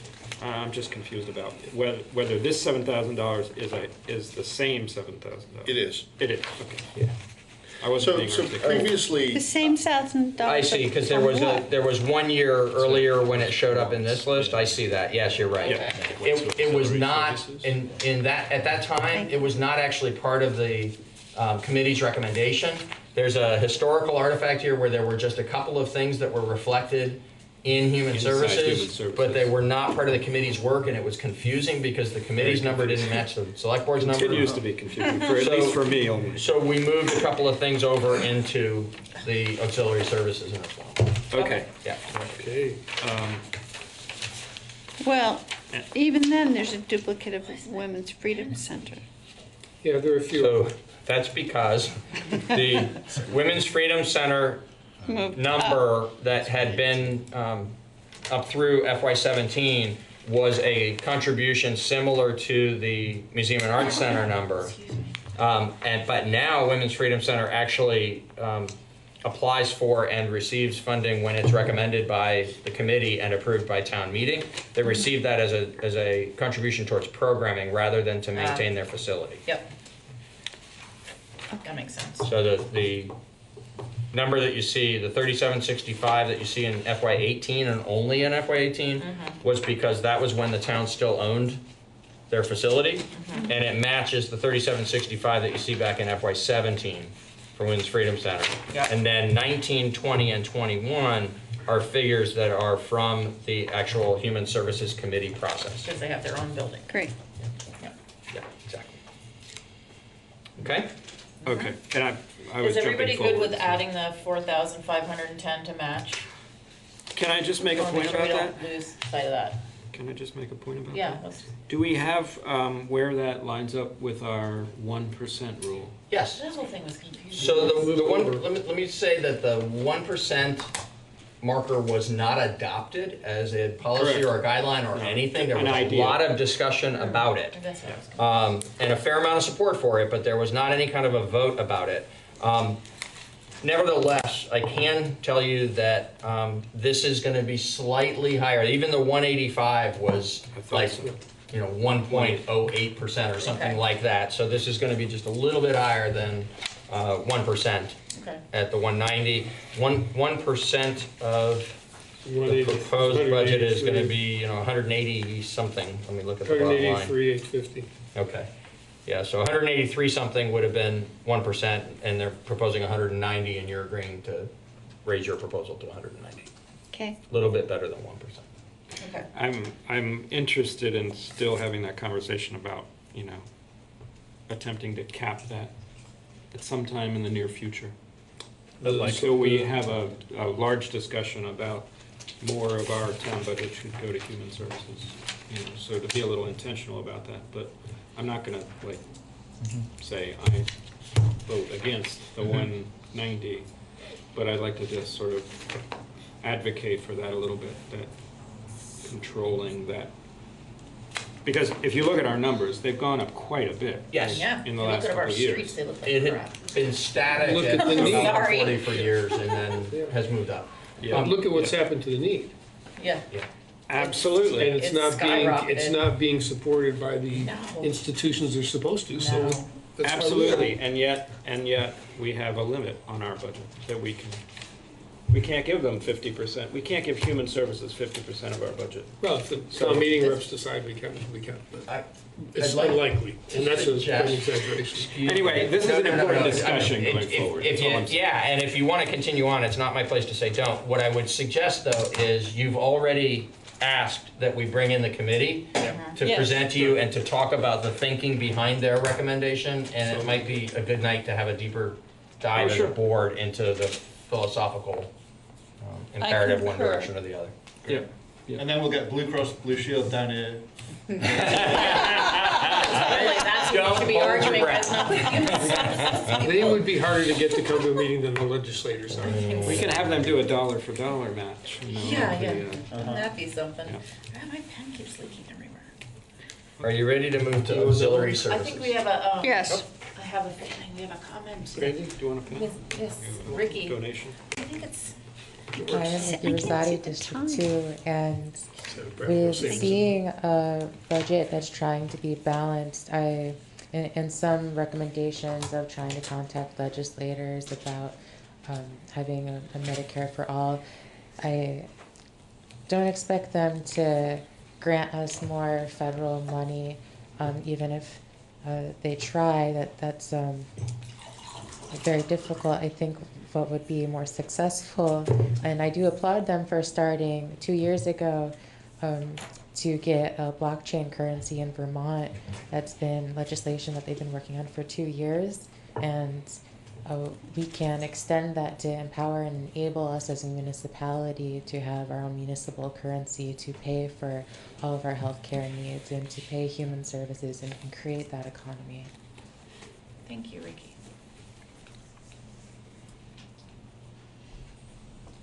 Auxiliary services, we have a, this bottom of page 9, a slight decrease in the streetlights expense. based just on the continued monitoring of that. We received very significant savings over a period of years when the conversion to LED was occurring. The change in the budget here is just reflecting the fact that the remaining amount that was budgeted was just a little higher than what we were going to need each year, and so we've reduced that by $10,000. Unfortunately, that expense is offset by the proposed $10,000 for public health and sanitation, which reflects the reflects the cost of the porta potties. Yep. Putting them out seasonally, they're in for the winter, but we plan to put them back out when warm weather returns. And we're doing some research into a more permanent solution. We'll have some information forthcoming in the months ahead around that. Unfortunately, the solutions we're finding are very expensive. Oh, yeah. We're going to definitely require some grant funds in order to make them happen. But it would be nice to have an enduring public benefit that could come from putting the right facilities in the right locations. There's also a $15,000 proposed increase in the ambulance service. That's the town's contribution to Rescue Inc. as part of the regional ambulance service that they provide, and that's a known increase that's coming. We discussed that in We prior did. meetings. You authorized the annual renewal that got us actually up to the $250 we're spending this year, and there will be a renewal next year. It'll be the final year of phasing out that discount that the town had historically received. Rescue Inc. worked with us. We were receiving a discount of over $60,000 compared to our population-based sort of dues obligation. And that was because of something that had been, an arrangement that had been set up back, I believe, in the 70s, but a very long time ago, that reflected services the town was actually providing to Rescue Inc. at that time, and that's why we got a discount. Over the many years since then, the Rescue Inc. had become more fully independent. The town wasn't providing those services anymore, but we continued to receive the discount. So Rescue approached us and asked that we eliminate the discount. It was the right, fair thing to do, but it was going to have a significant impact on our budget if we did it all at once. So we asked for the opportunity to eliminate it $10,000 a year over a 6-year period. They agreed to do that, and we're 5 out of the 6 years into that process. I have a question. When we talk about our goal setting, I know Danielle and I share concern about the local bus service. So I would like, this is an item in the budget that relates to our goals that I will want to discuss. Absolutely, and it has remained $50,000 for many years. Yes, but what we get for it is really what I want to discuss. I see. Okay. Do you think those folks might want to come on in? Sure. They come from time to time when you ask them to. Yeah. Maybe people that ride the bus should come in on that night too. Yeah, that would be really wonderful. Okay. Franz. And I don't, is Work Today, is that Emily's program? Yep. And it doesn't seem to be funded.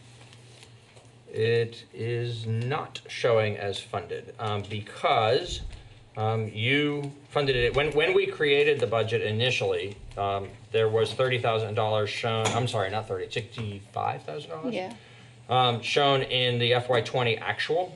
No, it wasn't, because it's a FY20 budget. In any event, so I apologize, I was heading you off in the wrong direction, but it was not budgeted last year. It was an unbudgeted expense that you approved early in the fiscal year. We paid it, and then because the program didn't get rolling, we received the money back. But the expectation is that the program will get rolling in the spring, and we will recut the check for 65. So next year it'll be showing up as part of the FY20 actuals. If you want to budget some amount of money in FY21, that's something we'll have to have some additional discussion about. Remember that the $65,000 is for a 3-month pilot project, and it's because it was intended to, be seed money to get something started to see how it worked, with the possibility that it might be extended, but hopefully with a much broader financial support from other sources, that we didn't presume to put a figure in here. Thank you. For that. Franz Reichsman. On the ambulance service, it's a significant item in the budget, obviously, and I don't recall any discussion of exactly what the town gets in return for that amount of money and how it fits into the overall Rescue Inc. budget. Certainly, they have other sources of funding, right? Including reimbursement from insurance payers, et cetera. So I think it would be worthwhile at some point to provide a little bit more context for that number. Sure. I agree. Yeah. Because I know my husband had a nice ride in the ambulance, but then he got a bill. Right. So, having been responsible for an ambulance service in Florida, I can tell you that for the fleet of ambulances and the personnel that are required in order to be ready to show up when each one of us most needs urgent help, $265,000 is a drop in the bucket. It's our local share of the part of their budget that they fund with basically dues. It's a times your population, a certain amount times your population yields the amount that you owe. The overall budget is higher than this. We certainly can provide that information so that there's some fuller disclosure of, the overall finances. Rescue Inc. has processes like this. They're not nearly as visible as ours for sure, but it's a public agency. They provide budgetary information about what they receive from the towns and what they receive from other sources, including insurance, and people just, paying the bill. They also have a subscription service for folks so that you don't have to pay the personal part of that bill if you do receive their services during the year. So there's some different revenue side and expense side information that we certainly can make available from Rescue.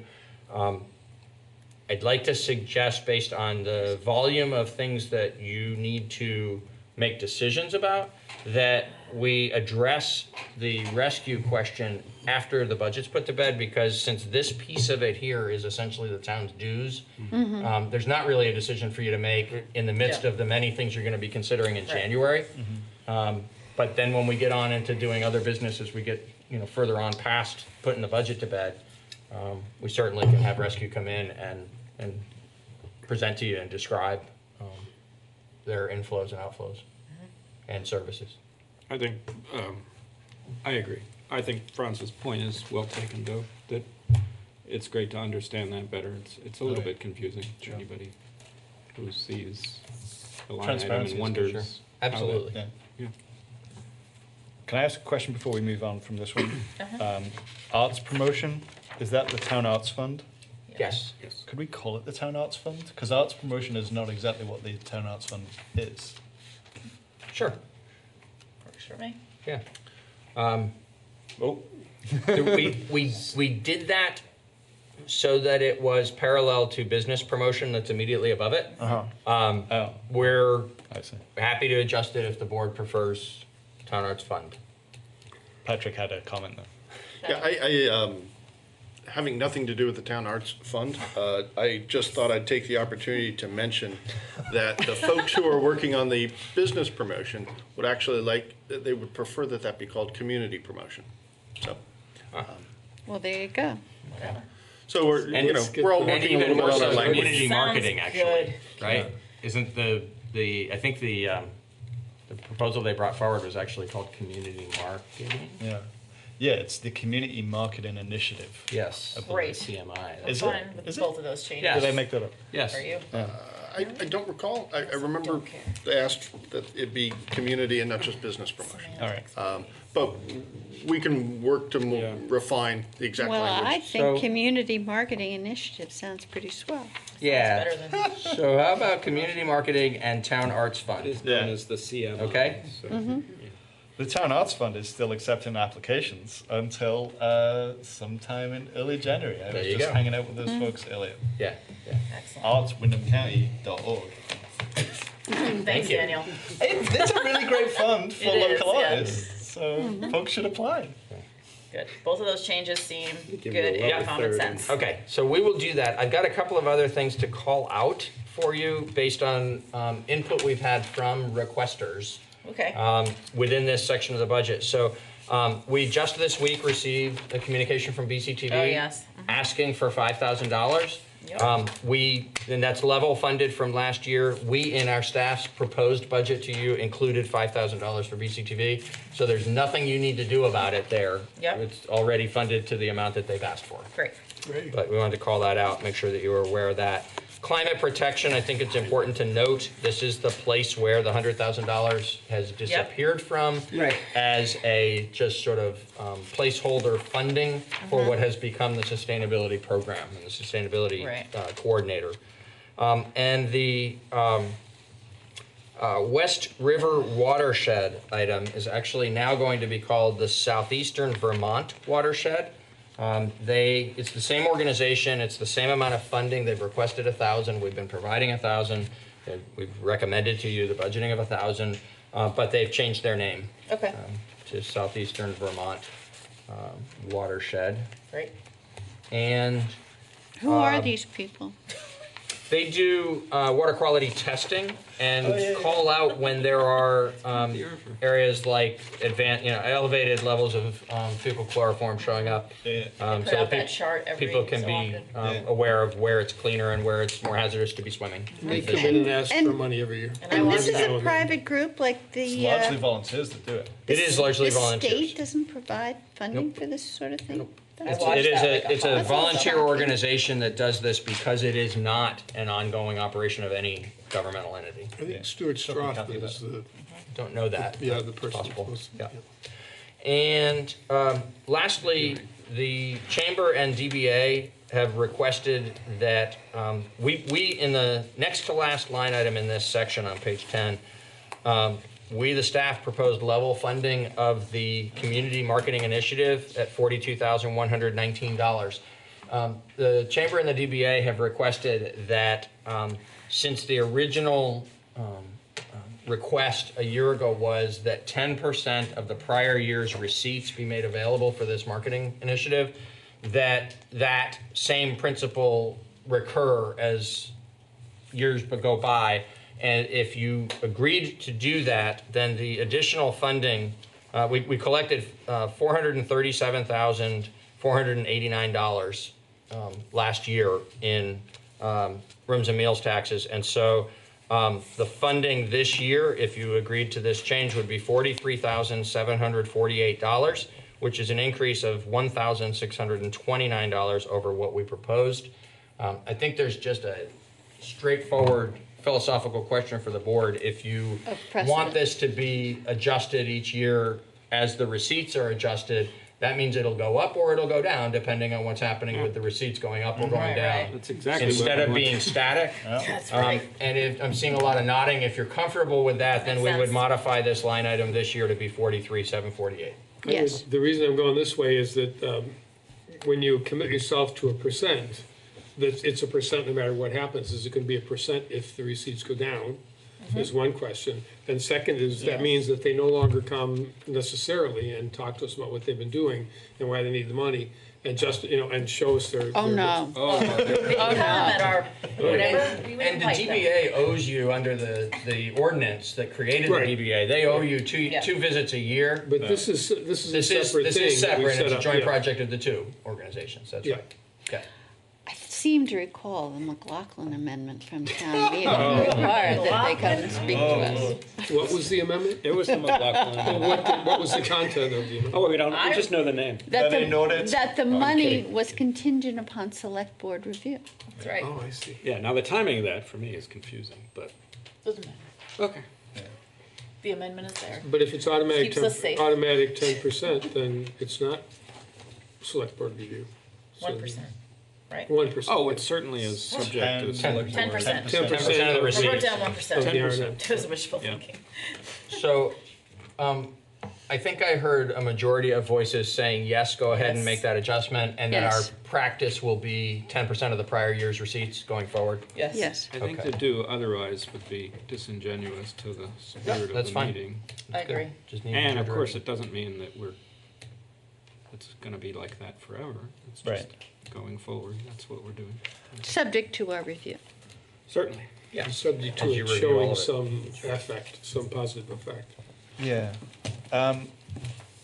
This is sort of making me think about the process at town meeting whereby people try and whittle away or add on to the budget and they are told we cannot adjust individual line items, we can only adjust the overall amount of the budget. That's correct. Right? Yep. So we sort of nodded our way to 10% of the rooms and meals tax from the previous year. And if folks in the community thought different to that, and they were town meeting members, there wouldn't really be a way for them to impact that? There is a way, if you as a board want to place that question before representative town meeting, which is you have the authority to make anything its own article. Okay. You have an obligation to make as separate articles those things that are brought to you by petition. Okay. And you don't have any particular obligation to make individual elements of this budget their own question, but you can do that at your discretion. Okay. Okay, so then let's get back to this community marketing initiative, and that we've okayed a new 1% amount, but what? 10%. 10%. Sorry, that's my fault. But if we wanted to review it individually, what do we do? You would, when we bring you would tell us you want that to be its own separate article at town meeting. And when we bring you a draft warning for town meeting, it'll have that item isolated in the same way as, for instance, the $10,000 a year back when it was $10,000 a year for climate protection. Year after year after year was its own separate item, even though it was included within the town's budget. Right. Okay, so because the way that it's presented here is seemingly automatic, but when they came to discuss this proposal that they had, Yes. it seemed clear that it would be reviewed by us each year. So how do you reconcile those two things?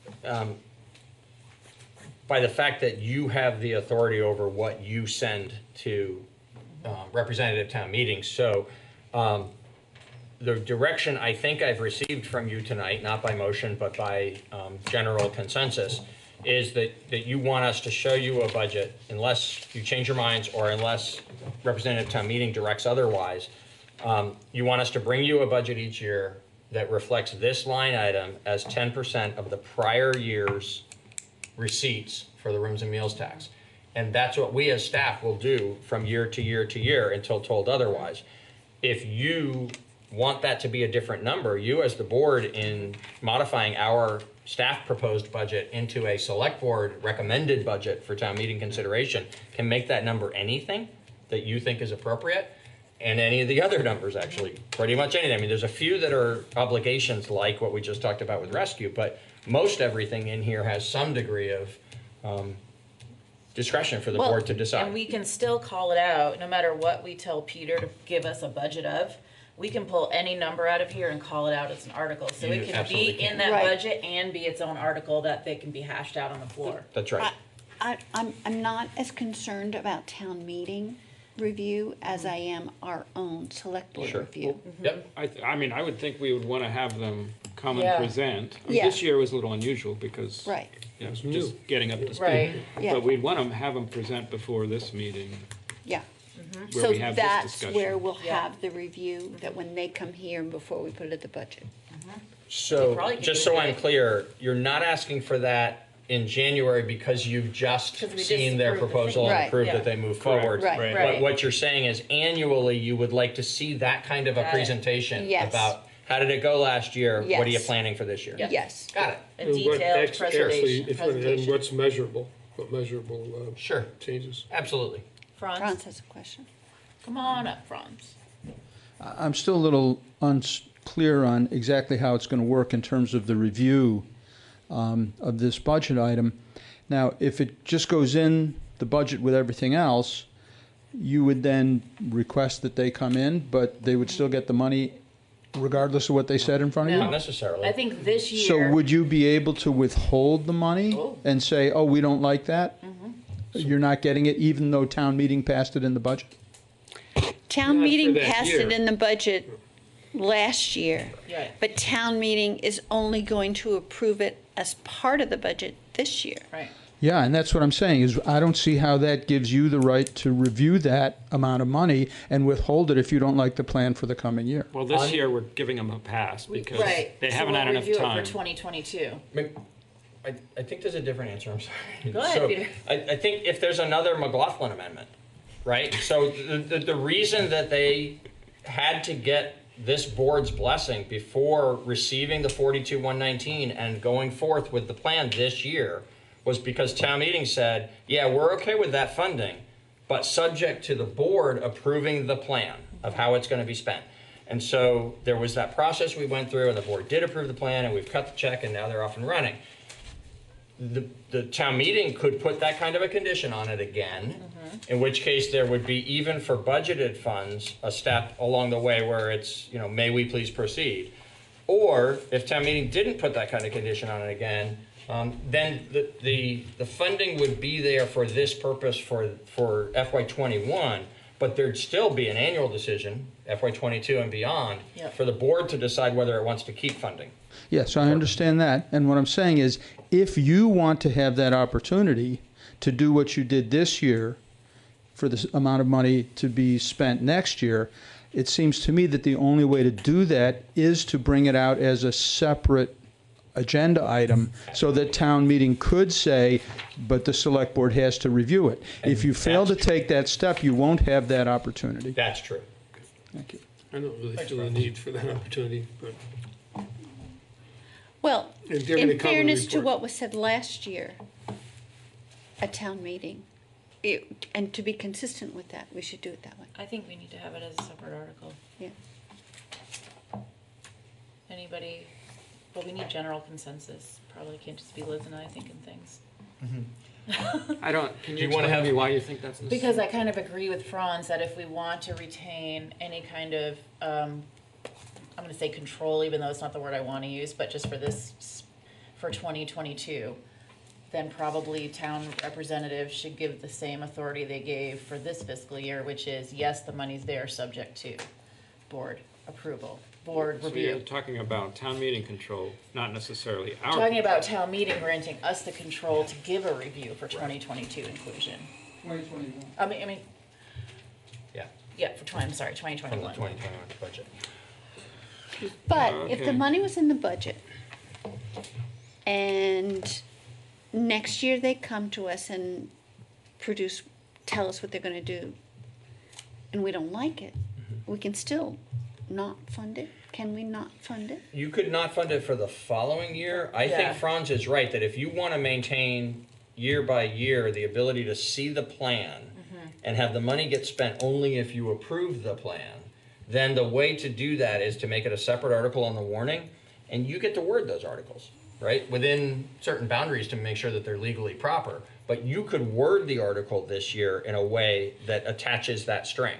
In That perpetuity. the funding will or be just made for a year available at in the a time? amount Year of by It has to year. be year by X, year. subject to the approval, you know, the marketing plan being approved by the select board. Great. If you know you want that, we'll make a note of that now and we'll proceed accordingly. If you want to have some additional Do you discussion know? or receive any additional input around it, we could put it on the list for January. Let's put, I would prefer to think about it and put it on the list for January myself, but, I'm with you. because I'm I'm a fine with little that. bit, Yeah. I need to think about it some more. I'm a little bit concerned about putting it out there at town meeting already when the plan hasn't had a chance to go into effect. That's true. So, Yeah. while I don't oppose the idea in general, that's, It's worth chewing You on. want them to have a year of trying it. well, I think that was the spirit of the Yes, motion and that everything. is Like, true. otherwise, you're putting it out there again as a second chance to vote on this, sort of the same question. But we can think about it and Sure. discuss it again. You see what I'm Yeah, saying? because I they do. took Yep. they're just getting started. Right. Good, so we'll talk about it again in January. That gives us time to chew that over. Good. Was that the end of auxiliary services? That I is got a the end little of lost. auxiliary services. Great. Yep. So Okay. next is facilities maintenance, and that's a couple of pages on. It is on page 12, in the middle Yep. of the page. Got it? Small section that didn't exist. The reason why you see no actuals for 17, 18, and 19 is we created it in 20 to consolidate Oh, yes. the individual custodians at different facilities into a team of people who maintain the town's facilities together. And when we did that a year ago, we neglected to put in small amount of funding for clothing. It's appropriate for this group of 4 employees, 3 that are funded here, and a 4th one in the parking fund, I believe. It's appropriate to fund the clothing allowance that is applied to similar employees. And so that's what the $1,125 is. The $47.23 is just the increase in wages. Okay. Okay. Fire department does their own maintenance. They do. Municipal center. Small changes here related to the fuel expense, slight increase, electric expense, slight decrease, and very slight decrease in utilities, which is water and sewer. Overall, about $2,000 of reduced expenses, a 2% decrease to $89,415. Great. Wait, Okay. what? What just happened? We just We're still thinking about we just saved facilities maintenance. $2,000. Okay.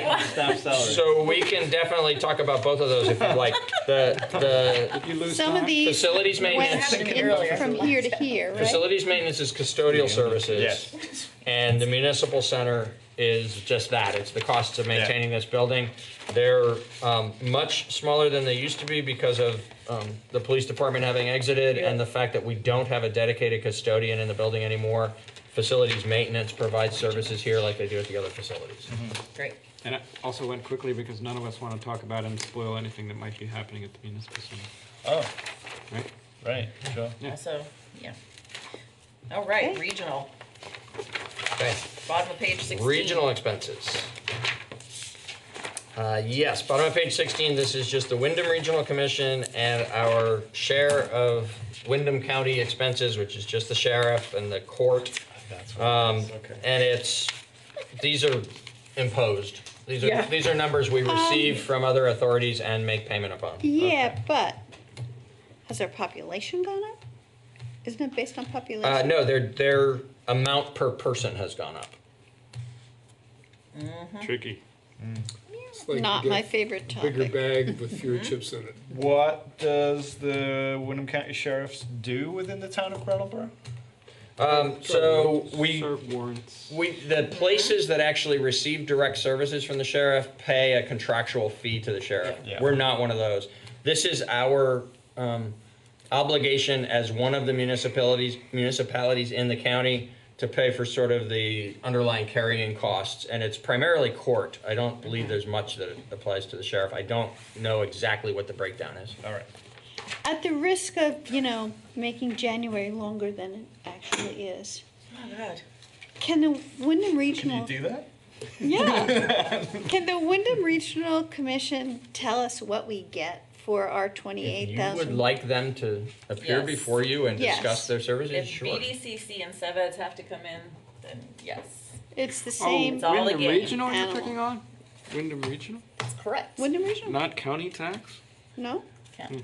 Well, so when I saw county tax, I was like, wait, For what? for what? And, being in the Peter already county. explained. Let's have the county So maybe executive the line come in item and should be explain. called Wyndham County Wyndham Superior Court. Sheriffs and Court Expenses or something. I don't know. Truth. I can see where that would be useful. Sure. Or maybe not. just Wyndham County Yeah. instead of tax, because it's really not a It's tax. not a tax, right? It's a fee. It's a It is. fee for living here. It's charged to the municipality, it's not charged to taxpayers. I think Franz is going to have a whole section in his report about how we change the names of... Of things we don't like. All right. Solid I waste. actually know at Wyndham Regional. Which I Brandy's moving us Solid on. I am. Okay. Solid waste. Where is solid waste, So Peter? just to be clear, I heard the request from this side of the table. There's a consensus that you'd There like is to hear for from me. Wyndham Regional Yes. in January? Got y'all. Okay, I hear a third voice, so That's right. we'll ask them in. Thank He you. stops I'll listening remain after the third silent. I voice. want everybody in. Well, unless you keep talking, it takes three of you to get correction. No comment. So, we're down to the very last. All right, we're on page Which is 19. Solid waste, and here, I have the one item. unsatisfying explanation of the continued volatility in the world's recycling markets is going to be the greatest determinant of whether we ought to adjust this number. And what I'm talking about is the transfer to solid waste that's at the bottom of page 19. We are proposing a 9% increase, and we're doing that based on our current best estimate of how the improved revenues coming out of coming to the Wyndham Solid Waste Management District, which is reducing our amount of assessment fee that we pay to the district. how that's being offset and more than offset by reduced bag revenue because we're throwing less garbage away and increased recycling costs because of the tremendous volatility out in the world's recycling markets. And so we don't go through a specific solid waste budget at this time of year. We've actually thought in recent years it will eventually be a best practice. It's something we ought to do. It's not its own separate fund the way utility and parking is, and we'd like to incorporate it into the general fund and make this easier. The problem is that then you're making a commitment now to a solid waste budget that is really not just unknown but unknowable at this point to do responsible budgeting. Yeah. And so what we'd rather do until there's more stability out in the recycling markets is estimate what we think the transfer is going to need to be and report back to you in the spring, as we've been doing for several years now, about what we think the real budget ought to look like for the next fiscal year when we're 4 or 5 months on, actually 6 months on compared to when we actually prepared this budget. And at that time, as you know, in recent years, what's been required at that time, we're hopeful that this coming spring will be the first time in 4 or 5 years when we haven't had to do it. We've made a supplemental transfer. We try to be cautious with this number, not be aggressive with it because of the fact that it affects the tax rate.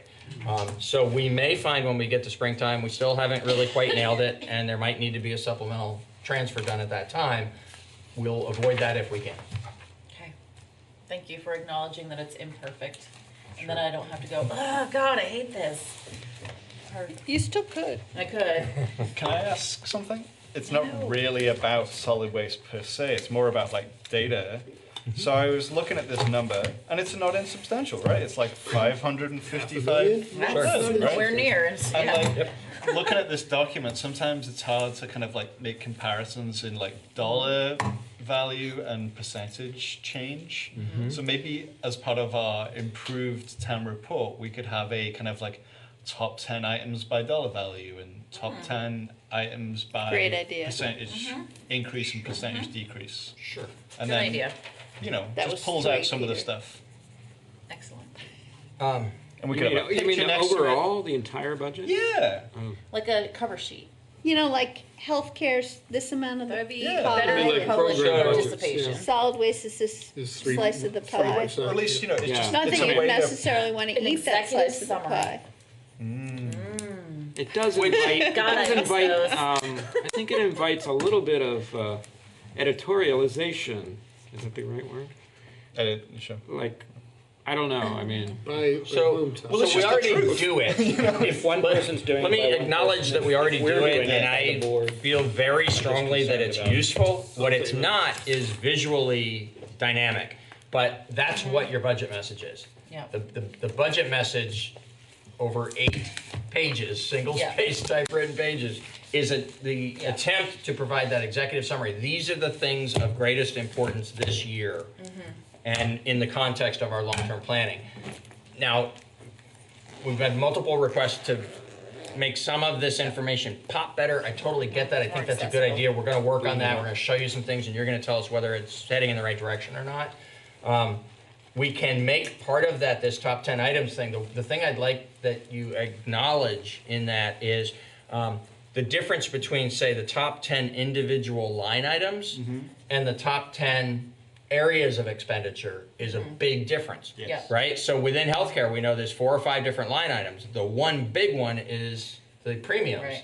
But if you want to see how the healthcare program, the health insurance program is compared to the rest, then we need to make a judgment call that of what line items to cluster. That's what I was talking. We'll be happy to There do you go. that. We already And do that's that where when the we're preparing the budget editorial message. judgment So you'll be questions. talking about You can come forward at least. department totals or the category Not totals. necessarily even that. So again, going back to health insurance. Health insurance is 4 It's or 5 line offset, items within the dozen or so line items of employee benefits.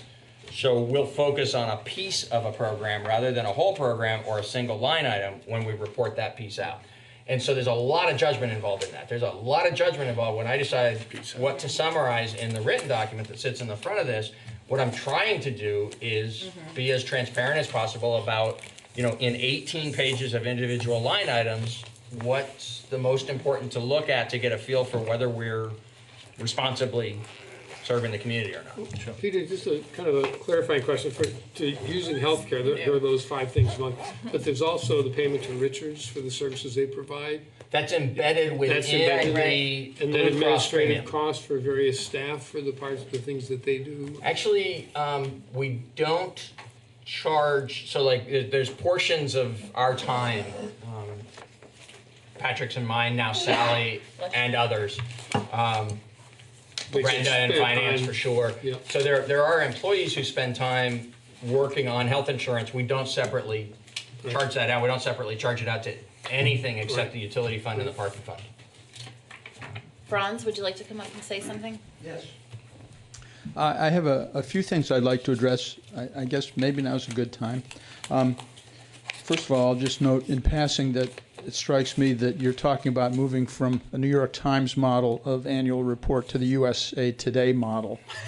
I'm not sure that's a good thing. I just want people to understand the budget. I know. We need things to be accessible.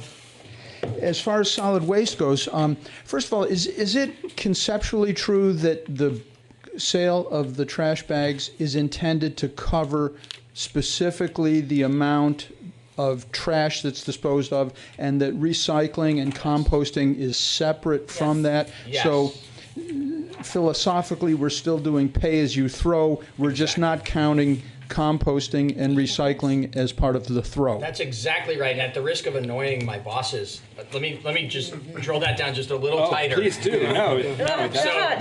So there's actually a state law. It's not just a philosophical foundation under this. There was a state law 6 or 7 years ago that said all municipalities in Vermont have to, it was called variable rate pricing. You have to reflect the cost of collecting and disposing of garbage in a rate system that people will pay more if they're throwing more away.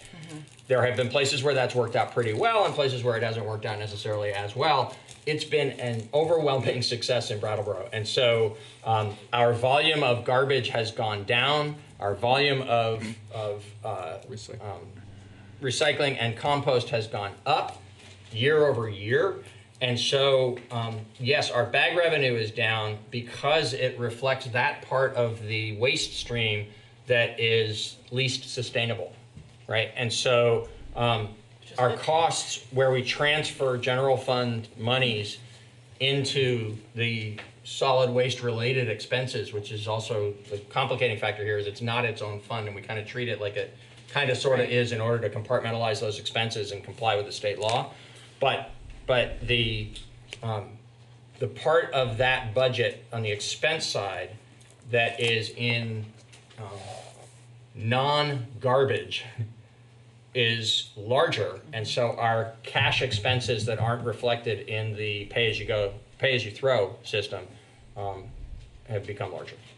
But that's also historically our garbage was much higher. Correct. And so it's gone down. Correct. When we started this, in fact, even though we were already, we had a pretty robust recycling and composting operation already underway, we were, much higher. I think the first year our estimate in bag revenue was around $500,000, and we're down to 300 and something now as the proposed amount of revenue.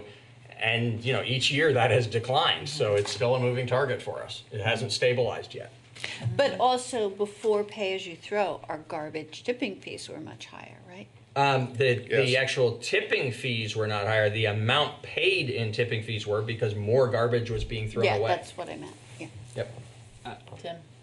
Can you help me complete this sentence, because I used it a couple times and I want to make sure I'm using it right. Sure. In reality, only for our people pay as you throw, but only 40% of it only accounts for 40% of blank. Is it the overall or the garbage portion? No, the 100% of the cost of garbage collection and disposal is covered by the bag revenue. But overall, the waste stream, the portion of the waste stream that is represented by garbage has gone down, down, down. We'll be happy to trot out those, update the numbers. We've done a report like that within the last year or so, but we can show how it has changed, not only what's happening currently, but how it has changed in recent years. And it's really, I mean, it's something to celebrate for our community. At budget time, it's hard because of the fact that, you know, this, just based on these local factors, it's a hard number to predict. And then the wild volatility in the world's recycling markets makes it impossible to predict. So it's been really challenging for us on the budget side. But as far as a program and the intended benefit of reducing the amount of garbage and increasing the amount of reused materials in one manner or another, that's been an overwhelming success. When you do those numbers, will you include what the expenses were before pay-as-you-throw? Sure. Go back, grab those. I thought bag revenue paid 40%. And Sounding like it's more a third of the total stream. Only the garbage, right? So We're still paying the compost. you're saying 40% of the solid waste expenses? correct. That's possible. To the taxpayers paying 60-ish and the bag revenue accounting for 40-ish. So Is that accurate? Because I can that's tell you that kind in of just a a big moment. picture. Yes. Franz Where are you said getting yes. that, Franz? Well, if, From me? if it's 380 of that in bag revenue and 555 in budget. Oh, you're using then actual that numbers. gives you the percentage. Yeah. Okay. Yeah. Yeah, I was just looking to confirm the bag revenue, but if you've double checked it, I haven't. 380. Okay, let me find it then. We'll use a real. I'm quoting the town manager loosely. I think that it's just an important figure for people to Yeah. understand that they're not financing the entire operation. Actually, People do it seem to won't have a appear challenge with here. that. It's in the solid It's waste revenue because budget. it's in the It's solid not in waste the general budget. fund budget. Yeah, so we'll have to make It's that part somewhere of the around report. there. I'm We'll not make that clear. part of the statistical report we do around solid waste for you. I look forward to that. I feel the same way about this that you feel about health insurance, by the way. Squirming the whole time right now. Well, let me have you squirm some more. I Is know, it Franz. true that the solid waste district has its budget meeting on Thursday? I believe we passed a budget at our last meeting. I think there is a public comment meeting. But After the budget passes, we have the public comment. Oh, That's how they do it. Reform with that board.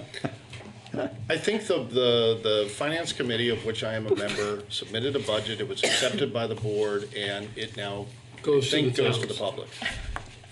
Okay. Well, it just seemed, from what you had said, Peter, that you don't have any way to know what the budget looks like for the solid waste district right now. But I had seen something. I thought it was going to happen. Maybe it just did happen that they approved the budget. No, let me really. Our solid waste budget and their solid waste budgets are very different Absolutely. budgets. So their solid waste budget, of which we are affected by, is going down by 4%. Our solid waste budget is not going down by 4%. It's likely going to decrease, and we're showing the net transfer from the general fund to the solid waste fund as increasing by $55,000, I think it is. Yeah. $45,000.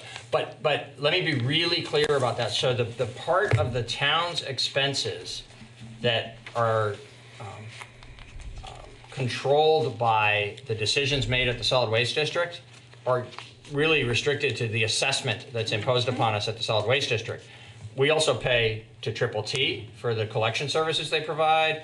We pay tipping charges at the places where our stuff gets disposed of that passes through Triple T to us in the cases of the recycling and the garbage, and then is a separate expense at the solid waste district when we're dropping off compost material.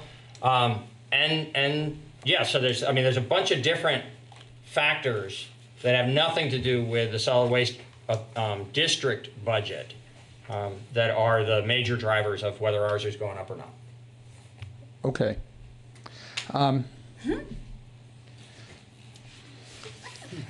That's all I've got on solid waste, but I do have a couple other things. So going through the budget over the past few days, there were a few things I didn't understand that maybe others would like to know more about as well. First of all, in some of the departments, the salary increases were substantially more than 2%. Yes. And some of those were the ones where the union has a separate negotiating process. And I guess what I'd really like to see is an explanation of for those departments that did seem to be on the high side, exactly what the contributing factors were, and in particular, with regard to the executive session negotiations with the union contracts, or other contracts for that matter, why it was that we came to the number that we came to. You know, what's the explanation? Why is that the right amount? It might not, of course, be the preferred amount from the town's point of view, but just some idea about how that went and why it's a good outcome, I guess, would be helpful. Because all that takes place in such a non-transparent way that I'd really like to know a little bit more about how it ended up that way. There's a couple of individual items. I mean, can I float a proposal about that? Like, because that sounds like something that's going to take a while, and I know that we also have some other kind of wage type topics. Is there like a wage conversation? Well, or we should give a break to the interpreter. Well, I thought it was good that you didn't answer that, so you didn't lock yourself into anything. But it's a concern of mine, and I think other people would like to know it too at some point in the process. That's all. I can give an answer now that's the general case. To be very specific to the various pieces of this, obviously would require a much more detailed response. We have been addressing that department by department when we talk about the salaries for each of the different departments. And in the presentation of the collective bargaining agreements that have been approved. 3 of the 4 have been approved. The 4th one we expect to come in January. And you've rightly made the point to us before that those agreements are long and complicated and sometimes hard to digest. And we typically have brought them forward as quickly as we could once they've been finalized, which doesn't give the public much chance to look at them. So our intent is once the 4th one gets finalized to bring it out into the public view for 10 days or 2 weeks and then have it be heard here by the board. But I would say that each time one of those agreements, even though the document itself may not have been out, we've gone through very explicitly, including in the cover memo that makes it a really easy read, you know, exactly what's happening to wages, you know, in terms of the amounts of increases that are being proposed. Where would I find that?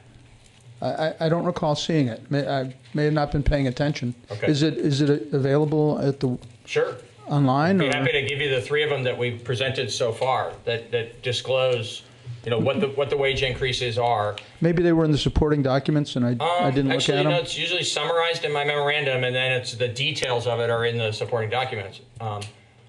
We'll have both of those things out in public for longer when we come forward with the NEPBA proposed agreement sometime in January. Okay, well, I can talk to Jan maybe, and she can probably steer me in the right direction. Yeah, we can give you copies of the 3 ones from earlier this year, and you let me know if you want to sit down and talk about those. Okay.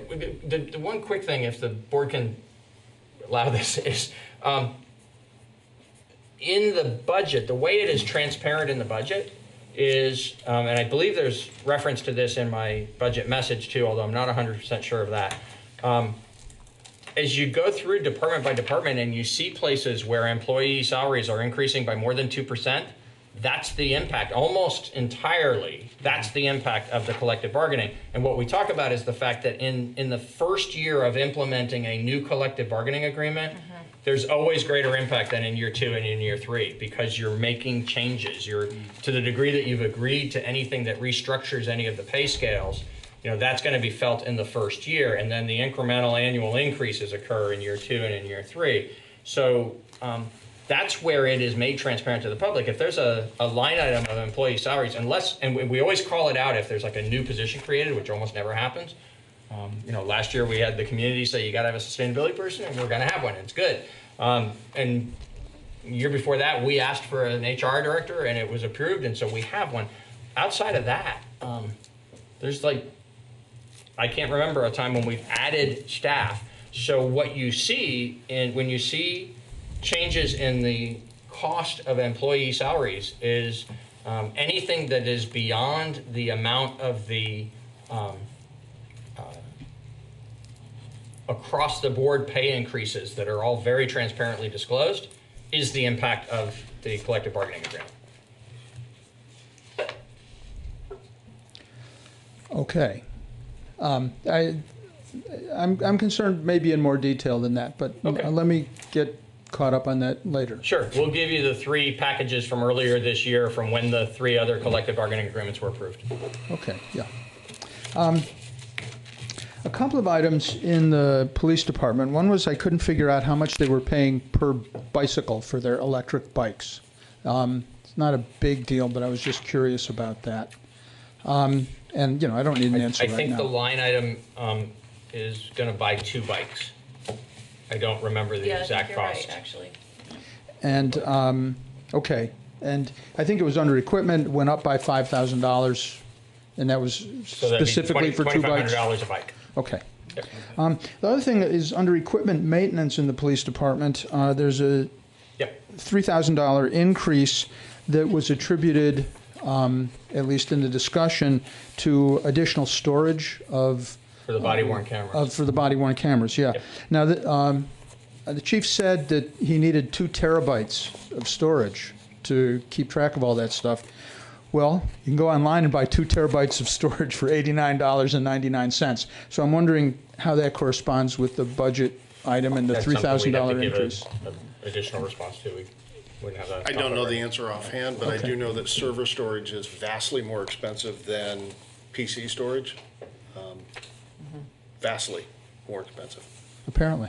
Yeah. Okay. It's just, you know, I just was scratching my head because I've got a 1 terabyte hard drive and it didn't cost, you know, a lot of money. So You can get a okay. terabyte hard drive for $100 or less, and Yeah. not for a server. And it might include redundancy, like backups, security, maintenance. Yeah, we'll find out and we'll provide the information.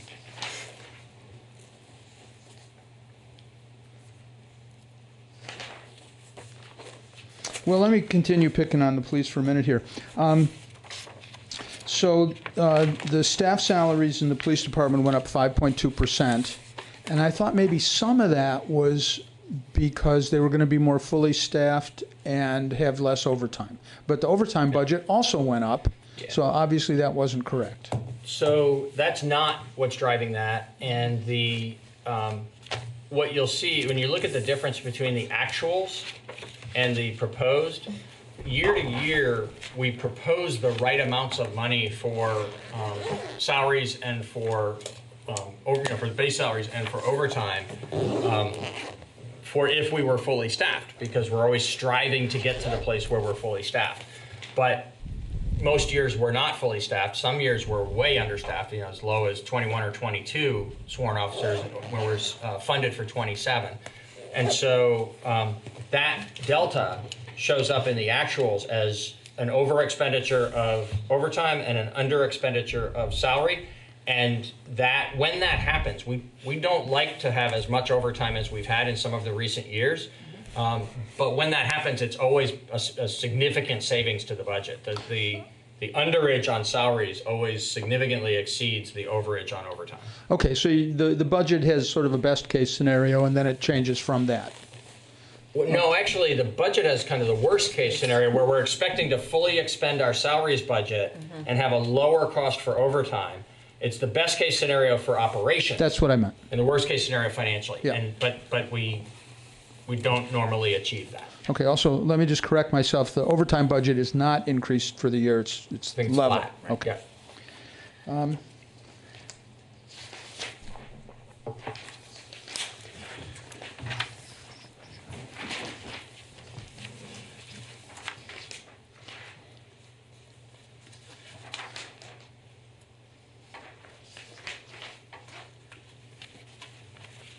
Oh yeah, I just noticed in the general services there was no increase in the finance committee's budget this year. Still zero. Still zero. Town meeting will increase it, don't worry. Okay, I think that's everything. Thank you. But the degree of our appreciation continues to increase. Oh, yeah. I'm going to talk to my lawyer, Ms. Rosati, about this. Okay.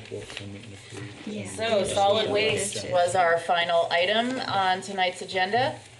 So at this time, I would entertain a motion to Liz. So moved. Oh, a motion to adjourn? Liz has made the motion to adjourn. All those in favor? Yes. Aye. Meeting adjourns at 8:38, I'm gonna say. What I said? So way off my I guess. don't know. By a lot. Just only- But yeah, getting this information.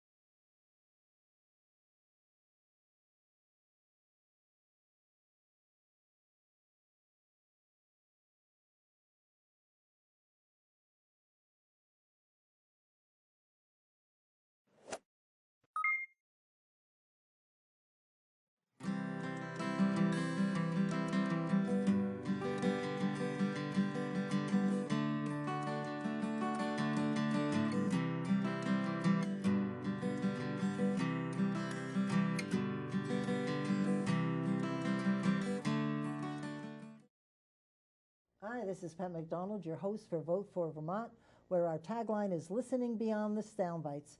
Tonight I'm going to turn the studio over again to Deb Bilodeau, who's the chair of the Vermont GOP. Deb's got a couple of guests with her. I know you will enjoy this show. They're going to be talking about rural Vermont.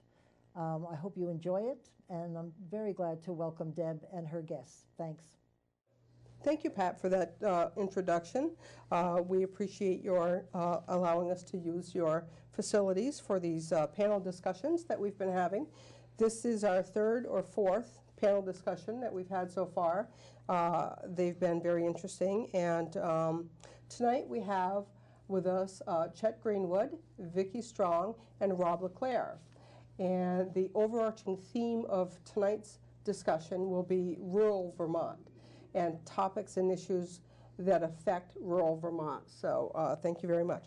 Let's take a moment and go around and each of you introduce yourself and just tell us a little bit about who you are. Chet. I'm Chet Greenwood. I'm the chair of the Orleans County Republican Committee. I've been the chair for 12 years, and I'm the chair of chairs of the Vermont GOP of all the counties. And we thank you for that, Chet. Thank you. Yes. Vicki. I'm Representative Vicki Strong, and I've been in the legislature for 5 terms. I'll be starting my 10th year. I live in the Northeast Kingdom in the town of Albany and represent 7 towns, rural towns.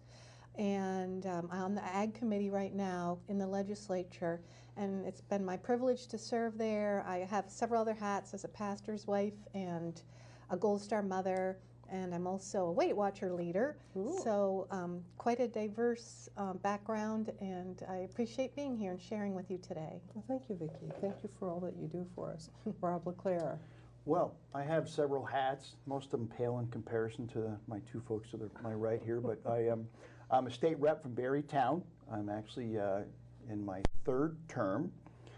Another one of the hats that I have is I am the recently elected Washington County Republican Committee chair, and I'm also the assistant minority leader in Montpelier.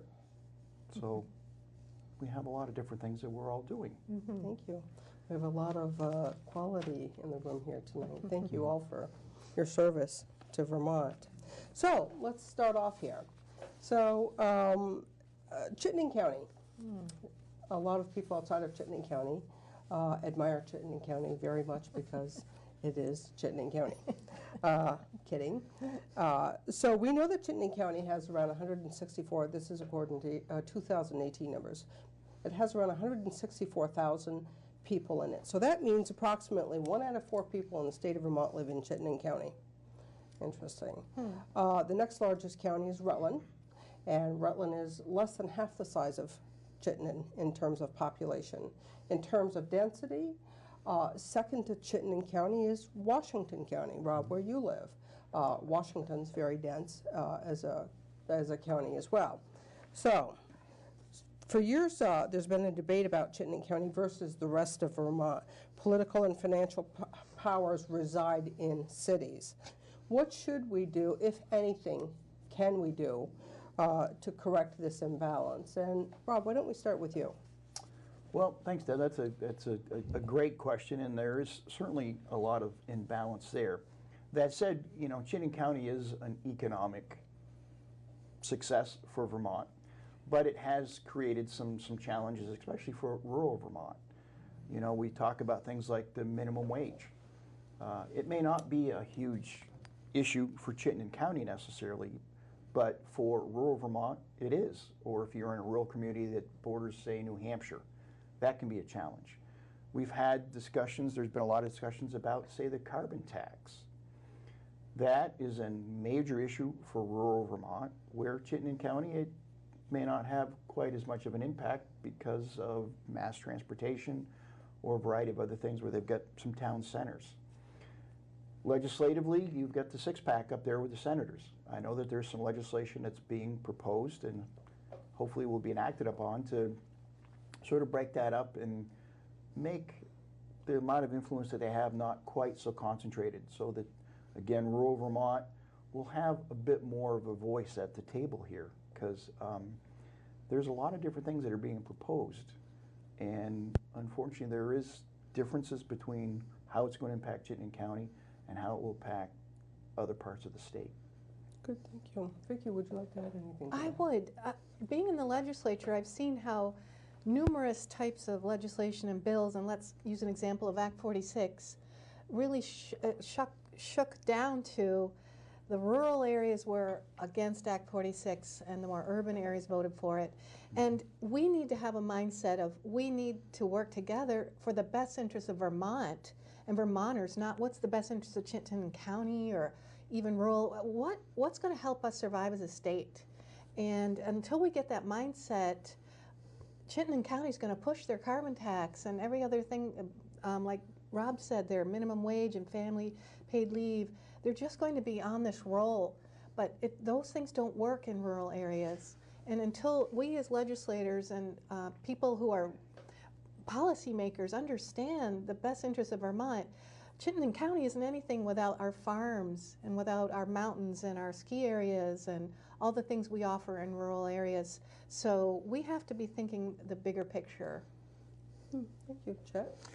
Yeah, I think the rural part of Vermont doesn't like the way that the Chittenden County kind of controls the legislation for the rural areas.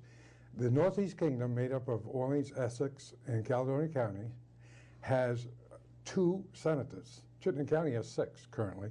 The 3-county area, Northeast Kingdom, has 16 representatives. Chittenden County has 38. So they kind of control the legislature, and they're making decisions for our loggers and our agriculture community in the Northeast Kingdom, and it's not always the best outcome. As well as Act 250. Act 250 Act is one 250 is a big one. is a huge problem for the Northeast Kingdom. Right. Yep. Any questions for each other? Any challenges here? We all good? We're all agreeing. We're all good? We all agree. Good. Not only Act 250, but the carbon tax. I was a financial controller for a large company, had 400 employees.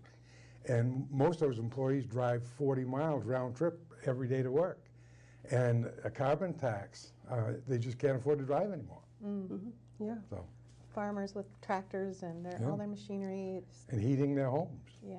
Yeah, the weather's a little warmer in Chittenden County and along the Champlain corridor sometimes than it is up there in Derby and Norton and Beecher Falls. And There is legislation, it's either been passed or in process, to break up the 6-pack in Chittenden County. Is that correct, That's Rob? correct. Yeah. Yes. Yeah. We don't know if it's going to be 2 3-member districts or 3 2-member districts at this point.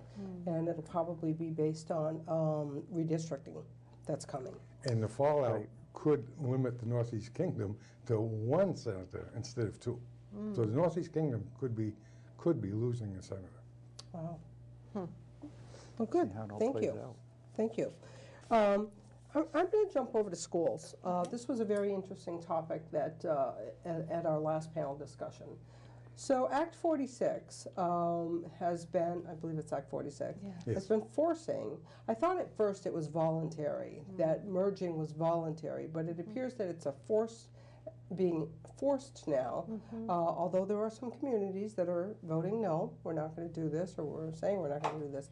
So rural areas in Vermont, schools are closing, and we know that a school is intricate to the fabric of that community because so much focus is on the school and the activities that go with the school.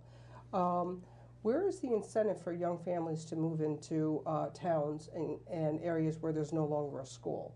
Does that not help damage the vitality of rural Vermont? Chet, we'll start with you. Yes, it does. It has a lot of damage. I've seen a lot of schools up in our area, Holland, Morgan, have closed over the past few years. And you take North Country has, there geographically, I think it's one of the largest in the state. It goes from Island Pond to Jay Peak. It's 45 miles from one side of from the east coast to the east boundary to the west boundary. They don't get enough students, and when they're bused for, an hour each way to school. And when you consolidate schools, that's what's going to happen. That's the fallout. Vicki. Well, I'm a little radical here, Deb. I'm going to confess. I homeschooled our 3 children and had a blast doing that. And I personally feel like families need to start up an uprising and just say enough is enough and start their own little co-op homeschooling groups and keep some education right there local and just keep on with our communities. If we see more schools closed, you're absolutely right. It'll be devastating. We need our churches, schools, little mini marts and little entrepreneur businesses to keep going in these rural areas, and families just aren't going to want to come there. But if we start seeing people saying, okay, I'm not driving 40 miles to take my children somewhere, we're going to homeschool, or we're going to school with a couple more families, that's the only thing that's going to get the state's attention. If families pull out even of some of those public schools and start their own, because those schools will lose tax dollars. So I'm radical. I think we need to have a big revolution in our educational policy. Do you think that school choice is part of the solution? Absolutely. It's the solution, and it's a no-brainer. If a child has the opportunity to go to another school of their choice, they'll thrive there, and that school will thrive, and the parents and teachers will be more involved. It's just the best of all worlds. As a legislator, Rob, you really get a bird's eye view, both you and Vicki, of this situation. Would you like to add to this conversation? Well, Act 46 was very, very controversial in Barrie. I think we voted on it 4 times. I think we had 2 revotes, and then the state board still forced us to merge. And one of the things about it, when you're talking about it being voluntary, there was kind of a carrot or stick type of approach initially, where that if you merged voluntarily, you were given some funding and offset your tax rate, and then as things played out, it became more of a forced issue. And one of the concerns about that whole thing was that the state board, it seems that they had kind of a vision right from the get-go that they never really articulated to people. And so like our community, we have a vote, it would go down, we'd go back, try to come up with a different plan, and we just never got any clear guidance about that. And you're right, the schools are a major part of what makes our communities a community. We do have a balancing act, though. I will say when I've gone door to door, as I know Vicki has and others, one of the things I hear about a lot is property taxes. In fact, I hear probably about that as much as anything. And so we do have to take a real hard look at the cost of education. Small doesn't always mean more money. I had seen a report not that many years ago that had a breakdown of community, what it costs per student, and there wasn't a direct correlation between the size of the school and the cost. Montpelier, sometimes I think we're more a part of the problem than the solution. We do have a lot of these unfunded mandates that come out, and it's up to the local community to figure out how to pay for them and implement them. I think we're dealing with, what is it, Act 177 now, the revamping of a special education, or the proficiency-based learning. That came out of, I forget what bill, but the Department of Ed, and it's been a huge challenge because it depends on what school as to how they implemented it. I think Montpelier sometimes needs to just get out of the way. Yeah. And, these numbers aren't clear-cut, but the average student cost for education in Vermont is hovering around $20,000. The national average is just under $12,000. You have to lift the cover and look in there to see why there's such a, but, to the everyday taxpayer, the question is why? If we're consolidating, why aren't the costs going down? If we're 20,000 students less than we were 15 years ago, why aren't the costs going down? We have that disparity even at the time when we were looking at Act 46 initially. I remember that in the Barrie school system, our costs were somewhere just south of $13,000 per student. One community over, I was looking at one of the elementary schools, just one adjoining town over, they were almost $20,000 per student. And you say, well, wait a minute here, what is the difference here? And I'm having a problem with my beer wallet paying for their champagne taste and education, and yet the educational outcomes were arguably as good or better. So you're right, we do need to kind of look under the hood and say just exactly what are the cost drivers here? And size isn't always the issue. Right. Yeah, well, and size could be one of the determining factors. You know, a school in Vermont, a class that has 13 students versus a class in New Jersey that has 35. That's gonna, you know, that's going to affect your math at the end of the day too. So it's really an interesting conversation. All right, well, thank you.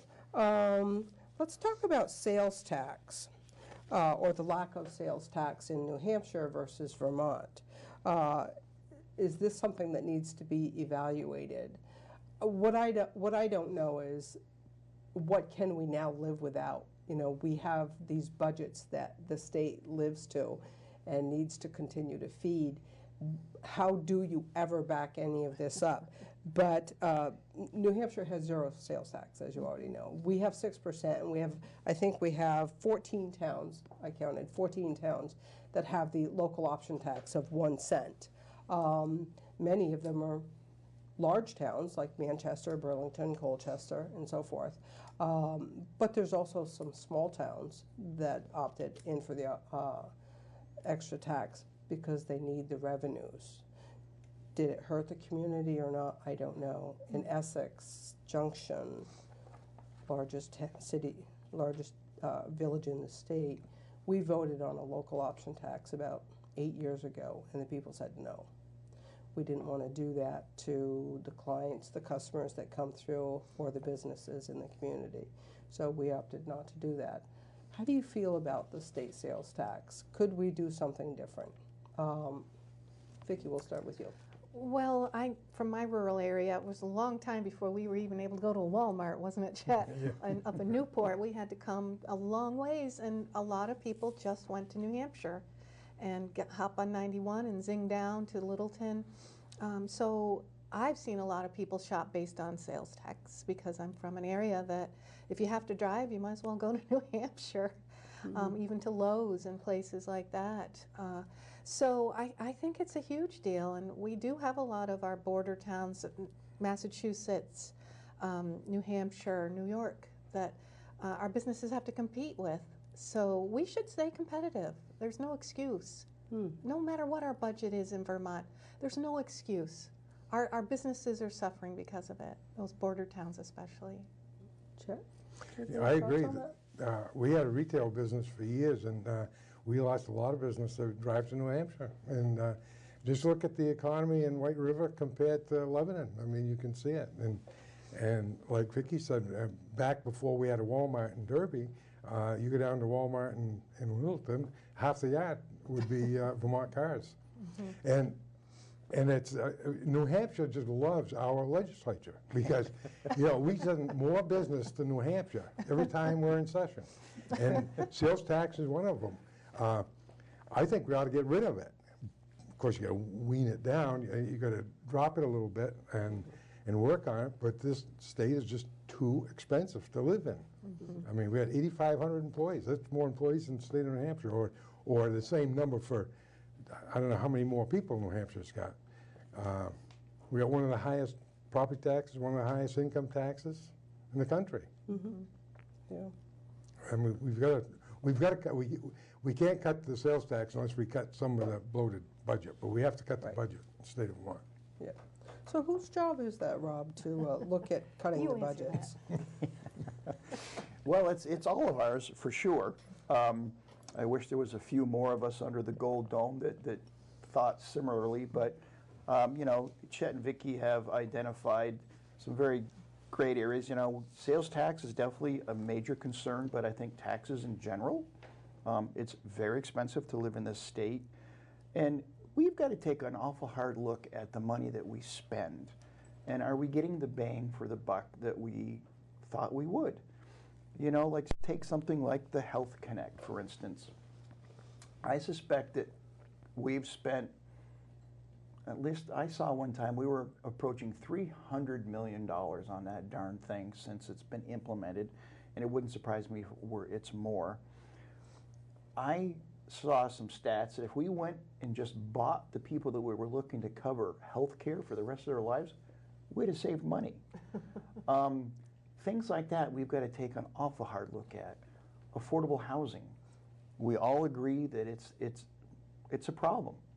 And Chittenden County, actually, it's a major issue to find affordable housing, but some of these affordable housing projects that we're involved in, you know, we're winding up spending $340,000 for a one-bedroom unit that will help at most 2 people, and the only thing that's affordable about it is for the 2 people that are living there, but it doesn't go address the issues. So, you know, sales tax is definitely a concern, but taxes and the cost of living in general is something we really need to take a hard look at. I feel like we've just done a lot of lip service. Mhm. You know, even on election years, people running for office, they all hear it, they know it. It's unaffordable to live here, and we go back to Montpelier and every year raise taxes and find more ways to spend money.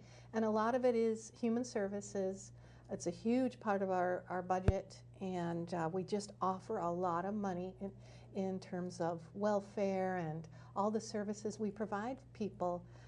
If people were more self-sufficient and healthier families in general, we would lower our budget. Well, it's interesting that you mentioned benefits. Yeah. Let's turn our attention to that for a moment. Okay.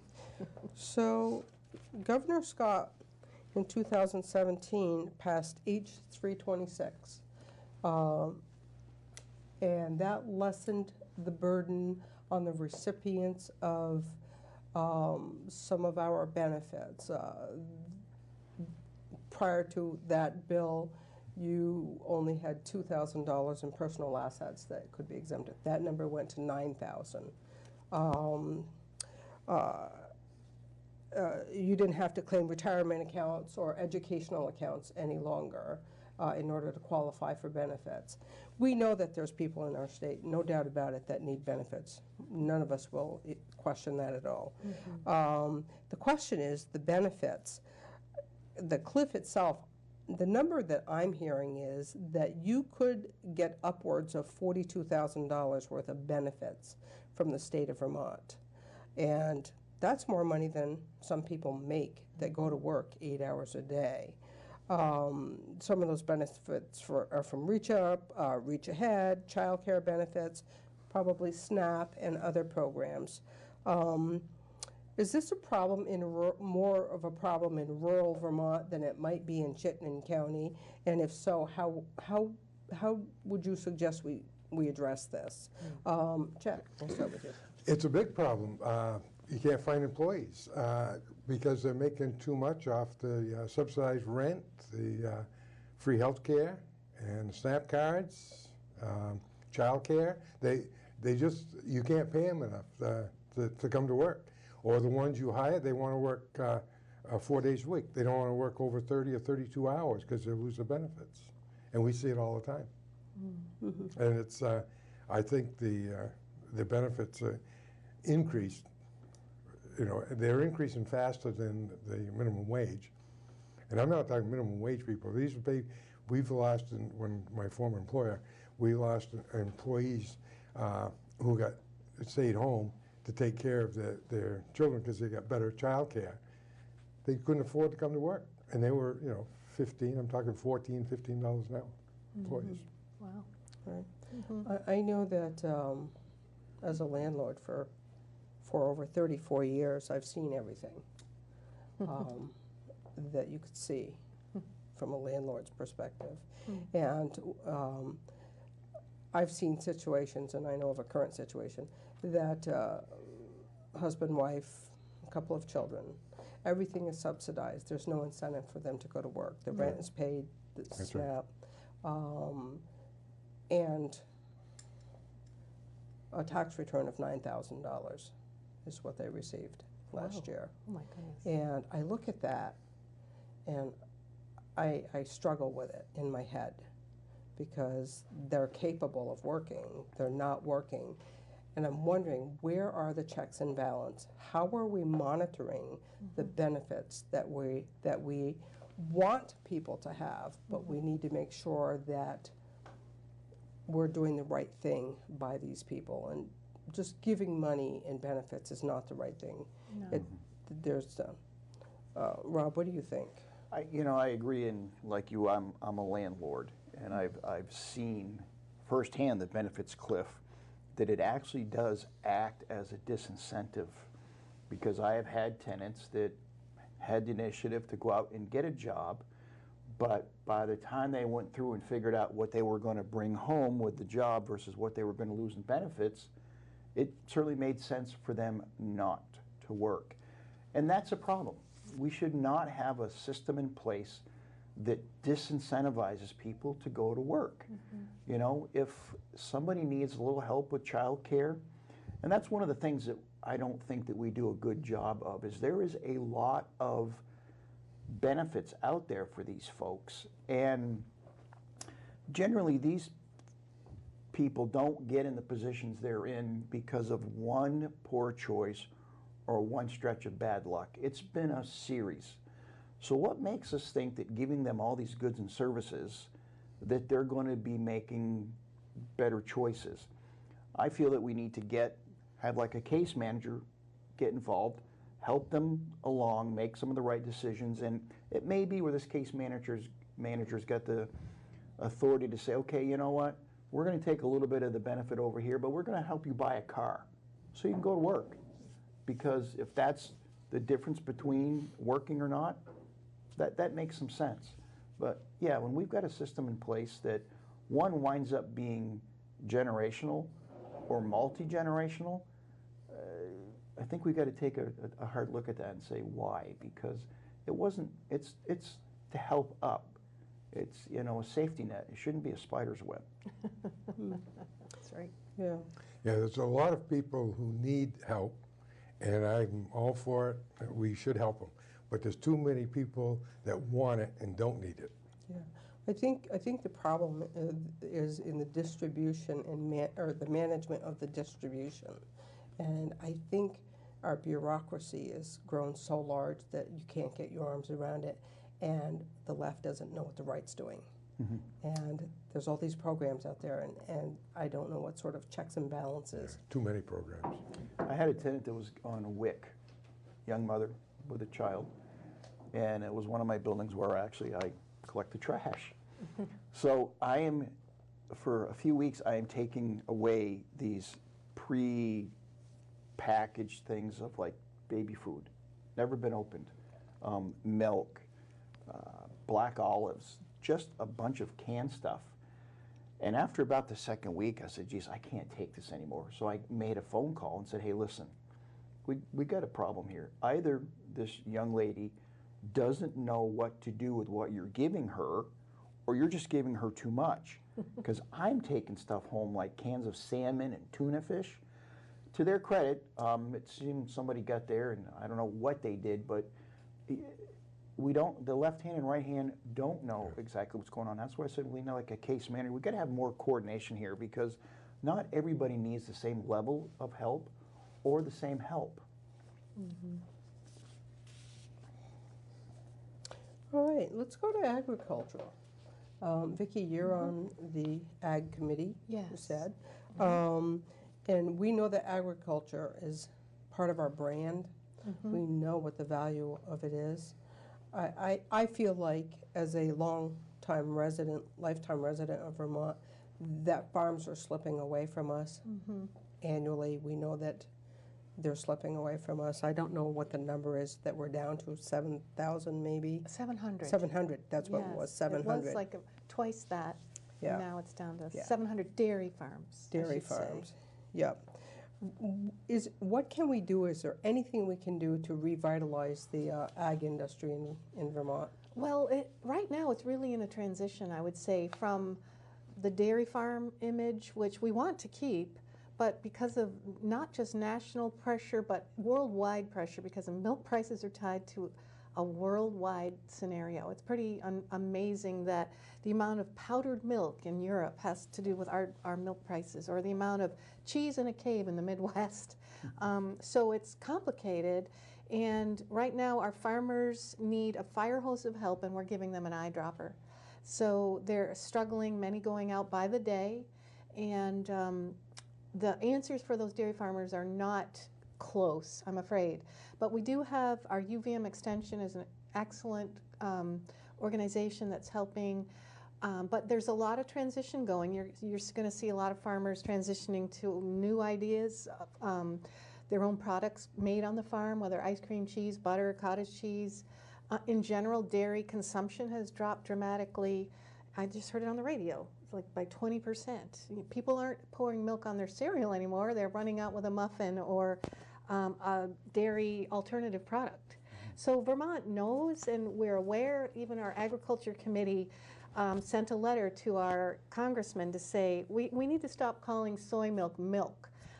Let's make it what it is. It's not really dairy or milk, and revitalize that idea that dairy products are wonderful, they're healthy. So that's something that's on everybody's mind. But when you take the whole scenario of Vermont, the land taxes and things like electricity, the farmers just have a huge overhead, and it's harder and harder to stay in business. So the smaller, little more entrepreneur type of farming that's cropping up, hemp products, sheep, goats, different kinds of vegetable farming, it's all, those things are starting to flourish and make a difference and keeping our farms going. But in the bigger picture, we still need those dairy farms, and how it's all going to play out is still a big question mark. Mm-hmm. So it sounds like there's a lot of repurposing of farms going on. A huge effort. Even in my area, I have a local dairy farm now. They make their own cheese, and several are becoming quite world-renowned in Greensboro.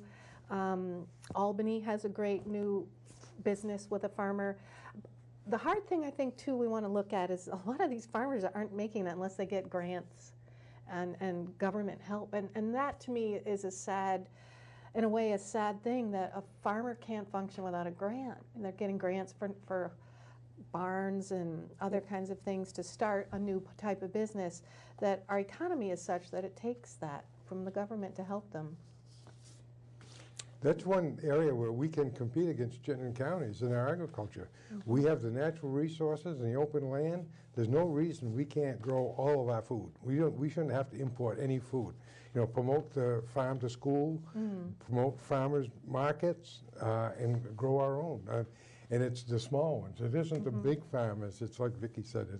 It's a little niche marketing that they're doing, raising the goats and sheep. And there's a program, REAP, they call REAP. It's a rural agricultural partnership program. It was a bill that was passed a few years ago in the government. And there's only 5 counties in the United States that are involved with that. In the Northeast Kingdom is one of the areas. And we should take advantage of that. That gives agricultural help to the small farmer. Right. There are a lot of programs, like you said, Farm to Plate, Farm to School. How many of them are there? But there's a lot of them. And young people are growing up now, even in schools having gardens, but being more aware of local food and the health of that, that's happening a lot, at least in our area. Yeah, see, we can take advantage of Chittenden County with that. Right. But How does the, so we're waiting for the House to pass the USMCA, right? The US and Mexico and Canada. How will that help the Vermont farms? Are any of you on top of that? I'm not sure either. I don't know. Yeah. Rob, you know. Yeah, of course I know.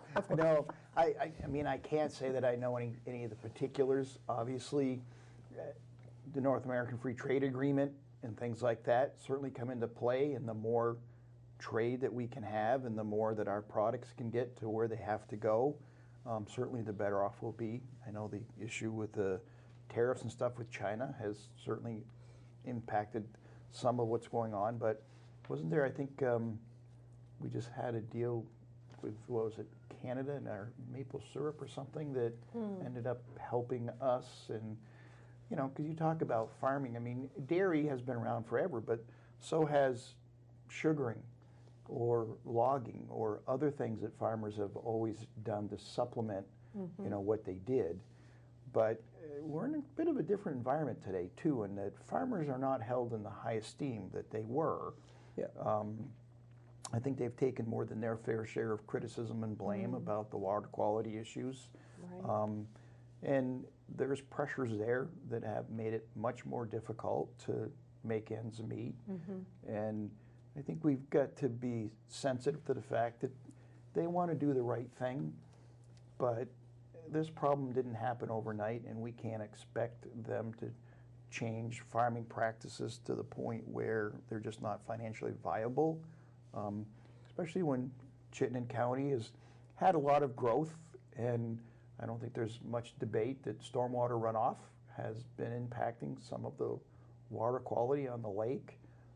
There is some legislation there that got passed here a few years ago that they're doing the rulemaking on now about the 3 acres of impervious surfaces. That's going to be a major shock for a lot of property owners in the state. Hopefully we can do something about that. But farming's it's tough financially, and again, they're not held in the high esteem that they used to be.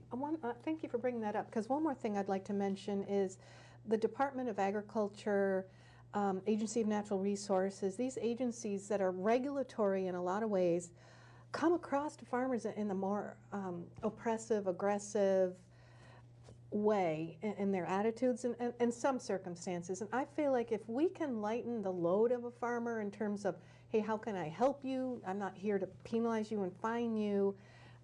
There's things we can work on together. We're trying, I think, to bridge that problem, and I hope to see more progress with that farmers are feeling helped and not more oppressive regulation. You mean I can't put my manure pile there? My cows have to be out of that stream, and how am I going to afford a new walkway?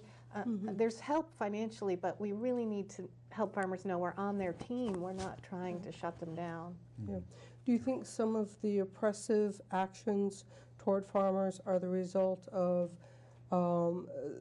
the climate change agenda that not just Vermont but the nation and the rest of the world has? Is some of that oppression the result of driving to meet standards on climate change regulations? I think a lot of it's water quality. I think water quality is the biggest issue. One. Yeah. Like Champlain and the... Yeah. I did hear that there are some that feel that cows are affecting climate change with the... Well, yeah. Flatulence. I do want to say that I think there's an opportunity for the Northeast Kingdom and agritourism.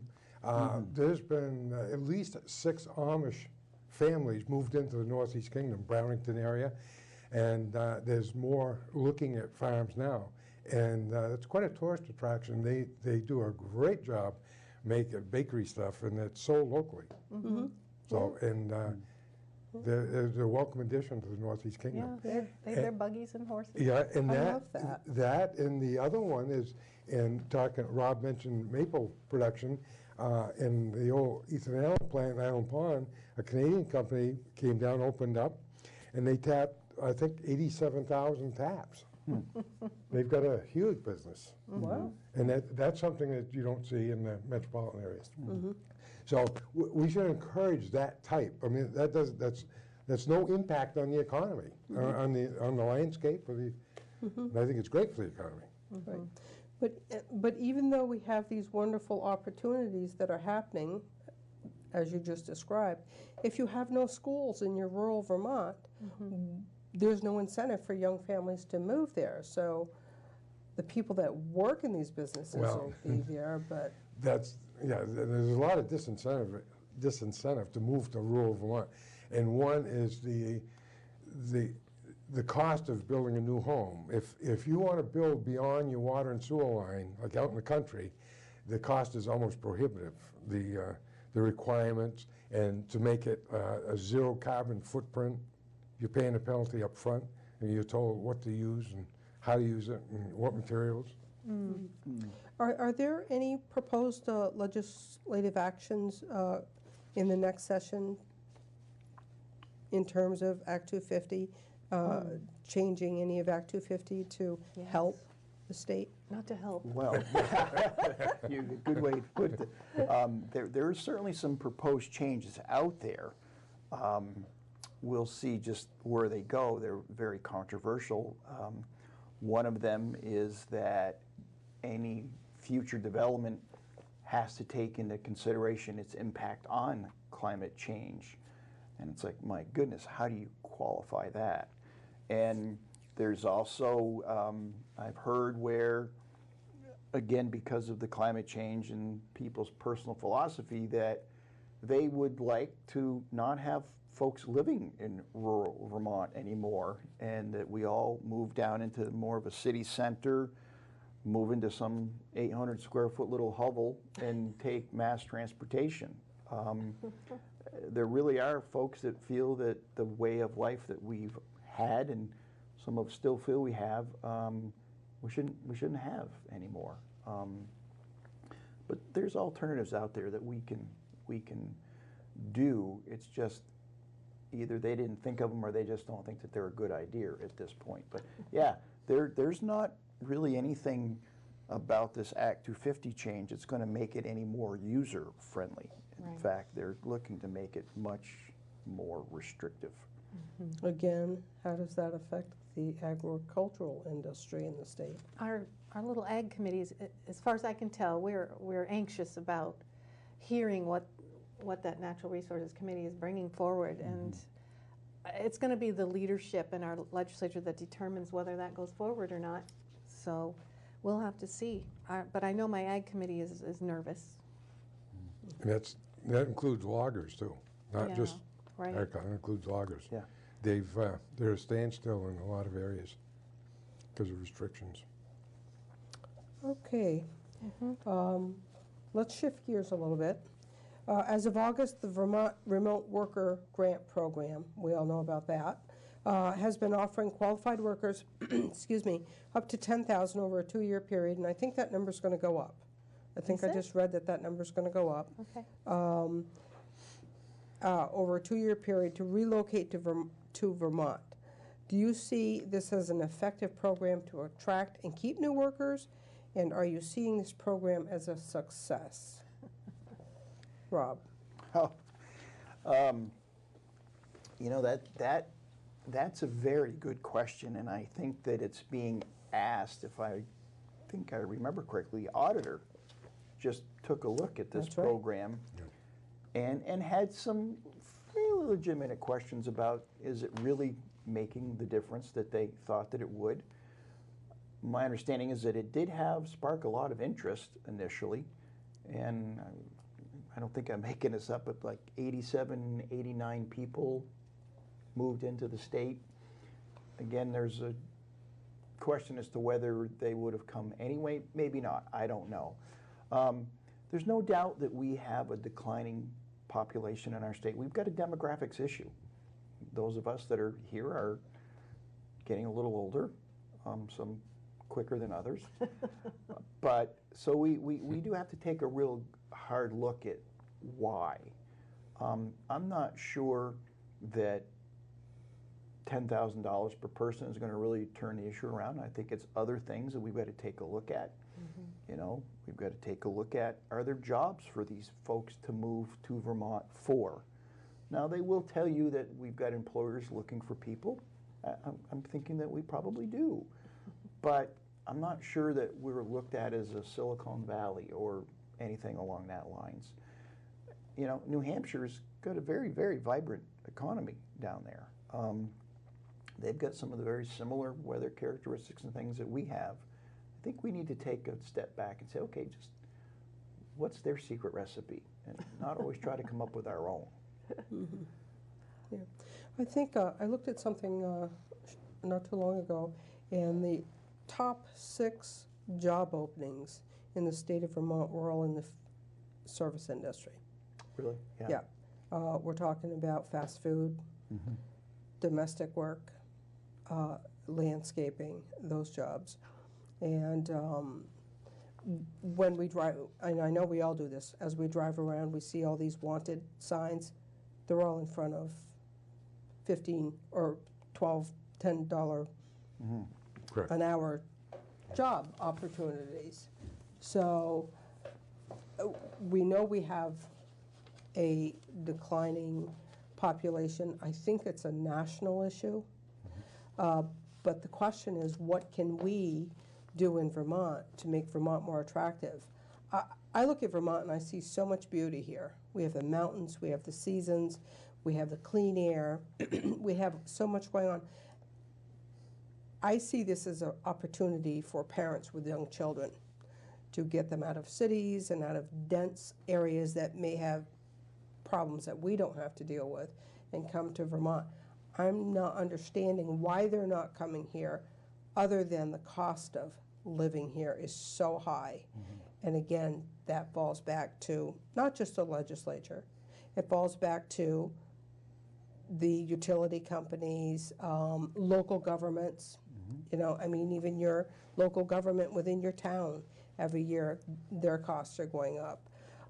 Chet, how do you feel about the remote worker program? Well, I don't think it's worked real well. Only one of those, according to Doug Hoffer's report, only one of those came to the Northeast Kingdom out of all those. And and I think originally they wanted to help the rural areas of Vermont, not necessarily Chittenden County. But the averages that they've paid out is only $3,500 or something like that, according to the audit. But somebody ended up with a 26-inch gaming TV. I'm not sure. Whoever's running the program should be accountable. I mean, it's taxpayer money. Nobody should have a slush fund. But there's a lot of reasons why people aren't moving to Vermont. And there's reasons why the few that do move to Vermont are exactly what you said. It's beautiful, and they can ski, and it's year-round. They got the nice outdoors. But if anybody's doing a due diligence on moving a business to Vermont, we're not going to be in the top 3 choices. Our taxes are high. Our regulations are stiffer than most places. And we're making more and more regulations all the time. We have more chemical regulations here than the U.S. government has. I mean, the company I work for, we had to have a full-time person just to keep track of the chemicals used, because Vermont had its own list over and above what the government has. So it makes it very, very hard for people to make a living in Vermont with the taxes. And It doesn't make sense, like you said, Deb, because it's a beautiful state to live in. It's a great place to raise a family. But in the different circles I've been in recently having to do with veterans, they're very upset that we tax their retirement. And veterans deserve to keep their retirement money. And they leave our state. They serve here in the National Guard, and they leave. And we see a lot of the older folks, our generation now, leaving. And if we stop that hemorrhaging, we would have that higher tax base. We have the highest inheritance estate tax, I think, in the country. Is it because we're one of the oldest per capitas in the country, and so there's all that revenue that's coming in as they look forward to it? All of that adds up. It makes a difference all those ways. It inspires people to not have Vermont be their state of residency. Yeah. They'll live here 4 or 5 months and live someplace else. 6 months and 1 day. If you live someplace else, you're a resident of that state. I have a lot of friends that have moved out of Vermont. I was just going to say, there's not a month that goes by that someone I know is not leaving Vermont or on the way out the door already. Moving to states, not only Florida, but Maine. Maine is cold. And they're moving to Maine, and they're taking their hefty retirements with them. And, their assets and everything with them. I'm thinking, Right, so why do we inspire them to do that? We ought to change things, again, check what their secret recipe over there is, and I'd rather have a half a loaf than no loaf at all. Right. And generally, these folks are at a point in their lives where their demand for goods and services are considerably less. They don't have kids in the school systems, and we want you to stay here, not just for your money, but we want you to stay here. We've got to get realistic that people are making choices in their financial. I heard something interesting yesterday, I think it was, and this is Washington, D.C. politics. And someone was speaking with people in Washington, D.C., and Washington, D.C. Politicians, congressional, senatorial people, really are out of tune with what's outside of the Beltline, that they really don't understand what's happening on the ground outside of the Beltline. And sometimes I wonder about Montpelier. Who's in Montpelier, and do they have a grasp on what's going on in rural Vermont? Now, I know, Vicki, you're rural Vermont. Right. Rob, you're Washington County, second densest county in the state. But the makeup of the people in Montpelier, are these everyday people that we're talking about here? Are they, people will tell you, oh, trust fund babies are down there. I don't really support that argument. I just wonder who is down there. Right. Well, of course, we as Republicans are absolutely in tune with our constituents and who sent us there. But, you raise a very interesting point in that quite often it's really easy to get wrapped up in the theoretical in Montpelier. Policy. Right. But sometimes there is a marked difference between the theoretical and then the practical or the actual out there on the street. And I don't think that we really do a good job of that at times. I've got several different businesses. I do anything that's legal and a few things that aren't. Just kidding. But I consider myself a little differently because I'm on both ends of the legislation. Like, I'm a landlord. And so when we're talking about landlord-tenant issues, I mean, the pendulum has swung way, way, way, way in the favor of the tenant, to the point where I actually, as a landlord, it is in my best interest to have an apartment stay vacant than it is to take a risk on somebody and get the wrong tenant in there.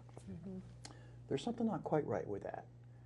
I went to a forum here not long ago where they wanted to raise an $2 a night per occupancy fee to help homeless people. Who could be against helping homeless people? But I said, I'm absolutely opposed to that, because if I had a real partner in a state agency, I would take a risk on a homeless family. One of my buildings has 3-bedroom apartments in it, but there's no incentive for me to do that. There's things that we can do working together to make it better for people, but we need to work together. But yes, the Republicans were absolutely in tune with our people. I heard recently a joke on TV. What do you call a person who has 2 jobs? Lazy. Here in Vermont, I mean, we have, between my husband and I, we have 3 jobs, and we could use another. It's just getting to that point where how many jobs do we need to make ends meet? And I do think the legislature's out of tune with that idea, that Vermonters, everyday Vermonters, are having to do multiple jobs to pay their bills. And a lot of those legislators are, some of them have lawyer husbands, I shouldn't say this too much, but or retired and have good benefits, and the average everyday Vermonter that's working hard, I don't know that they relate to them really. My son-in-law and daughter, 2 young kids, have been spending $2,000 a month for child care. That is an enormous issue. Thankfully, they both have good jobs and got a good family around them. But talk about a disincentive for somebody to be able to go to work, or a young family to move into the Vermont, where we went through, Montpelier made some changes about child care and all that other stuff, and we had a lot of home-based businesses actually close. So now you got less choice. So those are some of the things we just got to be realistic about, saying, we could maybe not be involved as much as we are. Do you think the cost of daycare, home care for children, has escalated so high because the state got involved in it? This is my own small world opinion. State got involved in it, put restrictions on home daycares to the point where people went out of business, and now the children are being driven into the educational school system. Right. I personally think that was a master plan for that to happen, and so either even the licensed ones now, that they want to have a certain educational criteria for the staff. I mean, it's almost to a point now where I guess as parents we're just not qualified to have our kids anymore. Well, that's what I worry about is, grandma and grandpa can't take care of Johnny anymore because the state's involved in who's taking care of that child? I know we need more children in the school system, but really? You know, is this the way that we want to get there? Chet, do you have any thoughts on that? No, it goes back to schooling. I don't know, by taking the schools out of your rural areas, I think it's made an impact on all that. You're not going to get younger families moving into the countries anymore. I don't know why the regulation book went from 20 pages to 200, and it literally went from 20 to 200 for regulating daycares. Daycare. So everything from where the toothbrush is laid to dirty diapers and how you prepare your food and where they take a nap, it's just, and the normal average person can't take that on now. Right, and so by design, they've made that home business almost impossible for many, many people. Right. And so where do the children have to go now? They're going into the school systems because we've lowered the age of children going into the school systems. And plus, those are some home businesses that we lost. Yeah. That, you know, were vital to the community from We lost childcare employees. economic. We lost employees that couldn't afford daycare because they couldn't find anybody. Yeah. And all of this drives the minimum wage conversation. But when you think of minimum wage, $15 an hour, you can't live on $15 an hour. You can't live in Chittenden County on $15 an hour. A one-bedroom apartment can cost you upwards of $1,000 to $1,200. That's what, 2 or 3 people making $15 an hour living in a one-bedroom apartment. It just, the logic isn't there to be calling minimum wage or $15 an hour a livable wage. It's not a livable wage. No. You're in the same position you were 6 years ago. You're barely making enough. You're probably living at home with mom and dad, or you're a senior who's working part-time to get out of the house and earn a few dollars and so forth. Very interesting. So we're down to 1 minute and 28 seconds. So I think we'll end our questions at this point. Was there any closing statements that you'd like to make about anything or bring up? One, thank you for doing this. And if I had a pitch, it would be that we need more people to get involved. There's a lot. One of the things that amazed me the most about going to Montpelier was all the different facets and aspects of our lives that government's involved in. Just sitting on the sideline now and just sort of complaining, can't do that anymore. You've got to get involved. Absolutely. You know, I'd like to see the state of Vermont get more involved with VTC and spend less on UVM tuition and more on VTC tuition. We need more tradespeople. Yep. I agree with that. You know, plumbing, electrical, HVAC, all of these engineers. Young people that don't want to go to a 4-year college can get trained in those fields and make very good money. Yes. And they're good. Those are good, honorable jobs. Certainly are. That seem to be dying by the wayside. Well, thank you very much for being part of this conversation. Thank you. And again, thank you to Pat McDonald and Orca for allowing us to use this facility to do this. And thank you. Thank All you. right. All right. Good. Bye-bye. Thank you. Bye.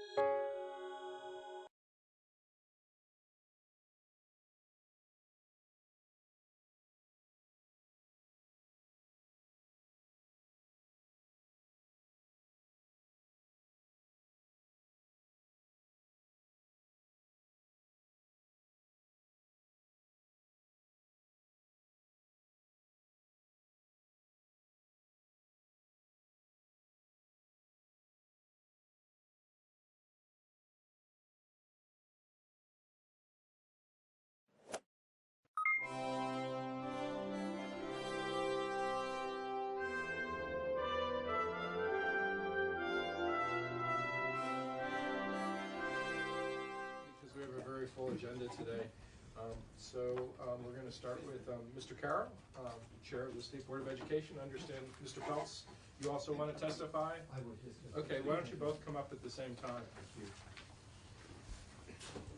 Thank you. And just, introduce yourself for the record. Yes. My name is John Carroll. I'm Peter Peltz. We're both members of the State Board of Education. Thank you for having us here. I'm the chair of the board, sort of recently thrust into that situation for various reasons, and I'm the person who is behind the 7-page answer to your questions. I hope they weren't too long, but the answers to your questions are the proper answers are somewhat nuanced. The general texture of your inquiry is the board's doing useful things, and is it still necessary? And I think my answer to that question is sorta, but it ought to be doing a lot more. That is to say, much of the way the board has been conducting its affairs in the last many years is a sort of an adjunct of the Agency of Education. As you know, Act 98 of 2012 turned things upside down, and until that time, the board had been effectively the board of directors of the Department of Education. It hired and fired the CEO of the department. And Act 98, of course, turned that around and gave that authority to the governor. And it would seem to me, as a comparative newcomer on the board, that the board never, and for that matter the agency, never fully got that memo. And that many of the things that the board still does date from an earlier time. So, for example, much of what the board does is overseeing the activities of the Agency of Education, sometimes sort of putting its stamp of approval on there. But very often these things are specified in statute. They're vestigial from an earlier time. And frankly, the board spends the majority of its time on this kind of administrative oversight, to which, frankly, I don't think it lends a great deal of value. We are a group of lay people. We're very much, in some senses, like the legislature itself. We are independent citizens. We are different than the legislature in the sense that we are not partisan. We don't have political affiliations. We are not, I want to make very clear, we are not a group of advocates. Many of the boards that you deal with are a collection of advocates from this point of view and that point of view, what you might call the stakeholders in any particular issue. We have no stakeholders.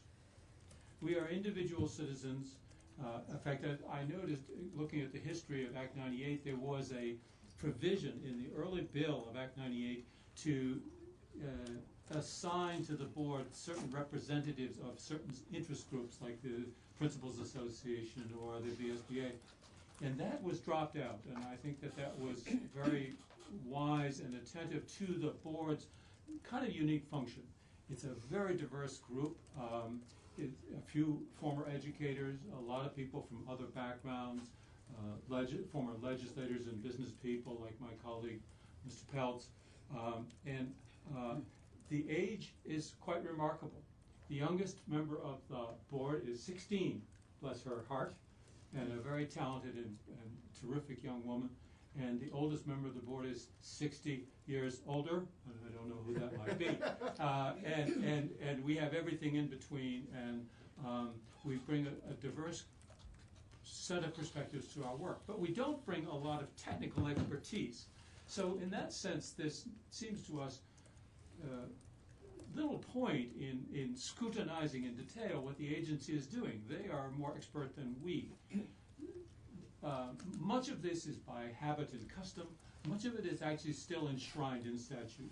And so we are working, in fact, I have a phone conference tomorrow with Legislative Council member associated with the Senate Committee on Education to begin formulating kind of what the chair calls a placeholder piece of legislation that would get started on documenting what these vestigial pieces of statute are, and presumably both the House and Senate committee chairs have indicated great interest in our goal of reinventing the board.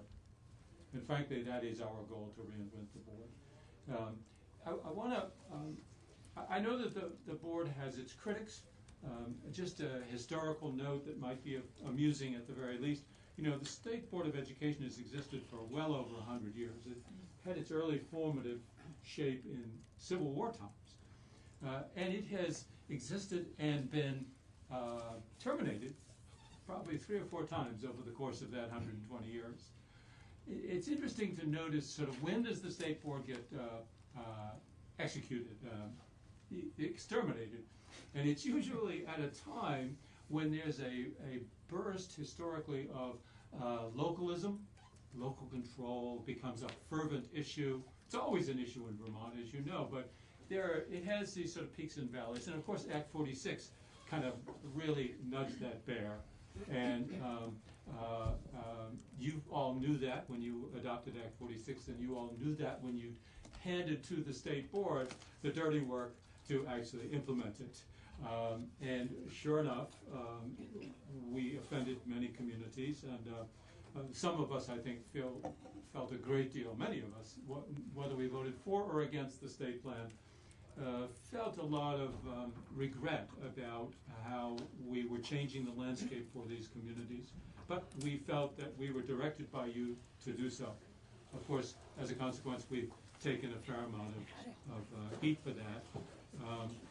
So historically, the board has gone in and out of business, usually going out of business at a time quite like this, when there is this stirred up fervor. Our goal, I think I would characterize what the board does now is most of its time is on this administrative stuff. But another important part of what the board does is your work. The General Assembly has, I would say, the work we do for the General Assembly, or at the direction of the General Assembly, would take over the years maybe 40% of our time. For example, Act 46, we were in that up to our eyeballs for 8 solid months. I mean, there was nothing else going on the board except Act 46 hearings. Similarly, when it came to the small schools grants, the legislature in its wisdom decided that the metrics for awarding small school grants should be changed. It's a very controversial matter. And guess what? The state board was assigned the duty to change the metrics. I just want to make a point. A couple of times you referred to the committee as your or you. Pardon me. First of all, they're not the legislature, they're the members, and there are 2 members appointed by the governor. So thank you. We have a different that clarification. Thank you. I didn't mean to tar you with such a It was an honor, wasn't it? Accolades. Okay. Moving on. Appointees of the governor and a former legislator. Right. Yes. Yeah. Thank you for the clarification. Yeah, well, that's your fault. So in the General Assembly has then chosen to assign to the state board some pretty delicate issues. Act 46, small school grants, which again annoyed some people, but you knew that when you gave it to us to do. And then most recently, Act 173, which we are right now starting to get involved up to our eyeballs in, wherein by statute, the General Assembly directed that it would be the state board, not the Agency of Education, that would adopt rules for the reform of special education. And of course, the hard work of drafting the rules comes from the Agency of Education.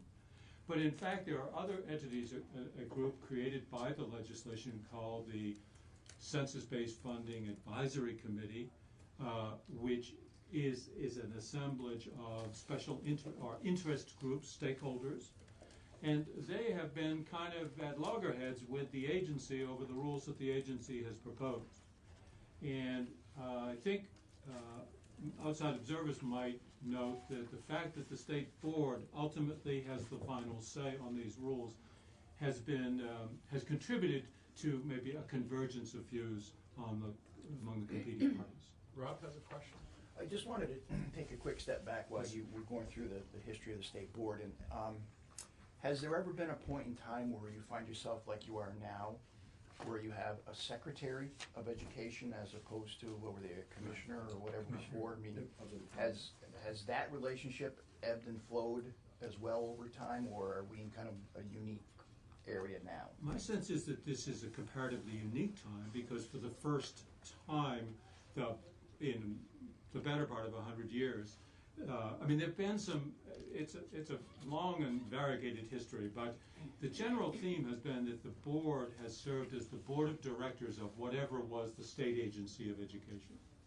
And you know, boards of directors hire and fire, and the executive director does what they say. Those days are gone, and the secretary quite correctly and occasionally has to point that out to the board. And moreover, there's not much point in critiquing the work of the agency if we have no authority to direct that they make it better. So very frequently, things will come to us and we say, gee, this could be a lot better, but okay, we'll sign off. And sometimes we'll say that and the agency will voluntarily go back and improve it.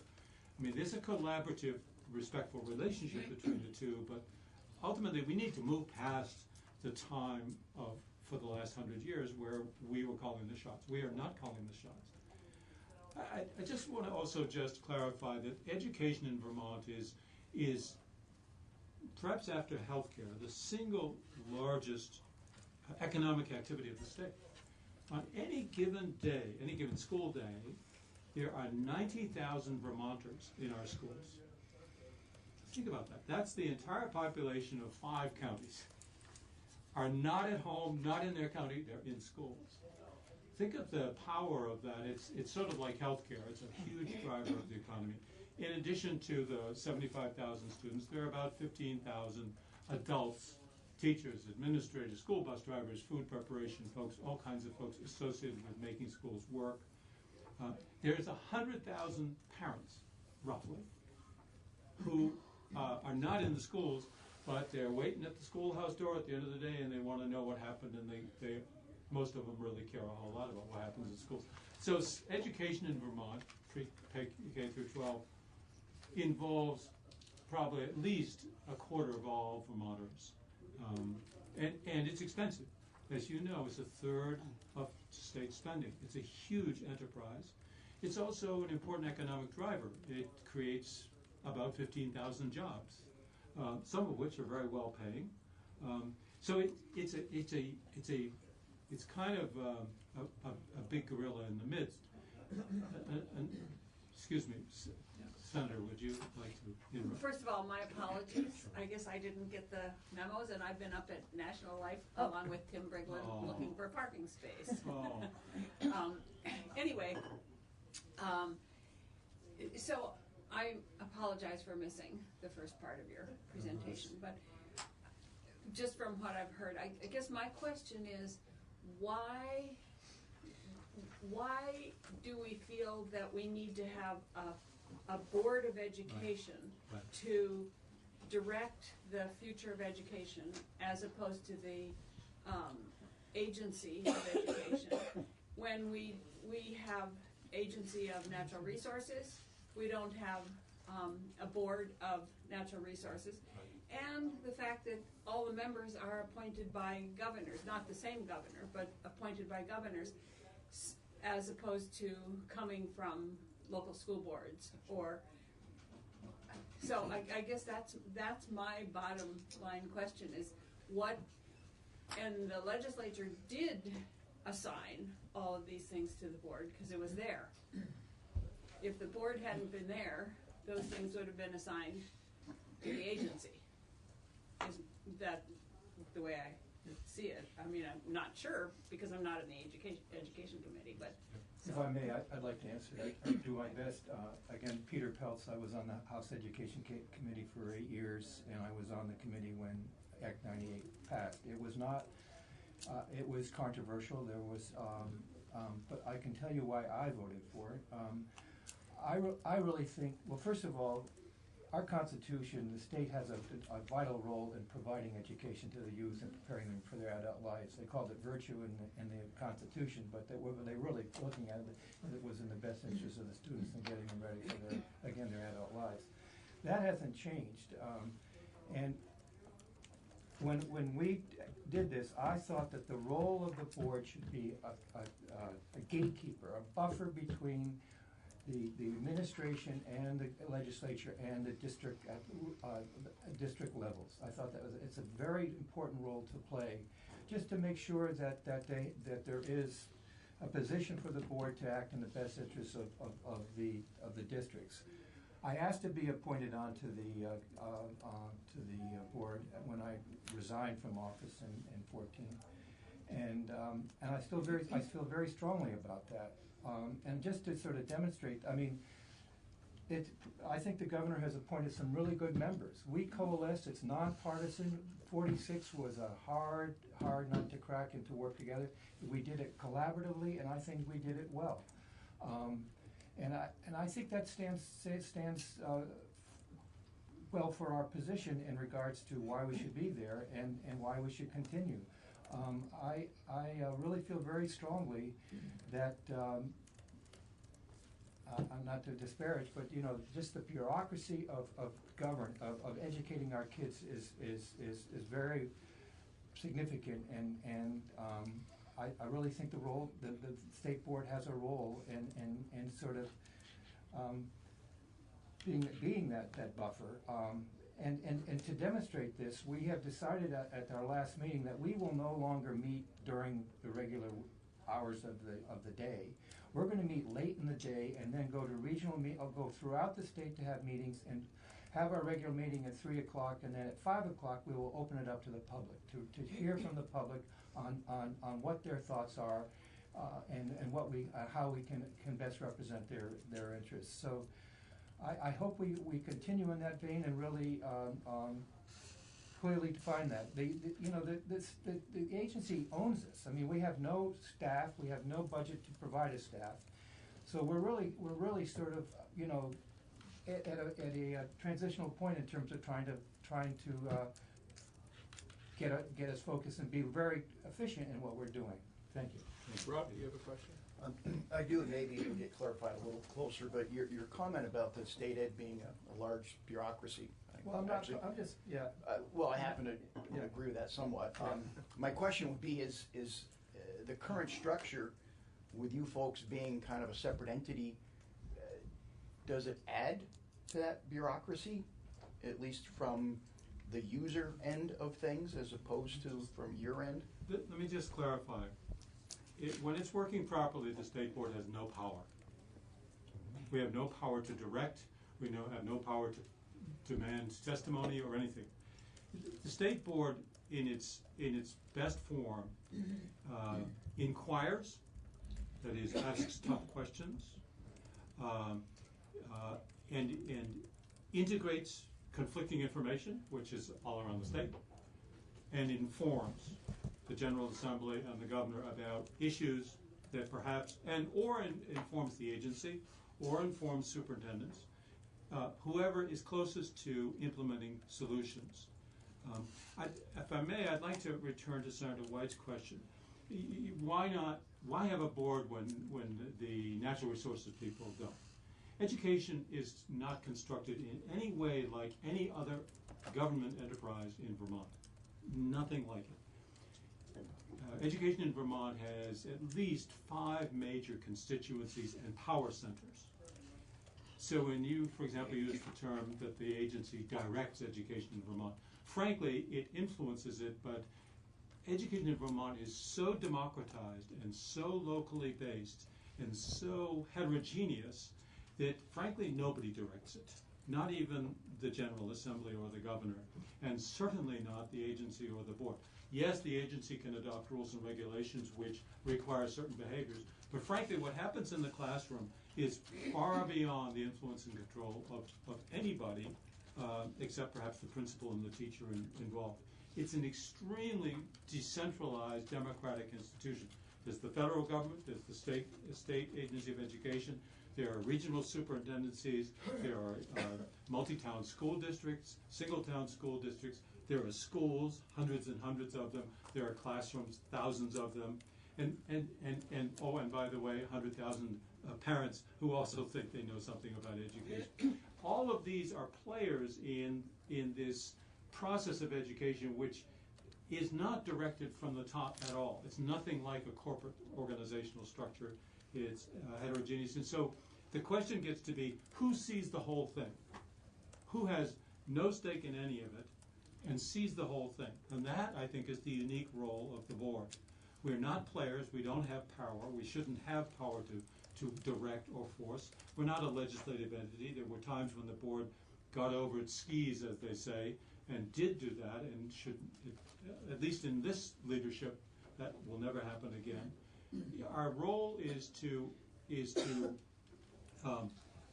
number one, we need to be available to the legislature to do what it has asked us to do, things like Act 173, like Act 46. If you don't have the state board, you won't have anybody in the field with a broad, non-political base to implement some of your directives. And moreover, without a state board, you basically will have no entity in the state that has a nonpartisan, nonpartisan, independent overview of education, and has the license to attempt to bring about consensus and shape the future of education. Can I ask a couple of quick questions, John and Peter? And these are very, because of time constraints, I'd ask you to consider just very briefly. I'm sure you understand that we sunset organizations. An administrative branch comes to us, or like an agency, and says, here are the organizations you want us to review. We think these three should no longer exist and should be sunsetted. So my first question to you folks, very briefly, is it your expectation the State Board of Education does not want us to sunset them? Yes. Do not. Do not. The state board does not. You don't? Okay, that's first. Second of all, is it your intention to continue to work with the Agency of Education and the administration to clarify whatever that new relationship is with your new role and your relationship with the Agency of Education? Of course, but also the legislature. And that's been evolving since '98 was enacted. Okay, all right. The third one is you just answered. Well, let me phrase the other question first. You do realize what a precarious position the State Board of Education is in at the moment. Perhaps you could help us understand what makes it so precarious. So I'll give you the example. I come from Stowe. Now, I'm not involved in any of the local school boards in Stowe, and I'm not involved in any of the, I don't have any decision-making authority with Stowe. You can't go down and get a cup of coffee without hearing about the State Board of Education, et cetera. I realized that the sort of base closing duties were given to you folks, and you had to carry them out. Nobody likes that kind of function, but you are in a somewhat precarious position. Yes. So I want that acknowledged. And then I do want you to ask or answer if you're willing to work with the committees of jurisdiction in the legislature after you've sorted that out to explain yourself better with all the stakeholders involved. And not so much as a small group like the 6 members here in this commission. It's my expectation that you'll do that. You'll House and Senate committees of jurisdiction. Oh, absolutely. I mean, I met last week with both the chairs of the 2 committees. I should think government operations also has an interest in this. And it's our hope to introduce legislation, or that the committees will introduce legislation to restructure the relationship between the agency and the board. It probably move toward independence of one another. I think we're a pain in their butt sometimes, and frankly, that's what statute requires us to do, and we have no desire to do that. It's not a very good use of our time. So those legislative changes will have to be around here a lot to explain why they're worth doing. And our hope is that your committee will say, this board needs to change, they want to change, and let's give them some headroom to work that out with the General Assembly. Okay.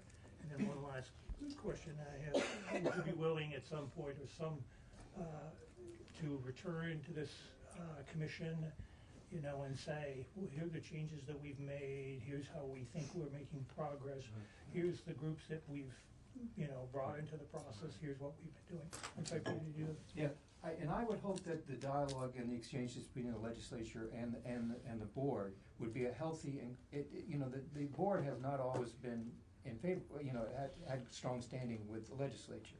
I would hope that we could really develop a relationship that would work both ways, that we could be, which it could, curiously has been done by 46 and 173 and other things that have been, we've been empowered to deal with. That didn't happen in the past, and if that's where we're continuing to do, I hope that relationship and the exchange it improves. In other words, that we really do develop a working relationship.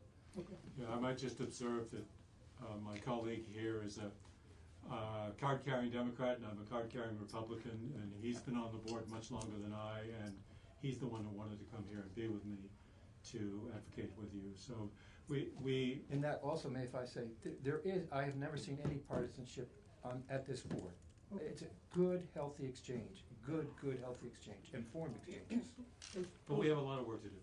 I concur, and we hope you will encourage us to move forward with that work. And if we fail at that, then good Lord. Frankly, I don't want to be on a board that's doing what we've been doing. It's just not a good use of anybody's time. It's a 6-year appointment. That's it. That's 6 years, a long time. That's all. Those would be all my questions. So just to follow up on Matt's questions, and some of the statements you made about not having any power, the legislature gave you power under Act 46 and under Act 173. Thank you. To do certain things. And I'm confused as to where you, as the board, wants to be. Do you want to be in a sort of oversight role where you're looking at what the Agency of Education does and what's good for Vermont schools? Or do you want to be actively participating in policy making through what you've done with Act 46 and with Act 173? Well, I think the board is always available to do the General Assembly's bidding, and so in the case of that, it was of Act 177. We're certainly shaping rules, but the general policy is already cast in stone by the legislation, as it should be. We don't want to. I just don't want us ever to get close to creating law, and I want to have very clear boundaries so that the board is working at the direction and behest of the General Assembly. Beside that work, though, I would like the board to become kind of a think tank about education in Vermont and gathering information, not, by the way, just looking over the shoulder of the agency. Because the vast majority of what really happens in education isn't happening at the agency. It's happening in the schools and in the districts. And that's where we need to spend more time, is where it's on the ground, where it's happening, and be, number one, talking about accountability, and number two, talking about visioning a better system than we have. Can I briefly, we cannot make policy, but we can help you enact it and make it work. Right.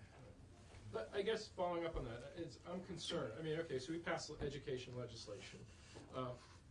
Typically the Agency of Education would be responsible for implementing that. But at least in these two instances, Act 46 and Act 173, the legislature, for whatever reason, chose to have the State Board of Education do that. Right. And I guess I'm just, should we be doing that? Because there is some confusion about who is taking legislation and creating the regulations and driving that down to the school boards and the schools. Can I just observe that a lot of the law did specify what the agency did in regard to this.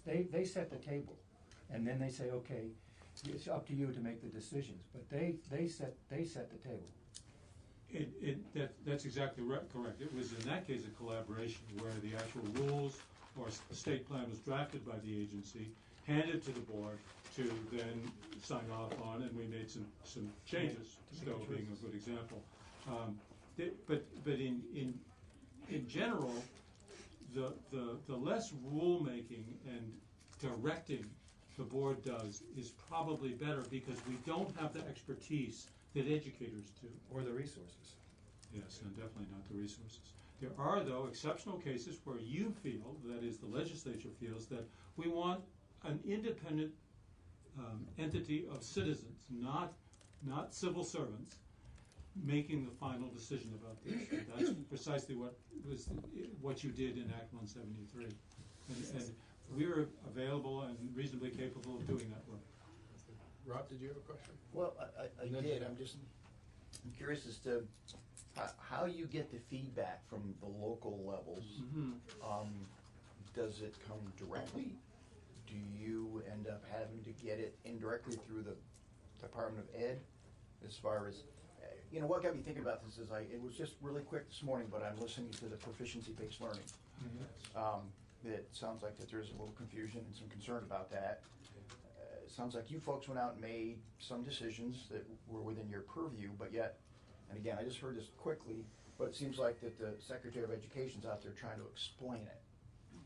Is that indicative of how this is working currently, the relationship? I was, when I was on the committee when that bill passed, and it gave the authority to the local district to do. I mean, and so there wasn't one formula that had to be applied universally. It was up to the local districts to apply it. So, and I think that's been the big issue, and that really didn't have anything to do with us. And we talked about it, but there was really no role in that we had to be able to. So we were just advisory, but we had played no role in that. This is sort of an illustration of the kind of democratic, heterogeneous way that education unfolds in this state. There was no template given by anybody, the legislature or the agency, about how proficiency-based learning should be done. It was left to every school to figure it out. That's the way Vermonters seem to want to do a lot of things, is at the local level, local control, highly heterogeneous, and so you get very different results. And you have some schools that have really done quite an amazing job at implementing PBL, and some that have really botched it. And that's what happens when you leave it to folks to figure it out. And that was, I think, quite clearly stipulated in the statute, that you would do this, but how to do it was left to each district to figure out. Just like curriculum. Curriculum in every school district and superintendency is a local matter. State board has no control over curriculum. We set standards, but we don't set curriculum. So I think part of what we see, and it's a concern of the board, is that with any new initiative, you get in some schools you'll get terrific implementation, and it really benefits the children right away, and you can see it, and it was a smart law. And then in other districts, it's very slow to roll out, and maybe never does. And those children are at a disadvantage as a result. So part of the challenge that we face in our state is this wide variation between sort of strong districts, well-resourced districts, and districts with different resources and, frankly, different aspirations for their children. It's like we're dealing with two different nations sometimes, and that's how it felt during Act 46. Jeanette? No, I am not going to ask my question, but that is true with lots of things. It isn't just education. If we look at our justice system, we have 14 different justice systems in Vermont because we have 14 separately elected state's attorneys, and we have 14 different elected sheriffs. So I just came from Waterbury with a meeting with Mike Sherling, and I mean, there are issues there too. So it isn't just education. Yeah, it's Vermont. It's the Yeah, way we do things here. And it does seem to me that the legislature passes. I mean, I'm surprised that I wasn't involved in Act 46, but I mean, I voted for it, but I misunderstood it. I have to admit. And the legislature passes legislation, and then the executive branch implements it and administers it. But here we have a non-elected, what's the word?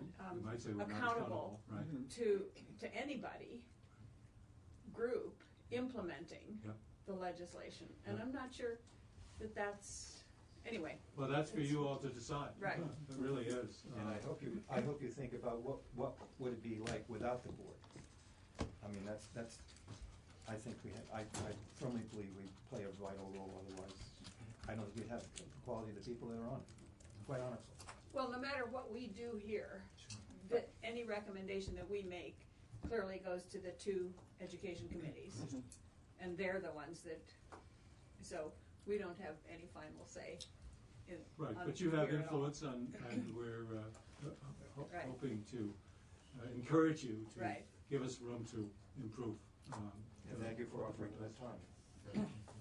Thank you. Well, I think we need to wrap up now. Yes, of So course. thank you very much for testifying, Mr. Carroll and Mr. Phelps. Thank you for coming. Thank you all. Nice to Thank see you you. again. We're glad it My worked pleasure. out time. Thank you. Glad you could be here for For most. Let me go see if the gang is out there.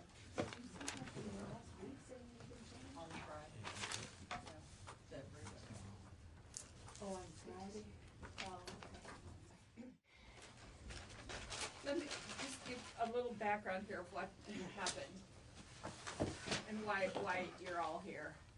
It's Laura's fault. So, we are tasked with looking at boards and commissions and which should exist and which shouldn't exist and which ones might be combined to be more effective, and because we know that a lot of boards and commissions kind of get created and then they outlive their usefulness and or something else pops up. So I was having this conversation with Laura because this is an area where I know nothing, and I really, it is not my area. So I was having this conversation with Laura, and she said, well, you can't, how can you decide what kind of governance you need if you don't know what it is? Not big IT, but little IT, it. And she said the oversight committee has been working, and I'm not sure if they've been working with you over the summer, but you are involved in this, that you've been working on looking at what it is we need to know about. Is that fair? What it is we need to know before we can start asking the questions about how should we govern.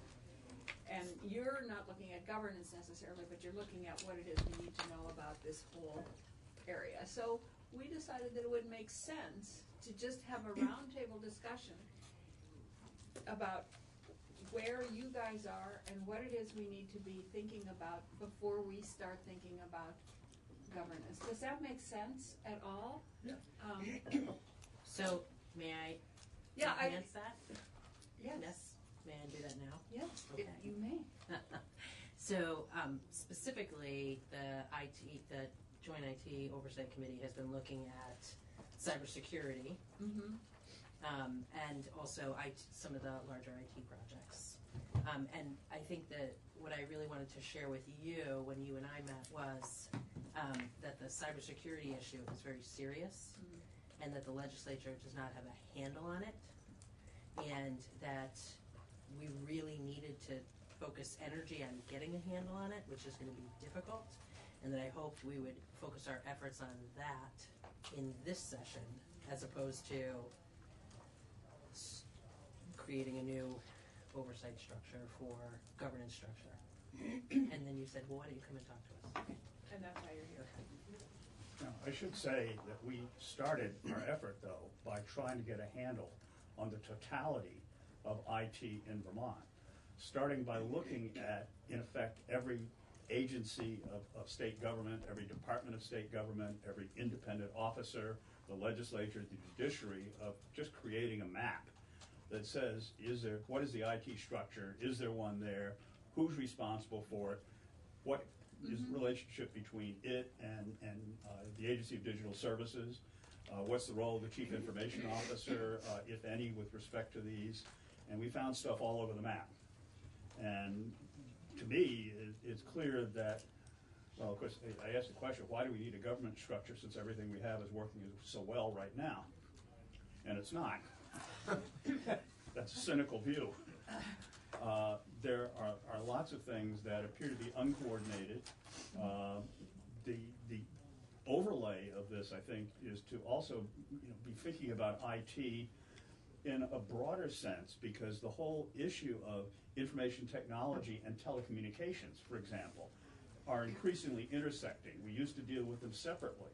We used to say that telecommunications was a responsibility of the Department of Public Service, because that's the old regulated telephone company model. But now, where IT stops and telecommunications begin is a line that nobody really knows, and it's increasingly intersecting, and certainly when you look at the Verizons and the AT&Ts of the world, their feet are clearly in both camps in terms of both the internet and also the transmission of telephone signals that used to be solely the regulated telephone company's role. So that to me is one of the bigger issues that we really need to think about. What's compounding all of this, though, and making it more complicated is the role of the federal government versus the states. In the old model of telecommunications, we have oversight through the Public Service Department and the Public Utilities Commission. We've got control of these telephone companies. But as the telephone companies move into the internet, and as the internet moves into transmitting telephone signals, many of us use Comcast or whatever as our landline now, and indeed many Vermonters don't use a landline at all. Their telephones are solely in the net. And all of that is the almost exclusive, there's some exceptions, responsibility of the federal government. It preempts many of the things that we can do. People knock on our door and say, you got to prevent 5G because it's going to kill us and end the world. And our answer is, we can't do anything about it. We do not have even the ability to control what are potential health hazards, if there were any, because that is the exclusive province of the federal government. So that compounds anything that we may want to do vis-a-vis governance. So that to me is the issue, and I think Laura and I have discussed briefly that maybe this is a year in which we really need to study what is the model that we have regarding this whole governance structure of IT, as opposed to moving precipitously. I mean, there are all kinds of ways that we can move precipitously and so on. The second thing, though, in my mind, though, that we may need to do, and this is something we may need to do this year, we need to talk about it further, is strengthen the role and clarify the role of the state's chief information officer.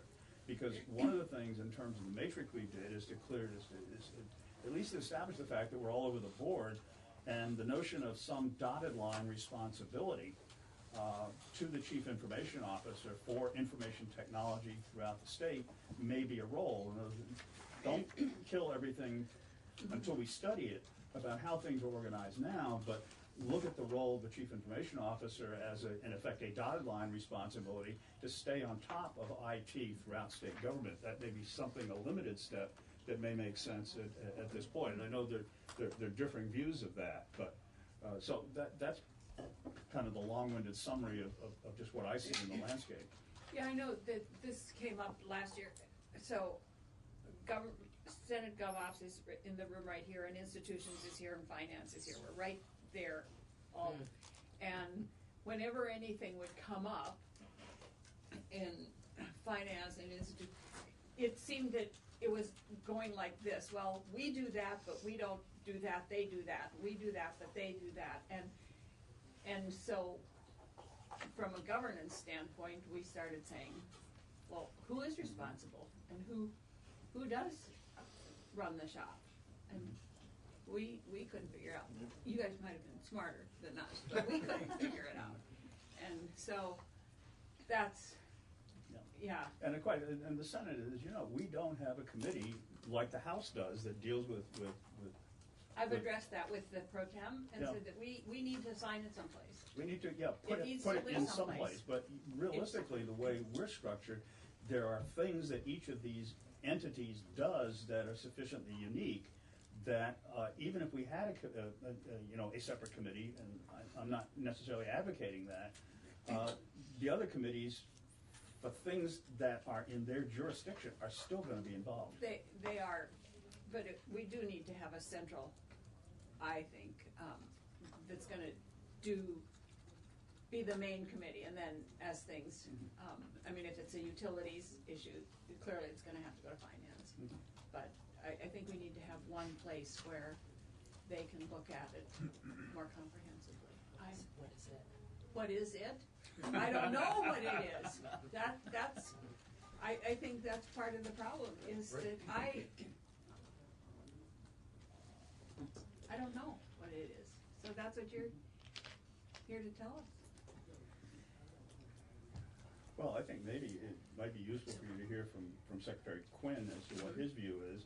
One of the things I thought was very interesting is we started dissecting this roles and responsibilities issue, and of course, we talk about the Chief Information Officer. Well, he's the Chief Information Officer for the executive branch.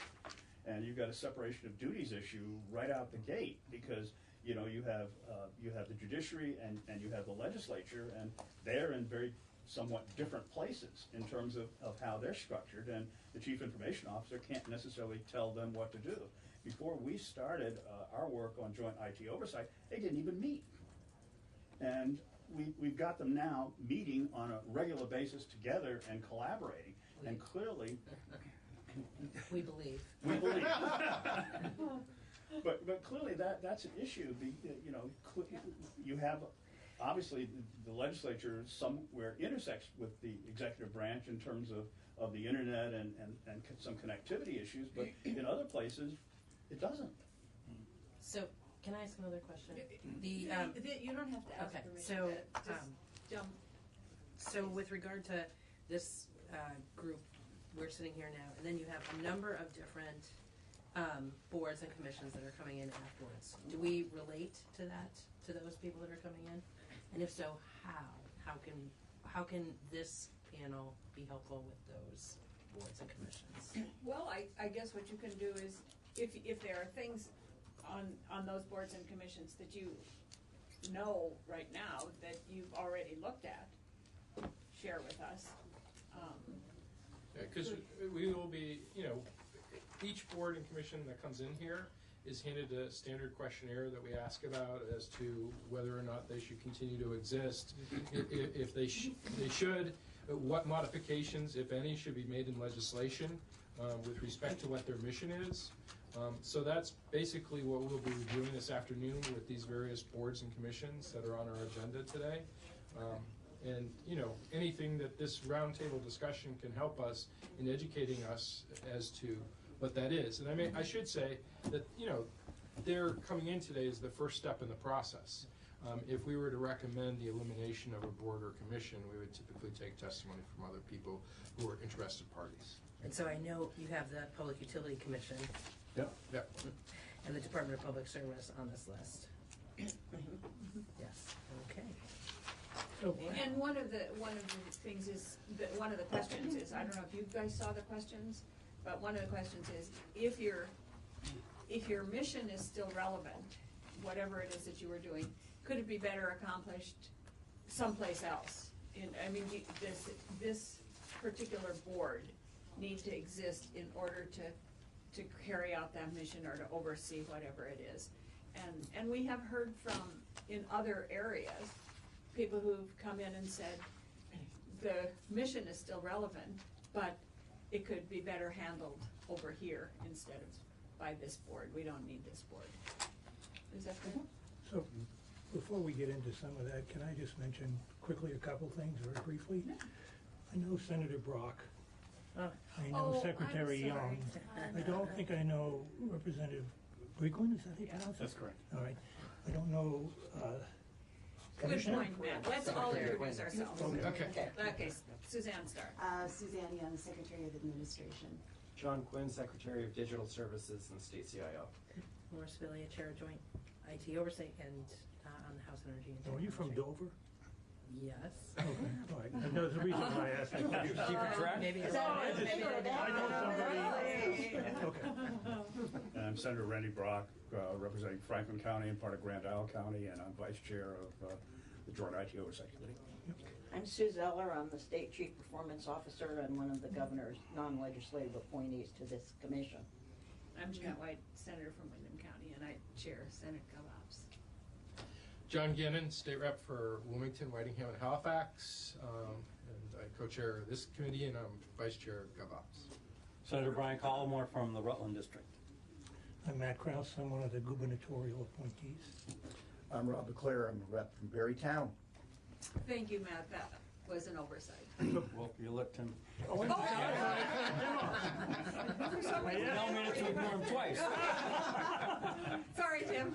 I'm Tim Briglin, and I'm a state rep from Thetford, and I'm the chair of the Energy and Technology Committee. And the technology slice, very specifically, is not technology writ large. It's technology in state government, very specifically. And the committee also has oversight on the House side of the building of telecommunications as well.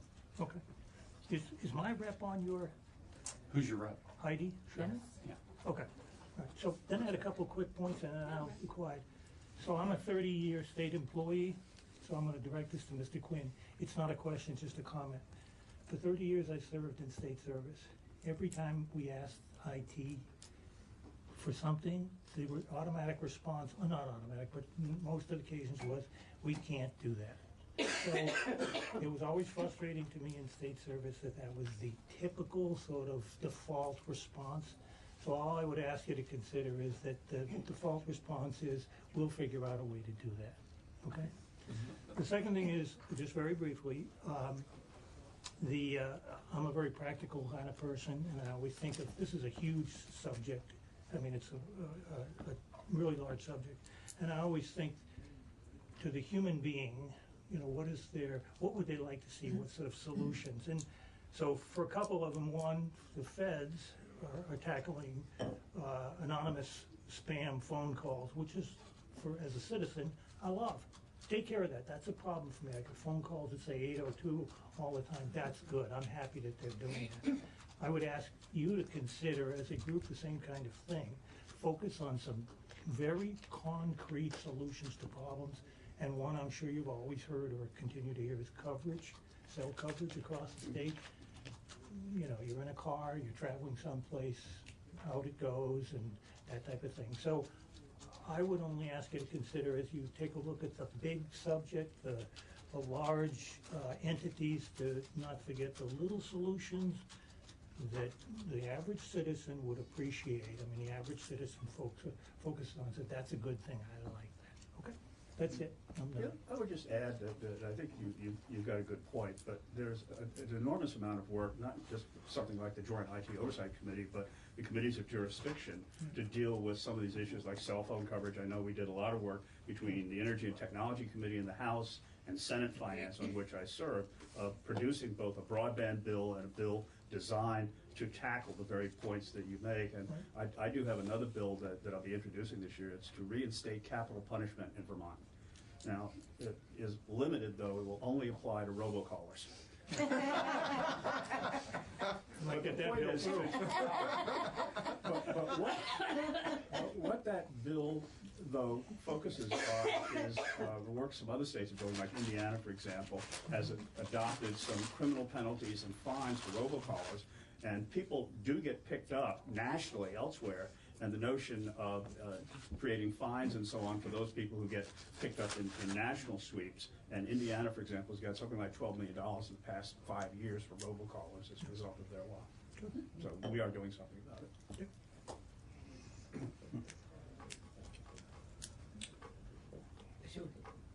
Hear from Don? Yeah. Would like to hear from me? That would be you.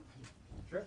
So, to echo some of what Senator Brock said and what Representative Spelia said, you know, things are still a little disjointed across state government, but what I would say is, since 2017, when we created the Agency of Digital Services, we've been focused on the executive branch.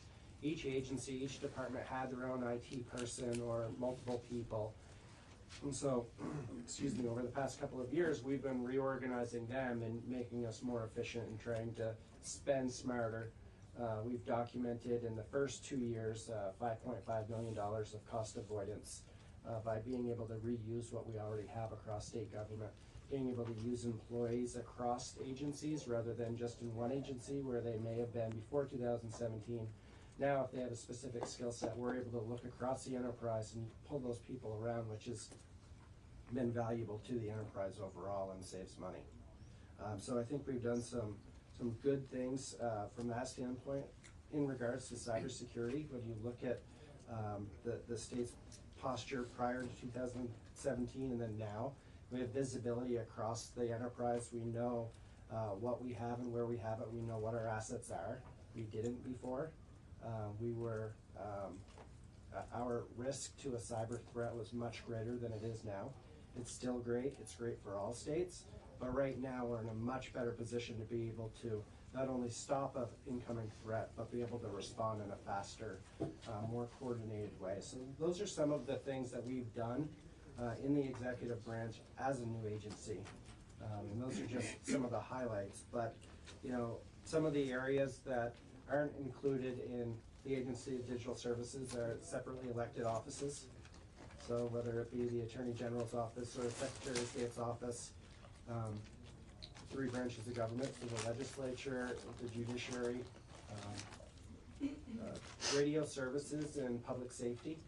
That's quasi-IT. They use a lot of technology to run their radio network, but they have the expertise there, and we coordinate with them fairly closely on what they're buying and how it's being implemented to make sure certain security standards are being followed. The telecom piece still falls under the Public Service Department. That's more regulatory, and so we haven't, you know, that we leave that to them. We do not get in that business. And then there's E911, which I think there's going to be a report by the Secretary of Administration, Suzanne, by the end of the year, making some recommendations there. But, you know, I look at that myself, and that it's going to be, you know, one of those things. Sure, they use IT, but so does every other agency out there to run their agency or their group. And then the HIT, the Health Information Technology Plan, that's run out of Human Services, but we're involved with that through statute and through just general oversight. So whether it be Vital or any other organization that connects to our network, we look at their security standards to make sure whatever they're doing doesn't increase our risk to a cyber threat.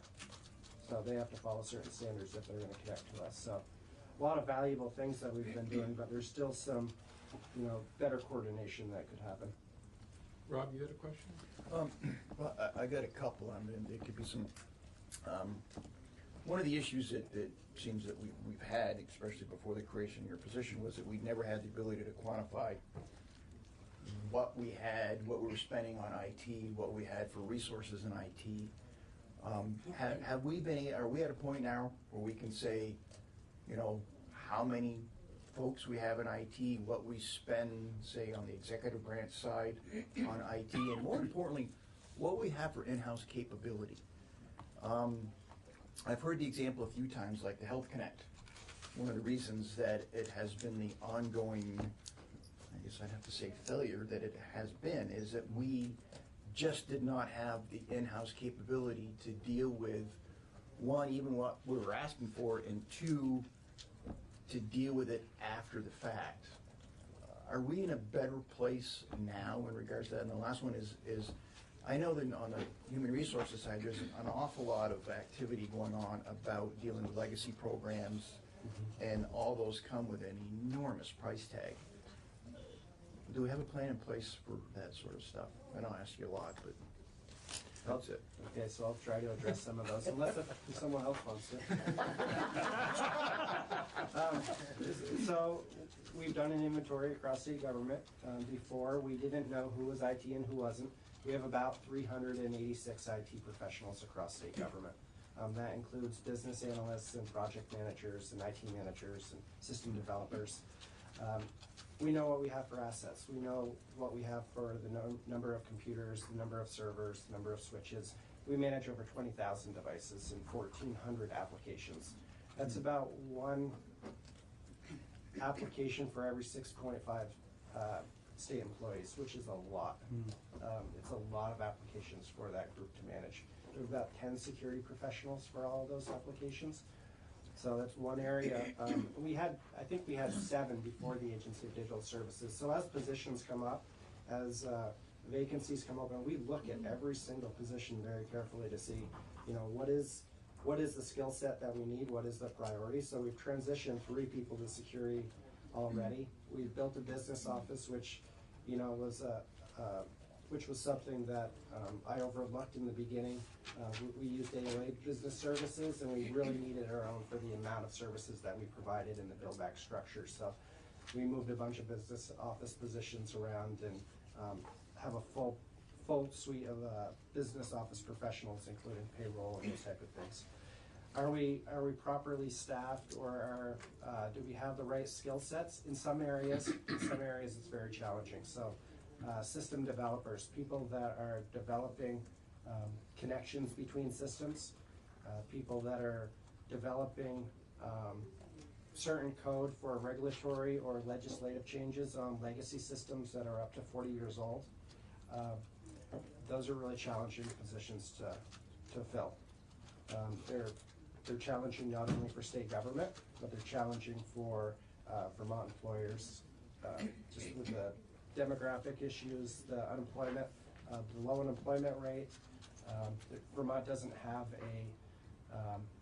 a large pool of IT professionals anyways across the state, so it becomes very challenging, and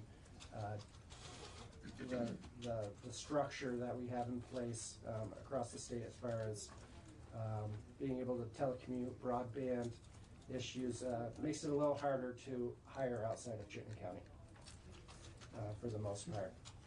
And so, do we have the right skill sets? Not necessarily. We hire out and do staff augmentation where we can't find those. We do private, we use companies inside and outside of the state, preferably in the state where we can, but it's been a challenge for us to staff our offices. And I think I missed the last question. It was the doozy. The legacy systems, yes.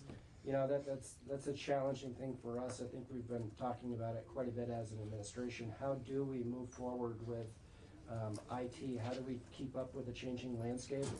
How do we fund these IT systems that are, anywhere from $1 million to $40 million or higher, right? And how do we do it in a way that's sustainable?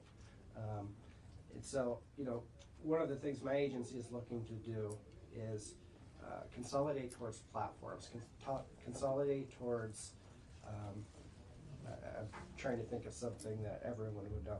Like, you could call Microsoft a platform, right? Something that's common to everyone, a common email type of client. Get everyone on those type of email clients, which will reduce the number of staff that we need internally, and focus our skill set in certain areas rather than focusing on 1,400 different areas and trying to keep skill sets. We're trying to narrow those down. One of the other areas is case management. We have hundreds of case management tools across the state.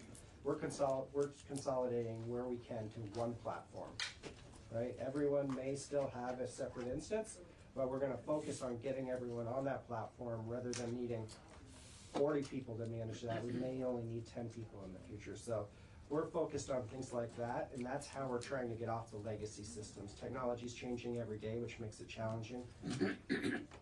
But by focusing on those cloud type of solutions where we get out of the business of having to upgrade. Every time we do an upgrade on our ERP system, for example, it's $3.5 or $4 million. We have to do one of those every 3 or 4 years.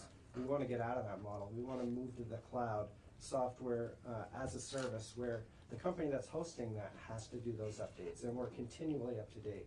So we'll level out the spending projection and be able to plan longer term, because we'll know with that company we'll see an average increase of 4% or 6%, but it'll always be up to date and always secure. I'm good, thank you. Brian? It's something I just want to follow up on, Sure. because I think it tracks with what Secretary Quinn was saying, and it's something more that the legislature has to consider. It might not be in the purview of your committee, but is thinking about how we actually go about funding IT. And I think there's a traditional mindset of it's a capital expenditure. When we're funding IT, we're buying a bunch of big boxes that we're putting on people's desks, and they're going to sit there for 10 years until we replace them 10 years later. And we've moved way beyond that as a society. And how we fund a lot of IT expenditure in our budgetary process is through the capital budget. And I know that drives that committee crazy, because a lot of this expenditure is really general fund type expenditure. It's annual operating expenses. And I think real innovative private sector companies no longer think of their IT spending as this is a capital expenditure. It's something that we put on our books and depreciate over 10 years. You know, these are annual expenditures.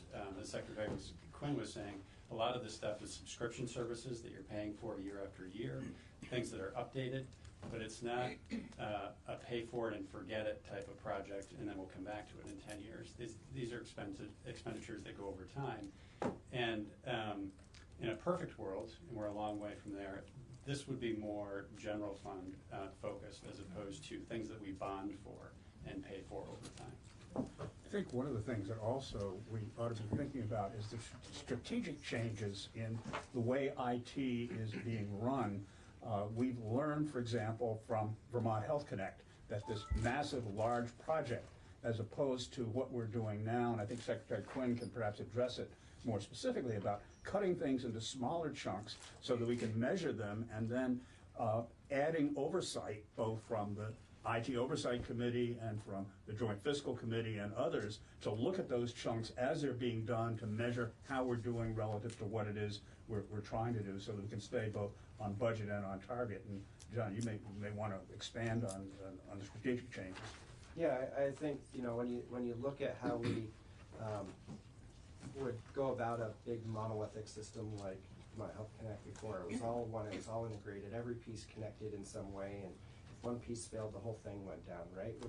We're now building the integrated eligibility platform, for example, in modular small pieces, so we can measure out each piece, monitor each piece, and if we only get through 3 of the pieces and we have to, you know, change our priorities and cut funding, we have 3 pieces that will improve the lives of Vermonters, right? They'll be able to use those pieces.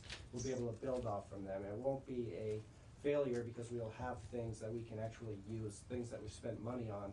It's where the old approach was, well, we only got partway through the project. There's no real functionality that works yet. And so the change there in strategic direction is, you know, is definitely a lesson learned from the past, and it's not something just Vermont has learned. It's nationwide. So I want to follow up, if I could, on both Secretary Quinn's remarks and Senator Brock. And forgive me if I'm 3 steps behind, because I feel like I am, but from the perspective of a priest from a small parish, here we go. And I don't know whether this is a legitimate perspective or not, but many of us can remember the EB5 diagram that showed, in essence, a bunch of spaghetti-looking stuff. And that's how I feel about the way we are right now. And I don't know whether it's feasible or reasonable that we at some point will have one person, Ms. or Mr. IT, that can control everything or not. And I don't know whether we should. So I guess I'm still trying to get a handle on who controls what, because we've had issues in GovOps before where something happened, and then we went back to say, well, who was in charge? Why? How did this happen? And what decision was made along the way that allowed this to happen? And we kind of like didn't get an answer. So, can I follow up on that? Just the and I know that you're focusing on the state government system, but how do we integrate that with what's the role here with non-state government systems out there? I know the Public Utilities Commission regulates utilities, the regulated utilities, but what's our role with those that other world out there that isn't in state government, and how do we integrate that, and do we have any control on? In terms of? Well, I don't know, in terms of getting answers to who made, what decision was made, when, why did this fail, why did this happen? This is the spaghetti that I think that Senator Collmore is talking about, and there is spaghetti here. There's no question about that. Because we're dealing with, some things that are totally outside of our control, for example, those things that are federally preempted that are still interconnected with what we do.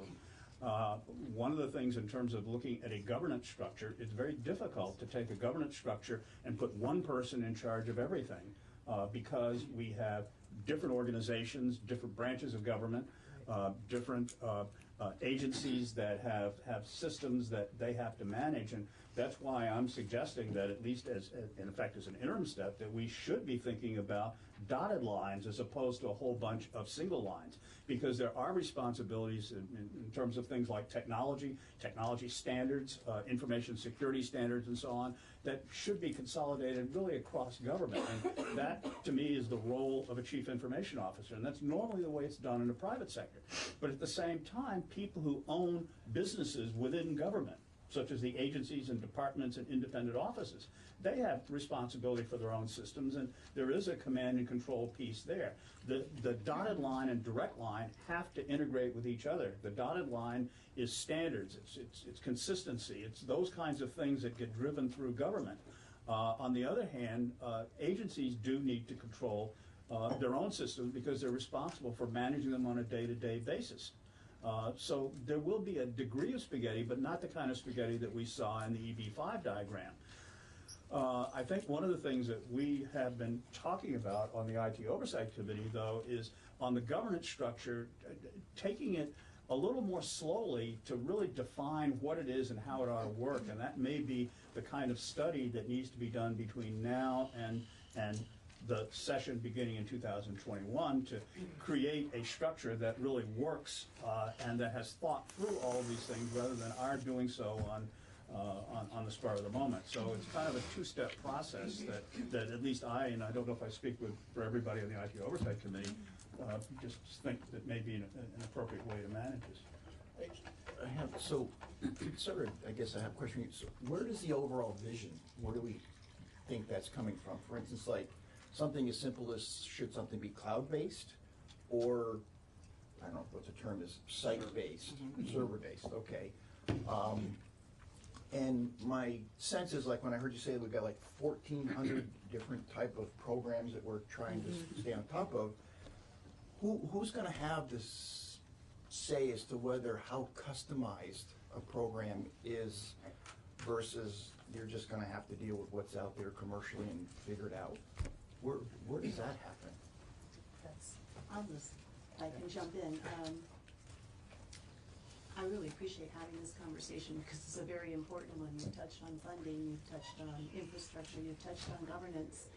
And I have a few more years on you in state government, and I recall in the AG's office when we built our own system and we owned it and we built on it. And it's really very recently in my last tenure in the AG's office that this notion that we're duplicating other systems out there in state government came to really anyone's consciousness, and that we can do better. We can start working with other agencies and departments on similar platforms.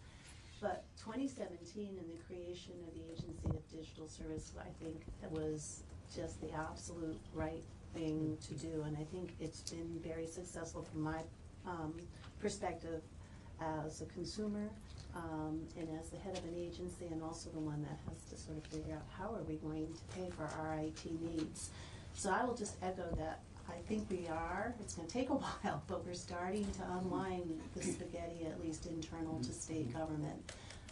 That we are talking at the cabinet level, at the enterprise level about our IT needs. We're starting to talk about what are priorities for each of our agencies and how are we going to fund those and what's going to be the funding source.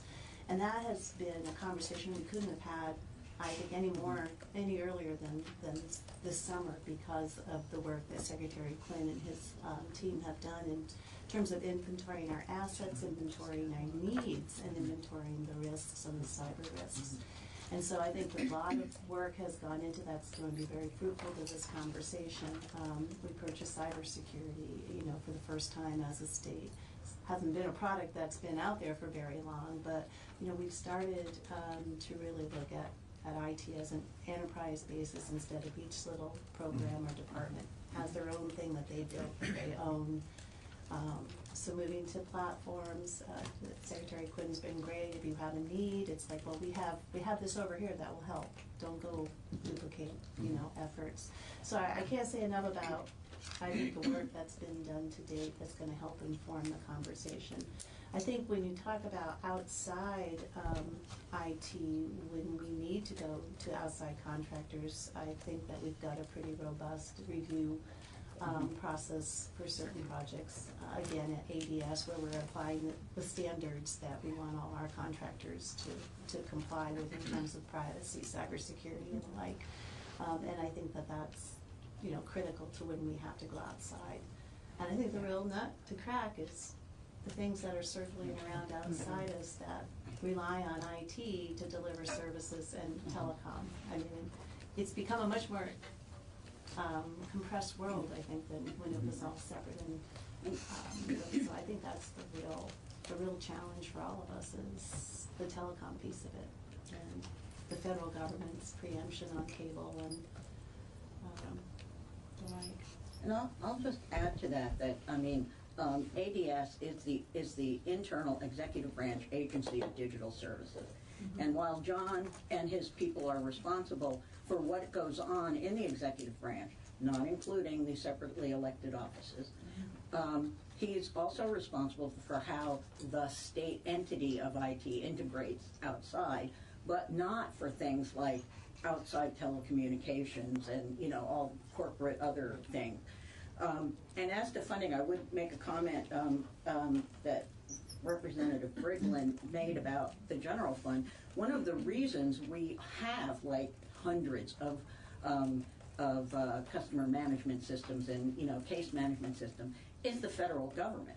Because historically, each individual, you know, CSDA number would say, oh, you can use this money to buy tea, so everyone went out and bought it. And so they have been a large contributor to the reason we have the problem that we have. I mean, I remember I staffed a committee that was made up of Mike Sherling, who was the head of the Burlington Alive at the time, Burlington, you know, Bright, whatever the heck that thing was called, and one of the guys from My Web Grocer. And anyway, so the three of them, and we did a review of IT, and one of the things that was really interesting is when we were talking to all of AHS about, at the time, trying to do the $200 million giant access project. And I remember some of the testimony was like, well, yeah, but if we build it this way and this is the way we don't want to do it, we can cover these other 60 programs. Could you not just build what you have to build for? Could you keep it at what you need, which is an eligibility system? So the federal money is a real, you know, it's a real temptation for people to just run out and get it and spend it and not think about the long-term implications. Having ADS there as a bridge against that to say, okay, let's see what you want, let's see what you need, let's see what other people have. Can we work this together? Can we take what someone has and add you to it?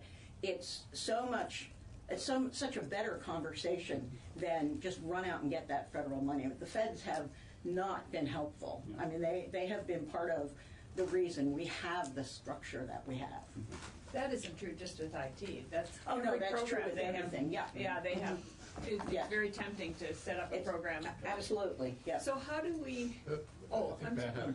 I just first of all, I want to mention that Sue's doing a great job on this commission, so I want to put a plug in. You're her boss, right? Oh, yes. Okay, I just want to put that plug in to let you know you're doing a great job. So, okay.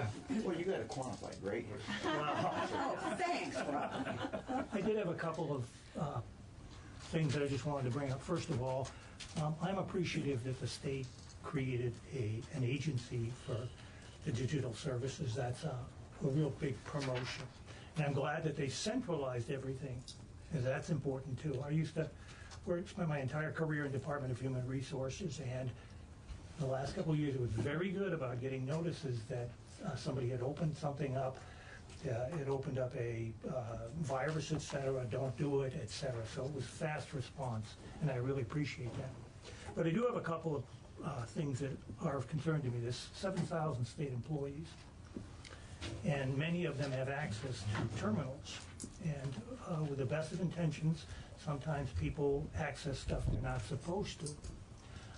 And the last I'd heard, when I left state service, that VSEA was going to work with the state on ensuring that employees weren't spied upon, but that the places that they were accessing, et cetera, were going to be controlled, if you will. Okay, so that's one thing that sort of, there were a lot of folks who, I was told, I'm not a big Facebook person, but they're on Facebook all the time, or eBay, or something of that nature. So that's kind of not a good thing for state employees to be using those services. I wanted to know if, in the cybersecurity field, you were accessing Norwich University. They have a very big program over there for cybersecurity. We are. You are, okay. So you should just. Yeah, Okay, and then just one other piece. Where does AI fit in this? Because I assume this is, Brian mentioned who's the big boss going to be, and in a few years it'll be AI. I mean, that's they'll be controlling all of this, and you'll have input into it, but they'll be making the decisions and using various apps, et cetera, to control it all. It won't be perhaps an individual, but AI fits in here someplace. Let's put it that way. So I do. The only one I want to have maybe a comment was the sort of VSEA. That's the last I'd known that VSEA and the state were discussing sort of how 7,000 state employees were going to use these new terminals, the services that were available, making sure that citizens got their money's worth. Right. So I'm not going to go into human resources policy at all, but what I will say is that the tools that we've been installing or implementing across what I would call our perimeter, our intrusion detection system and prevention system, looks for certain types of URLs, looks for certain types of websites.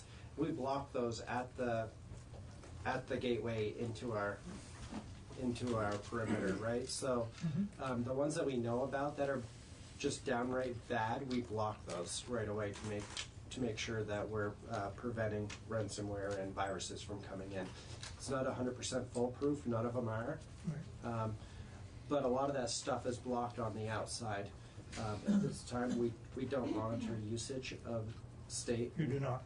No, my agency is not in charge of monitoring time usage of state employees. That would be a question for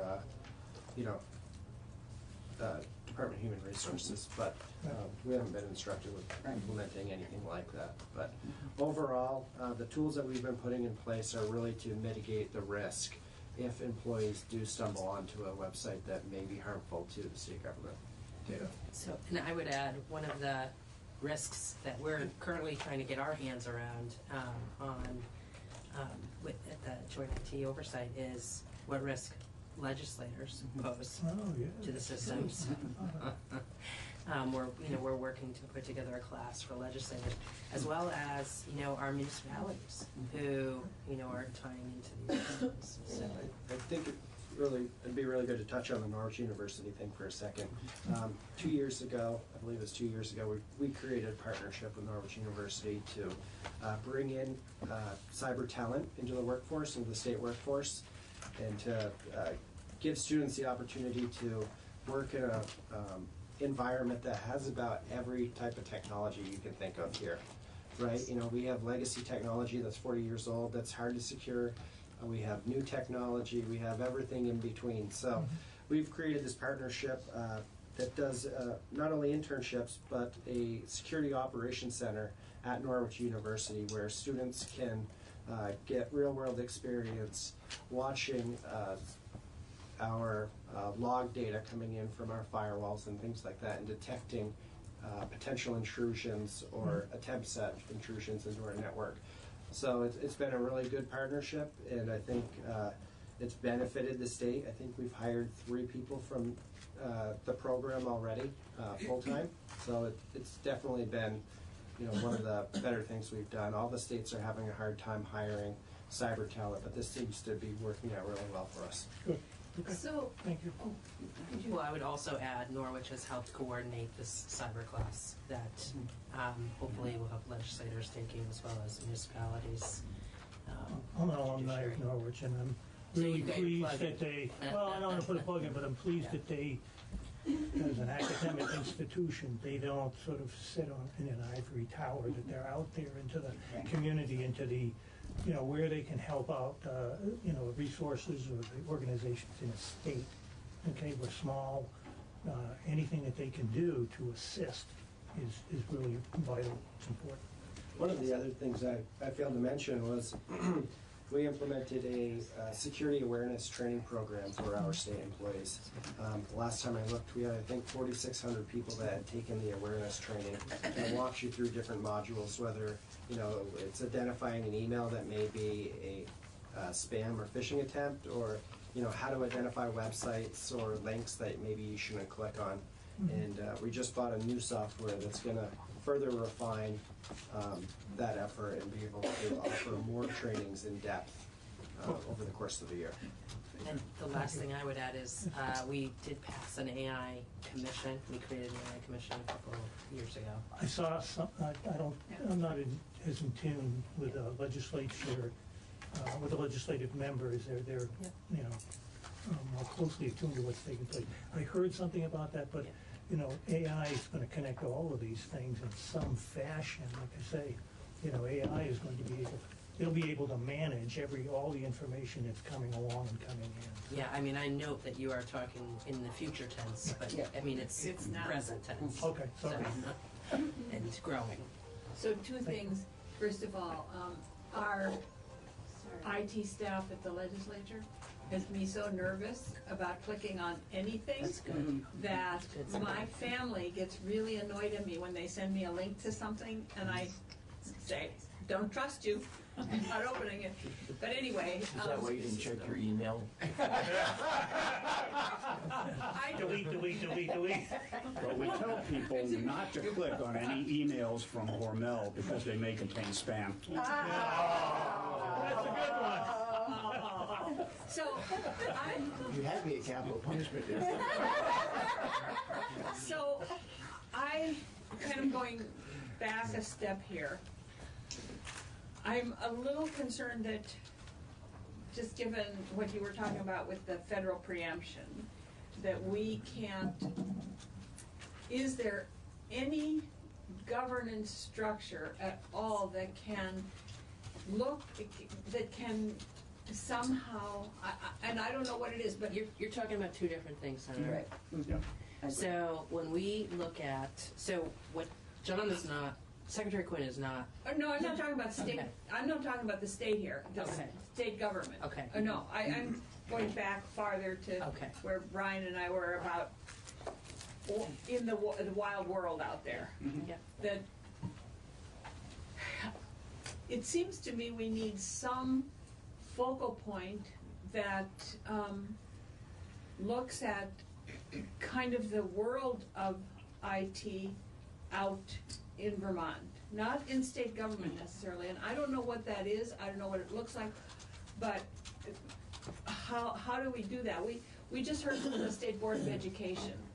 They apparently have no authority to do anything, but they do things, but their goal is to look at the kind of world of education and make recommendations to the agency and to the governor and to the legislature about it. Is there any such thing that we can create or have that would do that same thing, or is that your role?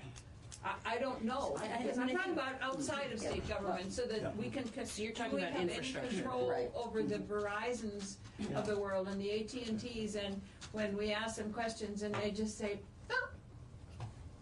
Could I just, I don't know. could I just bring us back to what our mission is for the Sunset Advisory Committee? Yes. And Commission, and that I think it's very valuable for us as a commission to hear from these 5 people on the variety of and complexity of the situation. Mm-hmm. But the primary goal, seems to me here, was to get testimony to help us in our deliberation about these committees, so that we understand a little bit better. Okay?